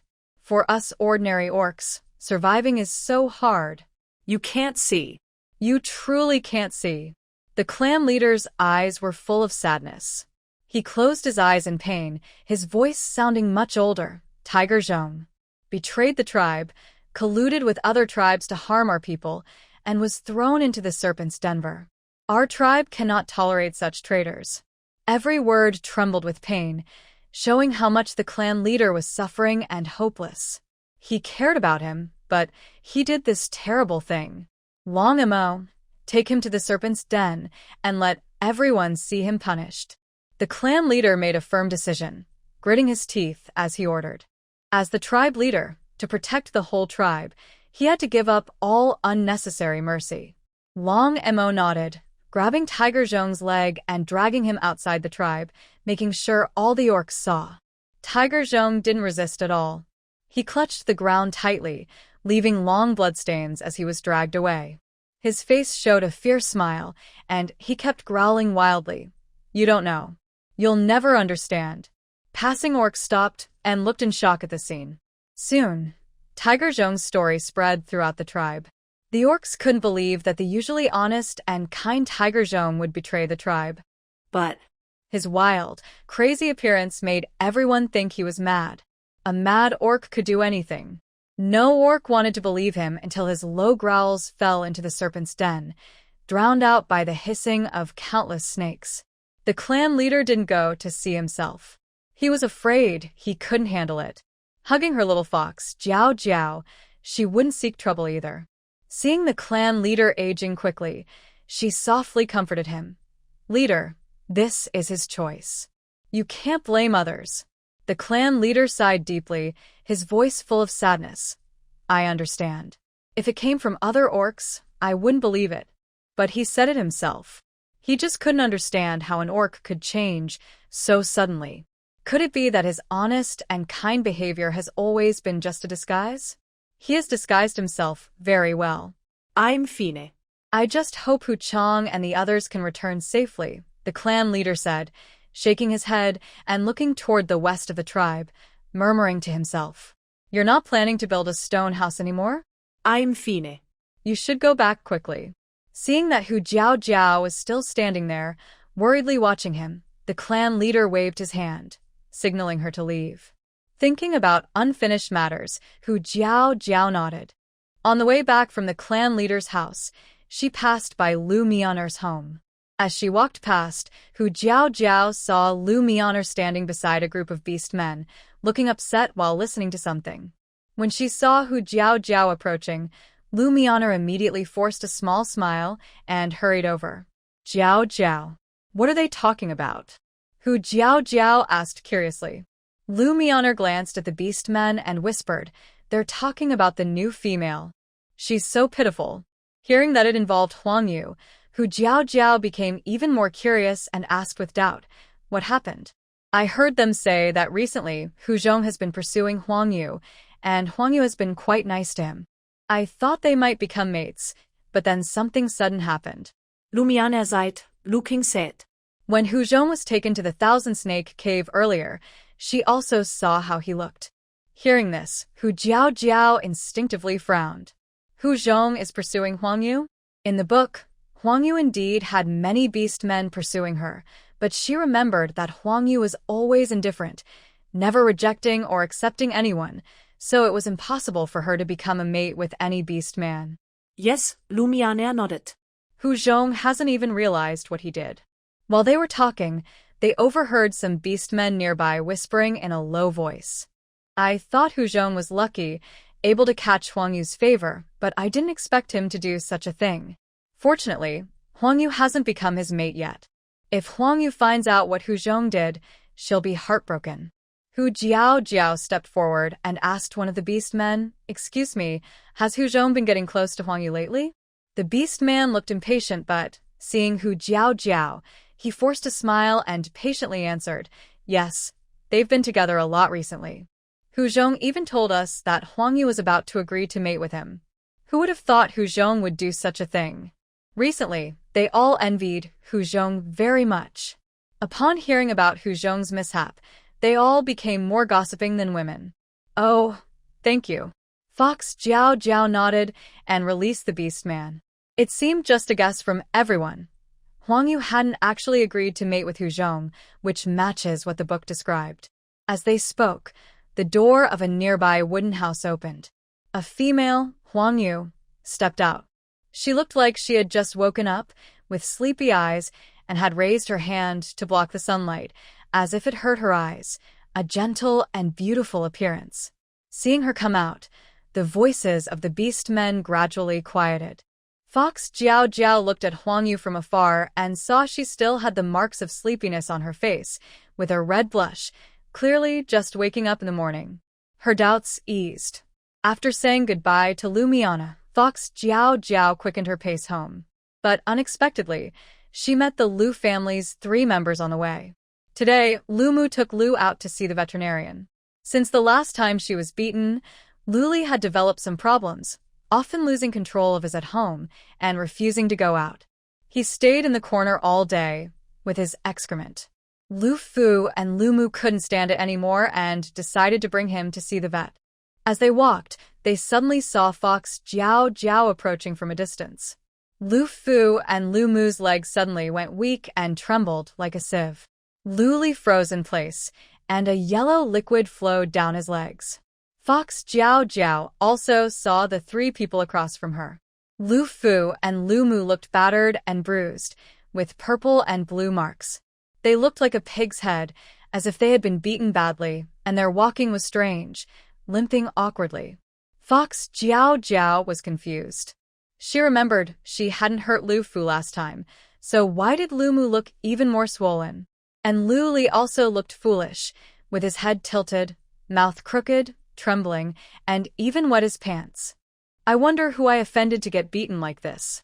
This person was really vicious. Fox Jiao muttered softly, with no sympathy or pity at all. She thought they might cause trouble again, so she was about to walk around, but suddenly, Lu Fu and Lu Mu carried Lu Li and ran away. Fox Jiao looked confused. What was going on? Why did these 3 look like they saw a ghost? As she walked, Lu Mu kept urging, hurry up, hurry, or we'll get beaten again. She never wanted to see Fox Jiao's family of devils again in her life. Fox Jiao. However, within a few seconds, the 3 of them disappeared from Hu Jiao's sight. Hu Jiao felt that these 3 people were unusually strange today.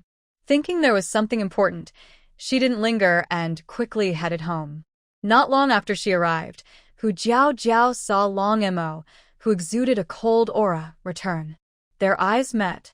Hu Jiao glanced at the busy orcs building stone houses nearby and silently signaled to Long Mo with a gesture. Come inside. Long Mo nodded and stepped into the house with Hu Jiao. This was his third time entering Hu Jiao's small wooden house. As he stepped inside, he felt the soft touch under his feet. He only took 2 steps in before stopping, worried about dirtying the inside. Female creatures are very clean. The inside was not only tidy and clean but also had a faint, pleasant scent. He didn't want to dirty this place. After Hu Jiao entered, she started searching in the corner without noticing Long Mo's strange behavior. Soon, she took out a black animal hide bundle.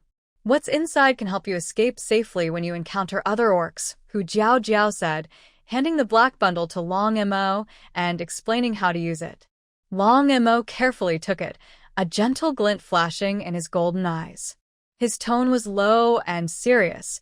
I will bring them back safely, don't worry. On the way to the clan leader's house, Long Mo had already decided to go personally to rescue them. He asked the clan leader to send someone, but only to lure out the traitor. In the tribe, except for Ying Yuan, probably no orc could be faster than Long Mo. Although Bao Feng could deliver messages, Hu Jiao was still worried. She took some items from her space that could help them escape quickly and handed them to Long Mo. If they changed routes and were intercepted, at least they could escape. Even though Feng Yu seemed fine, she still remained cautious. Thank you, Long Mo, Hu Jiao nodded.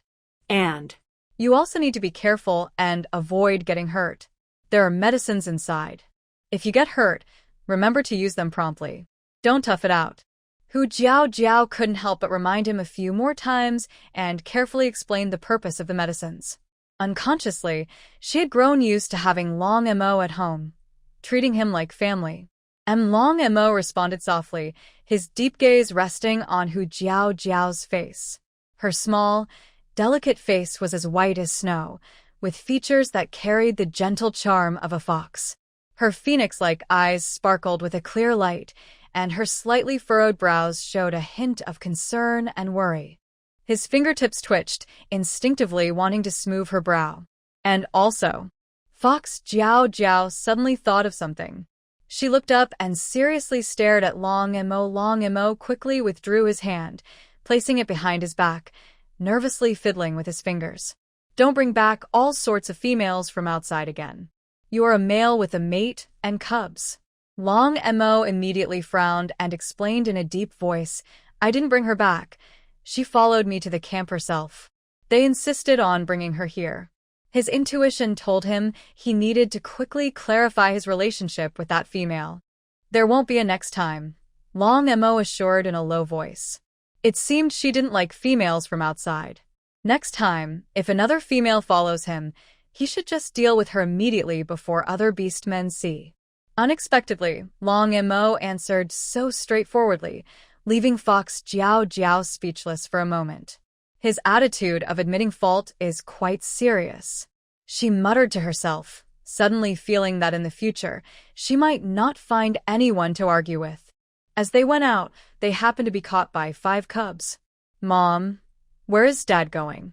Long Linger's big, curious eyes sparkled with innocence. The little girl had a good instinct. She immediately saw that Long Mo didn't look like he was going hunting. The other 4 cubs, upon hearing that Long Mo was leaving, brightened their eyes and all looked at Fox Jiao. For the first time, they paid such close attention to Long Mo's whereabouts. Dad is going out for a few days because of something important. Fox Jiao gently ruffled Long Linger's head and replied softly. Her cubs were so thoughtful, even caring about their dad. Just a few days. Long Zhong muttered softly, lowering his head. If he had known Dad would come back, they wouldn't have to suffer like this. It might have been better if Dad just stayed in the forest. Long Mo carried his bag, glanced faintly at Long Zhong, and said, I will come back as soon as possible. The 4 cubs trembled. As soon as possible? Maybe not. Fox Jiao just felt a gust of wind brush her face. A huge black dragon soared into the sky, clutching a delicately wrapped bundle made of beast hide in its front claws, which looked out of place with its fierce beast body. The black dragon looked deeply at Fox Jiao Jiao. With a flick of its tail, it flew toward the west of the tribe. The small bundle in its claws swung from side to side, as if waving goodbye to her. After Long Mo left, Fox Jiao Jiao prepared breakfast for the cubs and then focused on supervising the beast men building stone houses. Long Yao ate his fill and immediately lay back in the wooden house, snoring loudly. How little Five wanted to sleep well while Dad was away. When Dad came back, he wouldn't be sleepy anymore. Simple-minded Long Yao didn't realize that sleep couldn't be made up in advance. Long Linger went to the riverbank to wash her treasured little knife. This was her daily routine. Rinse it with clean water, then carefully polish it to keep the blade sharp. She moved very carefully, as if the knife were a precious treasure. She was bending over, polishing the knife on a large stone, when suddenly she saw a familiar pair of shoes appear in front of her. They were her mother's shoes. She looked up and saw Long Zhong. She immediately pouted and complained, "Third brother, what are you doing? You came silently without a sound, like a spirit." Legend says that in the dark forest, there are a group of elusive spirits that like to scare passing animals. Some even confuse animals and catch them to eat. To animals, these spirits seem like ghosts. Animals often tell stories about spirits to scare young ones, warning them not to run around, or they might be taken by scary spirits. Because Long Zhong is serious and often sarcastic and mean to her, Long Linga always compares him to the spirits. Long Zhong kept silent, reached into his pocket, and handed her a black object. "What is this?" Long Linga stretched her neck out, curious, but didn't reach for it right away. "It's for you," Long Zhong said, with a dismissive look, stepping closer and directly putting the object into her hand. Long Linga looked closely and saw that the black thing was made of animal hide, with a layer of short fur on the outside. It felt a bit rough, and the craftsmanship was not very fine, clearly handmade for the first time. But the seams were smooth and not scratchy.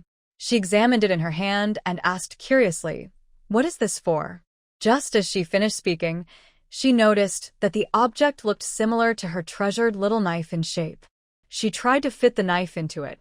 Wow! It fits perfectly. Long Linger's eyes lit up instantly.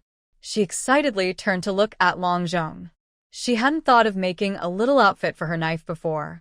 Long Zhong immediately turned his head away, sounding annoyed. "Just something simple.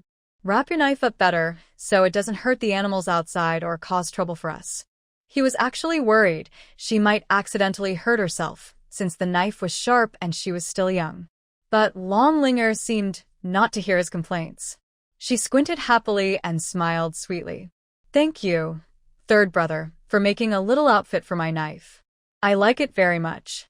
After saying that, she happily played with it and added, "It also likes it very much." "I said just do it casually, not intentionally," Long Zhong corrected with a stern face, his face as black as coal. Long Linga giggled twice but didn't argue, her smile becoming even brighter. Long Zhong snorted softly and turned to walk away. Meanwhile, on the other side, Long Yu clenched his fists, his eyes sharp. He punched repeatedly into the tall tree in front of him, training his body and strength. His small frame stood before the big tree, looking tiny like a little grass. With each punch, the tree didn't react much, only making dull thuds where flesh met hard material, but he showed no sign of giving up. One punch, two punches. Hundreds, thousands of punches. As long as he kept going, he believed he could eventually break down this tree, defeat all the bullies who hurt his family, become the strongest orc, and protect his younger brothers and sisters and his mother. Nearby, Long Xiu stood with his eyes closed, quietly listening to any sounds in the forest, holding a slingshot given to him by Hu Jiao Jiao. The wind, falling leaves, hitting sounds, bird wings flapping. All these noises mixed together, making it hard for an ordinary person to tell where each sound was coming from. Long Xiu's pale face showed no worry. The pounding sounds were like drums and gongs, ringing in his ears and heart, acting as a ruler to measure the distance between him and the other sounds. A gentle breeze blew past. The birds on the tree couldn't stand Long Yu's relentless pounding and fluttered their wings, crying out as they flew away from the branches.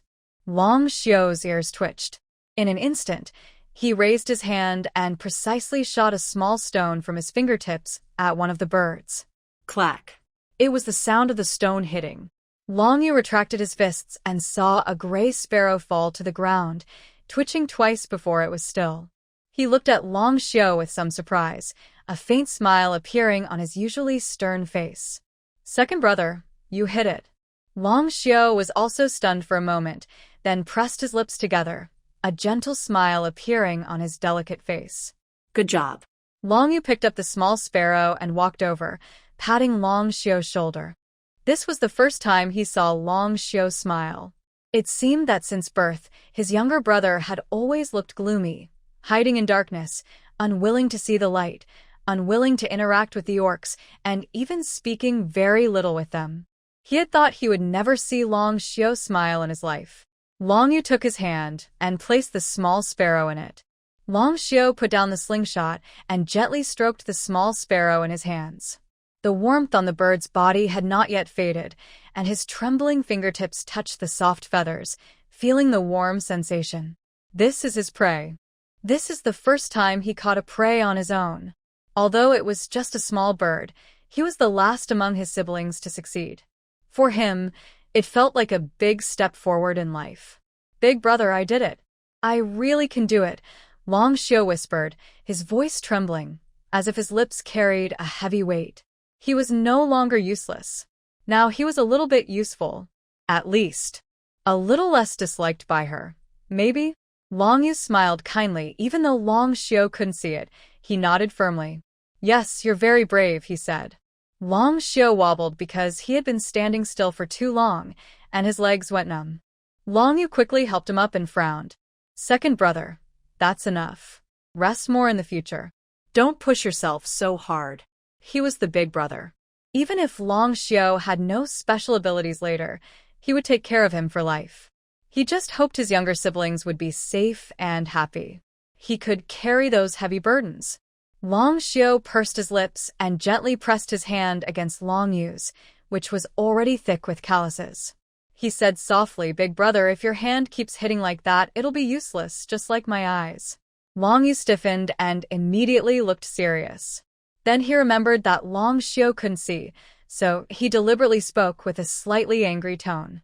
"Am I the big brother, or are you the big brother?" Long Xiu withdrew his hand and shrugged. "Big brother, guess how long it would take for her to notice if your hand gets hurt?" Long Yu thought of Hu Jiao's frowning face and shook his head. He instinctively hid one hand behind his back. "Let's go home," he said. He helped Long Xiu walk silently, both knowing they didn't need to say anything more. They headed home quietly. However, not long after they left, the tall tree that Long Yu had struck with over 1,000 punches suddenly showed signs of cracking from the topmost branch. Two faint cracks, like wavy lines, slowly extended downward for several centimeters before stopping. At dusk, Hu Jiao finished sending away the beastmen from the stone house and began preparing dinner. The stone house is progressing faster than she expected. In just 2 days, only finishing touches remain on the foundation. She even thinks that if Long Mo were here, the foundation might already be finished today. Maybe it's just her feeling, but Hu Jiao notices that when they explain the structure of the stone house, the orcs seem to understand immediately. Yesterday, they were stubborn and slow, but today, it's like their brains have been opened. If things keep going this way, the stone house might be built in less than a month.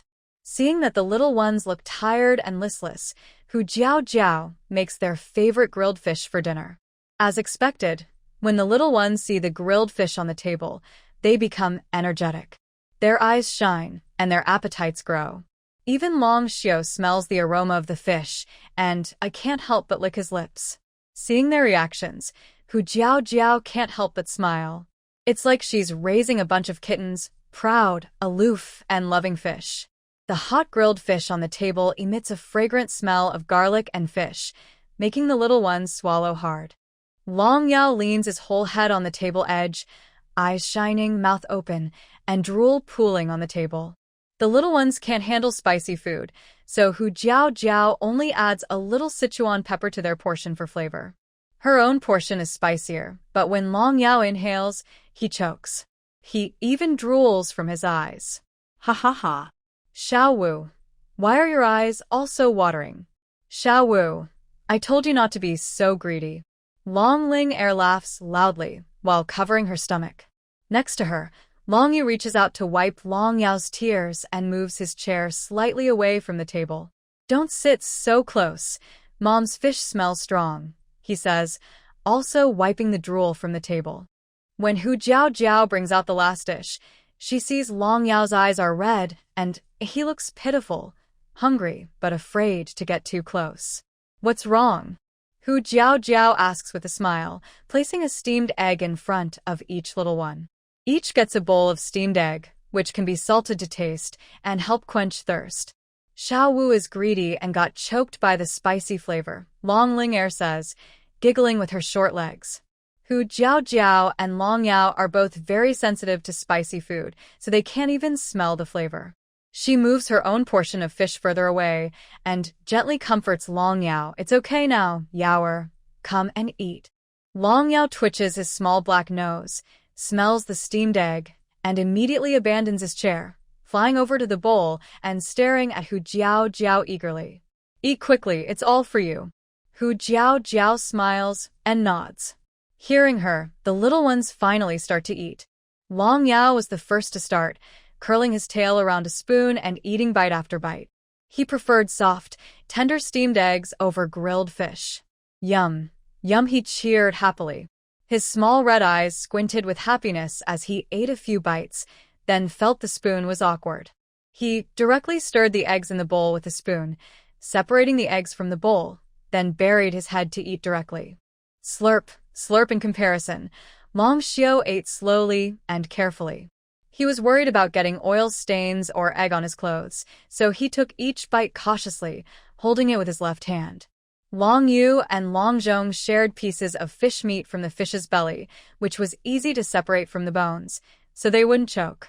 The 5 little ones ate happily. Not having Dad around on the first day was really nice after dinner. The children washed up and obediently went back to their rooms to rest. Hu Jiao Jiao continued to carry the dishes to the river to wash. When she returned, she saw a shadow inside the small wooden house. Yaoe, why are you here? She approached and saw Long Yao, who was full and round in the belly, rolling on her bed. Yao. Long Yao weakly called out, curling into a tight ball like an incense coil, with his neck tucked in and only a pair of red animal eyes showing, looking very uncomfortable. Hu Jiao Jiao was startled and hurried over. What's wrong? Are you feeling unwell? Long Yao nodded, then shook his head. She didn't plan to ask too much from Long Yao's mouth.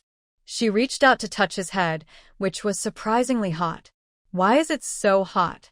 It was fine during dinner. She frowned and quickly took out a cooling patch from her space to stick on his forehead.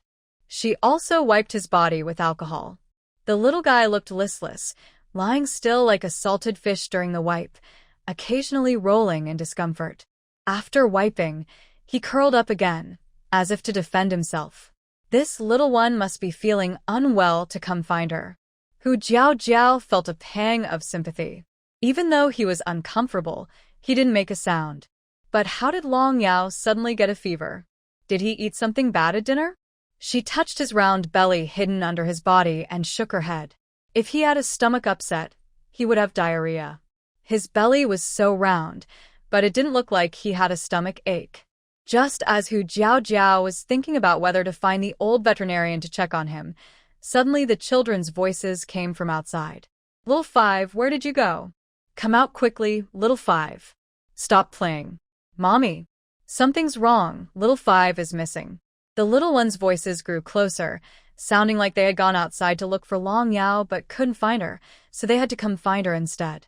Long Linga had red eyes and was leaning forward, looking at Hu Jiao Jiao with concern. She was about to speak when she suddenly saw Long Yao lying in front of Hu Jiao Jiao. Little 5? Her worried, tearful voice suddenly stopped. Long Linger turned around and happily called out to her brothers, "Big brother, second brother, third brother. Little Five is not lost. Little Five is with mother." As soon as she finished speaking, 3 small figures quickly ran over. "Little Five, what happened to you?" Long Yu frowned as he looked at Long Yao, who looked pained. "What did you do to Little Five?" Long Zhong's face darkened. He pulled off a strange cooling patch from Long Yao's head and scolded Hu Jiao angrily. Seeing Long Yao in pain, his mind involuntarily recalled the time his face was burned, and a shadow from that moment made him instinctively think Hu Jiao was going to hurt them again. At this moment, Long Linger leaned closer to Long Yao and suddenly widened her eyes, exclaiming happily, "Little Five is fine. Little Five is going to change form." Change form? Hu Jiao looked at Long Yao, who drooped his head and looked uncomfortable, with a puzzled voice. "Is he really not sick?" Long Linga nodded seriously, "Yes. I remember when Big Brother and I changed form before, it was the same. Whole body felt hot and uncomfortable." After speaking, she turned to ask Long Yu, "Big Brother, do you think so?" Her young face was full of anticipation and excitement. Her Little Five was finally going to change form. The beast men in the tribe said Little Five was a useless little one who couldn't change form. Once Little Five did, those little brats wouldn't be able to say anything anymore. "Yes, that's right," Long Yu nodded in response. Long Zhong also carefully looked at Long Yao. Seeing that he was just listless and uncomfortable but not injured, he quietly relaxed. Then he looked at Hu Jiao's worried face and suddenly felt guilty, his ears turning red. He whispered softly, "Sorry, I misunderstood you." He had reflexively thought she was going to hurt Little Five. Before understanding what was really happening, he had questioned her. It was his fault, and he admitted it. "It's okay." Zhongma was just worried about Little Five, Hu Jiao said gently, shaking her head. It was a surprise to her that this little guy could apologize to her. Long Xiu reached out and touched Long Yao's hot scales, feeling relieved. When cubs change form, they usually want to stay close to their mother. Little Five probably sneaked over here for that reason. Long Xi's clear voice softly narrated. Orc cubs are very dependent on their mothers when they are young. During their transformation, they feel uncomfortable and naturally seek maternal love from their mothers. Enduring the pain of transformation, Long Yao couldn't help but lift his head, showing his sharp dragon teeth, and gruffly responded, "Nonsense." Little Five didn't sneak over. Little Five came openly to find his mother. Hu Jiao immediately felt sad and gently stroked Long Yao's head. "Yaoer, does it hurt a lot? Be patient. After the transformation, your mother will make you something delicious." Although orcs are strong and can turn into humans, gaining higher intelligence than beasts, they still have to endure the same pain during transformation. It is something every orc must go through. Hearing Hu Jiao's words, Long Yao immediately closed his eyes obediently. He proactively rubbed against Hu Jiao's hand and nodded sweetly. Our Little Five wants something tasty for the sake of delicious food. Endure it. Let's go. He looked completely different from his fierce earlier self. Fortunately, Long Xiu couldn't see this and didn't know how quickly Long Yao could change his expression, or he would be furious. Long Linger squatted nearby, resting her chin on her hands, her bright eyes full of envy. Little Five is so happy. He can transform with his mother. Her soft voice suddenly stopped, no longer continuing. Long Zhong shot her a glance, naturally understanding what she wanted to say. When they transformed before, they also wanted to find Hu Jiao, but she despised them as disgusting, useless cubs and kicked them out without letting them into the house. Since then, they had all been sleeping in the yard. In fact, the memories of orc cubs about their past transformations are very faint. The most vivid memories start from the day they transformed. Seeing the cubs looking sad, Hu Jiao raised her other hand and gently pinched their soft faces, speaking softly. "Sorry, I couldn't be with you during your transformation before. From now on, I will always be with you as you grow up. I'm no longer a cub who hasn't transformed. You don't need to stay with me." Long Zhong's face stiffened, ears turning red as he stubbornly turned away. but a warm feeling surged in his heart. Third brother, I don't want that. I want mother to always be with me. Long Linger immediately hugged Hu Jiao's arm, abandoning Long Zhong without hesitation. Long Zhong, a heartless little girl. This female has only been kind to you for a few days, and she's already attached to her. Long Yu and Long Xiu showed faint smiles nearby. Our mother, share me half. Long Yao was not willing to be outdone. The little dragon was wrapped around Hu Jiao's other arm, afraid that Long Ling heir would monopolize her. But he was too proud and suddenly felt his bones like they were breaking and reforming, with a sharp pain as if his skin was tearing. Long Yao fell straight down. Fortunately, there was animal fur on the ground, soft and cushiony, so it didn't hurt. Little 5. Hu Jiao quickly looked over. She saw the dragon scales on Long Yao start to glow faintly red. The pain made Long Yao curl his tail into a circle and tightly cover his head.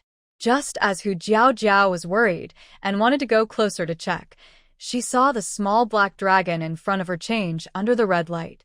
The dark dragon scales turned into pale white skin, and the dragon claws became small hands like lotus roots.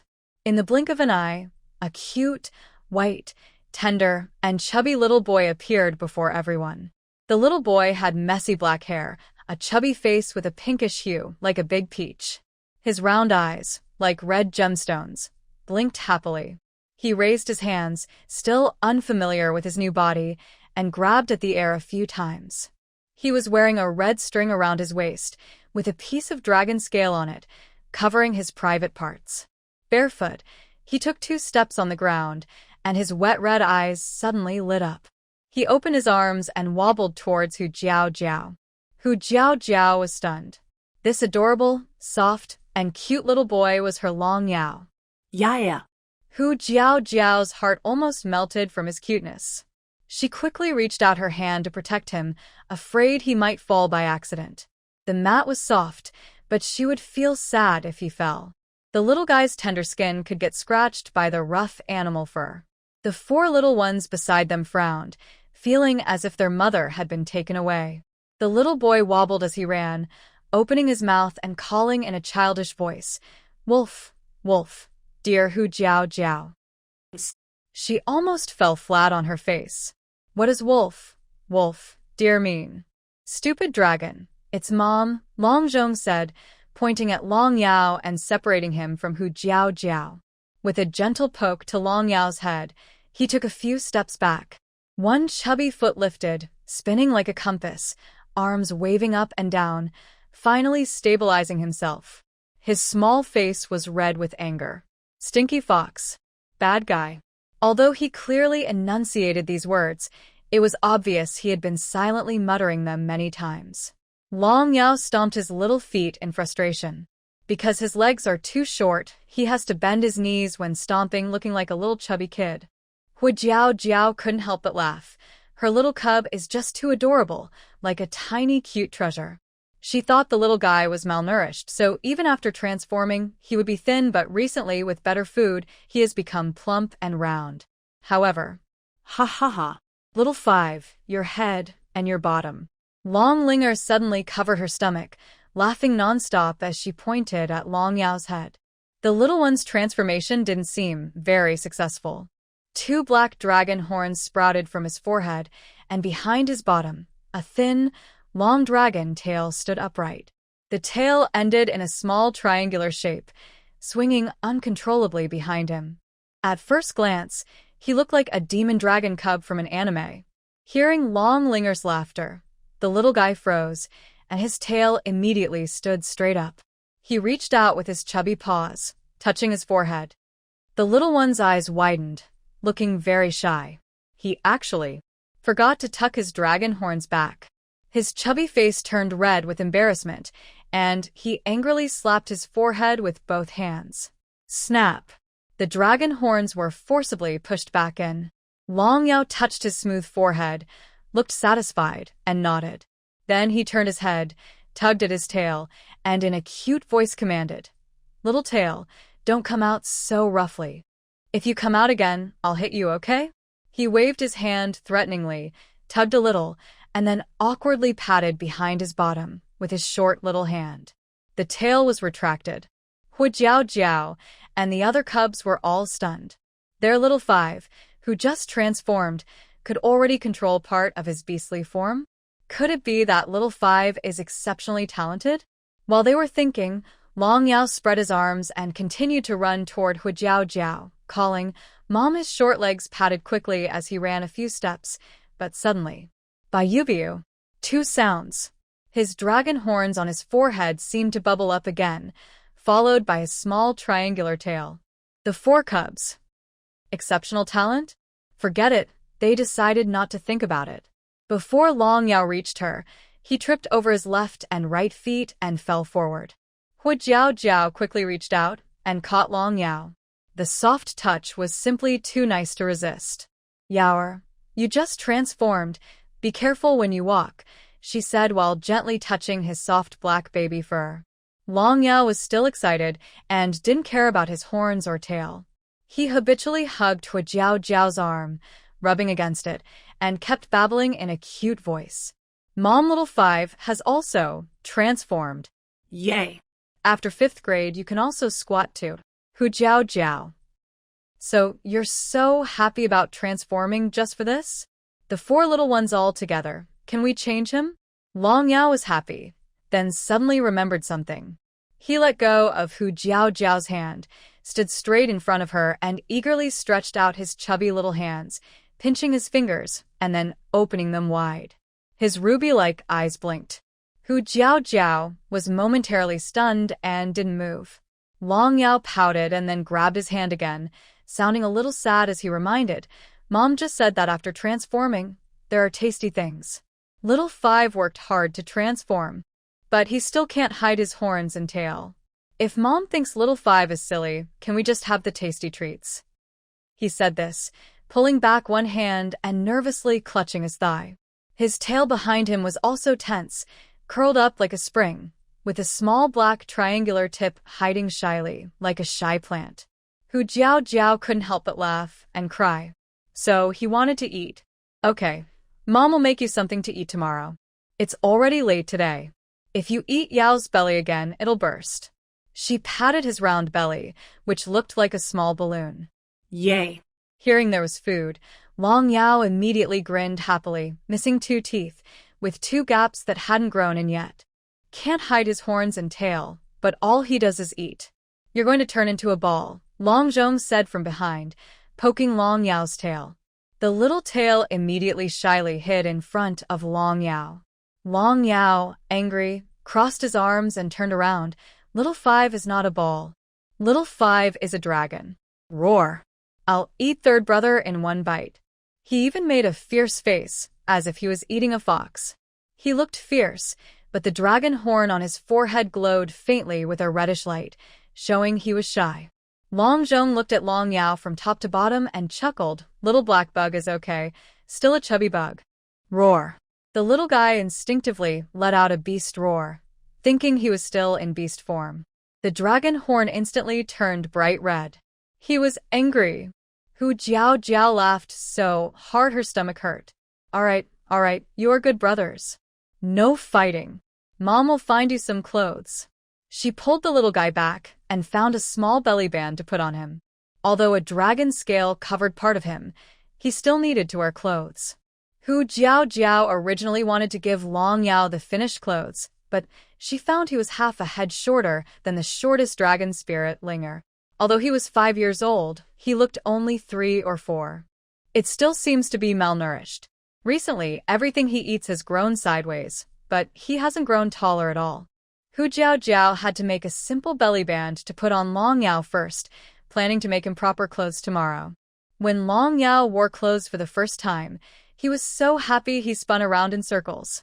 Wow, Little Five has clothes to wear now. He used to envy his older siblings when they wore new clothes. Now, he has new clothes too. He's so happy. After a while, it was already late at night. The little ones' faces showed signs of tiredness. After the excitement, Little Yao also felt sleepy and almost couldn't keep his eyes open while standing. Shape-shifting had made him very tired. Hu Jiao told the little ones to go back to sleep, but Long Yao refused to let go of her arm. Little Five wants to sleep with Mama, he said with big, wet eyes. Behind him, his small triangular tail wagged like a puppy showing friendliness. Little Five stopped fussing. Go back and sleep peacefully, said Long Yu, frowning as she looked at Hu Jiao's tired face. She was so exhausted today and definitely didn't want Little Five to disturb her rest. Hu Jiao thought for a moment. Since the little guy had just shape-shifted, he probably felt very insecure. She nodded in agreement. Okay, Mama will stay with Yao tonight. Long Yu was surprised. She couldn't believe she was letting Little Five sleep with her. She had never done that before. Long Linger looked upset. She wished she had spoken earlier. She also wanted to sleep with Mama. With her approval given, Long Yao looked proud. He turned to wave at them like a little adult, saying, Mama is sleepy. You all should go back to sleep quickly. Long Tail also wagged happily. Seeing Long Yao's proud little eyes, Long Zong's mouth twitched, thinking silently, when Dad comes back, we'll see how smug you are. The next day, Hu Jiao got up early. Before the beast men from the stone house arrived, she started making clothes for Long Yao. When she woke up, Long Yao was still sleeping soundly on the blanket, limbs spread out, tail pressed under his bottom in a big shape. He seemed to be having a sweet dream, occasionally smacking his lips and mumbling a few words. Smack. So good. His pink lips moved, and a few drops of clear liquid seeped out. Hu Jiao was speechless. He's such a little foodie. Even in his dreams, he can't forget to eat. The little one wearing a belly band looked very cute. Hu Jiao decided to make 2 more belly bands. They were easy to sew and only took about an hour to finish. Each had a small cartoon black dragon embroidered in the top left corner. In the orc world, winter only brings a big drop in temperature. During autumn, the weather isn't cold enough to need extra clothing, so wearing small belly bands is fine. Hu Jiao brought the clothes inside. Long Yao was already turning over and sleeping face down, with his small triangular tail flicking up and down. His body and tail seemed like 2 different creatures. Hearing the noise, the little one seemed to wake up. He struggled to turn over halfway, stopping with one eye half open, tiredly looking at Hu Jiao. Mommy, he mumbled in a sleepy, soft voice. His face was flushed pink from sleep, with a few dried water stains on it. I was awake. Mommy will change your clothes. Hu Jiao was almost melted by cuteness. She gently pinched his chubby face and helped him put on a beast skin skirt. The little one was too sleepy to change his belly band, so he instinctively rubbed Hu Jiao's hand, rolled over, and continued sleeping on the soft cushion. Probably exhausted from yesterday's transformation, Hu Jiao didn't wake him and went outside to prepare breakfast. She cooked a big pot of sweet potato porridge. The cubs loved meat, so she added half a basin of diced meat. She cooked until the porridge was just right, thick but not too sticky, with the sweet potato soft and falling apart. That was ready. While cooking, Hu Jiao took out a block of eggs, several bottles of milk, and a bag of sugar from her space. She remembered promising Long Yao yesterday to make something delicious. She decided to make double-layer milk pudding. Since Long Mo wasn't home, the cubs could be easily fooled and didn't need explanations about where the ingredients came from. She separated the egg whites and mixed them with sugar, steamed the milk for 10 minutes, cooled it, then added the egg whites and stirred well. After steaming for 15 minutes, she took it out. Once cooled and set, she added jam, raisins, and mango. A serving of fruit double-layer milk pudding was ready. Worried that the cubs might not be used to it, Hu Jiao also took out a few packs of beef chunks from her space. She unpacked them and stored them in small beefskin bags, 5 small bags in total. Although she made it for Long Yao, she knew all the cubs should get an equal share. Fortunately, I have these supplies. Otherwise, in this desolate beast world, we'd really be eating dirt, she said happily, weighing the beast skin bags. But if she wanted the tribe to grow, these supplies alone wouldn't be enough. Just after finishing, a few cubs rubbed their eyes and went outside. Mommy, before fully waking up, a chubby little baby ran out of another wooden house, sprinting towards Hu Jiao Jiao. Smells so good. Where is Xiao Wu's delicious food? The little guy hugged Fox Jiao Jiao's little leg and stretched his neck to look at the bowl in her hand. Seeing Long Yao full of energy and excitement, Fox Jiao Jiao couldn't help but laugh and cry. Clearly, the other cubs were mature and steady, but this little one only cared about eating. The 4 cubs looked a bit embarrassed. This little foodie was more energetic than anyone when there was food. At the dining table, Fox Jiao Jiao shared double-layer milk pudding and beef chunks with the 5 cubs. The cubs loved sweets. When they tasted the double-layer milk pudding, they stopped talking and ate slowly, squinting happily. Fox Jiao Jiao also took a bite. It was smooth and tender, with a light milk fragrance, just like the taste she used to make when staying at home. After breakfast, Monkey Xiao Tiao and a group of orcs building stone houses came to work. Fox Jiao Jiao gently rubbed Long Yao's small head and looked at his messy baby hair. She braided a small ponytail and told the cubs, "Mommy has to go out for a while. Play nearby and don't run around." Although the orcs in the tribe had become much kinder to her now, the cubs still didn't get along well.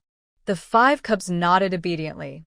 "Mommy, little 5 is good and won't cause trouble," Long Yao said sweetly, with his small triangular tail swaying like a piece of seaweed behind him. She patted each of their heads and then went to the stone house. Not long after, the foundation was finished. The orcs were skilled at building houses. Besides the structure of the stone house and the use of materials, Fox Jiao Jiao didn't need to worry about the building process at all. After teaching them how to use the materials for a while, she didn't need to interfere anymore. Seeing that there was nothing else to do here, Fox Jiao Jiao felt relieved and went to find the tribe leader. Over the past few days, the tribe leader had collected a lot of wood. She had also researched how to make charcoal. While the stone house was being built, she could take the opportunity to make charcoal. When Fox Jiao Jiao arrived, the tribe leader's face, full of wrinkles and spots, immediately showed a gentle smile. "Jiao Jiao, you're here." He then nervously rubbed his hands together. Today. No bad news again, right? He loved and feared her at the same time. "No bad news," Fox Jiao Jiao said with a smile and a laugh. "We talked about making charcoal before, and today we can give it a try." Hearing this, the tribe leader's tense expression immediately eased, replaced by a look of joy. "So that's what it is. Great, great. I've already prepared everything. Just waiting for you." His mood was like a roller coaster. The tribe leader quickly called a few orcs over to help Fox Jiao Jiao with the work. Compared to building stone houses and hunting, making charcoal is not very physically demanding. The clan leader called 4 orcs, surprisingly not muscular giants. One of them was Fox Jiao Jiao's second brother, Fox Qinggao. Second brother? Fox Jiao Jiao didn't expect Fox Qinggao to come. As she opened her mouth, 2 cold objects were suddenly placed in her hand. She looked down and saw 2 bright red fruits that looked like apples. She was puzzled. Suddenly, a handsome man with exceptional charm smiled broadly, offering his treasure kindly. "I just picked these yesterday, little sister. Try one." It was like when elders secretly gave her candies when she was a child. Fox Qinggao also secretly covered the fruits, as if afraid someone might them away. "Thank you." Second brother, Fox Jiao Jiao felt both warm and amused, holding the fruits in her hand. 3 other orcs nearby looked on with envy. How come they have such a good sister? She is beautiful and favored by the beast god.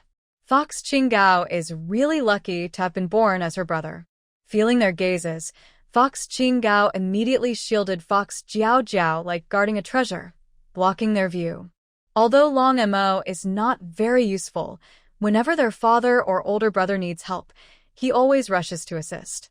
He helped protect little sister, making everything even. On the other side, Leopard Feng ran so hard his legs nearly gave out, finally finding Fox Qingshan and the others. "Quick, leave here." The clan leader said not to take shortcuts, the road will. Before he finished, he saw 9 orcs turn around and look at him with puzzled expressions. Wait. 9.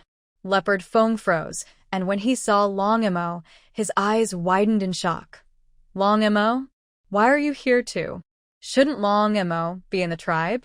Leopard Feng rubbed his eyes, thinking he was hallucinating. He rubbed until his eyes turned red, but Long Emo was still there.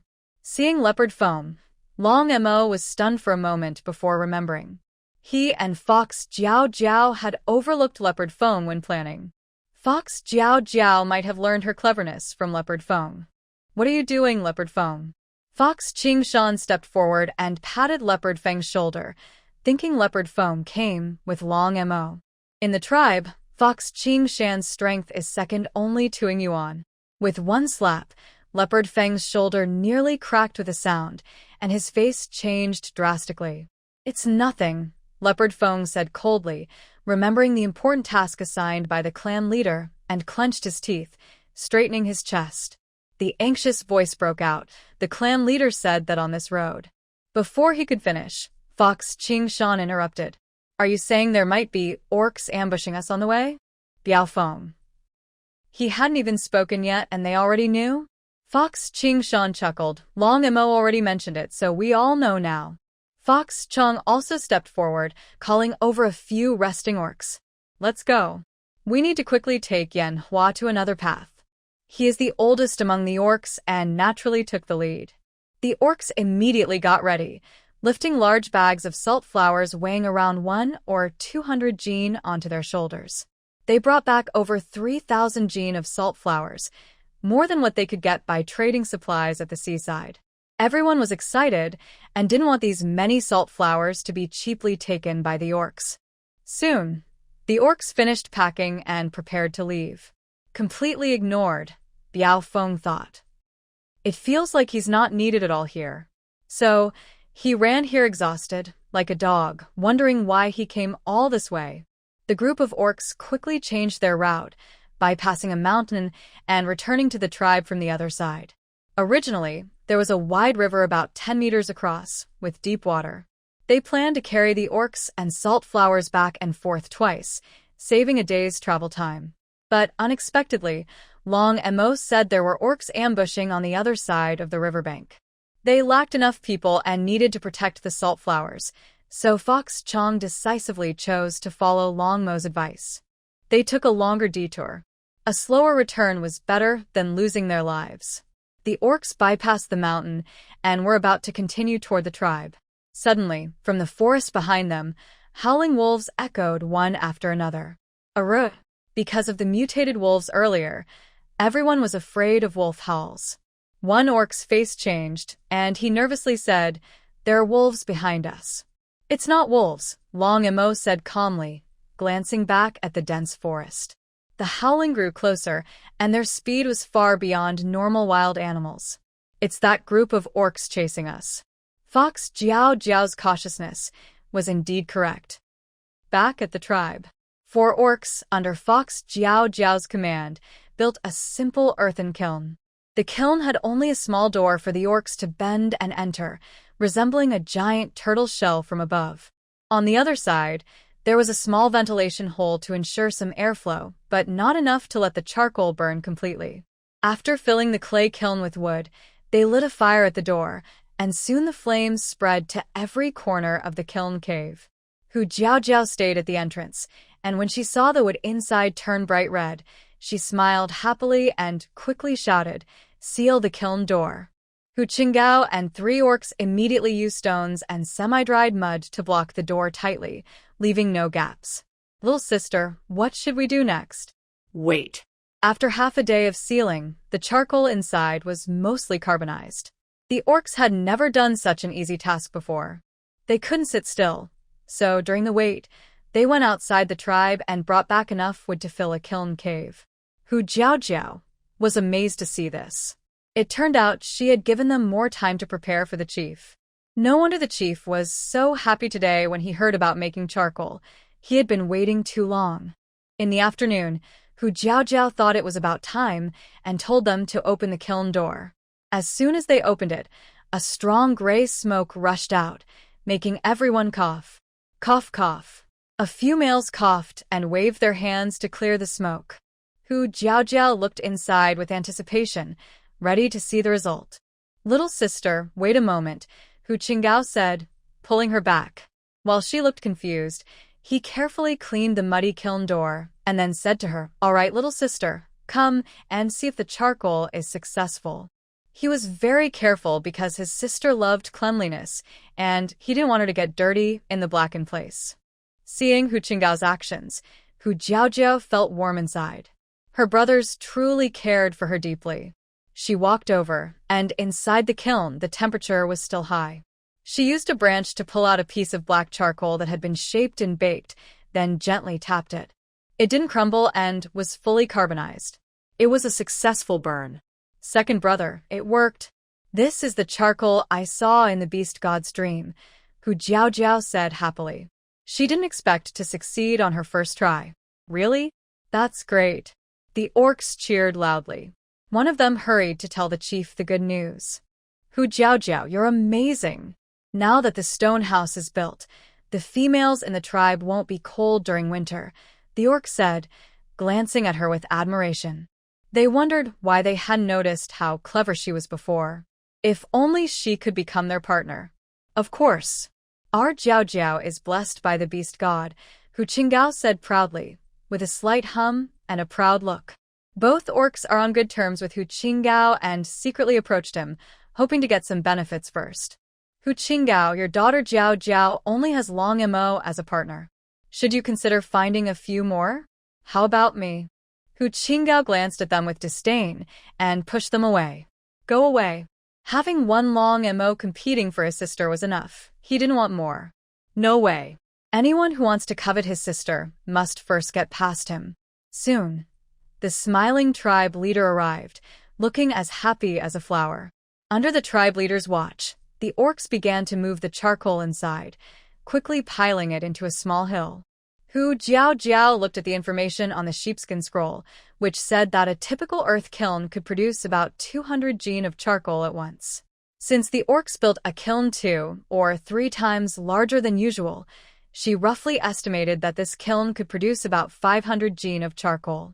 Although the quality wasn't as good as industrial-grade charcoal, it was perfect for fire and heating in the orc world. She had to admit, orcs were really strong. A kiln with 2 or 3 times the usual work was something only orcs could finish so quickly. Jiao Jiao, you've worked hard. Take the first batch of charcoal back. The tribe leader was generous and handed all the charcoal to Hu Jiaojiao. From now on, whenever the tribe needs charcoal, I will give it to you first, without conditions. The tribe leader was sensible. If it weren't for Hu Jiaojiao, the tribe wouldn't have these resources. Thank you, tribe leader, Hu Jiaojiao said with a slight smile, not refusing. Then she thought for a moment and added, Leader, I've already taught them how to make charcoal. If they have questions in the future, just ask me directly.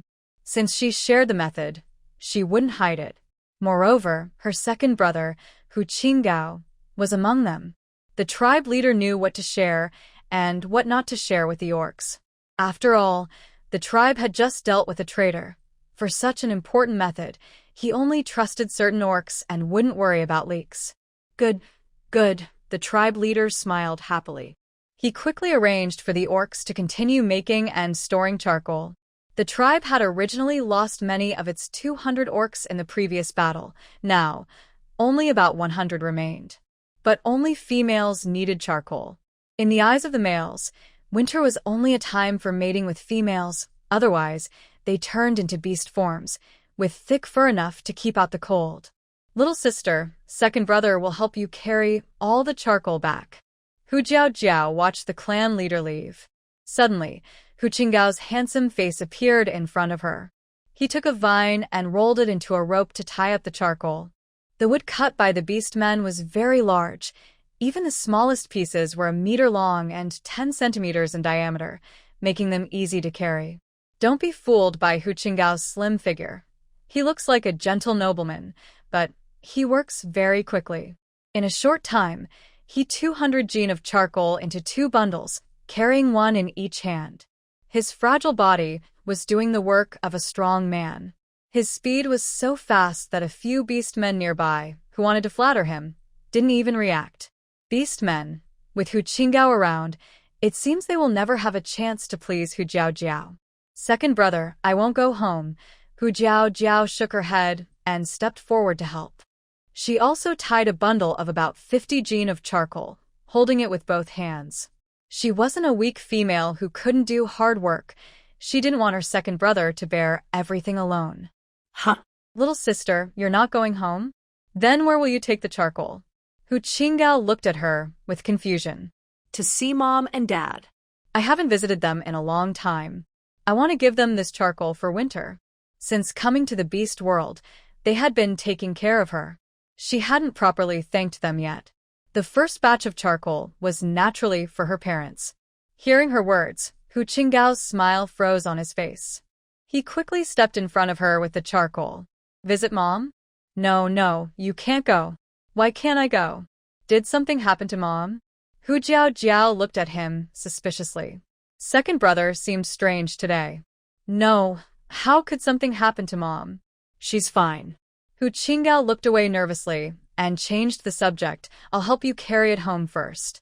Hu Jiao stared into Hu Qingao's eyes for a few seconds, then stepped forward, more determined to visit her parents. If nothing's wrong, why can't I see Mom? He said she couldn't go, so she insisted on going today. Hey. Little sister, don't go. Wait for me. Hu Qingao hurriedly followed behind, his brows furrowed deeply. In the end, he could only shoulder a bundle of charcoal and quicken his pace. 50 jin wasn't heavy for Hu Jiao.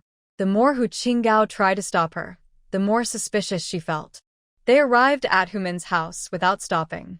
From afar, she saw her third and fourth brothers squatting at the door, looking very dejected. The two heard footsteps and looked up to see Hu Jiao. They were so startled that they jumped up from the ground. Little sister, why did you come so suddenly? Hu Qinglu was the first to approach, speaking softly and kindly. Little sister, you didn't even say hello when you came. Fourth brother went to pick you up. Hu Qingyuan also moved over. As soon as they saw their sister, both of them changed their tired expressions and put on smiles. But Hu Jiao could still see the forced smiles in their eyes. The Hu beast men care most about their image. Their scruffy looks didn't seem normal at all. Is something wrong with mother? Hu Jiao asked directly. The smiles on their faces froze for a moment. Before they could answer, they saw Hu Qingao coming from behind and immediately glared at him. What's going on? Did second brother tell little sister about mother's situation? Noticing their looks, Hu Qingao immediately shook his head innocently. I didn't say anything, he mouthed silently. Hu Jiao turned her head, and he quickly shut his mouth, eyes flickering around. Hu Jiao couldn't help feeling annoyed. Are these guys treating her like she's stupid? They were clearly making eyes at her right in front of her, trying to deceive her. Hu Qingyuan still thought Hu Jiao was the naive little sister they used to fool easily. Feeling guilty, he scratched his head and forced a smile. Mother is fine. With us here, nothing will happen. But inside, he was complaining bitterly. Why did little sister come back today when she never used to? The brothers still wanted to keep her away. Hu Jiao directly shoved a piece of charcoal into Hu Qingyuan's arms and strode into the house. I'm going to see mother. The three brothers immediately jumped in alarm and hurried after her. The hut was clean and tidy. In the corner, a pile of thick animal skins was folded, used for warmth in winter. There was no furniture, just animal skins and some food, and a bed made of thick animal skins, with the softest wool on top, showing Hu Qiang was a husband who spoiled his wife. At this moment, Hu Min was lying on the bed, looking pale. Mother! Hu Jiao's heart clenched, and she quickly rushed over, instinctively checking Hu Min's breathing. Fortunately, she was still breathing. But her hot breath. Hu Jiao reached out and touched Hu Min's forehead. It was burning hot. She had a high fever. Little sister, you. The three brothers rushed in after her, but their words stopped abruptly when they saw Hu Jiao had already discovered her mother's condition. Hu Jiao was anxious and upset. These three reckless young men were hoping that their mother could just lie down and recover. If she hadn't been busy bringing over some charcoal, she wouldn't have known how serious her mother's fever was. Little sister, we're worried about you too. We've already had the old veterinarian check on her. Yes, mother has taken medicine, and the veterinarian said she'll be fine after a good sleep. Don't worry, little sister. The three brothers hurriedly explained, afraid that Hujiao would get angry. Hujiao looked at the three of them. Her previous tired look didn't seem like her mother would get better by tomorrow. They were lying. Hujiao was so angry she didn't want to speak. She turned around, covered herself with her body, and took out a body temperature gun from her space. She measured her mother's forehead. 40 degrees Celsius.